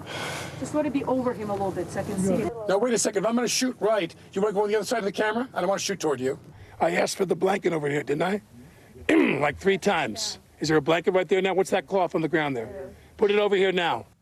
NBC News entertainment correspondent Chloe Melas joins me now. So, Chloe, this footage is coming as prosecutors are preparing a grand jury. That grand jury is going to decide whether or not Alec Baldwin faces new criminal charges. What are the biggest takeaways for you here? I mean, we have heard from prosecutors that they are trying to demonstrate that there was recklessness on the set. We know that they had been conducting an investigation over the last several months. This came after they temporarily dismissed these same charges of manslaughter against Alec Baldwin in the spring. And over the last few months, we know that they claim to have new evidence. And we know that some videos will be shown to that grand jury when they do finally convene. And then if it goes to trial, they will show the jury ultimately videos, and some of them could be right here. And we've heard from our own legal experts here at NBC News that this video in particular that we just showed you would be something likely that Alec Baldwin's legal team would show in their defense, saying, look, my client was not being reckless. He specifically said, and Helena Hutchins was even present, you can hear him say her name, you can hear her voice, not to point the gun towards them. Now, there are dozens of other videos, and we don't know what came before these clips and comes after them, and we haven't seen all of the other videos, so there could be something else there, and we haven't heard from special prosecutors or Baldwin or his legal team on these. They're not commenting. I mean, to the point of the grand jury, when do we expect them to convene, and what are they really considering here in terms of evidence? It's anybody's guess when they will convene, because grand juries are kept top secret. And this is something that nobody is commenting on right now. We knew that they were supposed to convene today. We have learned at NBC News that it has been pushed because the judge wants to review all of the materials because there's a lot to get through. We do know that Hannah Gutierrez-Reed, the armor on this film, she faces involuntary manslaughter charges, and her trial starts in February. So one would reason that potentially the grand jury would convene before that, because you never know. You might see the prosecutor want to have a joint trial between actor Alec Baldwin and Hannah Gutierrez-Reed, maybe in an effort to save taxpayer dollars in the state of New Mexico. But again, that's just a reporter's guess. No, I mean, time will tell, but it's also so sobering to hear the voice of Helena in that video, to see some of these final moments. So we'll see how... And that it all could have been avoided, right? And how did live ammunition get on the set? And hopefully we'll all have those answers soon. Well, Chloe Melas with the latest analysis. Thank you so much. And we have breaking news from Capitol Hill. Republican Congressman George Santos says he will not seek re-election after a blistering report released today by the House Ethics Committee. The committee says there is, quote, substantial evidence that Santos broke the law. It also found evidence of crimes that he has not been charged with. The panel's report said, quote, Representative George Santos cannot be trusted. At nearly every opportunity, he placed his desire for private gain above his duty to uphold the Constitution, federal law, and ethical principles. NBC News Capitol Hill correspondent Ryan Nobles joins me now. So, Ryan, there is a lot to go through here, to say the very least. Can you just remind our viewers about the impetus for the committee's investigation, first off, and what stands out to you from the report? Yeah, Zinkley, the reason that the Ethics Committee released this report is because there's been a number of efforts by members of Congress to try and expel George Santos from office, but there have been many members of Congress that were reluctant to do so because they felt that he was afforded due process. And by the Ethics Committee doing this investigation, releasing this report, they believe that due process now exists. And in the form of this report, they are revealing some startling details about Santos's conduct, specifically as it relates to his use of campaign funds. funds. Among the things they accuse him of doing in this report, filing false campaign reports with the FEC. There's evidence of uncharged conduct within this report. There's a lack of cooperation. He was asked to sit for several depositions and just refused to do so. And he also used those campaign funds for personal use. As an example of some of the ways that he used those campaign funds for personal use, spent thousands of dollars at designer clothing stores. He used it for an Airbnb rental, which was for personal use. Spent more than $2,000 at Atlantic City Resorts and also more than $1,500 on Botox. He also made smaller purchases on things like the OnlyFans website, Sephora, also for meals and parking. The list goes on and on. Now, the report doesn't specifically make a recommendation, Zinkley, but the chair of this committee said that he's moving a resolution to expel Santos from Congress as soon as tomorrow morning. I mean, Ryan, the revelations are striking, to say the least. I know Congressman Santos has responded, releasing a long statement after this report came out, in which he said he is not running for re-election. So what else did he say? What are other members of Congress saying now, too?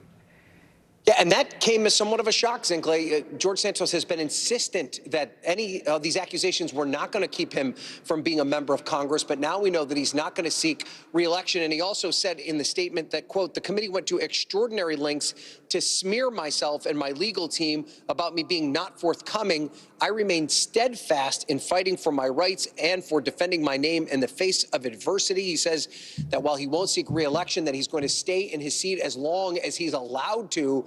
Well, that may not be that long, Zinkley, because there is a real belief that this resolution could be voted on between Thanksgiving, when they come back from the Thanksgiving break, and Christmas, meaning by the start of the year, George Santos may no longer be in Congress. Yeah, Zinkley? The clock is ticking here on this one. Ryan Nobles, thank you.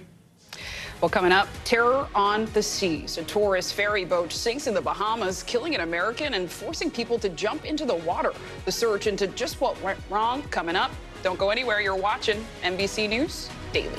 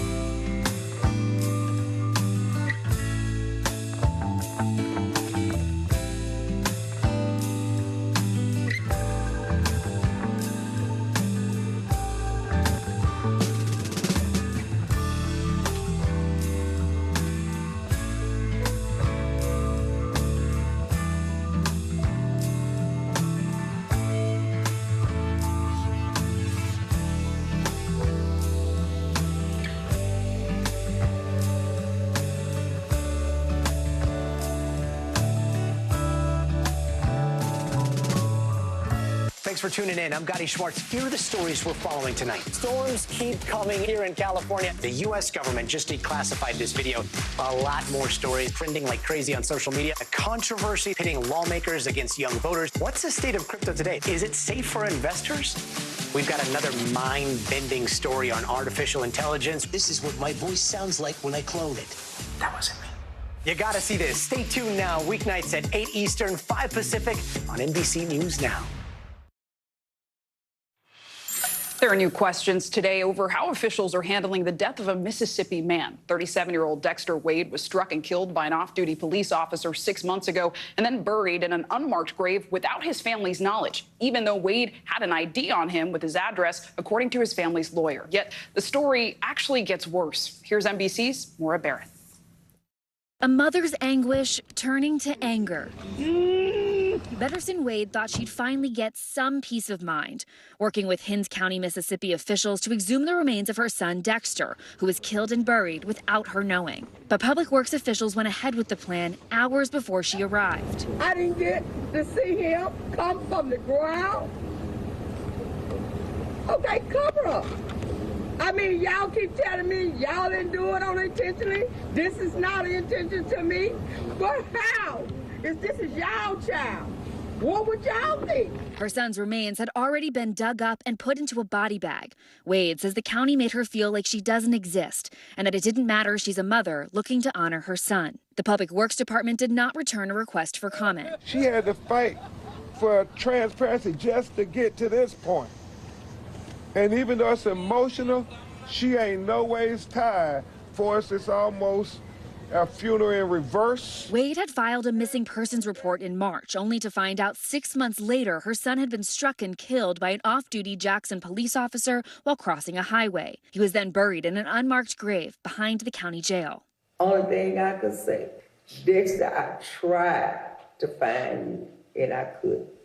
I'm sorry, baby. I'm sorry you are here. Jackson police have not responded to NBC's questions about the case. But according to the coroner's office, an investigator did identify Dexter and shared contact information for his mother with the police. But Betterson says she never got a call.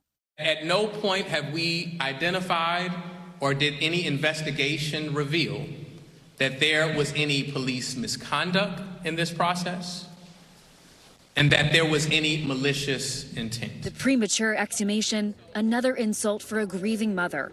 And as her attorneys see it, a situation that now makes it impossible to know the condition in which Dexter's remains were buried. And it begs the question about all those other unknown bodies in that graveyard. How many of those families that think their loved ones are missing? We're going to get to the truth. Not just for your son, but for other children. Maura Barrett, NBC News. Sobering report, Maura. Thank you. Well, according to the federal government, all across the country, the effects of climate change are getting worse in nearly all aspects of your everyday life. And that daunting statement is included in the latest National Climate Assessment released this week. In it, scientists also warn the United States is warming about 60% faster than the rest of the world. Here's NBC's national climate reporter, Chase Kane. America is not adapting to climate change fast enough. That's one of the big headlines from the latest National Climate Assessment. Charleston, South Carolina offers a good example. As many as 10 days out of every year look like this. That's salt water from a high tide spilling onto roads and parking lots. And Charleston has been more aggressive than many other cities, using data from previous national climate assessments to inform the construction of tunnels, pumps, even raising a seawall around its historic downtown, all to fight against flooding and sea level rise. The projects represent hundreds of millions of dollars, but climate change demands even more. One of the things I try to mention to people is the status quo is unacceptable. Mother Nature is not going to allow us to keep the status quo. The earth is changing, the climate's changing, the impacts in this beautiful spot are there. What does that look like as sea level rises over the next 20, 30, 40 years? And are, in fact, there places in the city of Charleston where we're going to have to pull back from? Charleston has already paid to move people out of an entire neighborhood, which flooded frequently. But the National Climate Assessment makes it clear that difficult choices like that will need to happen at an even larger scale and in far more places. 128 million Americans live along the coasts, facing 1 to 2 feet of sea level rise in just 25 years. And this is just one topic, one threat. And those threats are different everywhere. I mean, this map shows that not all states are adapting at the same pace. California leads, but the report makes clear that every state, every community has to move even faster and expand adaptation projects while we still have time. Chase Kane reporting. Thank you. Well, coming up, delivering hope, the new help one California community is getting thanks to actress Jennifer Garner. You're watching NBC News Daily.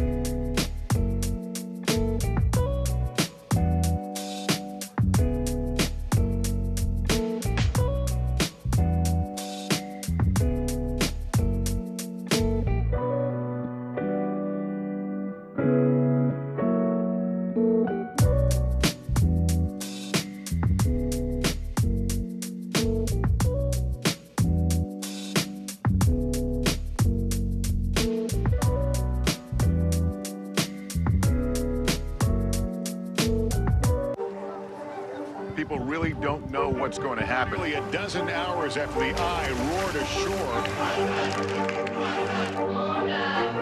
More good people than bad people, I know, right? Yeah, 5 seconds. 4, 3. There is some late-breaking news. 4 hours into the Iowa caucuses.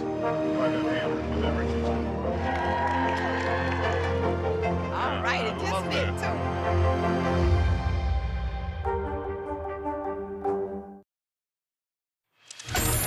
Bottom of the hour now. Here are some of the stories making headlines on NBC News Daily. The mother of a 6-year-old child who shot his teacher at a Virginia school has been sentenced to 21 months in prison after pleading guilty to using marijuana while owning a firearm.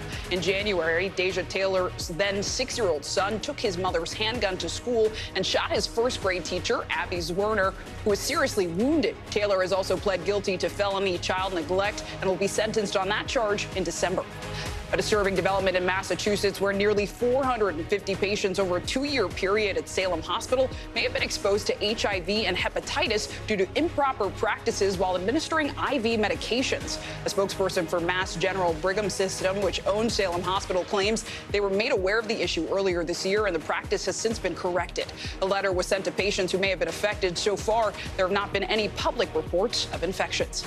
And federal authorities in New York have announced the largest ever seizure of counterfeit goods. Police say the collection, consisting of knockoff handbags, shoes, and other luxury items, is valued at over $1 billion. 2 men were charged with trafficking the knockoffs from a New York City storage unit, and they could face up to 10 years in prison if convicted.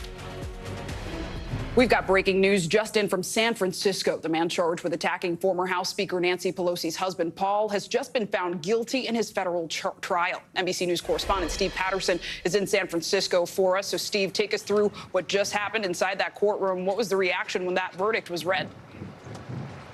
Zinkley, I'm seconds away from walking outside of the courtroom. This verdict comes just about 24 hours after the jury went into deliberation yesterday morning. They all came in. It was very swift. The jury read the charges in the verdict to the judge. Guilty on both counts. I'll remind you, the first count was attempted kidnapping of a federal officer or official. The second, assault of the immediate family member of a federal official. Both counts guilty. The jury had to be unanimous on both counts. So over this last 24 hours, they came to an understanding. The defense never tried to argue in this case, just to remind everybody that David DePape didn't commit a violent act, that he didn't strike Paul Pelosi with that hammer during that home invasion in their home last year in October. Their defense instead was that this doesn't relate to the federal charges that he was just found guilty of, which has stipulations of while a public official is attempting to do their duty. That's what they hung their defense on. Of course, in this case, it did not seem to work. Now this goes to a state trial. There are other charges beyond just the ones that we heard here, more directly addressing the assault, the attempted kidnapping, and everything that went on in the house. And based on the mountains of evidence that prosecutors had in this trial, it is almost assuredly going to go the same way. But yeah, I think not a shock to hear these charges, especially based upon just how much prosecutors had, not only with the physical evidence, but with the digital trail they had, the Spokeo searches, the Google searches, the address lookups of not only Pelosi, but all of these figures that David DePape was looking for. And apparently all that evidence worked on the jury. Back to you. Steve Patterson outside the courthouse for us. Thank you. Well, President Biden called Wednesday's meeting with China's President Xi Jinping productive, but it's what he said after the Chinese president left that's got our attention today. A reporter asked President Biden if he still saw Xi as a dictator, and you'll remember Biden described his Chinese counterpart by that term over the summer. Here's what Mr. Biden said. Well, look, he is. I mean, he's a dictator in the sense that he is a guy who runs a country that is a communist country that is based on a form of government totally different than ours. NBC News foreign correspondent Janice Mackey-Frayer, who covers China, is in San Francisco for us. So, Janice, relations between the United States and China were already bad heading into yesterday's meeting. That is no secret. And it seemed like their conversations went relatively well. So now, how is President Biden's dictator comment being received in China? Well, expectations were low going into the meeting between President Biden and Xi Jinping, but President Biden even used the word progress to describe how the talks went. Then came that comment in his news conference afterwards where he was asked if he still believed that Xi Jinping was a dictator. When he originally made that comment, it was at a private fundraiser last summer, and it was hours after Secretary Blinken had just met with Xi Jinping. At the time, the reaction from Chinese officials was furious. They were very critical of President Biden and the United States for using such a term. You fast forward to now, and you can see the contrast. It's not that Chinese officials were dismissive of the comment this time, but they said that their reaction was that this was manipulation, that these are forces trying to derail the U.S.-China relationship. All of that suggesting that for China's part, they want to see this relationship get back on track. And that's some good news, and it appears, Janice, there was some additional good news that came after the meeting. It seems China could be extending an olive branch or maybe a bamboo branch. Is that right? Well, this came at the dinner last night where Xi Jinping was the headliner, so to speak. He gave a speech and had this surprise announcement that pandas are going to be returning to San Diego Zoo. There had been some concerns over the past few weeks with pandas going back to China, that maybe there would be no pandas left in the United States. So this is seen as an olive branch of sorts to show that diplomacy can continue between the two countries. It's also a gesture toward California Governor Gavin Newsom, who was just in Beijing and meeting with Xi Jinping about a month ago. Janice Mackey-Frayer, good to have you stateside. Thank you. Well, let's turn now to the Bahamas. A vacation excursion there took a deadly turn when a ferry boat capsized with dozens of tourists on board, leaving a Colorado woman dead. Now authorities are trying to figure out what went wrong. Here's NBC's Emily Ikeda. Terror on the seas when a tourist ferry boat in the Bahamas suddenly starts to sink. Our boat is sinking. It all happened on Tuesday morning when a double-decker catamaran carrying close to 100 people to a private island popular with tourists quickly began taking on water. Some passengers recording the horrifying ordeal from the boat's upper deck. Video showing terrified people on board wearing life vests as the boat starts to go under. Once we realized we were starting to sink and we saw the water coming in, people are screaming, people are freaking out. Brittany Crippen and Derek Smoot were initially on the first level. Less than 5 minutes was it from like the first initial like splash to we're literally up to here. They both decided to jump into the water along with other passengers before rescue boats arrived. So I jumped off the back and I was like, I'm going to get out of here. I'm not going down with the ship. So I went out in the water. Everybody was screaming, crying out there. Authorities in the Bahamas telling NBC News a 74-year-old Colorado woman was pulled from the water unresponsive. She was later pronounced dead. Royal Caribbean confirming the woman was a passenger on one of its ships. The company writing in a statement, it's saddened one of our guests passed away following an accident, adding, our hearts are with the families involved. 2 others on the boat were transported to local hospitals for care. This morning, authorities are investigating this fatal accident. And this is what happened. We all had to swim, women and children crying. As survivors recall just how quickly a day in paradise turned into a nightmare. Mayhem, panic, terror, people praying, people being literally like smacked into each other and washed around, just like a movie. Emily Ikeda, NBC News. Right now, a satellite soaring over North America is giving scientists real-time data on air pollution. They hope it'll play a key role in cleaning up our air and keeping our kids healthy. NBC News medical fellow Dr. Akshay Syal has been reporting on this story for us and joins me now on set. So, Dr. Syal, I understand you actually spoke with these scientists who you called the smartest people in this solar system. Tell me more. Yeah, exactly. So this is a joint effort between NASA and the Harvard Center for Astrophysics. It's a satellite that was actually launched in orbit just this summer, and the data is starting to come in. Really, the goal of this satellite is to supplement these monitors on the ground and get a really complete picture of air pollution in this country. Take a look at some of the data coming in and what this could really mean for minority communities specifically.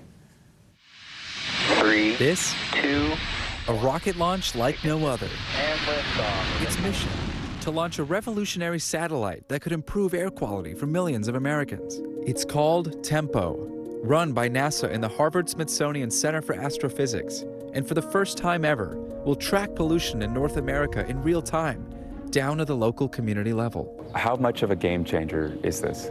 Tempo is really creating revolutionary data for air quality studies, and that's because we, for the first time, can measure hourly, and we can also measure really high spatial resolutions. Caroline Nowlin, a physicist at the Harvard-Smithsonian, says that the satellite is meant to work together with ground monitors, providing communities everywhere with air quality data like never before. So a ground monitor gives a really high accuracy point measurement of pollution. But you can't put them everywhere. So there are places where they're really sparse, for instance, in rural areas. So here's how it works. The satellite looks at light that's reflected off the surface, the atmosphere, and clouds, monitoring air pollutants like ozone and nitrogen dioxide by scanning North America during the day. This data could be used by officials to develop policies to regulate and reduce sources of pollution. And it turns out this data could save lives. Air pollution is the #4 leading risk factor for preventable death worldwide. It's been linked to devastating health conditions, including cancer, heart and lung disease, neurological problems, and even immune system disorders. People don't often realize the toll that air pollution takes, but nonetheless, it has a major toll on our health. Daniel Carreon, an adjunct professor of public health at Mount Sinai, is hoping to use this data to reduce asthma flare-ups in children from communities of color. Black and Latino children are more likely to experience childhood asthma and also experience some of the highest levels of air pollution. And so identifying the places that people are exposed and that are potentially leading to these increases in exacerbations are all really important to informing our understanding of how that all works, but then also how we can prevent it. Last year, NBC News visited El Chamizal, a community in El Paso, Texas, where many Latino residents say they are feeling the devastating effects of air pollution. Semeli de Aztlan, a community leader, says that things have only gotten worse. Part of the problem, she says, is the lack of monitors on the ground, giving an incomplete picture of air quality. While one lies in a nearby park, she says that's not enough. It's not data that represents what the people are experiencing. Tempo will aim to fill this gap in the community by measuring air pollution near the oil refineries or the international bridge with Mexico. Satellites that are up in orbit may do a better job of trying to triangulate what people are actually being exposed to on the ground. The data, already available to some researchers nationwide, will be available to everybody in early 2024. For Semeli and the community of El Chamizal, change can't come soon enough. Wow, Dr. Seil, I mean, this is so fascinating. It seems like the first time the U.S. has ever had this much information about air pollutants at our fingertips. So how are they going to practically use this data to keep people healthy? Susan Clay, there's about 400 researchers who already have access to the data today. And early next year, they're actually building an app on iOS and Android where people can actually log on and see really high-quality air quality forecasts in terms of what pollution they are actually being exposed to. Wow, in their communities. In their community. Mm-hmm. That's great. Dr. Seil, thank you so much. Yeah. Well, coming up, the power of giving thanks, how showing gratitude can have long-lasting impacts on your mental health. Don't go anywhere. You're watching NBC News Daily.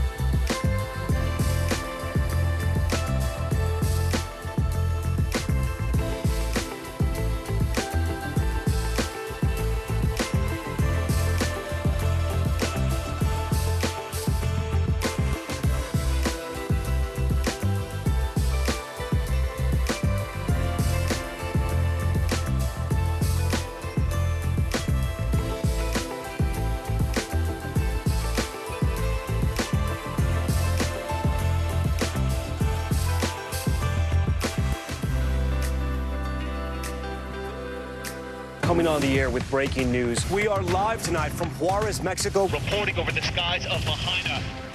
Here in Florida. The time to evacuate has come and gone. You were seeing people just running for their lives? People running for their lives. We've seen this almost unbelievable power struggle. What does this mean for Ukraine? It's the battle off the field that's inspired the world. Every night, it's your news playlist. Top Story with Tom Llamas. Streaming weeknights at 7 on NBC News Now.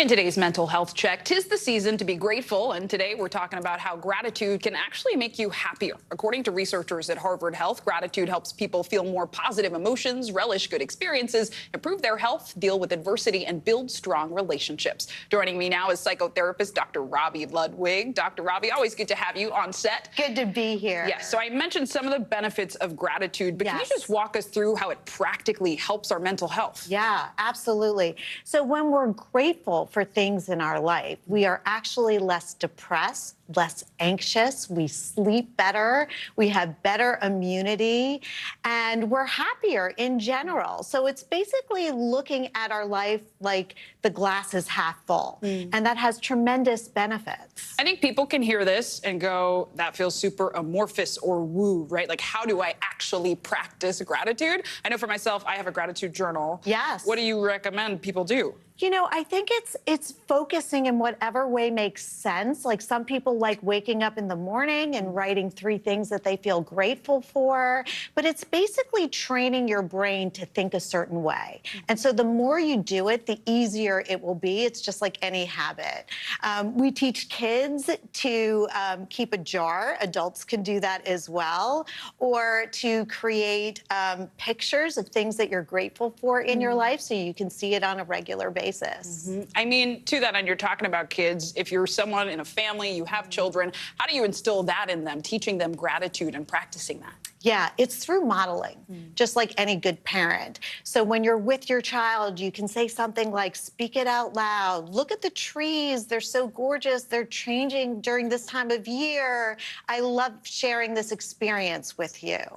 And helping them to think about what they're grateful for and to write it down. And to give charity, just to think in terms of what you're happy about in your life. And it really changes that negativity focus, which we really are designed to have that negativity bias. Yeah. And so it switches that and it says, let's look at the things that we feel good about so we don't have to get caught in that negativity loop. I mean, let's dig into that loop, right? Because it's so easy to be pessimistic, especially these days online, right? Everybody just loves dragging any topic. But how do you overcome that to make sure you're not just a negative Nancy, as they say? Well, sometimes you have to eliminate what's making you feel negative and triggering that negativity and making it a goal for yourself and basically saying, one small thing, what can I think about and why is it important? It's important because your self-esteem will be better. People who are in a grateful state of mind tend to be more charitable, tend to feel better in the long term because they're thinking about all the things that they have in their life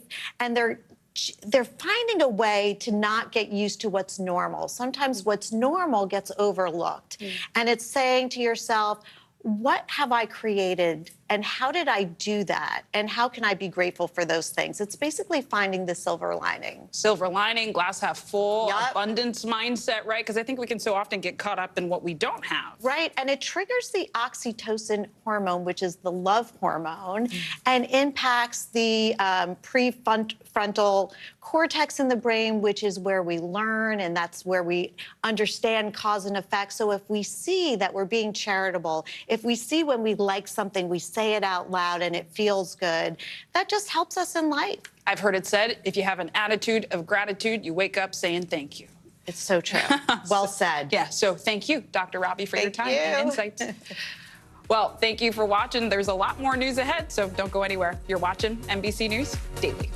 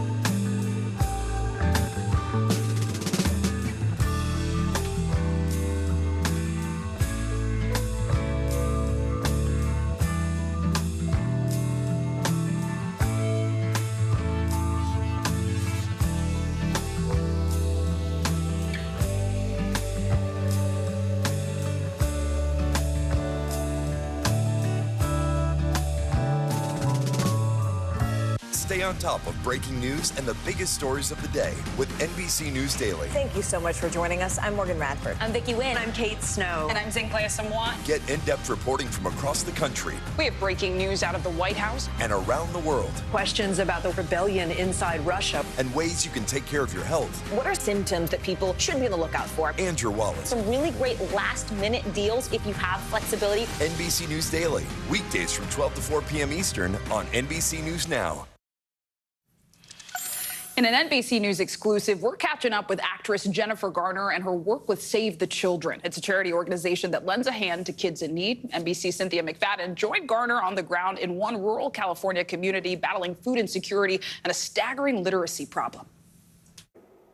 Hi there. Well, chances are good that at least some of the fresh fruits, vegetables, and nuts on your Thanksgiving table will come from a place that Jennifer Garner and I spent the day visiting, California's Central Valley. For decades, Save the Children has worked with the kids there, most growing up well below the poverty line. We went to see how they're doing and brought a few surprises along with us. Take a look. It's 20,000 square miles of agricultural heaven, California's Central Valley. Half of the nation's fruits and vegetables come from here, and 75% of the nuts. I mean, it doesn't get much more rural than this. No. Jennifer Garner and I took a walk down the main and only street in downtown El Pa. There's one grocery store behind us, one gas station beyond that. And this teeny little library. Tiny little library. But the contradiction of rural America. This is where our food comes from, but in that grocery store, there's not one fresh apple, there's not one piece of lettuce or spinach, not one banana. This is a food desert. Almost all the 1,000 or so residents here work picking everything from blueberries to pistachios, yet 54% of them live below the poverty line. The grim reality is the people who pick this food cannot afford to eat it. Once a month, families get in line to sample the bounty growing all around them. They're given enough fresh food for about 4 days. Just about the whole town shows up. At 9, whenever we get our call that there's going to be food given away, we're already in line waiting for that because we need it. Save the Children and a local food bank sponsor this distribution. For those who can't make it here, Save the Children delivers. Thank you. Jennifer Garner has been a board member and an ambassador for Save the Children for 15 years. There is no police station or hospital. What there is this school, the center of the community and its hope for the future. It's a beautiful day. And top of the school's agenda is battling a staggering literacy problem. Thank you guys for reading with me. Thank you. The kids, they all at the end feel entitled to come up and throw their arms around you. It makes me feel like they know I'm on their side. For over 70% of the students here, English is a second language. And while there is a school library, it only has 1,000 books total. But things are getting better, a lot better, says the superintendent of schools, Troy Hayes. So what's the evidence it's working? We know that in over a 3-year period, we've gone from 18 to 86% of our students meeting college entrance requirements. In 3 years? In 3 years. If you were to summarize the secret sauce, it is? I think it's just, it's almost like this extravagant compassion. And that means getting the staff to believe in big dreams so the kids will. There have been such strides made in this community. What does that say to you? It's just a reminder that there is hope. We should be celebrating this superintendent. We should be lifting up these teachers. But more than that, it also just asks us to pay attention. We can't take our eyes off of so much real estate of this country and just let rural America kind of just fall. Last night at the school's annual Thanksgiving celebration, the cafeteria was the place to be for students and their parents. And we came with a couple of surprises. You can take home as many books as you can read. Scholastic donated more than 700 books to the students here at El Pa Unified Schools so that each child can have books of their very own to take home. We have a room full of readers. And that's not all. Scholastic also pledged an additional 5,000 books to the Alpaugh Unified Schools Library. What does it mean to have books? First, the kids have books at home. We are so grateful. This is going to be a huge thing for us in our community, so thank you so much. Cynthia McFadden, NBC News. Wow, what an incredible initiative, Cynthia. Thank you so much for that report. And it's also just so encouraging to see someone like Jennifer Garner using her influence for good. I think that's a takeaway from today's show. Practice gratitude and pay it forward. Well, thanks for spending your hour with us. I'm Zinklea Samoa. Stay safe and stay well. You're watching Daily.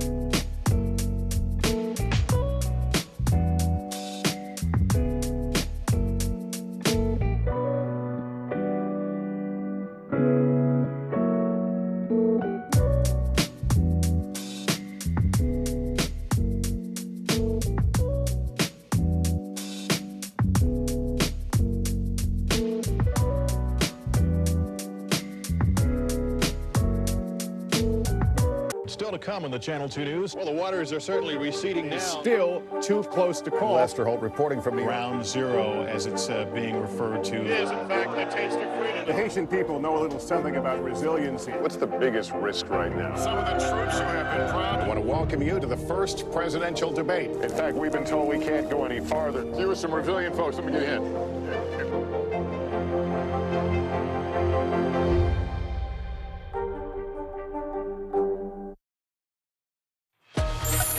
Hi, everyone. I'm Zinklea Samoa. Kate Snow is off today, and NBC News Daily starts right now.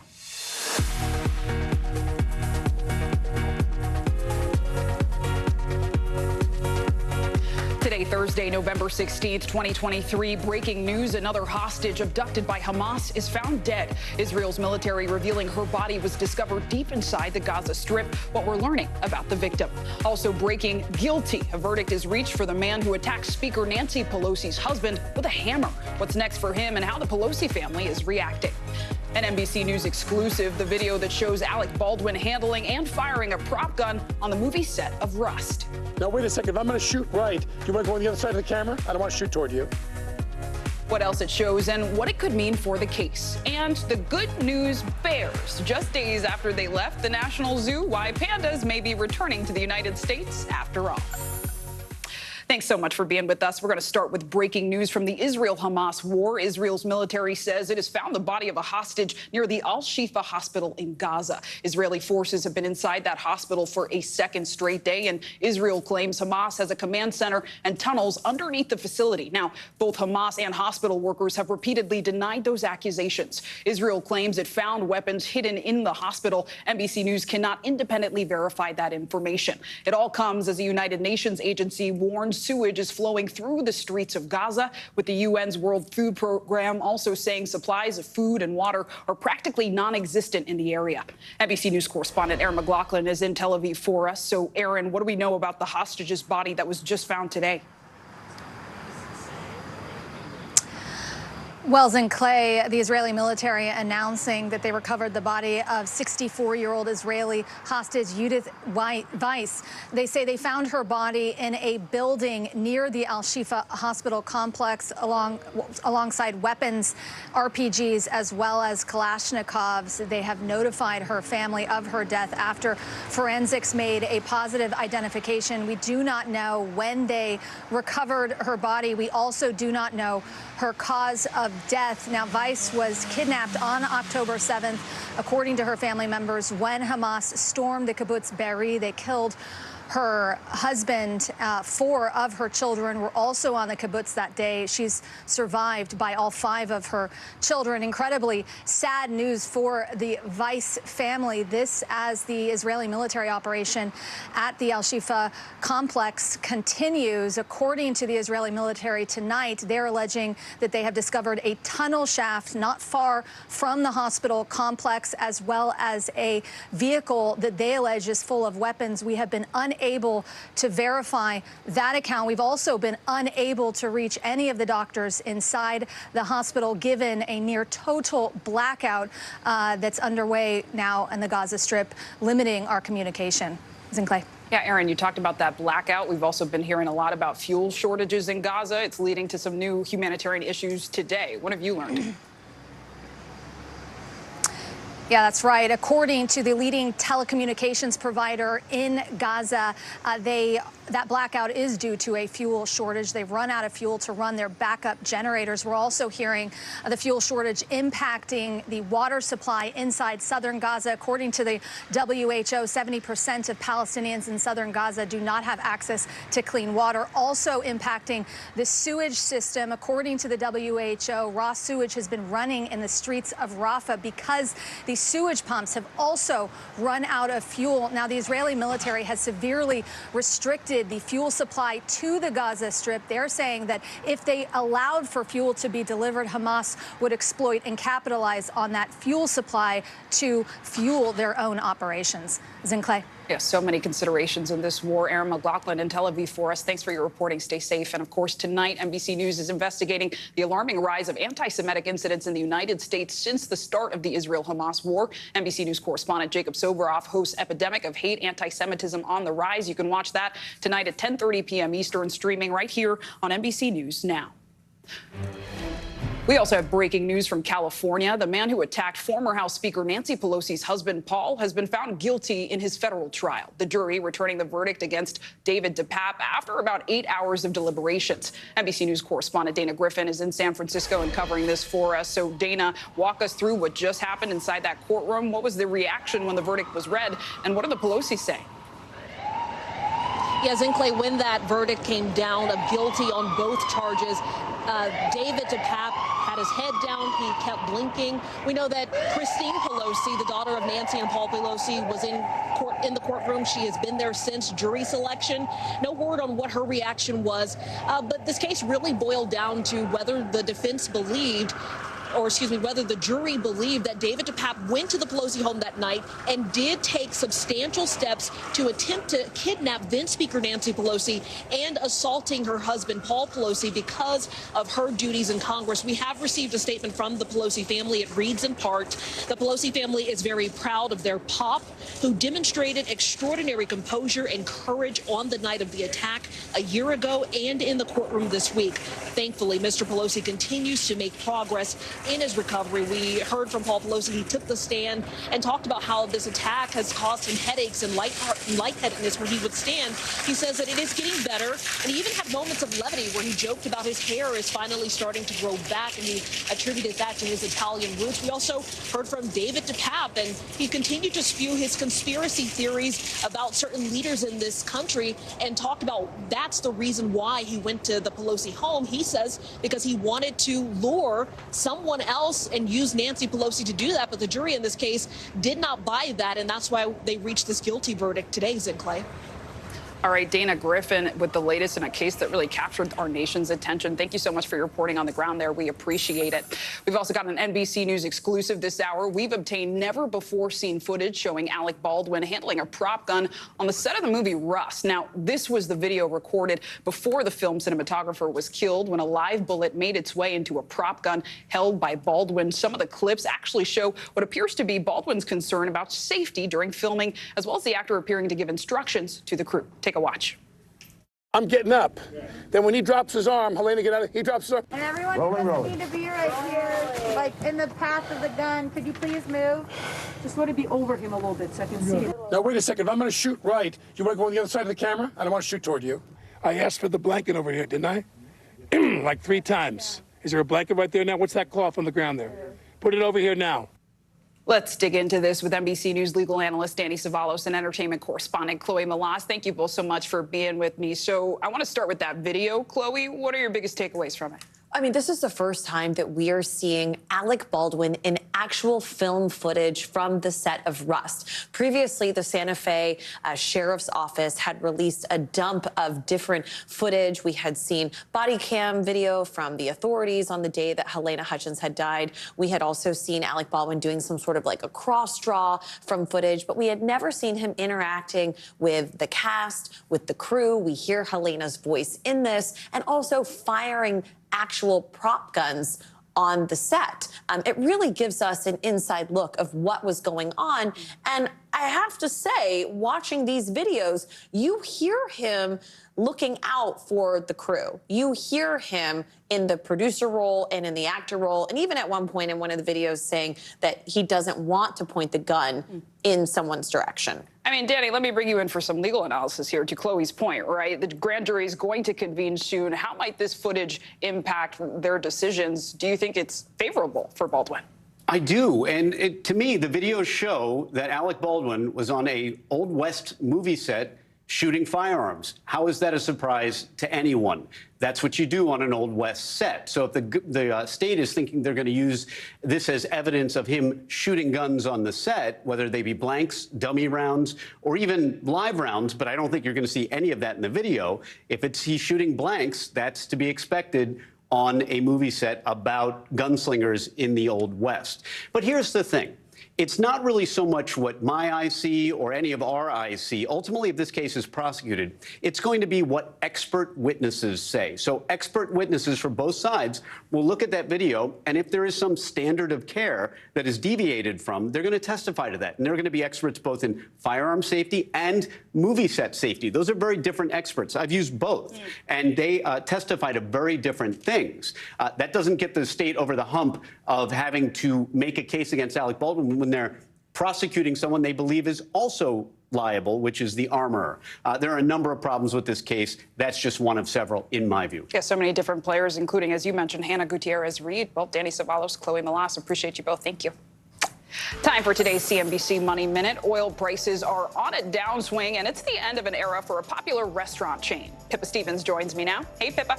Hey, Zinkley. Well, crude oil prices plummeted 5% today, trading at the lowest level since early July. And that's because industrial production is slowing and supply continues to grow at record numbers, decreasing demand. The sector is also combating seasonal factors with demand slowing in the winter. Meantime, Hyundai and Amazon are partnering up for a new customer experience. The two companies announced at the Los Angeles Auto Show that the online marketplace will sell Hyundai vehicles in 2024, and the car company will make AWS its preferred cloud provider. Amazon's Alexa will also be built in the Hyundai's next generation of vehicles. And Chuck E. Cheese's animatronic band is breaking up.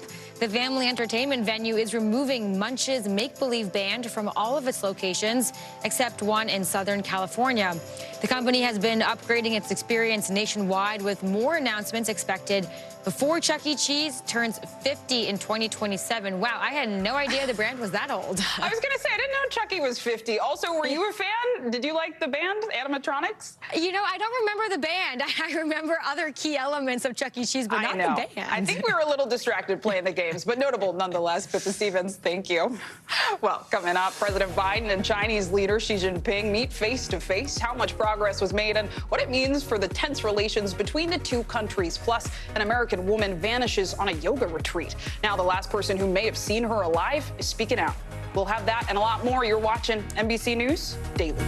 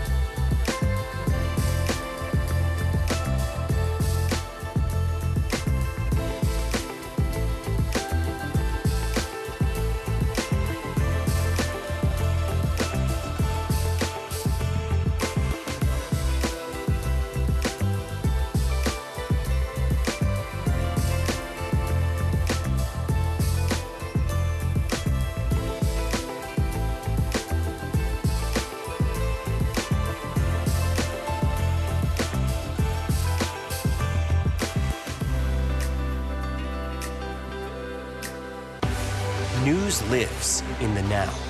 It's coming at us every second. News is more now than ever. Just outside of the Israeli military headquarters. Now is raw. Now is real. The Fed's decision today, help us translate that into very plain English. Now is constant. You gotta see this. The future is now. News for the generation of now is NBC News Now. We're back with breaking news from Capitol Hill. Republican Congressman George Santos says he will not run for re-election after a scathing new report from the House Ethics Committee. The committee's chairman will introduce a new resolution to expel Santos from Congress tomorrow. The panel's report says there is, quote, substantial evidence that Santos broke the law. It says the investigation revealed a complex web of unlawful activity involving Representative Santos's campaign, personal and business finances. The report goes on to say Representative Santos sought to fraudulently exploit every aspect of his House candidacy for his own personal financial profit. NBC News congressional correspondent Julie Sirkin is covering this on Capitol Hill for us. So, Julie, this is major. Can you just remind our viewers how this investigation began and what else stands out from the committee's report to you?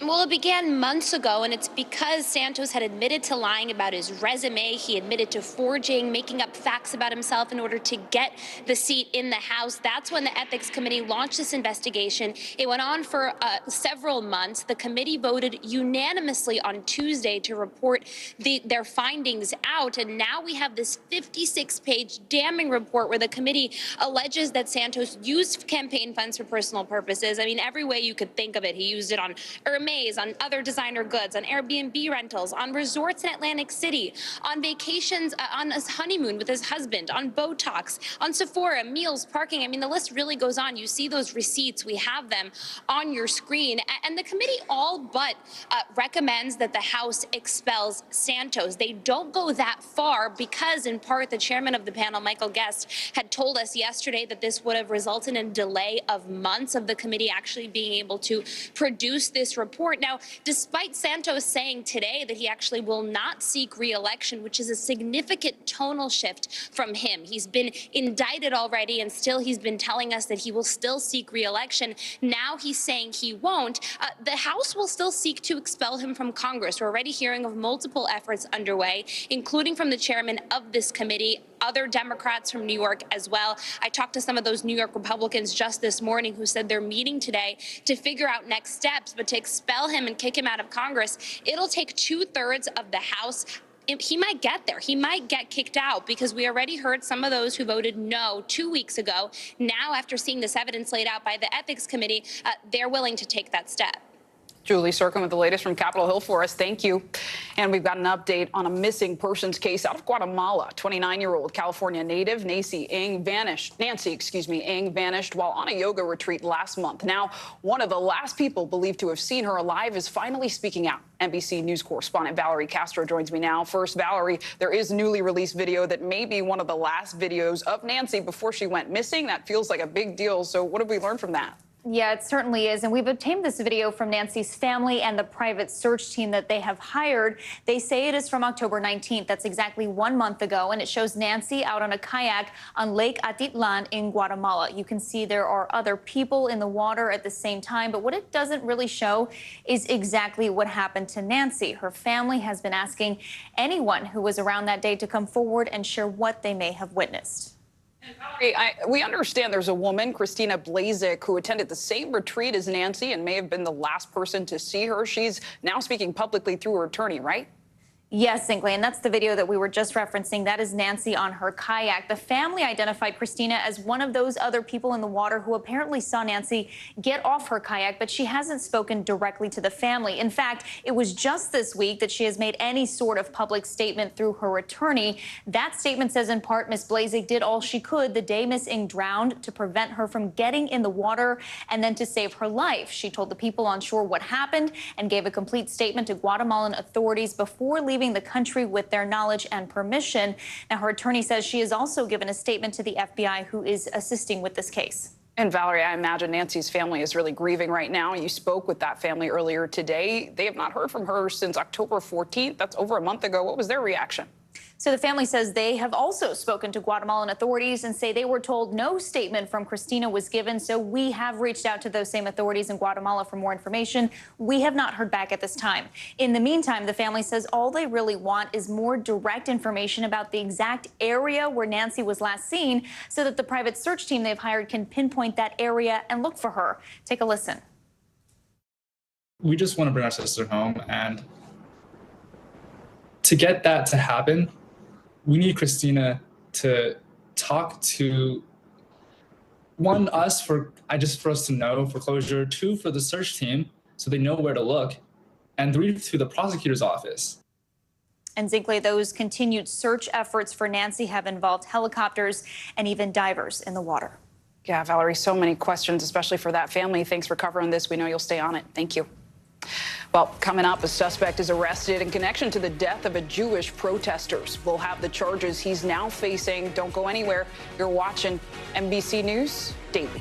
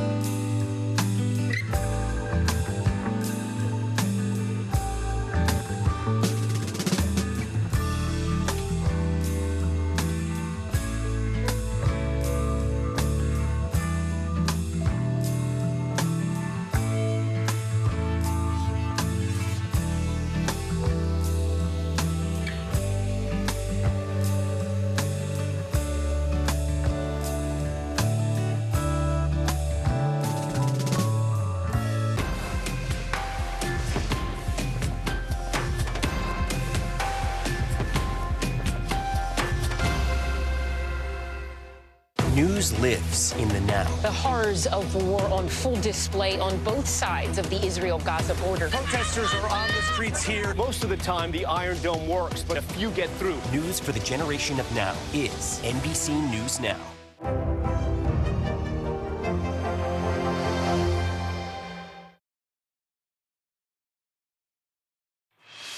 There are new questions today over how officials are handling the death of a Mississippi man. 37-year-old Dexter Wade was struck and killed by an off-duty police officer 6 months ago and then buried in an unmarked grave without his family's knowledge, even though Wade had an ID on him with his address, according to his family's lawyer. Yet the story actually gets worse. Here's NBC's Maura Barrett.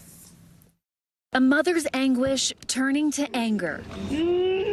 Betterson Wade thought she'd finally get some peace of mind, working with Hinds County, Mississippi officials to exhume the remains of her son Dexter, who was killed and buried without her knowing. But Public Works officials went ahead with the plan hours before she arrived. I didn't get to see him come from the ground. Okay, cover up. I mean, y'all keep telling me y'all didn't do it unintentionally. This is not an intention to me. But how? This is y'all child. What would y'all think? Her son's remains had already been dug up and put into a body bag. Wade says the county made her feel like she doesn't exist and that it didn't matter she's a mother looking to honor her son. The Public Works Department did not return a request for comment. She had to fight for transparency just to get to this point.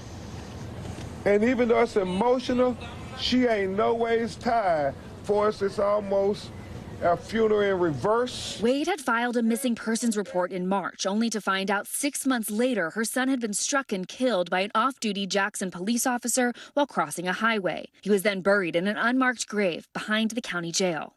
Only thing I could say, Dexter, I tried to find you, and I couldn't. I'm sorry, baby. I'm sorry you are here. Jackson police have not responded to NBC's questions about the case. But according to the coroner's office, an investigator did identify Dexter and shared contact information for his mother with the police. But Betterson says she never got a call. At no point have we identified or did any investigation reveal that there was any police misconduct in this process and that there was any malicious intent. The premature exhumation, another insult for a grieving mother. And as her attorneys see it, a situation that now makes it impossible to know the condition in which Dexter's remains were buried. And it begs the question about all those other unknown bodies in that graveyard. How many of those families that think their loved ones are missing? We're going to get to the truth. Not just for your son, but for other children. Maura Barrett, NBC News. Sobering report, Maura. Thank you. Well, according to the federal government, all across the country, the effects of climate change are getting worse in nearly all aspects of your everyday life. And that daunting statement is included in the latest National Climate Assessment released this week. In it, scientists also warn the United States is warming about 60% faster than the rest of the world. Here's NBC's national climate reporter, Chase Kane. America is not adapting to climate change fast enough. That's one of the big headlines from the latest National Climate Assessment. Charleston, South Carolina offers a good example. As many as 10 days out of every year look like this. That's salt water from a high tide spilling onto roads and parking lots. And Charleston has been more aggressive than many other cities, using data from previous national climate assessments to inform the construction of tunnels, pumps, even raising a seawall around its historic downtown, all to fight against flooding and sea level rise. The projects represent hundreds of millions of dollars, but climate change demands even more. One of the things I try to mention to people is the status quo is unacceptable. Mother Nature is not going to allow us to keep the status quo. The earth is changing, the climate's changing, the impacts in this beautiful spot are there. What does that look like as sea level rises over the next 20, 30, 40 years? And are, in fact, there places in the city of Charleston we're going to have to pull back from? Charleston has already paid to move people out of an entire neighborhood, which flooded frequently. But the National Climate Assessment makes it clear that difficult choices like that will need to happen at an even larger scale and in far more places. 128 million Americans live along the coasts, facing 1 to 2 feet of sea level rise in just 25 years. And this is just one topic. pandemic, one threat, and those threats are different everywhere. I mean, this map shows that not all states are adapting at the same pace. California leads, but the report makes clear that every state, every community has to move even faster and expand adaptation projects while we still have time. Chase Kane reporting. Thank you. Well, coming up, delivering hope, the new help one California community is getting thanks to actress Jennifer Garner. You're watching NBC News Daily.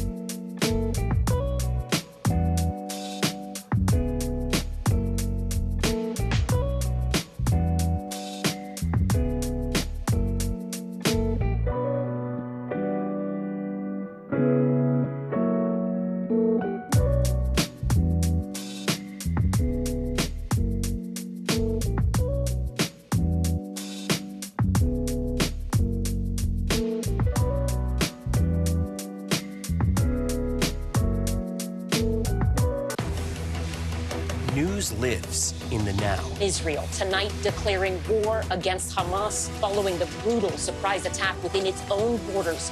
Now is raw. We are in the West Bank city of Ramallah. Protesters are on the streets here to denounce Israel.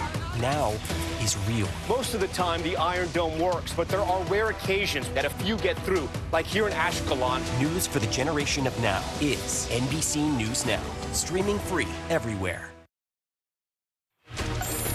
Bottom of the hour now. Here's some of the stories making headlines on NBC News Daily. The FDA has recalled another batch of eye drops due to what they call unsanitary conditions at the manufacturer. 27 products from brands including CVS, Rite Aid, and Walmart are being pulled off shelves due to concern of potential eye infection. The recalled products have expiration dates between September of 2023 and November of 2025, but the full list can be seen at fda.gov/safety. Texas Governor Greg Abbott is set to sign a new immigration bill that will make it a state crime to cross the southern border illegally. The bill would allow local and state police officers to make arrests and even deport individuals. Critics say the bill is unconstitutional as border issues are a federal concern, while supporters say the law is needed to allow the state to take action on a crisis that's overrunning their state. At least 38 people have been injured after a train on Chicago's Yellow Line rammed into a slow-moving snowplow. 23 of them have been hospitalized and at least 2 people are critically injured. The exact cause of the crash is being investigated. Well, President Biden is taking part in a number of events in San Francisco today as part of the summit with the Asian Pacific nations. It comes a day after his meeting with China's President Xi Jinping, which he called productive. But it's what he said after the Chinese president left that's got our attention today. A reporter asked President Biden if he still saw Xi as a dictator. You'll remember Biden described his Chinese counterpart by that term over the summer, and here's what he said today. Well, look, he is. I mean, he's a dictator in the sense that he is a guy who runs a country that is a communist country that's based on a form of government totally different than ours. And a correction, Biden made those remarks yesterday. So NBC News White House correspondent Monica Alba is in San Francisco to help dig into those comments and a lot more. Monica, of course, those comments are making headlines because they seem to be overshadowing a lot of the substance of this meeting between Presidents Biden and Xi, right? They discussed a number of topics like fentanyl and Taiwan and artificial intelligence. But were any significant breakthroughs made here? Well, that's the great question here, Zinkley, because we knew what some of the potential outcomes were going to be, and some of them were pretty basic. A return to some normalcy, some predictability, resumption of those military-to-military communications. But this one area of cooperation when it comes to stemming the flow of fentanyl does seem to be an area where more can be done tangibly. And we already understand from the White House that in China, they have sent a notice of industry to chemical companies, warning them of engaging in any kind of illicit trade with these kinds of drugs, these precursor chemicals that we know from the global supply chain end up being sent to Mexico sometimes, when then they are combined with other lethal drugs, including fentanyl, and then smuggled into the U.S. through the southern border. So given the fact that the U.S. says China has already taken some law enforcement action on that, they are at least a little bit encouraged that that seems to be some progress. But again, there is something very clear here that suggests that there's still time that needs to happen before we know whether any real advancements are made. Zinkley. And Monica, I understand you also have some new reporting, right? Because it seems China could be extending an olive branch, or maybe I should say a bamboo branch, right? Exactly. Now, this is what we call panda diplomacy here. Remember, those giant pandas from the Smithsonian Zoo in D.C. went back to China last week. The ones that are in Atlanta now are set to go back at the end of next year. But we got some news from President Xi last night when he seemed to suggest that there's a possibility here for some new pandas to be sent to the United States, which I'm told caught the White House by surprise. They didn't know that that announcement was going to be coming. It wasn't a part of the formal talks yesterday, but this is something that the San Diego Zoo, for instance, which could be the home to some of those future pandas, is welcoming with a big smile today. Zinkley. I mean, they certainly put a smile on my face, Monica, and I can see one on yours. Thank you so much, Monica Alba. We appreciate it. Well, an arrest has been made in connection with the death of Paul Kessler. The 69-year-old Jewish man suffered fatal injuries after a confrontation during dueling rallies for Israel and Palestinians in California. Police say Kessler fell and hit his head after a physical altercation with a pro-Palestinian protesters. He died the next day. NBC News correspondent Liz Kreutz has been following this story for us and joins me now. So, Liz, what do we know about the suspect in this investigation so far? Hey, Zinkley. Yeah, so we know that police have arrested 50-year-old Louay Al-Naji this morning, and that he was arrested for involuntary manslaughter. He's being held on $1 million bail. We know that he was part of the pro-Palestinian protests and that he is a professor at a local community college here, the Ventura County Community College. The school put out a statement. They said, "We are aware of a recent arrest of VCCD employee Louay Al-Naji in connection with the investigation into the tragic death of Paul Kessler. Effective immediately, Mr. Al-Naji will be placed on administrative leave." Now, police had previously said that a 50-year-old suspect that they had identified had actually stayed at the scene of the investigation, that he was cooperating, and that he had actually called 911 when Paul Kessler fell. Zinkley. And Liz, in an interesting twist, even though an arrest has been made, police are still encouraging the public to come forward with more information about this altercation. What else are they hoping to learn here?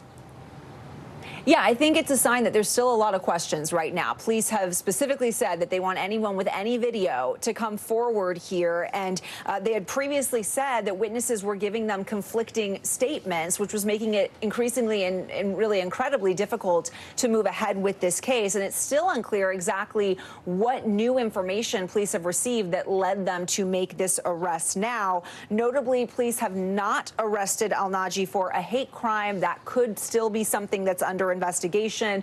The DA says a charging decision for now is expected later today. Zinkley. Liz Kreutz with the latest for us. Thank you so much. Some American families are demanding answers today after a ferry boat capsized in the Bahamas with dozens of tourists on board. A woman from Colorado was found dead, and now authorities are trying to figure out just what went wrong. Here's NBC's Emily Aketa. Hey there, authorities in the Bahamas say they're investigating how that double-decker catamaran capsized on Tuesday. The ship was transporting tourists to a private island and popular excursion destination for cruise ship passengers when it started taking on water and eventually went down. Terror on the seas when a tourist ferry boat in the Bahamas suddenly starts to sink. Our boat is sinking. It all happened on Tuesday morning when a double-decker catamaran carrying close to 100 people to a private island popular with tourists quickly began taking on water. Some passengers recording the horrifying ordeal from the boat's upper deck. Video showing terrified people on board wearing life vests as the boat starts to go under. Once we realized we were starting to sink and we saw the water coming in, people are screaming, people are freaking out. Brittany Crippen and Derek Smoot were initially on the first level. Less than 5 minutes was it from like the first initial like splash and to we're literally up to here. They both decided to jump into the water along with other passengers before rescue boats arrived. So I jumped off the back and I was like, I'm gonna get out of here. I'm not going down with the ship. So I went out in the water. Everybody was screaming, crying out there. Authorities in the Bahamas telling NBC News a 74-year-old Colorado woman was pulled from the water unresponsive. She was later pronounced dead. Royal Caribbean confirming the woman was a passenger on one of its ships. The company writing in a statement, it's saddened one of our guests passed away following an accident, adding, our hearts are with the families involved. 2 others on the boat were transported to local hospitals for care. This morning, authorities are investigating this fatal accident. That is what happened. We all had to swim. Women and children crying. As survivors recall just how quickly a day in paradise turned into a nightmare. Mayhem, panic, terror, people praying, people being literally like smacked into each other and washed around, just like a movie. And it's not clear why the boat sank while making the popular short trip to Blue Lagoon Island, the cause under investigation. The Bahamas Department of Meteorology did have a small craft advisory in place at the time, encouraging smaller boats and vessels to stay in port. But again, we don't know if weather played any kind of role. There were other boats out on the water. Back to you. Emily Aketa, thanks so much. Well, the jury is now deliberating in the murder case against Caitlin Armstrong. She's accused of shooting and killing pro cyclist Anna Mo Wilson in Austin, Texas last year, and what prosecutors say was a jealous rage over an alleged love triangle. Both the state and the defense wrapped up their closing arguments earlier today after resting their cases Wednesday. Armstrong decided not to testify. NBC News correspondent Morgan Chesky has been following this trial closely and joins us live from outside that courthouse in Austin, Texas. So, Morgan, this is a complicated case here with 3 names repeatedly coming up in this trial: Caitlin Armstrong, Anna Mo Wilson, and Colin Strickland. So can you talk about their connection to each other for us and the evidence the prosecution is using against Armstrong specifically? Yeah, Zinkley, Strickland dated both of these women at different times. He was living with Caitlin Armstrong both before and after the brief relationship that he acknowledged with Anna Mariah Wilson that took place in the fall of 2021. Following that, he said they remained close friends, but he ended up dating Armstrong yet again, and that's who he was living with at the time this horrific crime took place. Wilson shot 3 times in an Austin apartment just days before she was set to compete in a Texas bicycle race. She was described as a prodigy in the gravel cycling, mountain biking community, and we know Strickland was also a very high-class cyclist as well. Armstrong, more of a recreational cyclist, and it was because of this tumultuous relationship, or at least that's what it was painted out by the state in the closing arguments today, when they repeatedly pointed to what they called a mountain of circumstantial evidence that left no doubt in their eyes that the only suspect, the only person who could have killed Anna Mariah Wilson was Caitlin Armstrong. Zinkley?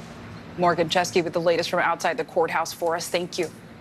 Well, coming up, taking a knee. ACL tears are one of the most common and debilitating injuries, but is surgery always necessary? Why more doctors are suggesting patients not go under the knife. But first, it's time for today's Daily Snapshot. Hundreds flock to Ipanema Beach in Rio de Janeiro to cool off as a dangerous heat wave is making its way through Brazil. Temperatures there expected to hit 104 degrees today. Yikes, it's November, with the heat index topping 137 degrees. That's the highest ever recorded in Rio. And oh, by the way, in case you didn't notice, summer there does not start for another month. My, how the climate is changing in so many regions of our world. More NBC News Daily right after this.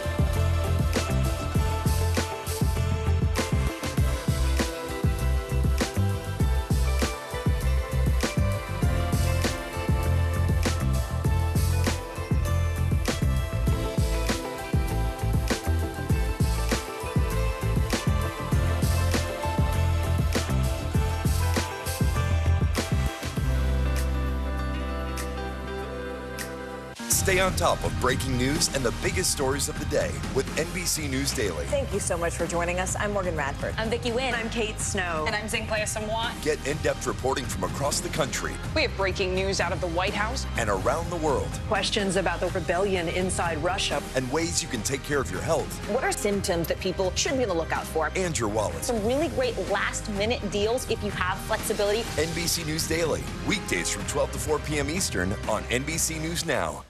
News for the generation of now is NBC News Now.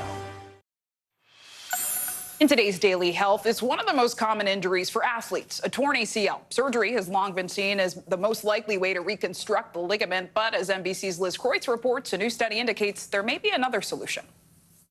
It's happened to soccer legend Megan Rapinoe, NFL quarterback Daniel Jones, even aspiring mixed martial arts fighter Mark Zuckerberg. ACL tears are one of the most common and debilitating injuries for both professional and recreational athletes, between 100 and 200,000 a year in the U.S. You can see it's completely torn. For years, knee experts considered surgery the go-to option. But a recent study in the British Journal of Sports Medicine found that 90% of ruptured ACLs treated without surgery showed signs of healing 3 months later, indicating non-surgical treatment could be an effective alternative. What we have seen is people begin to question whether this should always be done. Dr. Bob Salas at Kaiser Permanente Fontana Medical Center in California has seen firsthand the benefits of non-operative treatment. Surgery can always go wrong. It's not a perfect procedure. And in fact, we know that about 1 in 3 people who have their ACL reconstructed have another ACL subsequent injury, have another ACL tear. That's just what happened to Dr. Salas's patient, Dr. Maryam Sadie, who had ACL surgery 15 years ago. When you tore your ACL, what options were you given? I was asked, do you feel the knee shift when you're going up and down the stairs? And I said yes. And so I was not given options. I was recommended surgery. It took a year before Sadie was back to playing competitive basketball. She still walks with a slight limp. Then earlier this year, she tore that same ACL. This time she opted against surgery. 4 months later, with the help of a brace and physical therapy, she's back on the court. Non-surgery, I have to say, it's been really nice. Just gonna pull and push. Dr. Salas says there are cases where surgery will be the best option, but that doctors shouldn't jump to the conclusion. Is the larger medical system set up to incentivize surgeries? As a surgeon, you make your money doing surgery, so most surgeons want to do surgery, and not just because they make money by doing it, but because they think it's the right thing to do. The knee, he says, may be more resilient than previously believed. Liz Kreutz, NBC News, Fontana, California. Let's bring in NBC News medical fellow Dr. Akshay Syal for some analysis here. So, Dr. Syal, what happens exactly with a torn ACL, and why are they so common? About 100 to 200,000 torn ACLs in the United States alone, Zinklea. So what is the ACL? It's the anterior cruciate ligament. In English, it's basically the part that connects your thigh bone to your shin bone. You can see it there showing a torn ACL. And so what happens, Zinklea, the people who tear their ACL, what are they doing? It's a lot of sudden start and stop movements. It's if you plant your foot one way and your knee twists the other way, you can tear it. I had a friend in college who tore it, playing basketball with his niece. So it doesn't have to be high impact, Steph Curry level type of play. It can be anything. So that's, 100 to 200,000 cases a year of this. I mean, that's a lot of people. So to Liz's report, who might most benefit from these non-surgical treatments? So it's a new protocol they studied in a little less than 100 patients. And when you think about who can benefit from this, it's really people who you don't want to do surgery in, right? So when I'm in internal medicine, and when patients come to me saying they want to have these risky surgeries, you look at their heart history, their lung history, their kidney history. You look at all these things, and anytime you go into the knife, it is a potential risk. And so I think if we can move into the non-operative treatment and save patients that risk and get some of the same benefit, a lot of people could benefit. Is there anyone who you think absolutely should go under the knife? Are there any circumstances like that? Yeah, you know, we don't have long-term data on this yet. This is a relatively small study, so I don't think it's going to be practice-changing yet. But in terms of who should get surgery when you're talking about tissue damage or ligament damage, tendon damage, it really depends on how severe it is. Is it a full tear? Is it a small tear? Is it something that you can't even walk up the stairs anymore? So you have to take these factors into account. What should people do to minimize their risk of ACL tears to begin with? Yeah, so there's actually a whole list of tips here that we have from NYU Langone Health, a hospital system here in New York. And really focusing on sort of awareness of your movements. So the first one being exercise all year round. Particularly, you can see bullet 4 there, strengthening your hamstring and quads. Your hamstring is the muscle in the back of your leg, the quads in the front. Avoid exercising when you're too tired, because when you're too tired, you have bad form. Bad form can lead to injury. And really paying attention to how you move. You know, are you doing those sudden starts and stops when you don't need to? Are you planting one way? Are you twisting the other way? Those sort of things, really boiling down to more awareness. Yeah, being more tender with your body, not skipping leg day, I'm hearing, strengthen the quads and such. What about other tendons or tissue areas? Would they benefit from non-surgical treatments, briefly? So, you know, yeah, they can. When we talk about shoulder tears, for example, rotator cuff tears, you always want to try things like physical therapy, things like rehab, before you run into the operating room, because every time you cut somebody open, there are risks associated with that. So always ask first, are there non-surgical treatments? I love that. Build on the solutions, and hopefully you can heal in the process. Yeah. Dr. Akshay Syal, thank you so much. We appreciate it. Anytime. And thanks for watching. There's a lot more news ahead. You're watching NBC News Daily.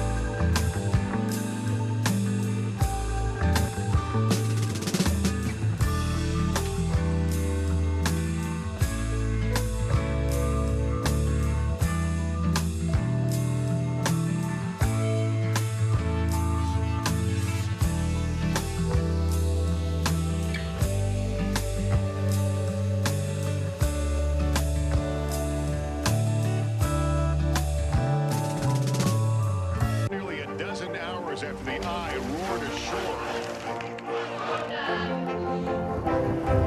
There is some late-breaking news. All right,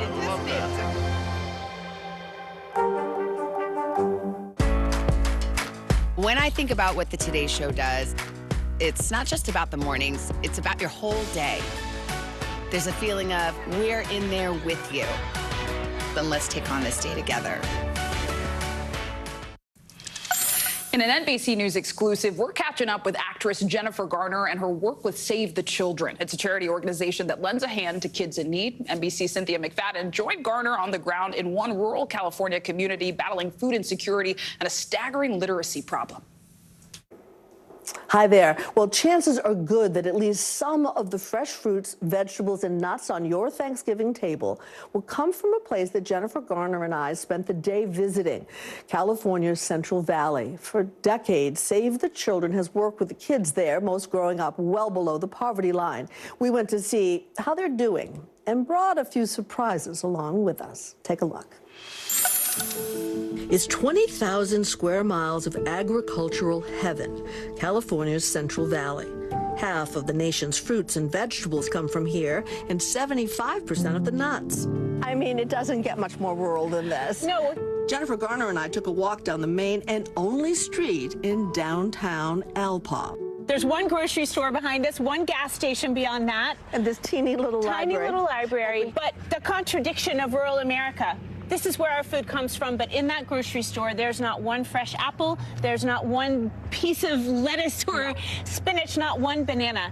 This is a food desert. Almost all of the 1,000 or so residents here work picking everything from blueberries to pistachios, yet 54% of them live below the poverty line. The grim reality is the people who pick this food cannot afford to eat it. Once a month, families get in line to sample the bounty growing all around them. They're given enough fresh food for about 4 days. Just about the whole town shows up. At 9, whenever we get our call that there's going to be food given away, we're already in line waiting for that because we need it. Save the Children and a local food bank sponsor this distribution. For those who can't make it here, Save the Children delivers. Thank you. Jennifer Garner has been a board member and an ambassador for Save the Children for 15 years. There is no police station or hospital. What there is this school, the center of the community and its hope for the future. It's a beautiful day. And top of the school's agenda is battling a staggering literacy problem. Thank you guys for reading with me. Thank you. The kids, they all at the end feel entitled to come up and throw their arms around you. It makes me feel like they know I'm on their side. For over 70% of the students here, English is a second language. And while there is a school library, it only has 1,000 books total. But things are getting better, a lot better, says the superintendent of schools, Troy Hayes. So what's the evidence it's working? We know that in over a 3-year period, we've gone from 18 to 86% of our students meeting college entrance requirements. In 3 years? In 3 years. If you were to summarize the secret sauce, it is? I think it's just, it's almost like this extravagant compassion. And that means getting the staff to believe in big dreams so the kids will. There have been such strides made in this community. What does that say to you? It's just a reminder that there is hope. We should be celebrating this superintendent. We should be lifting up these teachers. But more than that, it also just asks us to pay attention. We can't take our eyes off of so much real estate of this country and just let rural America kind of just fall. Last night at the school's annual Thanksgiving celebration, the cafeteria was the place to be for students and their parents. And we came with a couple of surprises. You can take home as many books as you can read.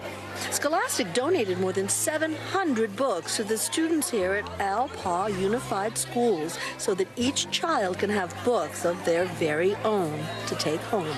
We have a room full of readers. And that's not all. Scholastic also pledged an additional 5,000 books to the Alpa Unified Schools Library. What does it mean to have books? First, the kids have books at home. We are so grateful. This is going to be a huge thing for us in our community, so thank you so much. Cynthia McFadden, NBC News. Wow, what an incredible initiative, Cynthia. Thank you so much for that report. And it's also just so encouraging to see someone like Jennifer Garner using her influence for good. I think that's a takeaway from today's show. Practice gratitude and pay it forward. Well, thanks for spending your hour with us. I'm Zinklea Samoa. Stay safe and stay well. You're watching Dateline.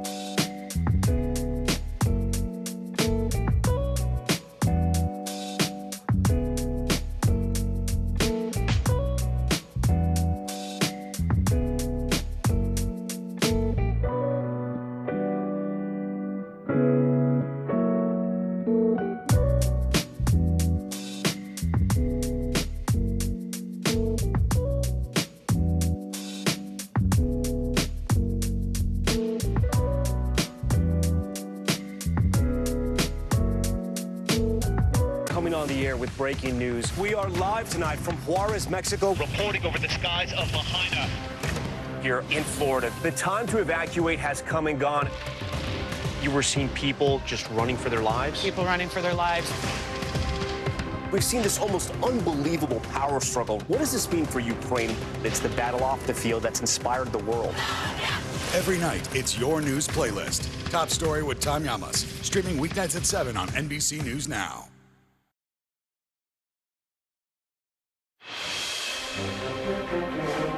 If it's Thursday, an intensifying search and siege inside Gaza. Israeli forces say they found the body of a hostage near Al-Shifa Hospital. As the White House says again, Hamas is using the complex as an operational hub. Plus, House lawmakers moved to expel embattled Republican Congressman George Santos after a damning ethics report showed he lied to voters and spent campaign cash at designer stores, luxury spas, and more. And clashes and violence erupt outside the Democratic Party's national headquarters here in Washington after more than 100 pro-Palestinian demonstrators gathered to protest the Israel-Hamas war and demand a ceasefire.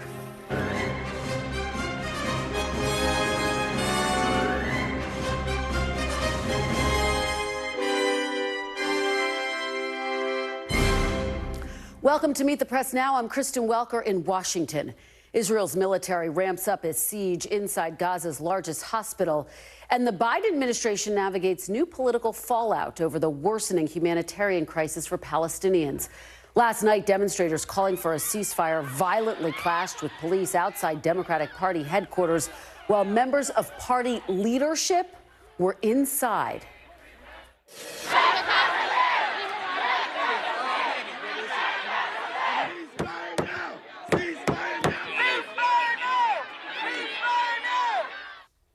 We will speak with a Democrat who had to be evacuated from DNC headquarters amid those clashes ahead. But we do begin with the war on the ground as White House officials are doubling down on the administration's assessment. Hamas has been operating at Al-Shifa Hospital. The IDF now says it found weapons and intelligence materials belonging to Hamas, as well as information and footage about the hostages being held in Gaza. The director of the hospital, however, continues to deny any Hamas fighters are inside the complex, saying on Al Jazeera the hospital is completely surrounded and food and water have run out. NBC News has not been able to independently verify any of the claims by either the IDF or the hospital director. In a news conference yesterday, President Biden said Hamas was committing war crimes by operating beneath hospitals and said the only way the war would end was with a two-state solution. Listen to what he said. You have a circumstance where the first war crime is being committed by Hamas by having their headquarters, their military, hidden under a hospital. And that's a fact. That's what's happened. Israel did not go in with a large number of troops, did not raid, did not rush everything down. They've gone in, and they've gone in with their soldiers carrying weapons or guns. Now, this afternoon, the Israeli military said it found this woman, one of the hostages abducted by Hamas, dead adjacent to Al-Shifa Hospital in a structure that was housing military equipment. Meanwhile, thousands of Palestinian civilians are fleeing the fighting in Gaza City and heading south. Our NBC News foreign correspondent Raf Sanchez was inside Gaza, embedded with Israeli forces as children and their families moved through an Israeli checkpoint. Under the watchful eyes of Israeli troops, an exodus of Palestinians from Gaza City is underway. Children with their hands up, their parents clutching ID cards, the white flag flying amid the destruction. We've been covering this war for more than a month, but this is the first time that we are seeing with our own eyes Palestinian civilians inside of Gaza. This is what Israel's military calls a humanitarian corridor, open a few hours each day for civilians to flee on foot and escape the fighting raging in Gaza City. 250,000 Palestinians have taken this route so far, Israel says. As a condition of access, NBC News agreed to blur some faces and submit our raw footage to Israel's military censors, though not our final story. I think everyone Jew and Israeli can be proud of the fact that we're letting innocent civilians out of the fighting area, out of the fighting zone, to clear it out. For Israel, this is proof their war is only against Hamas, not the people of Gaza. But for many Palestinians, this feels like forced displacement. We ask Israel's military. Can you guarantee that these people will be able to return home one day? I think that that is really going to be in the hands of a lot of different players. One of the main ones is going to be Hamas. That is the key question. Ralph Sanchez, thank you as always for your excellent reporting. We hope you continue to stay safe. Joining me now is NBC News correspondent Aaron McLaughlin in Tel Aviv. Clint Watts is at the big board, and Monica Alba is covering President Biden's trip in San Francisco. Aaron, what is the latest on the ground as Israel continues their operation in Gaza and within Al-Shifa Hospital? Well, Kristen, for the second day now, the Israeli military raided the largest hospital in Gaza, the Al-Shifa hospital. According to a military spokesperson, special forces entered the hospital going floor by floor, building by building, room by room, looking for evidence of a Hamas terror cell. Tonight, the Israeli military releasing video that it says shows the entrance to a tunnel on the hospital grounds, as well as a vehicle that it says was full of weapons, including RPGs and guns. Now, we have been unable to verify that. The Israeli military also saying that so far in this operation, no Israeli troops have died and no doctors and no patients have died. Now, we have been unable to verify that because we have been unable to reach the doctors inside of Al-Shifa Hospital. The Gaza Strip is subject to a near total blackout of telecommunications. We've been trying and trying. We are unable to get through. Yesterday, I managed to reach the director of the Al-Shifa Burns unit,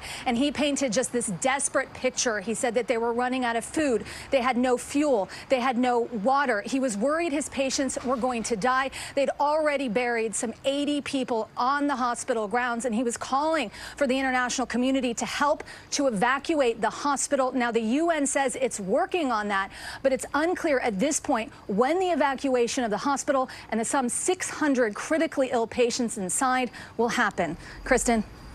Yeah, the information coming out of the hospital is just devastating, Aaron. That is for sure. The IDF, of course, announced the death, as I just said, of a person who is believed to be held hostage. What more do we know? What's the significance of that, Aaron? Because, of course, there's been talk about a potential deal to release more of the hostages. Yeah, that's right, Kristen. Tonight, the Israeli military announcing the tragic death of 64-year-old Judith Weiss. She was kidnapped on October 7th when Hamas militants stormed the kibbutz Be'eri. They killed her husband and took her into Gaza. Now, the Israeli military saying they found her body in a building near the Al-Shifa hospital complex, along with a number of weapons. They did not, however, say how she died in terms of the cause of death. They did, and it's unclear when they recovered her body. They did say that they performed a forensic analysis and have notified her family of her death. The death of Judith Weiss, though, is likely to place increasing pressure on these ongoing hostage negotiations, which has been happening for weeks now. No sign of a deal, although the president says that he's hopeful. Kristen? Aaron McLaughlin, thank you so much. Incredible reporting by you. As I just said to Ralph, please do continue to stay safe. Aaron, we really appreciate it. Let's get to Clint now. Clint, what are you seeing as Israel continues with its military offensive? We're now several weeks into Israel's counterattack into northern Gaza, where they're trying to flush out Hamas militants that conducted an attack, a terrorist attack, in southern Israel on October 7th. What we've seen over the last few weeks is a basic sealing off of North Gaza. There in the north, here in the south, intense combat as they initially breach in, but then sealing off northern Gaza from southern Gaza and establishing battle positions all the way around northern Gaza so that they can conduct military operations at Hamas targets. In the last 2 weeks, we've seen them advance successively, bounding once, twice, several times, deploying military force in all of these areas. When so doing that, they are now picking key nodes where they say Hamas militants are at. The one that everyone is focused on is the Al-Shifa hospital, which Israel says is a command center underneath of it in a tunnel system under that hospital, which still has hundreds, if not thousands, of patients in it. Looking at that Al-Shifa hospital, which is right here, we're seeing a massive hospital complex. And what the Israelis are doing is known as a cordon and search operation, sealing this off on all sides and then doing search operations into this area. So far, they've gone through some parts of the hospital. There have been skirmishes at different points. They found some weapons, but not any of the evidence that they claim of a massive Hamas command center.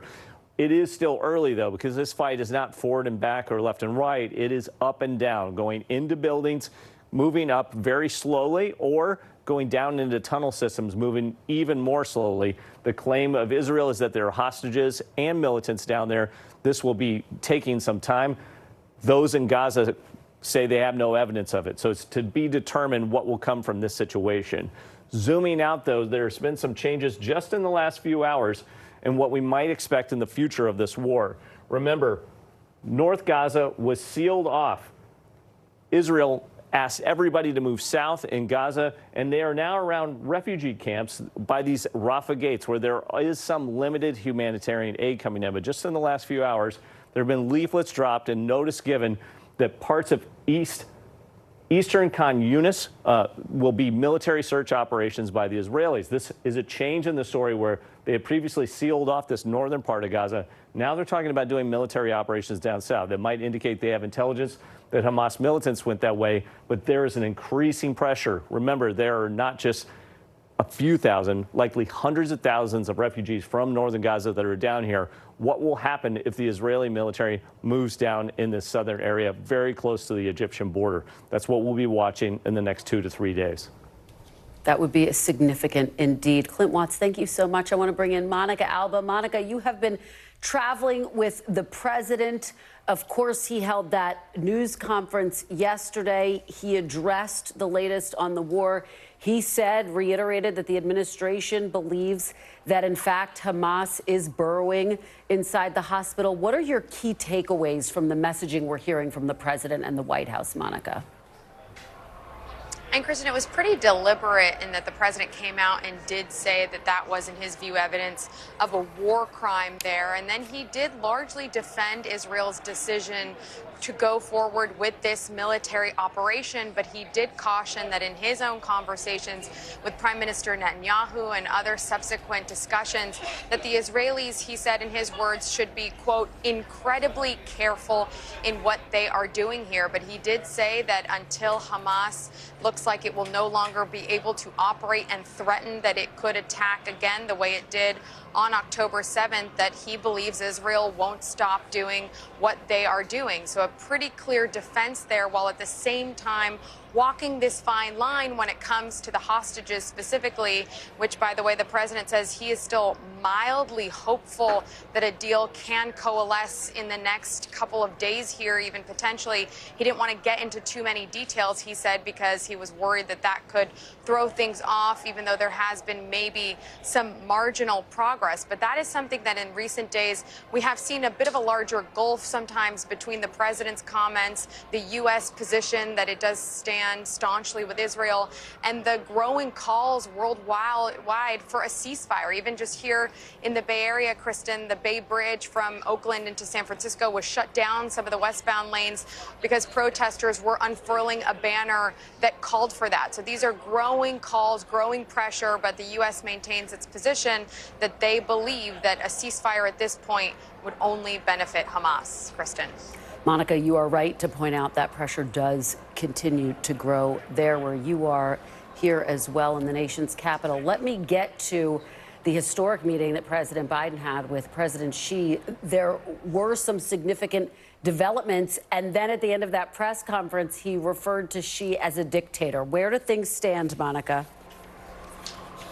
This is something we see from Joe Biden time and time again, which his aides and even some top cabinet officials who were in the room would probably have preferred for him to have ended that press conference and left. He stood and did take a couple more questions from reporters. It was the reporter who said, "Do you still consider President Xi a dictator?" And that was in reference to comments that President Biden had made earlier this summer at an off-camera fundraiser where he labeled him as such. And then he did say yesterday quite clearly, well, he is pointing out the fact that he is the leader of a communist country that operates completely different than the United States. But I'm told by senior administration officials that that didn't really cause too much of a flurry diplomatically. It's something the president has said before, and that the Chinese and U.S. sides are both pleased with some of what they call the real progress they saw made in this summit yesterday. Kristen.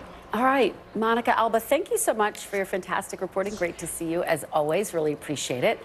And we do have a programming note. NBC News is taking a deep dive into the rapid rise of anti-Semitism in the U.S. in a new special airing tonight on NBC News Now. The Anti-Defamation League, which tracks instances of anti-Semitism, reports since the start of the Israel-Hamas war, anti-Semitic incidents have increased by more than 300% compared to the same period last year. For tonight's special, NBC's Jacob Soboroff talked to Robert Kraft, chairman and CEO of the New England Patriots, of course. In 2019, Kraft started the foundation to combat anti-Semitism. He spoke to Jacob about how anti-Semitic rhetoric spreads online and why he believes it has taken hold. Most of people under 30 are getting their news and updates from social media. And unfortunately, there's so much false narrative out there. You know, we're told that on the two major sites, 25% are bots, and then 25% of that is repeated. And people, young people are hearing that, believing it, posting that. And it's unbelievable to me to see on college campuses throughout America the support for a group like Hamas. And you can catch more reporting, analysis, and interviews on tonight's special report, Epidemic of Hate, Anti-Semitism on the Rise, at 10:30 Eastern, right here on NBC News Now. Coming up, the growing chance that Congressman George Santos gets expelled after the release of a scathing ethics report. Plus, Republican senators speaking out against their colleague Tommy Tuberville's hold on military nominations. But first, we're live outside the DNC's headquarters, where pro-Palestinian protests turned violent last night, prompting evacuations and at least one arrest. And one of the lawmakers who was evacuated from the building will join me ahead. Stay with us. You're watching Meet the Press now.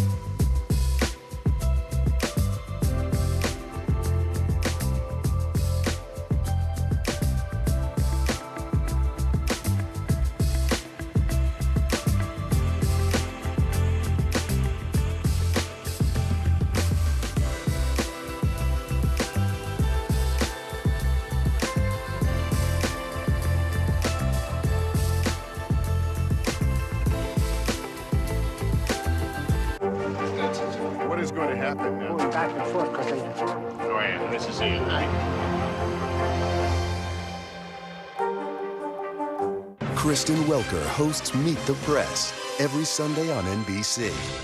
They told him I rejected him because he wanted to be female. This is the story of a family divided, a fringe religious movement blurring the lines between church and state, and a teacher caught in the middle. This is Grapevine, an NBC News podcast. Listen now.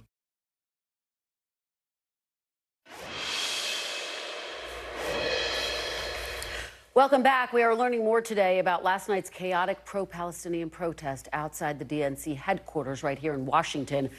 Protesters clashed with police during the rally. Capitol Police say 6 officers were treated for injuries and 1 person was arrested and accused of assaulting an officer. The top 3 House Democratic leaders were inside the DNC headquarters when the protests started, along with other members. One Democratic lawmaker who was there tells NBC News, quote, "It reminded me of January 6th. NBC News reporter Gary Grumbach joins me now. So, Gary, what's the very latest? What are the organizers of last night's demonstration saying at this point? Yeah, organizers have been telling me throughout the day that they had planned to have a peaceful protest outside of the DNC here, calling for a ceasefire in Gaza and having a vigil in honor of those who have died both in Israel and in Gaza. They were very aware of who was inside this building when they were having this vigil, and they wanted to have to speak with people like Hakeem Jeffries and speak with some of these Democratic members of Congress to get them to also support a ceasefire in Israel. That, of course, did not happen when Capitol Police and Metropolitan Police showed up on the scene. As some of the video you're seeing was turned very violent and very graphic. Right now, of course, on the scene, all you see behind me are some bike racks from the front door and a lot of these votive candles that are shown about the place here, but the damage is certainly done. 90 people, according to organizers, 90 protesters were injured. 6 Capitol Police officers were injured, according to police, and there was one arrest last night, a man from New York charged with assaulting a police officer after slamming her into a wall and punching her in the face. Kristen? Yeah, Gary, the images are just stunning and incredibly disturbing. What has the reaction been from some of those congressional leaders who were inside the DNC headquarters at the time? So it's really changed over the past 20 hours or so. Immediately after the events here last night, we're seeing tweets condemning what they called pro-Hamas protesters. Of course, these were pro-Palestinian protesters that were here last night. But the reaction has sort of calmed down a bit. They released a statement this afternoon saying, quote, "We strongly support the First Amendment, right to freedom of expression, and encourage anyone exercising their right to do so peacefully." Of course, we don't expect any more protests here this evening, but this is an organization, if not now, that has been protesting for the past month in congressional offices and across Washington, D.C., calling for a ceasefire. Kristen? Gary Grumbach, thank you so much. Really appreciate your reporting. I'm joined now by Congressman Brad Sherman, Democrat from California, who was at the DNC headquarters last night and says he had to be evacuated in the midst of the protest. Congressman, thank you so much for joining me. I really appreciate it. We're glad you're okay. Good to be with you. So can you take us inside the DNC headquarters last night as protesters gathered outside? Describe what you experienced. What did you see? What did you hear? We had about a dozen members of Congress there with maybe 24 candidates from all over the country. And these are the people we need to elect in order for Democrats to be in control of the House. Soon-to-be Speaker Jeffries was there, along with our other leadership. But it was after they had left that the Capitol Police came in and said, "We're on lockdown. You're not allowed to leave." Keep in mind, these are the kind of events people go to. They show up for a while, they leave. Constantly, people coming in and out. We were locked in. And then maybe a quarter hour after that, they came in and said, "We are evacuating you. Members all come to this end of the room." And they sent they sent us down to the basement and to the garage, put us in the SUVs with heavily armed Capitol Police. And I want to say I am very proud of the Capitol Police. That is the organization that saved our democracy on January 6th. We were able to certify the Electoral College votes because Capitol Police officers put their lives on the line. And I have tremendous respect for the Capitol Police.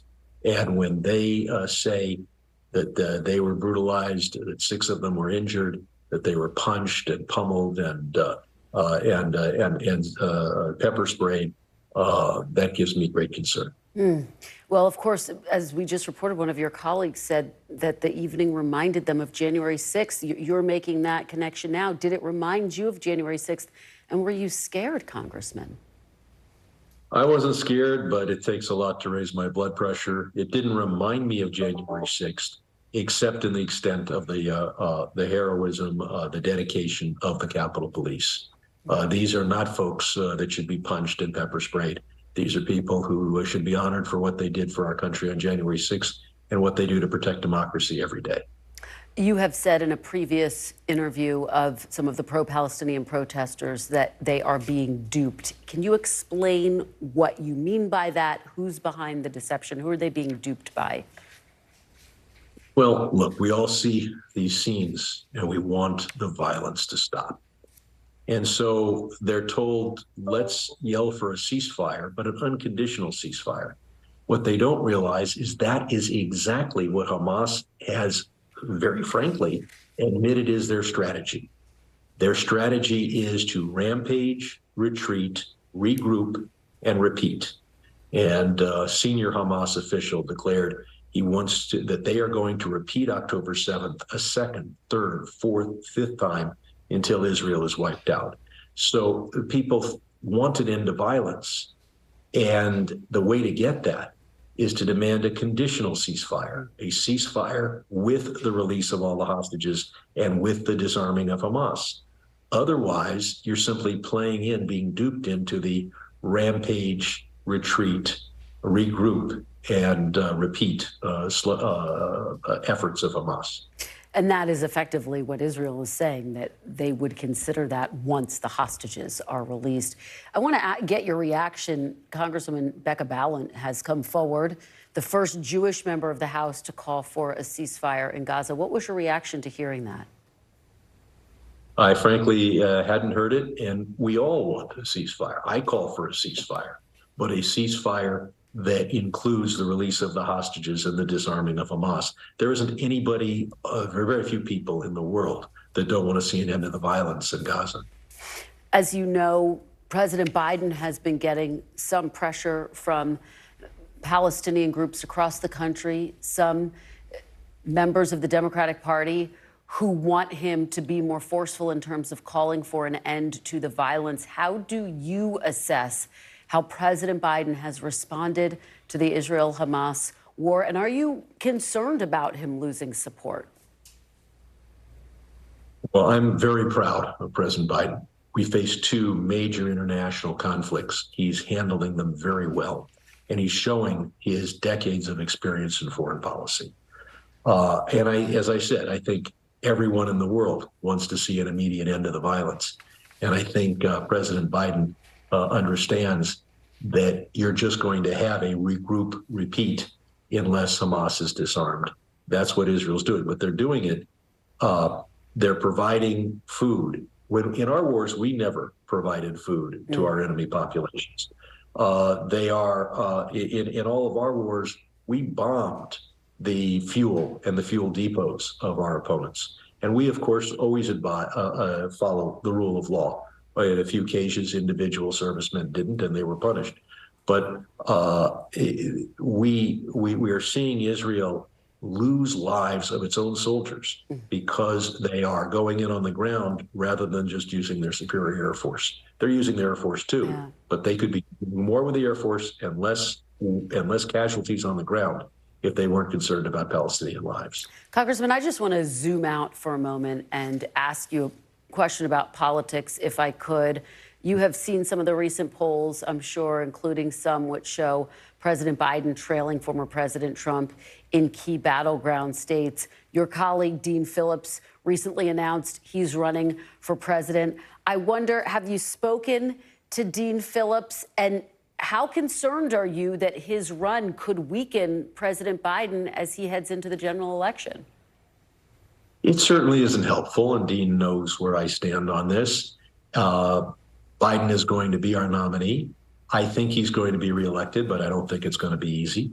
And having a Democrat out there saying that Biden isn't worthy of reelection or won't do a good job in his second term just plays into Trump's strategy. And just very quickly, have you conveyed that to him directly? You've spoken to Dean Phillips directly and told him that? Yes. Okay. Congressman Brad Sherman, thank you very much for joining us. We really appreciate it. Coming up next, Congress averts a government shutdown, but now faces an ethics crisis as House lawmakers move to expel embattled Republican Congressman George Santos over an ever-deepening campaign finance scandal. You're watching Meet the Press now.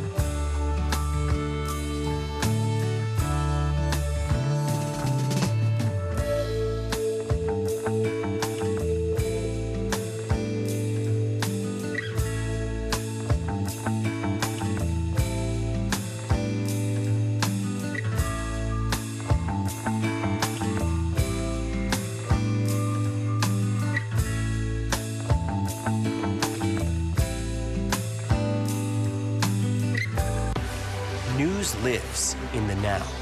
It's coming at us every second. News is more now than ever. Just outside of the Israeli military headquarters. Now is raw. Now is real. The Fed's decision today, help us translate that into very plain English. Now is constant. You gotta see this. The future is now. News for the generation of now is NBC News Now.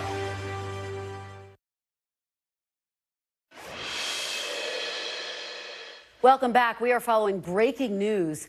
The gag order in former President Trump's New York civil fraud trial has been lifted temporarily. The judge presiding over the case imposed the gag order, which banned the former president from talking about the judge's staff.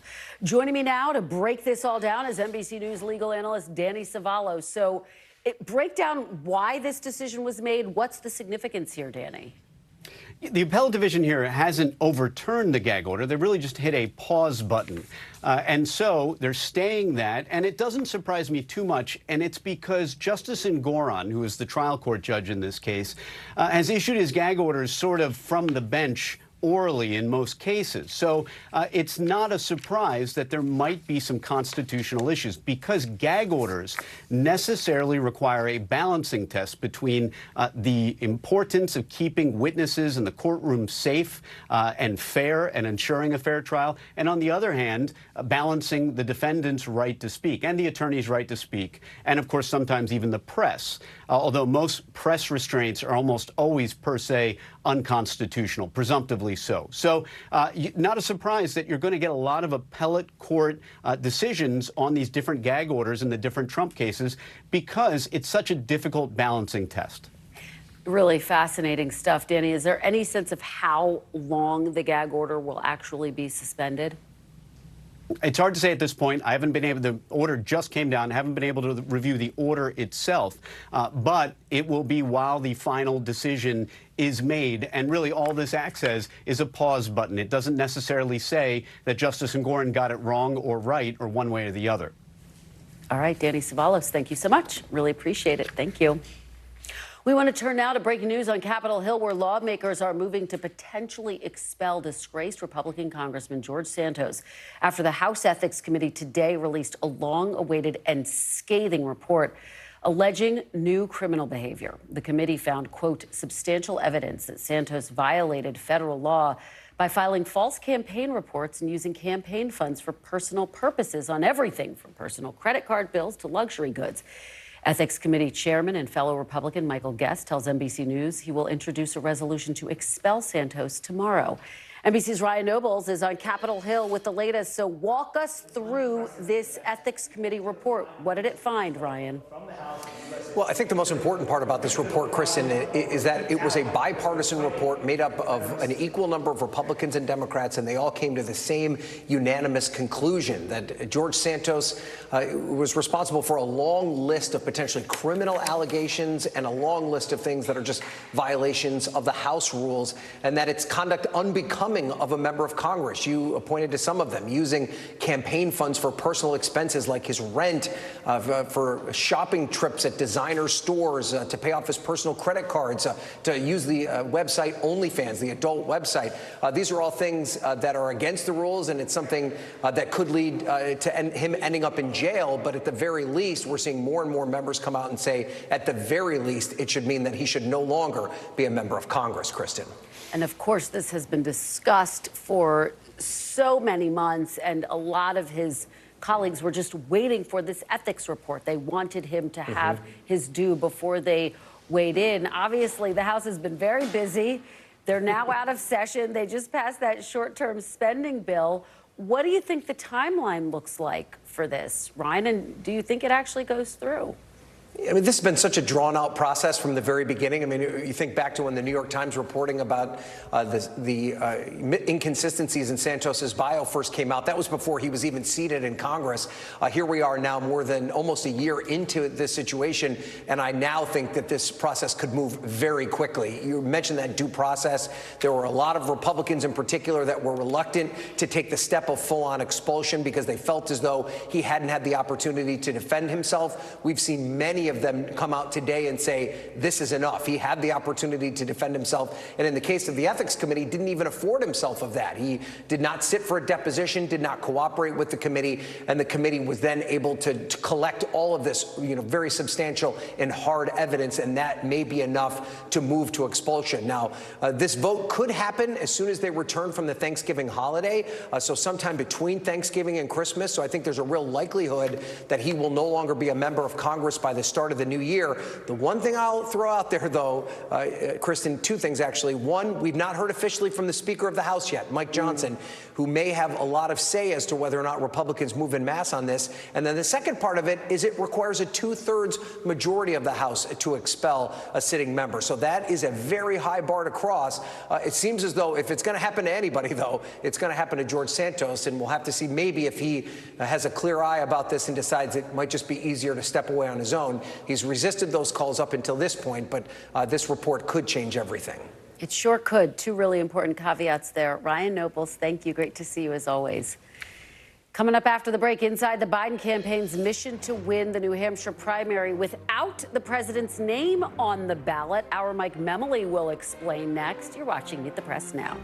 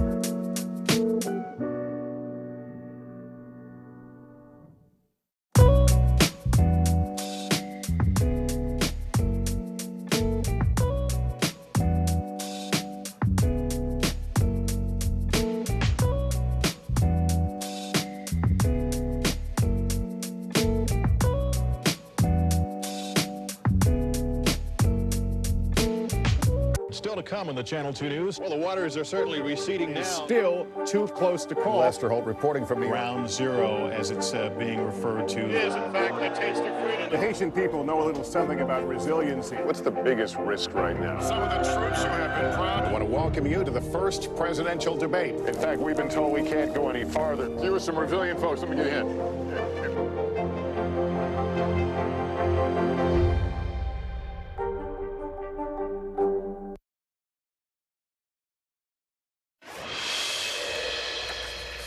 Welcome back. The date is officially saved for the 2024 New Hampshire primary, January 23rd. But the Biden campaign isn't RSVPing, at least not formally.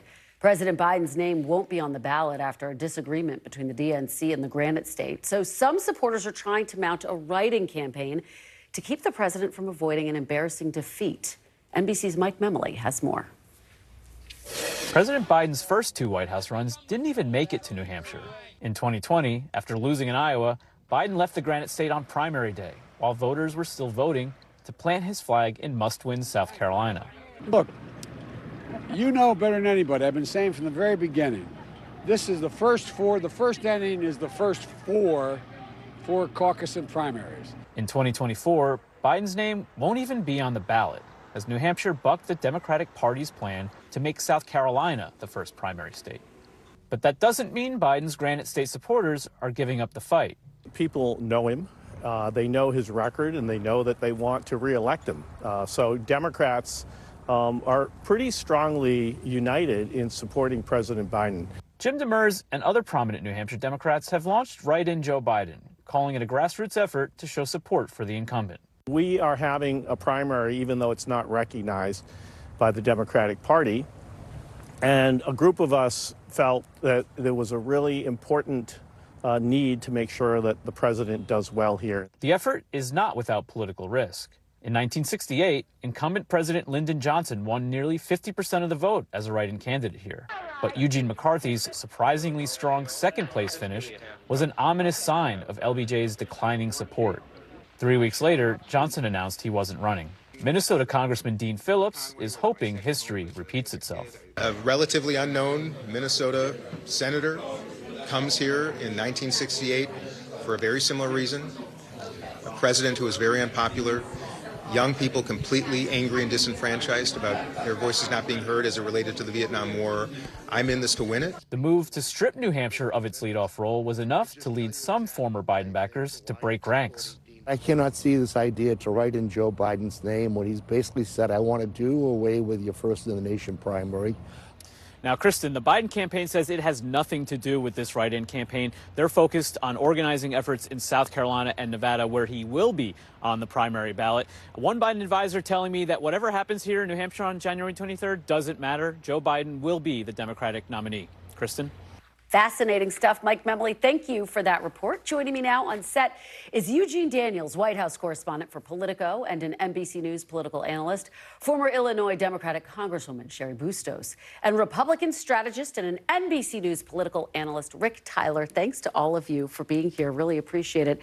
Eugene, let me start with you. Just respond, if you will, to Mike's fantastic report. Yeah. How big of a risk is this for President Biden? As Mike says, his team is confident he's going to be the nominee. It's more about, could he suffer an embarrassing defeat in New Hampshire? That's exactly right. Most Democrats are very sure that he's going to be the nominee. I think most Republicans, most supporters expect that that's going to be the case. But it is about how strong do you look going into it, right? Because this is mostly about the general election. The things that they have to make sure happen and continue to happen is that Joe Biden looks like a strong candidate for the general election. There are places in which it doesn't look like he is at times, right? You look at where black and brown voters are. You look at young voters and their lack of interest in him. That New York Times poll last week scared a lot of people. But at the same time, they're saying this, right? And they're saying, like, we're very hands-off, but conversations happen that we don't know about. You know what I mean? These people are very close to the Biden folks, and so they're doing this maybe completely of their own volition, but they are, the Biden campaign complaining about the writing campaign. Yeah, Sherry, tell us about some of those conversations that none of us know about. What are the real talk conversations that are happening inside Democratic circles when you think about Dean Phillips running and what it could potentially mean? As Eugene says, no one's concerned about it really costing him in the primary. It's more about, could it weaken him? Would it ding him going into the general election? Well, I know there's a call tonight among the supporters of this write-in campaign. The good thing is Joe Biden's pretty easy to spell. It's not like Ramalama Ding Dong or whatever, a name that you can't spell right. Dean Phillips is really, look, he was a colleague. I campaigned for him when he was first running. He's not a serious candidate. It costs $1,000 to get your name on the ballot there. All right, I think there's 20 names on the ballot there. He doesn't have grassroots support. So he's not a serious candidate in this. I think President Biden will do okay in this, and hopefully it's not even a story when this is all said and done. Yeah. Rick, weigh in from the Republican side, because fascinating things are happening in the New Hampshire primary for the GOP candidates. There's a new poll today which puts Nikki Haley in second place. Former President Trump still, of course, has a commanding lead over the entire field. Look at that. She's jumped to 20%, Rick. I mean, what do you make of that? Could she have a last-minute comeback? Well, first, I think Ramalama Ding Dong will now get at least write-in votes. The kids will get it.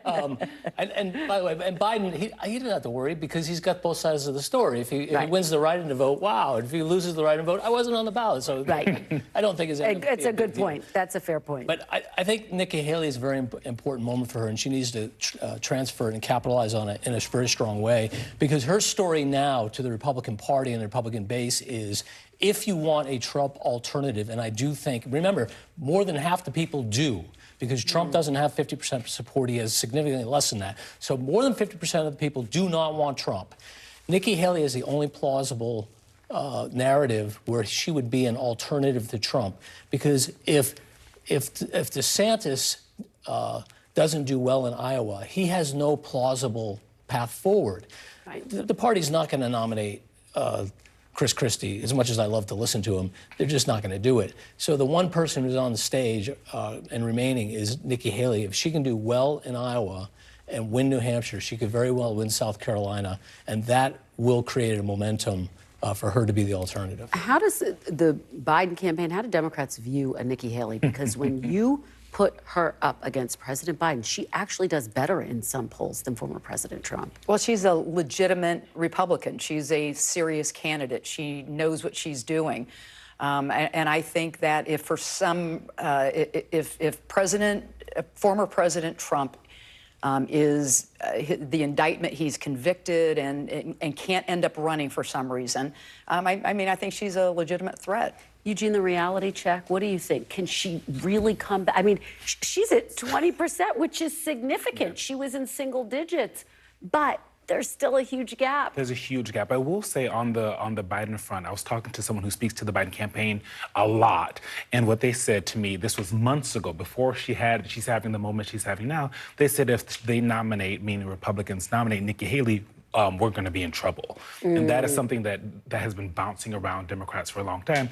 And I do think, like, you know, this happens almost every time, right? There's a primary that there's always someone who has like a couple of months of a good, everyone's like, oh, they're going to win. It happened to everyone. Ben Carson had this. Yeah, everyone's Newt Gingrich had this. She is the one person, as Rick is saying, that has the opportunity, if she does well in Iowa, New Hampshire, that South Carolina, usually the person that does well in New Hampshire, if they're the person that's trying to take it and is not the front runner, doesn't have a chance in South Carolina. Yeah. She's the one person in a very long time on the Republican side who has an opportunity to do that. The question is, what does Donald Trump do after that? Does it just her and him going back and forth? And what does that look like? Because as we saw over and over on the Republican circles, is that the winner take all makes it very hard to catch up once somebody gets a lead. That's a great point. I want to talk about someone else who's getting a lot of buzz right now, Senator Joe Manchin. I had a chance to interview him yesterday. He says he's absolutely considering a potential run. He's, of course, announced he's not running for re-election in West Virginia. I asked him about polls which show he would potentially be a spoiler for President Biden. Take a look. As you sit here today, do you think President Biden and Vice President Harris are the strongest ticket to represent the Democratic Party in 2024? Not in the centrist part, no, I don't.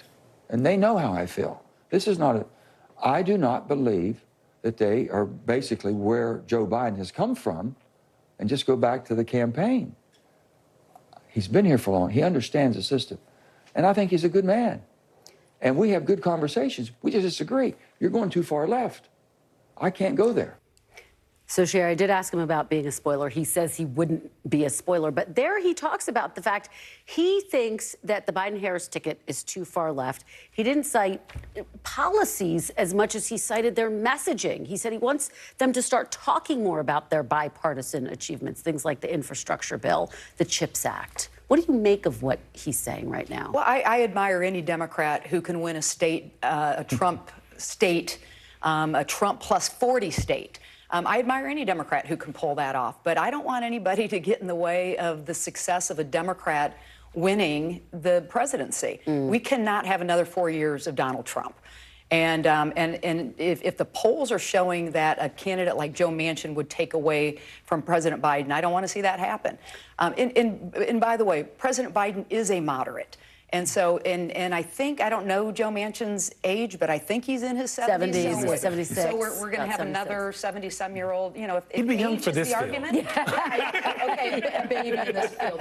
You know, if that's really the argument, you know, that argument goes out the window.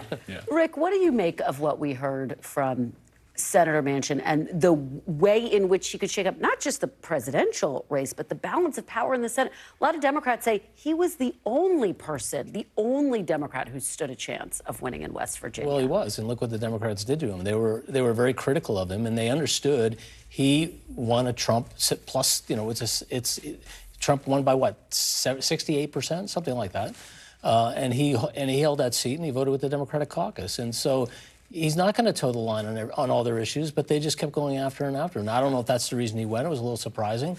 But I'd be surprised if Manchin, if he saw the math that enabled Trump to regain the White House, that he would do that. I really am a little bit skeptical because that would be his legacy, and I'm not sure he wants that to be his legacy. It's a great point. Eugene, what do you make of what we're hearing from Senator Manchin? What will you be watching for as we wait for this final decision? He says he'll make it by Super Tuesday. Who are the people that are behind the scenes showing him those numbers, right? Who are the people that, I mean, he didn't run in West Virginia because it seemingly he knew that he probably wasn't going to win. He's also not going to win the presidency, right? Doing it this way. And so I think that is something that the more people that tell him that is that actually going to work, he doesn't like, he didn't like being in the Senate. He likes to be in charge.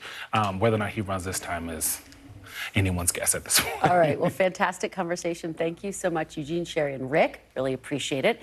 And still to come, President Biden calls Chinese President Xi Jinping a dictator again following yesterday's highly anticipated summit. What it means for the White House's effort to improve relations with Beijing. You're watching Meet the Press now. Please stay with us.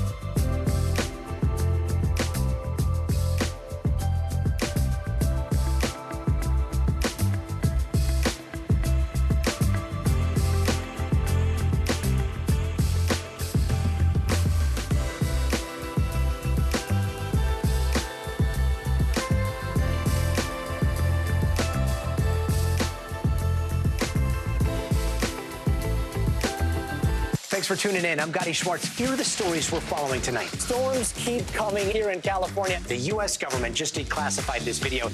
A lot more stories trending like crazy on social media. A controversy pitting lawmakers against young voters. What's the state of crypto today? Is it safe for investors? We've got another mind-bending story on artificial intelligence. This is what my voice sounds like when I clone it. That wasn't me. You gotta see this. Stay tuned now. Weeknights at 8 Eastern, 5 Pacific on NBC News Now.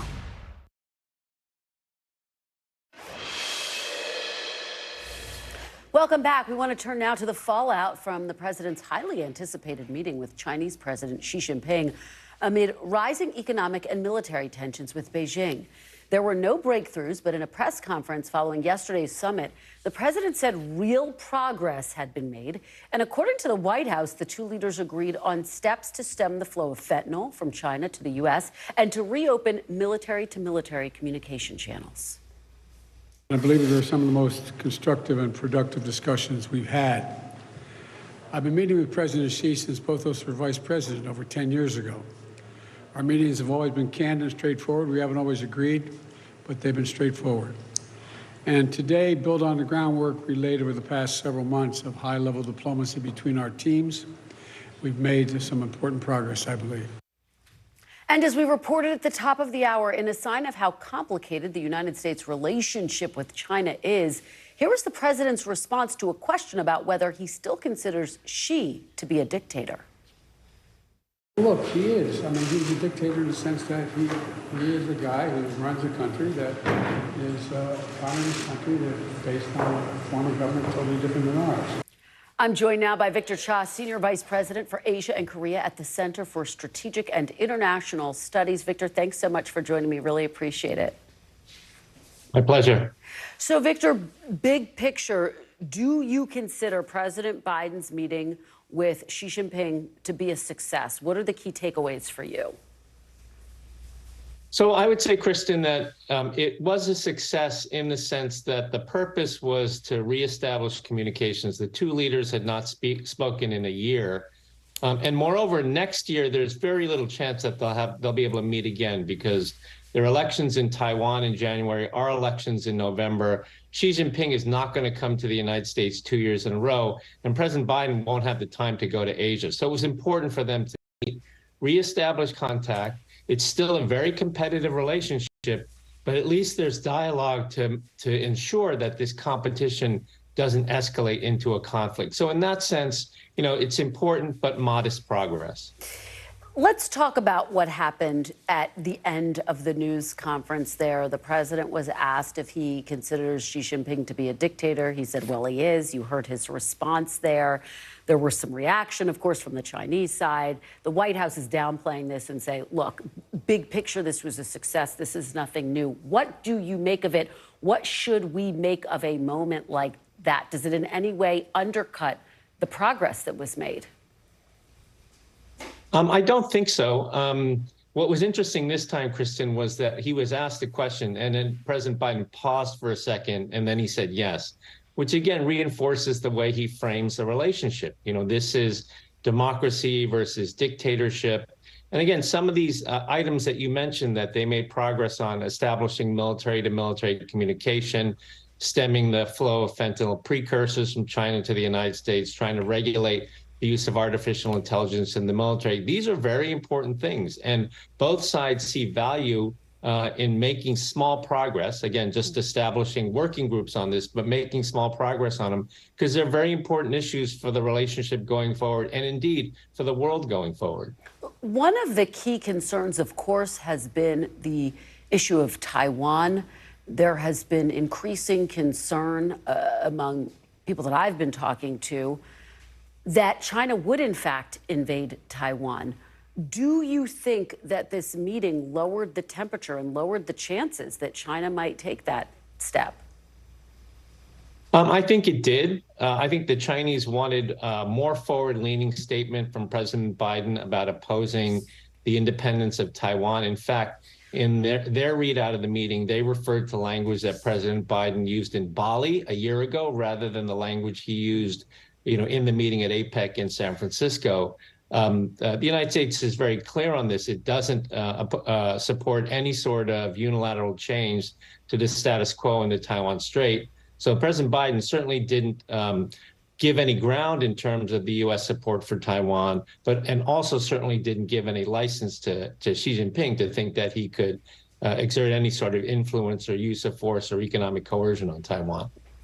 And Victor, just finally, what are the benchmarks you will be watching for in this next year? As you say, the president is entering a re-election campaign, so it's not like there's going to be a second meeting that is expected. What will you be watching for?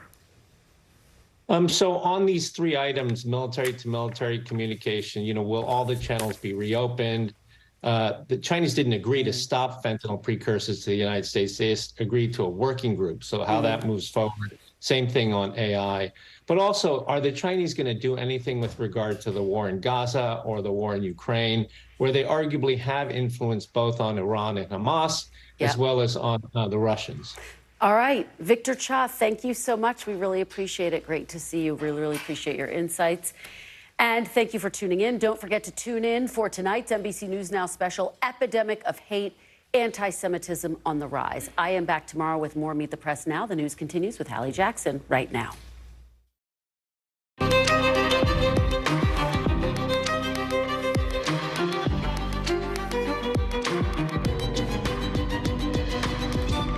As we are coming on the air tonight, the Israeli military storming Gaza's main hospital again, going building to building inside the hospital that has hundreds of patients stuck inside. What we're hearing now from President Biden about it and how a near total comms blackout in Gaza could be making things even more complicated. Plus, breaking just before we came on the air, a woman in Texas found guilty of murdering a pro cyclist who was her so-called love rival. How prosecutors managed to win this case on mostly circumstantial evidence. Also just into it, Sean Combs, who you may know as Diddy, accused of rape and years of abuse by a former girlfriend, a singer who was once on his record label. What she's saying tonight and what his reps are telling NBC News. And a red cup rebellion today. Thousands of Starbucks workers walking off the job on one of the biggest days of the year for the company. We'll take you live to one Starbucks for the latest twist in this years-long labor fight. Plus, why some folks in one state want to split off and join another out west, and the reality check on the chances of secession success. That's in our new special series, Divided States of America, a little bit later on in the show. Hey there, I'm Hallie, and tonight Israeli forces are storming Gaza's main hospital now for the second time in just 24 hours, according to Israeli officials. IDF soldiers searching building to building at Al-Shifa Hospital. This is the place that's now at the center of this war, as we are seeing more calls now to get the hundreds of patients trapped inside out safely. Patients, including dozens of premature babies. Israel says this woman, Yehudit Weiss, a hostage held captive by Hamas, was found dead at a location close to the hospital in the last couple of hours. She was 65 years old. The Israelis are now calling Al-Shifa a terrorist cell. Remember, Israel says it has intelligence showing that Hamas is operating inside the building, inside the hospital, with President Biden in just the last 24 hours accusing Hamas of a war crime by having headquarters under the hospital. Hamas and doctors inside deny this. Israeli soldiers say they're finding AK-47s and hand grenades, military uniforms, a laptop with a photo of a kidnapped Israeli soldier on it, all inside Al-Shifa. We should note here, it is hard to know or to independently verify what exactly is happening inside the hospital right now because the trickles of information we've been getting are starting to dry up. NBC News tried to call the doctors inside that our teams have been talking to for days. Many of those calls not answered today, making this whole thing even more complicated. Another near-complete phone and internet blackout in this area, according to Gaza's biggest provider. All of it, as the White House late today says it's probably impossible for Israel to completely eliminate Hamas after the terror attack on October 7th in Israel. I want to bring in Keir Simmons, who's on the ground for us live in Tel Aviv. And Keir, there are a lot of moving pieces tonight. Let's start with this woman, this hostage, that Israeli military reportedly found dead not far from Al-Shifa. What do we know about her and about this situation?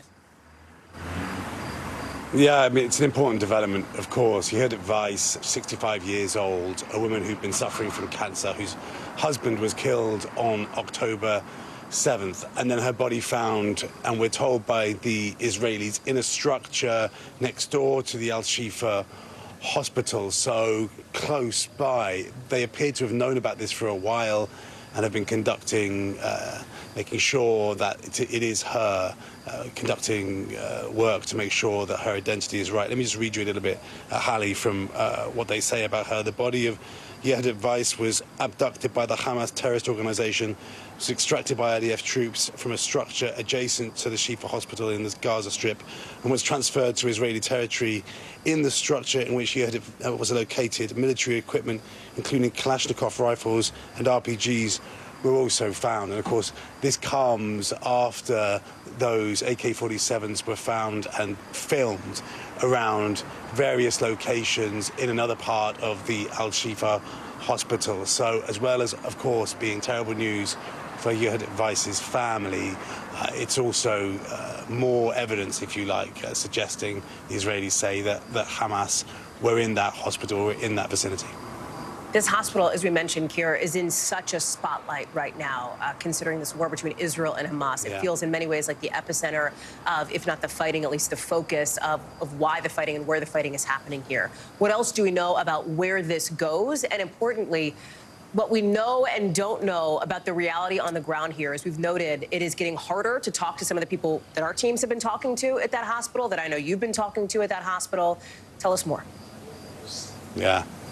Well, there's been a blackout now, effectively, and that's partly because we've been talking so long, Hallie, about Gaza running out of fuel, and now the telecom companies that clearly need fuel for power, they don't have power, so things are just getting more and more difficult, as well as the challenge, for example, for simple, fresh running water. And all of these things go to the essential question of whether what is happening in Gaza, if you like, is proportionate in terms of Israel's right to respond to what happened on October 7th. There have been important votes at the United Nations, and we spoke, Hallie, to the French ambassador to the United Nations. Take a listen to what he said.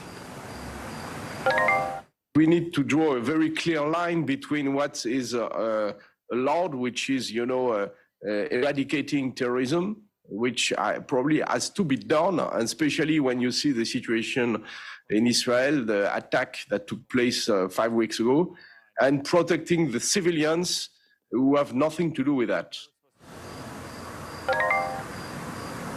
So the French have been leading in terms of calls for humanitarian help, and also have been a voice speaking out about what's going on.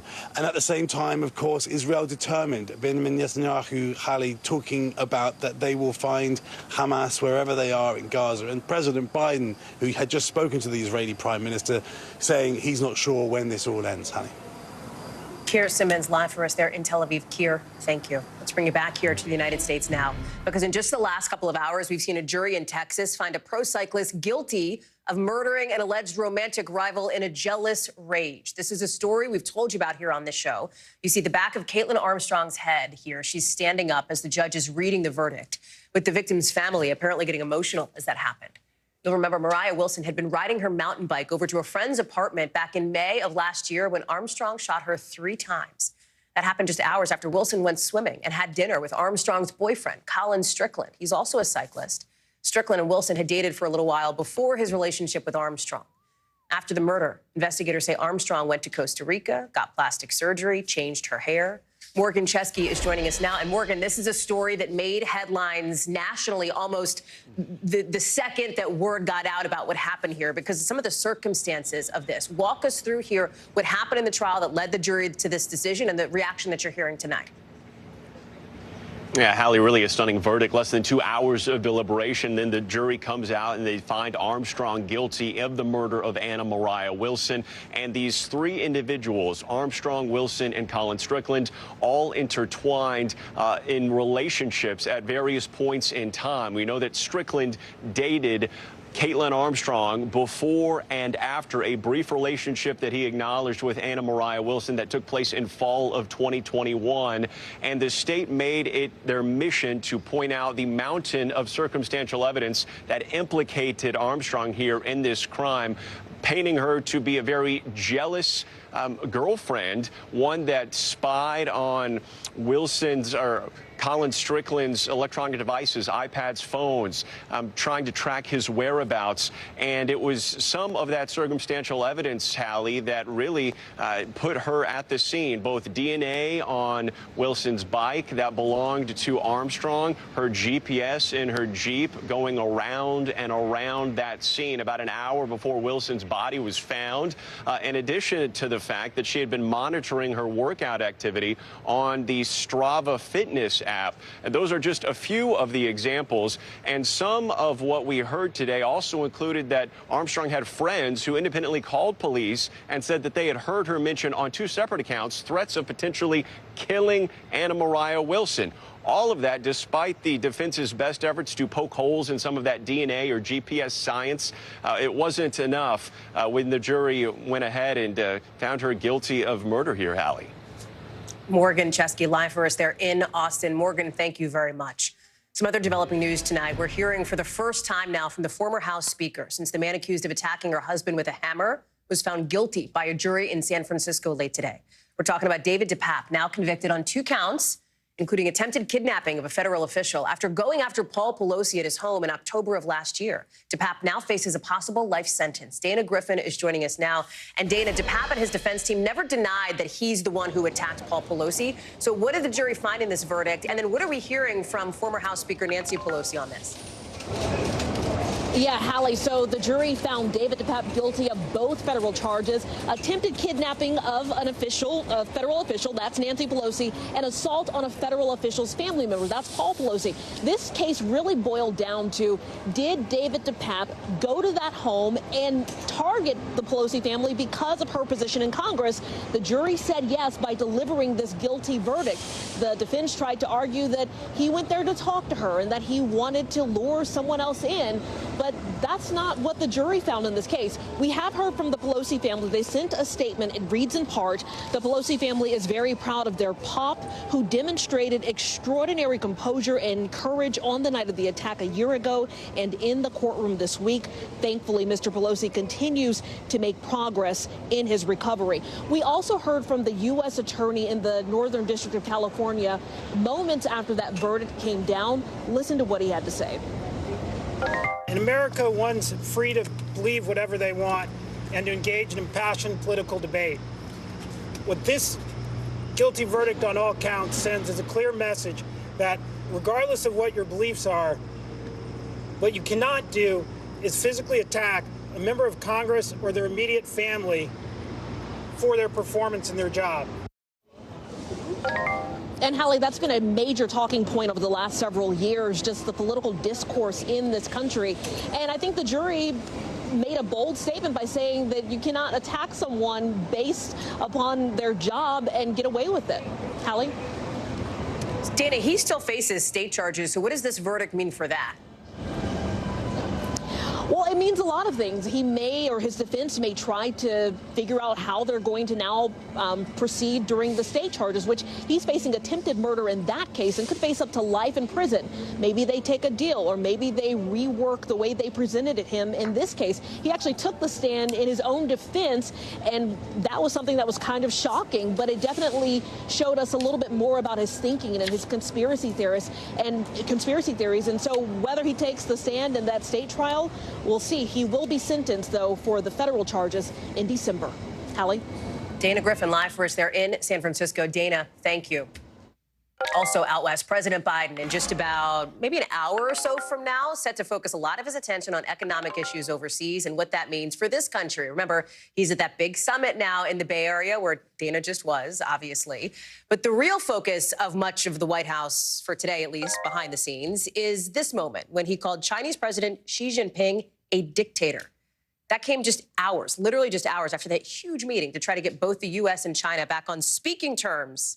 At the minimum, a meeting that President Biden called really productive. I want you to see the Secretary of State's reaction in this moment, because what Tony Blinken did here kind of tells you a lot about how this moment's being received. Let me play it. And Mr. President, after today, would you still refer to President Xi as a dictator? This is a term that we used earlier this year. Well, look, he is. I mean, he's a dictator in the sense that he is a guy who runs a country that is a communist country that is based on a form of government totally different than ours. You saw the Secretary of State kind of turn his head away a little bit there. Listen, we're not body language readers, but that happened in plain view of the TV cameras. I want to bring in Monica Alva now to talk through some of the fallout and some of the cleanup, Monica, at this point. We do think that we could hear more, obviously, from the administration throughout the evening here. You had this carefully planned meeting here. The focus was supposed to be on, getting them back on talking terms, essentially, if not amazing terms, at least communicative terms. And then after all of that, you had the president saying this. Are administration officials that you're talking to today seeing this as a step back in progress? What is their thinking here moving forward? Well, Hallie, there's a little bit of deja vu here, and that is the really important context to add to this conversation. And that's because President Biden very plainly called President Xi a dictator earlier this summer, but that was off camera during some fundraiser remarks that was meant for a smaller audience, not in front of really the entire press corps, his cabinet, and really the whole world as he did yesterday. But what senior administration officials that I've talked to all day today keep pointing out is, look, the president was asked by a reporter, does he still consider him to be a dictator? And the president was frank and said, yeah, sure, he is, because he's the leader of a communist country that operates completely differently than a country like the United States does. So that in that respect, it wasn't something that he came out and proactively said, but we know this is a belief that he holds because he said it essentially at that fundraiser again a couple of months ago, and they didn't walk those comments back at the time either. Of course, yes, that body language, that involuntary reaction tells you a lot about probably some of those in the room who wish the president had just wrapped up that press conference and left without doing that. But I'm told it hasn't really derailed any of what they feel the progress that was made yesterday has been so far here, Hallie. There was another surprise, Monica, that has come up now in the sort of aftermath of these key China meetings. And if it's a surprise, it's kind of a good surprise, and that is this idea of panda diplomacy, because Xi Jinping, in this dinner with top executives, hinted at sending more to the U.S. as a gesture of goodwill. I think I don't have to tell my people here in Washington, we lost the pandas at the National Zoo just recently. Sounds like they may be coming back to San Diego, and this, as you're reporting today, Monica, talking to your sources, seemed to catch administration officials off guard. So give us the, real deal here.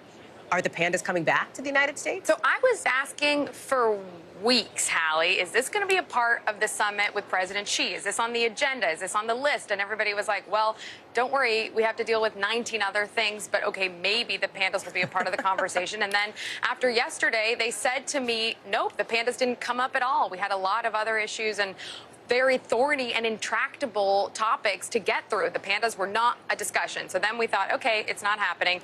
Then President Xi came out at this dinner, announced that, and it really was to the White House's surprise. There was no pre-planned heads up.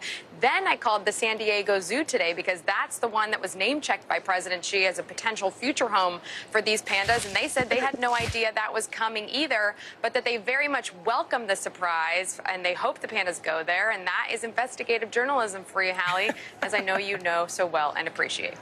Scoops Alba coming to us live from the West Coast. Mon, thank you very much. Appreciate you. So listen, they're calling it the Red Cup Rebellion. Thousands of Starbucks workers walking off the job today.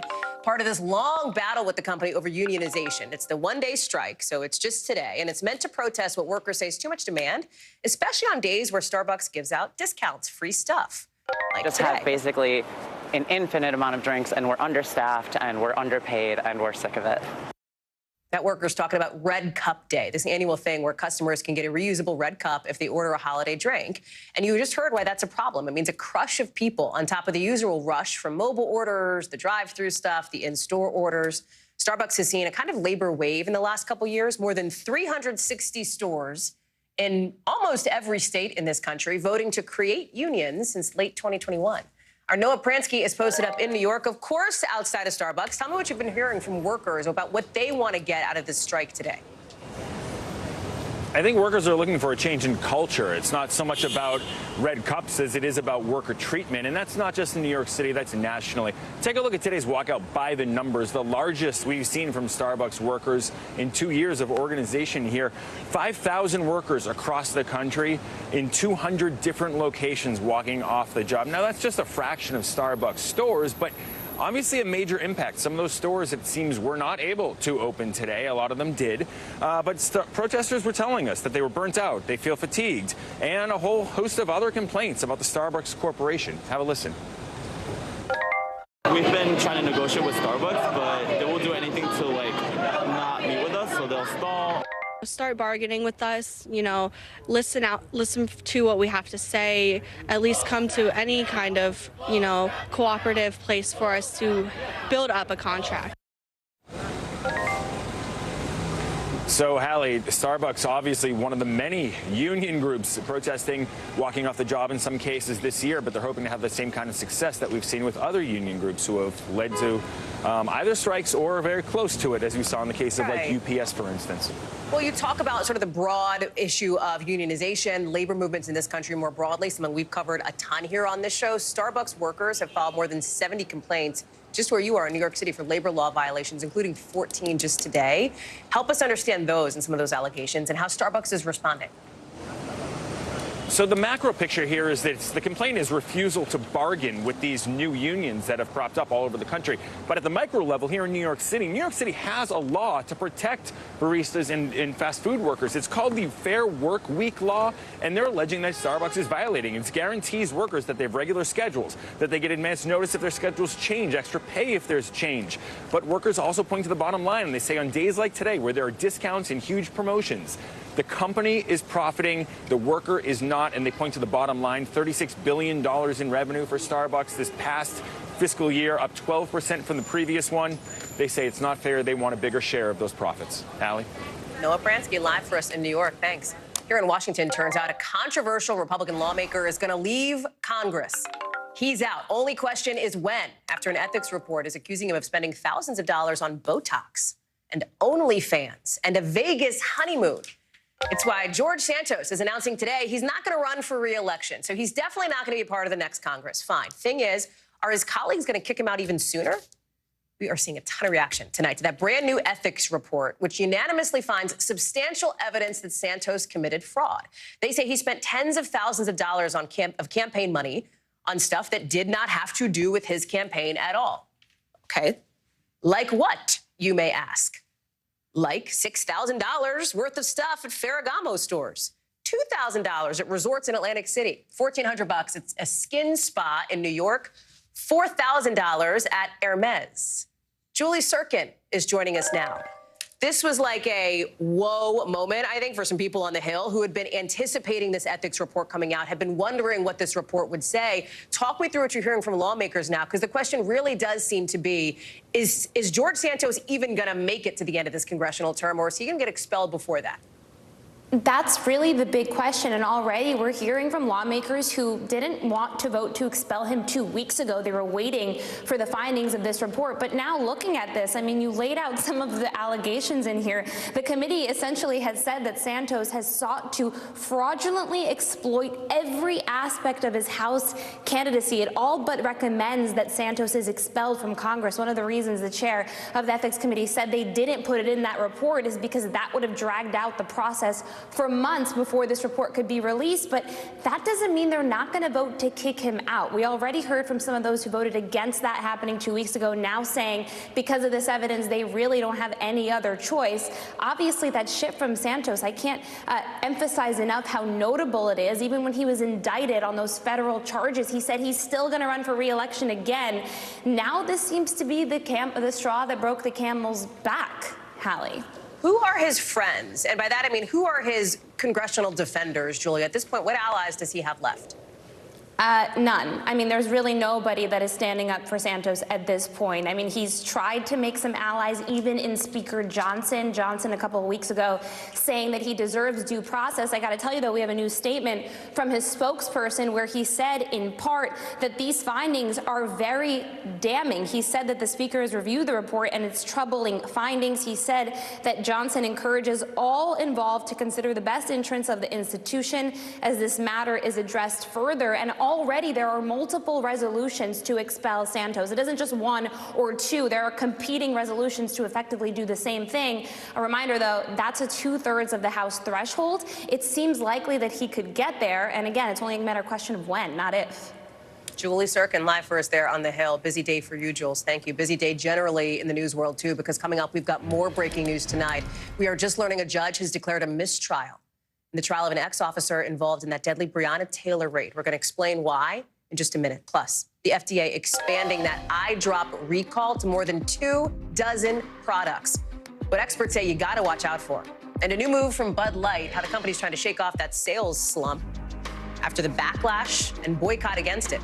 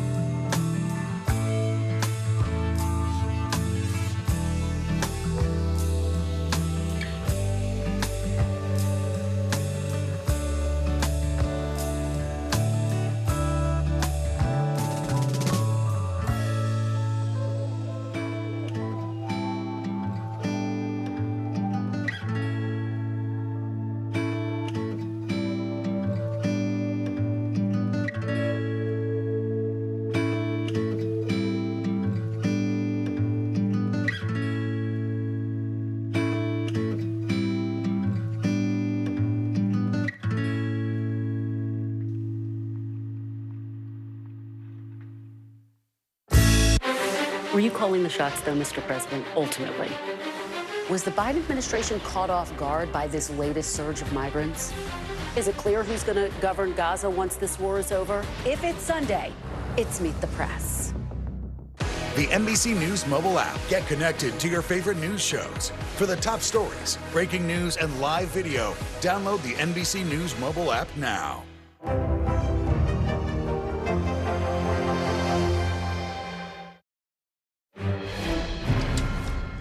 Some breaking news just into us now. One of the most famous men in hip-hop now getting sued by his former girlfriend, who's also a singer, accusing him of rape and years of sexual abuse. Sean Combs, also known as Diddy, you know his face, I'm sure, allegedly controlled Cassie, a singer whose real name is Cassandra Ventura, for years, according to this lawsuit. The suit says he plied her with drugs. At points, he beat her, and that he forced her to have sex with male prostitutes on camera. Ventura saying in a statement today, I'm quoting here, "After years in silence and darkness, I am finally ready to tell my story and to speak up on behalf of myself and for the benefit of other women who face violence and abuse in their relationships." Combs' lawyer is telling our team he vehemently denies the allegations, calling them offensive and outrageous. I want to bring in legal analyst Danny Savalos. And Danny, this lawsuit is just making a lot of news here, right? I mean, this dropped just within the last hour or so. Walk us through what it says and what could come next. The allegations are pretty terrible. I mean, they're worth reading and not getting into in too much detail here. They wouldn't be right for TV. But essentially, this is a civil lawsuit. The allegations sound as if they are criminal allegations, but this is only a civil lawsuit. And interestingly enough, the plaintiff's attorneys are saying that apparently, allegedly, the defense here Combs offered money, a lot of money, to resolve this prior to filing a lawsuit. Well, that may be interesting, but it's not going to be admissible evidence because these offers to compromise normally don't come in as evidence against the defendant. But all in all, these allegations are pretty horrific. From a defense perspective, we've already heard now, and again, I realize this is not a criminal case, obviously, but with what we've heard from the reps for Diddy, for Sean Combs here, how do you anticipate this moves forward? So I have a few cases under the Child Victims Act in New York, which is a similar one-year window to bring up allegations that may be otherwise barred by the statute of limitations. And normally the challenge is for older cases finding witnesses. But I have to imagine with all of the people, the assistants, the infrastructure surrounding Diddy, that there have to be witnesses that will either say yay or nay, one way or another, either support P. Diddy or support the plaintiff in this case, because these are people that were just surrounded at all times by so many other people. I have to imagine there are going to be witnesses that are going to have a story to tell. Danny Savalos, thank you very much. We've also got some other news just breaking in the last couple of minutes here. A federal judge declaring a mistrial in the latest attempt to try to hold Louisville officers accountable for the death of Breonna Taylor. We're talking about Brett Hankison. He's a former officer who fired shots into Taylor's home during a botched raid back in 2020. He was facing federal civil rights charges of excessive force, but the judge has now declared this mistrial after the jury deadlocked, apparently, on these charges. NBC's Shaquille Brewster is following this one for us here. So, Shaq, explain what happened here and what this means for the case going forward for the folks who wanted to see Hankison held responsible for what he did that night. Well, Holly, to answer that second part of the question, this means that we could see an entirely new trial to come. The judge setting a hearing for about a month from now to determine the exact next steps in this trial. But let's step back. This is the federal case against one of the officers involved in that March 2020 raid, as you mentioned, against Breonna Taylor. You know kind of the fact pattern there, where her boyfriend said they feared a break-in. They heard a noise at the door in the overnight hours in March of 2020 when police busted in. Her boyfriend fired one shot, hitting an officer. Now, Hankinson, while he didn't shoot Breonna Taylor, prosecutors allege that he essentially acted recklessly, that he used excessive force because he then went to a window and a sliding glass door that were covered, they say, by blinds and a curtain, and then fired 10 shots into not only Breonna Taylor's apartment, but also the apartment of her neighbors that included a young family. Hankinson was on trial for the similar action in state charges just earlier this year. Earlier last year, he was acquitted in that case, and now a jury deadlocked on whether or not he violated both the civil rights of Breonna Taylor and her boyfriend, but also the family in that neighboring apartment alley. Shaq Brewster, thank you very much for that update. Again, coming into us in just the last couple of minutes here. Appreciate it, Shaq. More exclusive details now from NBC News Tonight in the disturbing case of a man run over by police and then buried without his family knowing about it. The lawyer for the family of Dexter Wade, who was hit by a Jackson, Mississippi police car back in March, says an independent autopsy found Wade had an ID on him at the time of the crash, an ID with his address on it. Why is that such a big deal? Because police didn't tell Wade's family for months that they'd hit him. Instead, they buried him in an unmarked grave in a pauper's field marked with just a number. Well, Dexter's mother spent an agonizing 172 days looking for him. We have been covering the story every step of the way, led by the reporter who broke it here, our John Shupe, who reports that minutes after leaving his home back in March, Dexter Wade was hit by a Jackson police cruiser as he tried to cross a nearby highway on foot. After Wade's mom was finally told of his death and where he was buried, the family requested that Dexter be exhumed, only to find this, more disappointment now. By the time the family arrived at his unmarked grave on Monday, a public works crew had already removed the body with no other witnesses present. NBC's Priscilla Thompson is following this story for us. Just extraordinarily difficult detail after extraordinarily difficult detail here for this family, as we're getting some new details from this autopsy and the alleged failures that led to so much uncertainty for his family for so long. Priscilla, bring us up to speed here. Yeah, Hallie, just an incredibly gut-wrenching situation. And of course, this new revelation just adding to the pain, the idea that this independent autopsy found that he had a wallet with a state identification card that included the address that he shared with his mother on it. That was what the pathologist found in his front pocket, along with a credit card and a health insurance card. And we're also learning more about some of the injuries that he may have suffered from that independent autopsy, including the pathologist saying that his body was never embalmed, and so he was in an advanced state of decomposition by the time that body was exhumed. And also the report found multiple blunt force injuries to the skull, ribs, and pelvis, and that his leg was amputated. So you talk about just a more heartbreak on top of an already gut-wrenching loss for this family. Hallie? I think some people might be hearing this going, wait a second, how is it not standard police procedure to, when you have a victim who cannot be identified, go to the address on this person's ID, right, at minimum? You've got, and I know that our teams, I know that John has been following this doggedly from the start here, because Jackson officials are seeming to chalk this whole thing up to like chain of command errors, clerical errors, et cetera. Anything new from them now on this? Anything as it relates to accountability for Wade's family? Hallie, no accountability at this point, but we are seeing the finger pointing beginning to happen. So officials say that they did attempt to call Dexter Wade's mother and that she did not answer that call. They weren't able to get in touch with her. Meanwhile, the mom says that she didn't receive a call. She doesn't have a record of a missed call. But here's what the city of Jackson is saying about it now. They're saying from the moment the coroner arrived on scene of the accident until the moment Dexter Wade was buried, his body was in the custody of Hinds County and not the city of Jackson. The authority to examine, bury, and/or exhume lies with Hinds County and not the city of Jackson. So you hear them there putting it on the county. We did reach out to the county, to the coroner's office, and NBC News did not hear back. But meanwhile, the family is now calling for an investigation by the Department of Justice to try to get some answers and to try to get some accountability here. Hallie? Priscilla Thompson, we're so glad to have you continuing to stay on top of this story, as we will continue to do here at NBC News. Thanks. Let's get you over to the 5 things our team thinks you should know about tonight.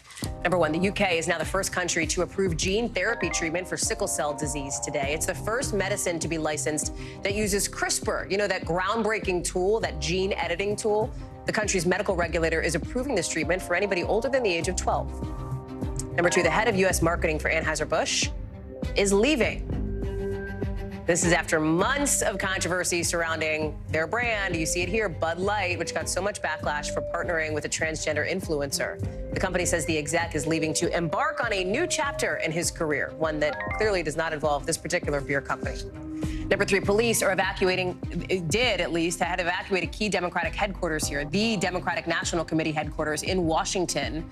You see some of the video here. We are now learning that President Biden has been in touch with campaign staffers, with DNC staffers, people there.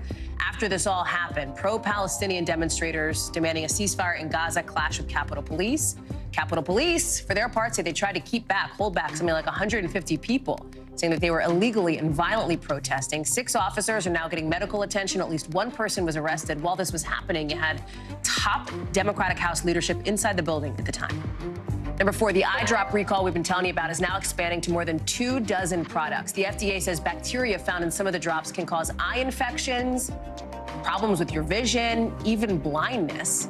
The drops are made in India and sold in big stores like CVS, Target, Walmart. You've got to look at expiration dates. Look out for any drops with expiration dates from now until September 2025 that fit under this umbrella. We've got more on our website. Number 5, the Oakland A's, the Oakland Athletics are officially moving to Vegas after a unanimous vote from MLB owners. This is the first time a team has moved locations in like a long time, since 2005. For years, there have been complaints over the team's stadium. They haven't had any success trying to build a new one in the area. The new stadium will be on the Vegas Strip with plans to reopen in 2028. When we come back, a new warning for dog owners where doctors say a deadly, contagious disease is spreading. Plus, why a letter from Osama bin Laden from decades ago is now going viral on TikTok, if you can believe it.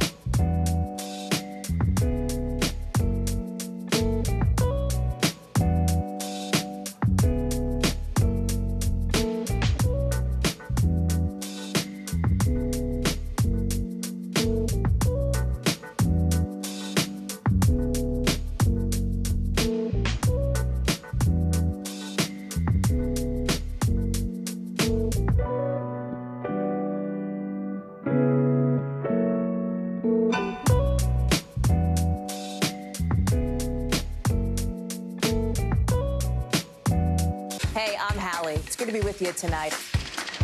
The debt ceiling. Here's why this matters. Please, please don't have your eyeballs glaze over. Here's why this matters. Talk to us about what we're supposed to call this. Is it a bailout? Is it a backstop? There's a difference because it matters whose money is being used to prop up these banks. We think we're getting close to this news conference. I will be honest with people.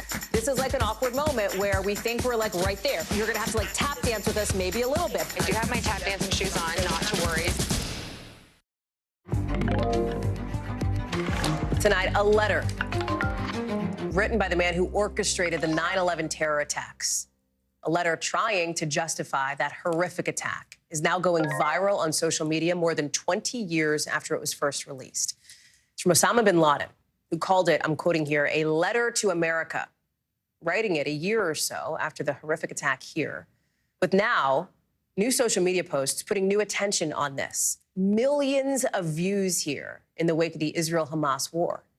In this letter, bin Laden goes into his issues with Western involvement in Muslim countries, criticizes America's support for Israel, its policies in the Palestinian territories. There are anti-Semitic propaganda statements in it. This whole thing has escalated so much that The Guardian, which originally published this letter back in 2002, right, more than 20 years ago, they just pulled it off its site. It's been on its website for 20 years. Now it's not because of all this. The Guardian says, I'm quoting here, that the transcript published on our site in 2002 has been widely shared on social media without the full context. Therefore, we've decided to take it down and direct readers to the news article that originally contextualized it instead. The White House also talking about this, saying there is never a justification for spreading the repugnant, evil, and anti-Semitic lies that the leader of al-Qaeda issued just after committing the worst terror attack in American history. I want to bring in Jake Ward for more on this. And Jake, explain why there's been this resurgence of interest in this letter now, because I think it is so baffling to some people who obviously lived through what happened on 9/11 and the aftermath there. Yeah, you know, this one really just goes to the very heart of this social media moment that we're in here, right, Hallie? I mean, at this moment, there is, of course, so much polarization and so much bitter debate about the events in the Middle East. And of course, that is the stuff that fuels the attention economy of a platform like TikTok, like Instagram, like any place where people go on and try to speak about the current political moment, drawing on what they hope will be information that will be surprising to the people who tune in. And as a result, you've got people, for some reason, stumbling upon this Guardian publication of the letter back from 2002 and seizing upon it. And as a result, I mean, you know, what's interesting is that if you imagine somebody so young that they were not around, right, for the events of September 11th, and if they were to quickly read through Osama bin Laden's letter, maybe their eyes would fall on a couple of things that suggest to them that it's worth repeating. You know, he speaks about, for instance, the Kyoto Protocol, and he speaks about the responsibility of American taxpayers for the funding that led to wars around the world. But you would also, it would be really important that you not miss the rest of that letter, which includes all sorts of vile stuff, you know, anti-Semitic tropes about how Jews are in charge of the country and all kinds of terrible things. He blames the HIV virus and the AIDS epidemic as being sort of God's, you know, revenge on homosexuality. I mean, awful stuff. So first of all, if you're going to repeat something like this, you better read the whole thing. And second of all, I think this is just the moment we're in. People just did not, for some reason, have the attention span to look around and realize who this person was, what he orchestrated, the lives that were lost in the United States. All of that seems to have been lost in this sort of, you know, attention-getting bubble moment that we seem to be living in here, Hallie. I want to be transparent in sort of the ethos of this show, which is just being sort of honest with people about this. There is a conversation, right, about does even talking about how this letter has gone viral simply give it more attention? And what you're talking about here, the attention economy of the moment, but it has become newsworthy in part because of the response or not from social media companies, right? Talk through that piece of it here. Well, that is what is so interesting, right? You can imagine an earlier day when somehow, you know, a social media company would say, you know, well, everyone's got a right to, you know, sort things out. And this idea, there's always been this sort of idea, you know, on social media, at least in its earliest days, that, you know, a sort of a free market of ideas mean the best ideas will rise to the top. But in the last few years, we've obviously seen both in the policy discussions that come from these platforms and in the regulations that they have imposed that no one's under that illusion anymore. That, of course, really vile stuff rises to the top all the time, and the marketplace of ideas does not work as it's supposed to.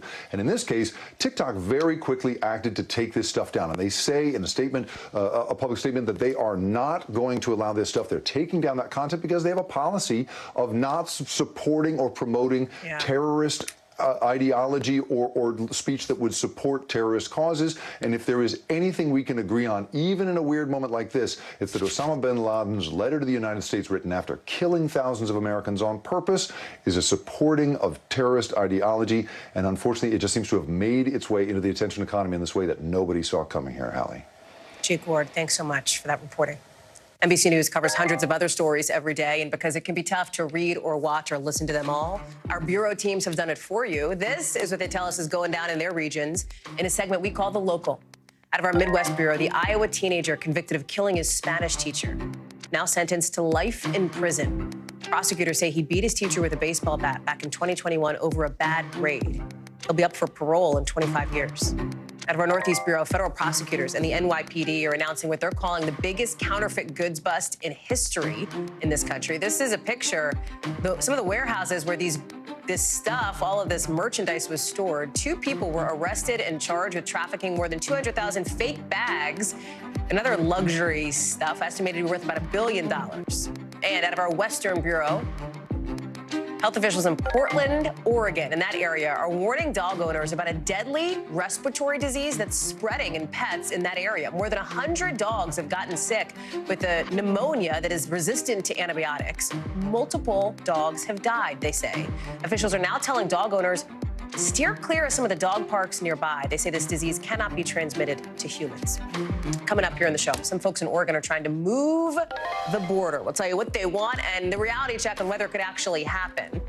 I went out there to find more for our new series, Divided States of America. That's coming up in just a sec.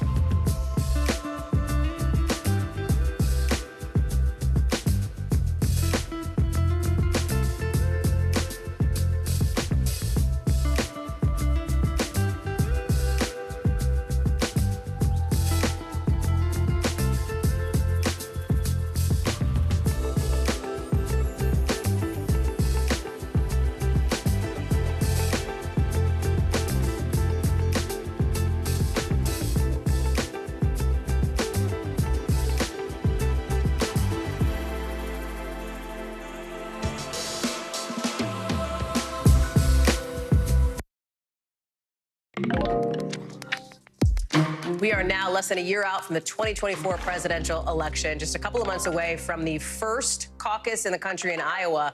And as we get closer and closer to people heading to the polls to pick who they want to lead the country, we're taking a look at some of the issues dividing us most, the issues that people vote on, in a new special series we're calling Divided States of America. Over the next year, we're bringing you these stories from all over the country.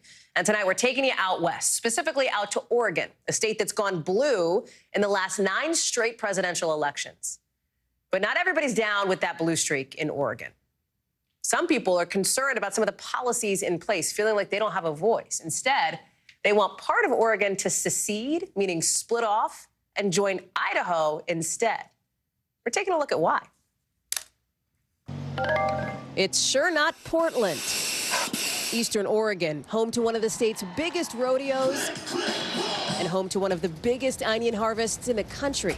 Whatever it takes. Paul Skeen's been on this land for decades. That's my dad. He was the quarterback. Part of a long line of farmers in Oregon. And these are my daughter's 3 kids right here. We've been very blessed, raised our kids, have plenty to be thankful for, but I hate to give it all to a state that in most cases doesn't agree with anything that I agree with. That's why these days he and his wife wish they were 800 feet further east in Idaho. We get older and we find out there's the death tax, 16% death tax. Only 13 states have a death tax. Some people might hear this and go, well, hey, then why not move?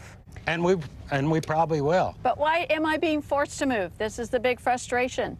You know, I built my home, I raised my family there, my grandkids come there. We built our life here in this home. So instead of moving their farm, they want to move the border. Just make us part of Idaho then. Most people in Oregon live west of the Cascades, clustered around more liberal cities like Portland, Eugene, and the capital of Salem, with Democrats dominating the state government. Out east, most of the land, but fewer people. People in Eastern Oregon simply don't have the numbers to stop any policy coming from the west side of the state. It's why Matt McCaw is helping to lead the Greater Idaho Push, an initiative to try to secede or split off parts of Eastern Oregon to join their more conservative neighbor. 12 of Oregon's 36 counties have already voted to start formal discussions about joining Idaho, a state with looser gun laws and environmental regulations and tighter abortion restrictions. We have this cultural divide.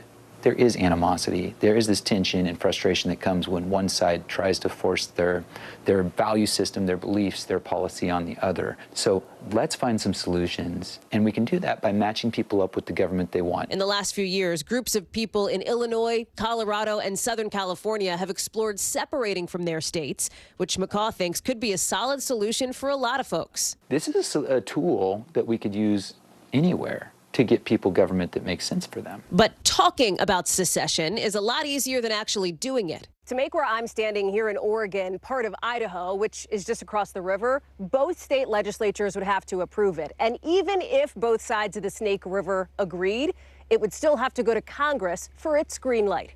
And the national conversation right now is just sort of talking about the divide and not the way to come together.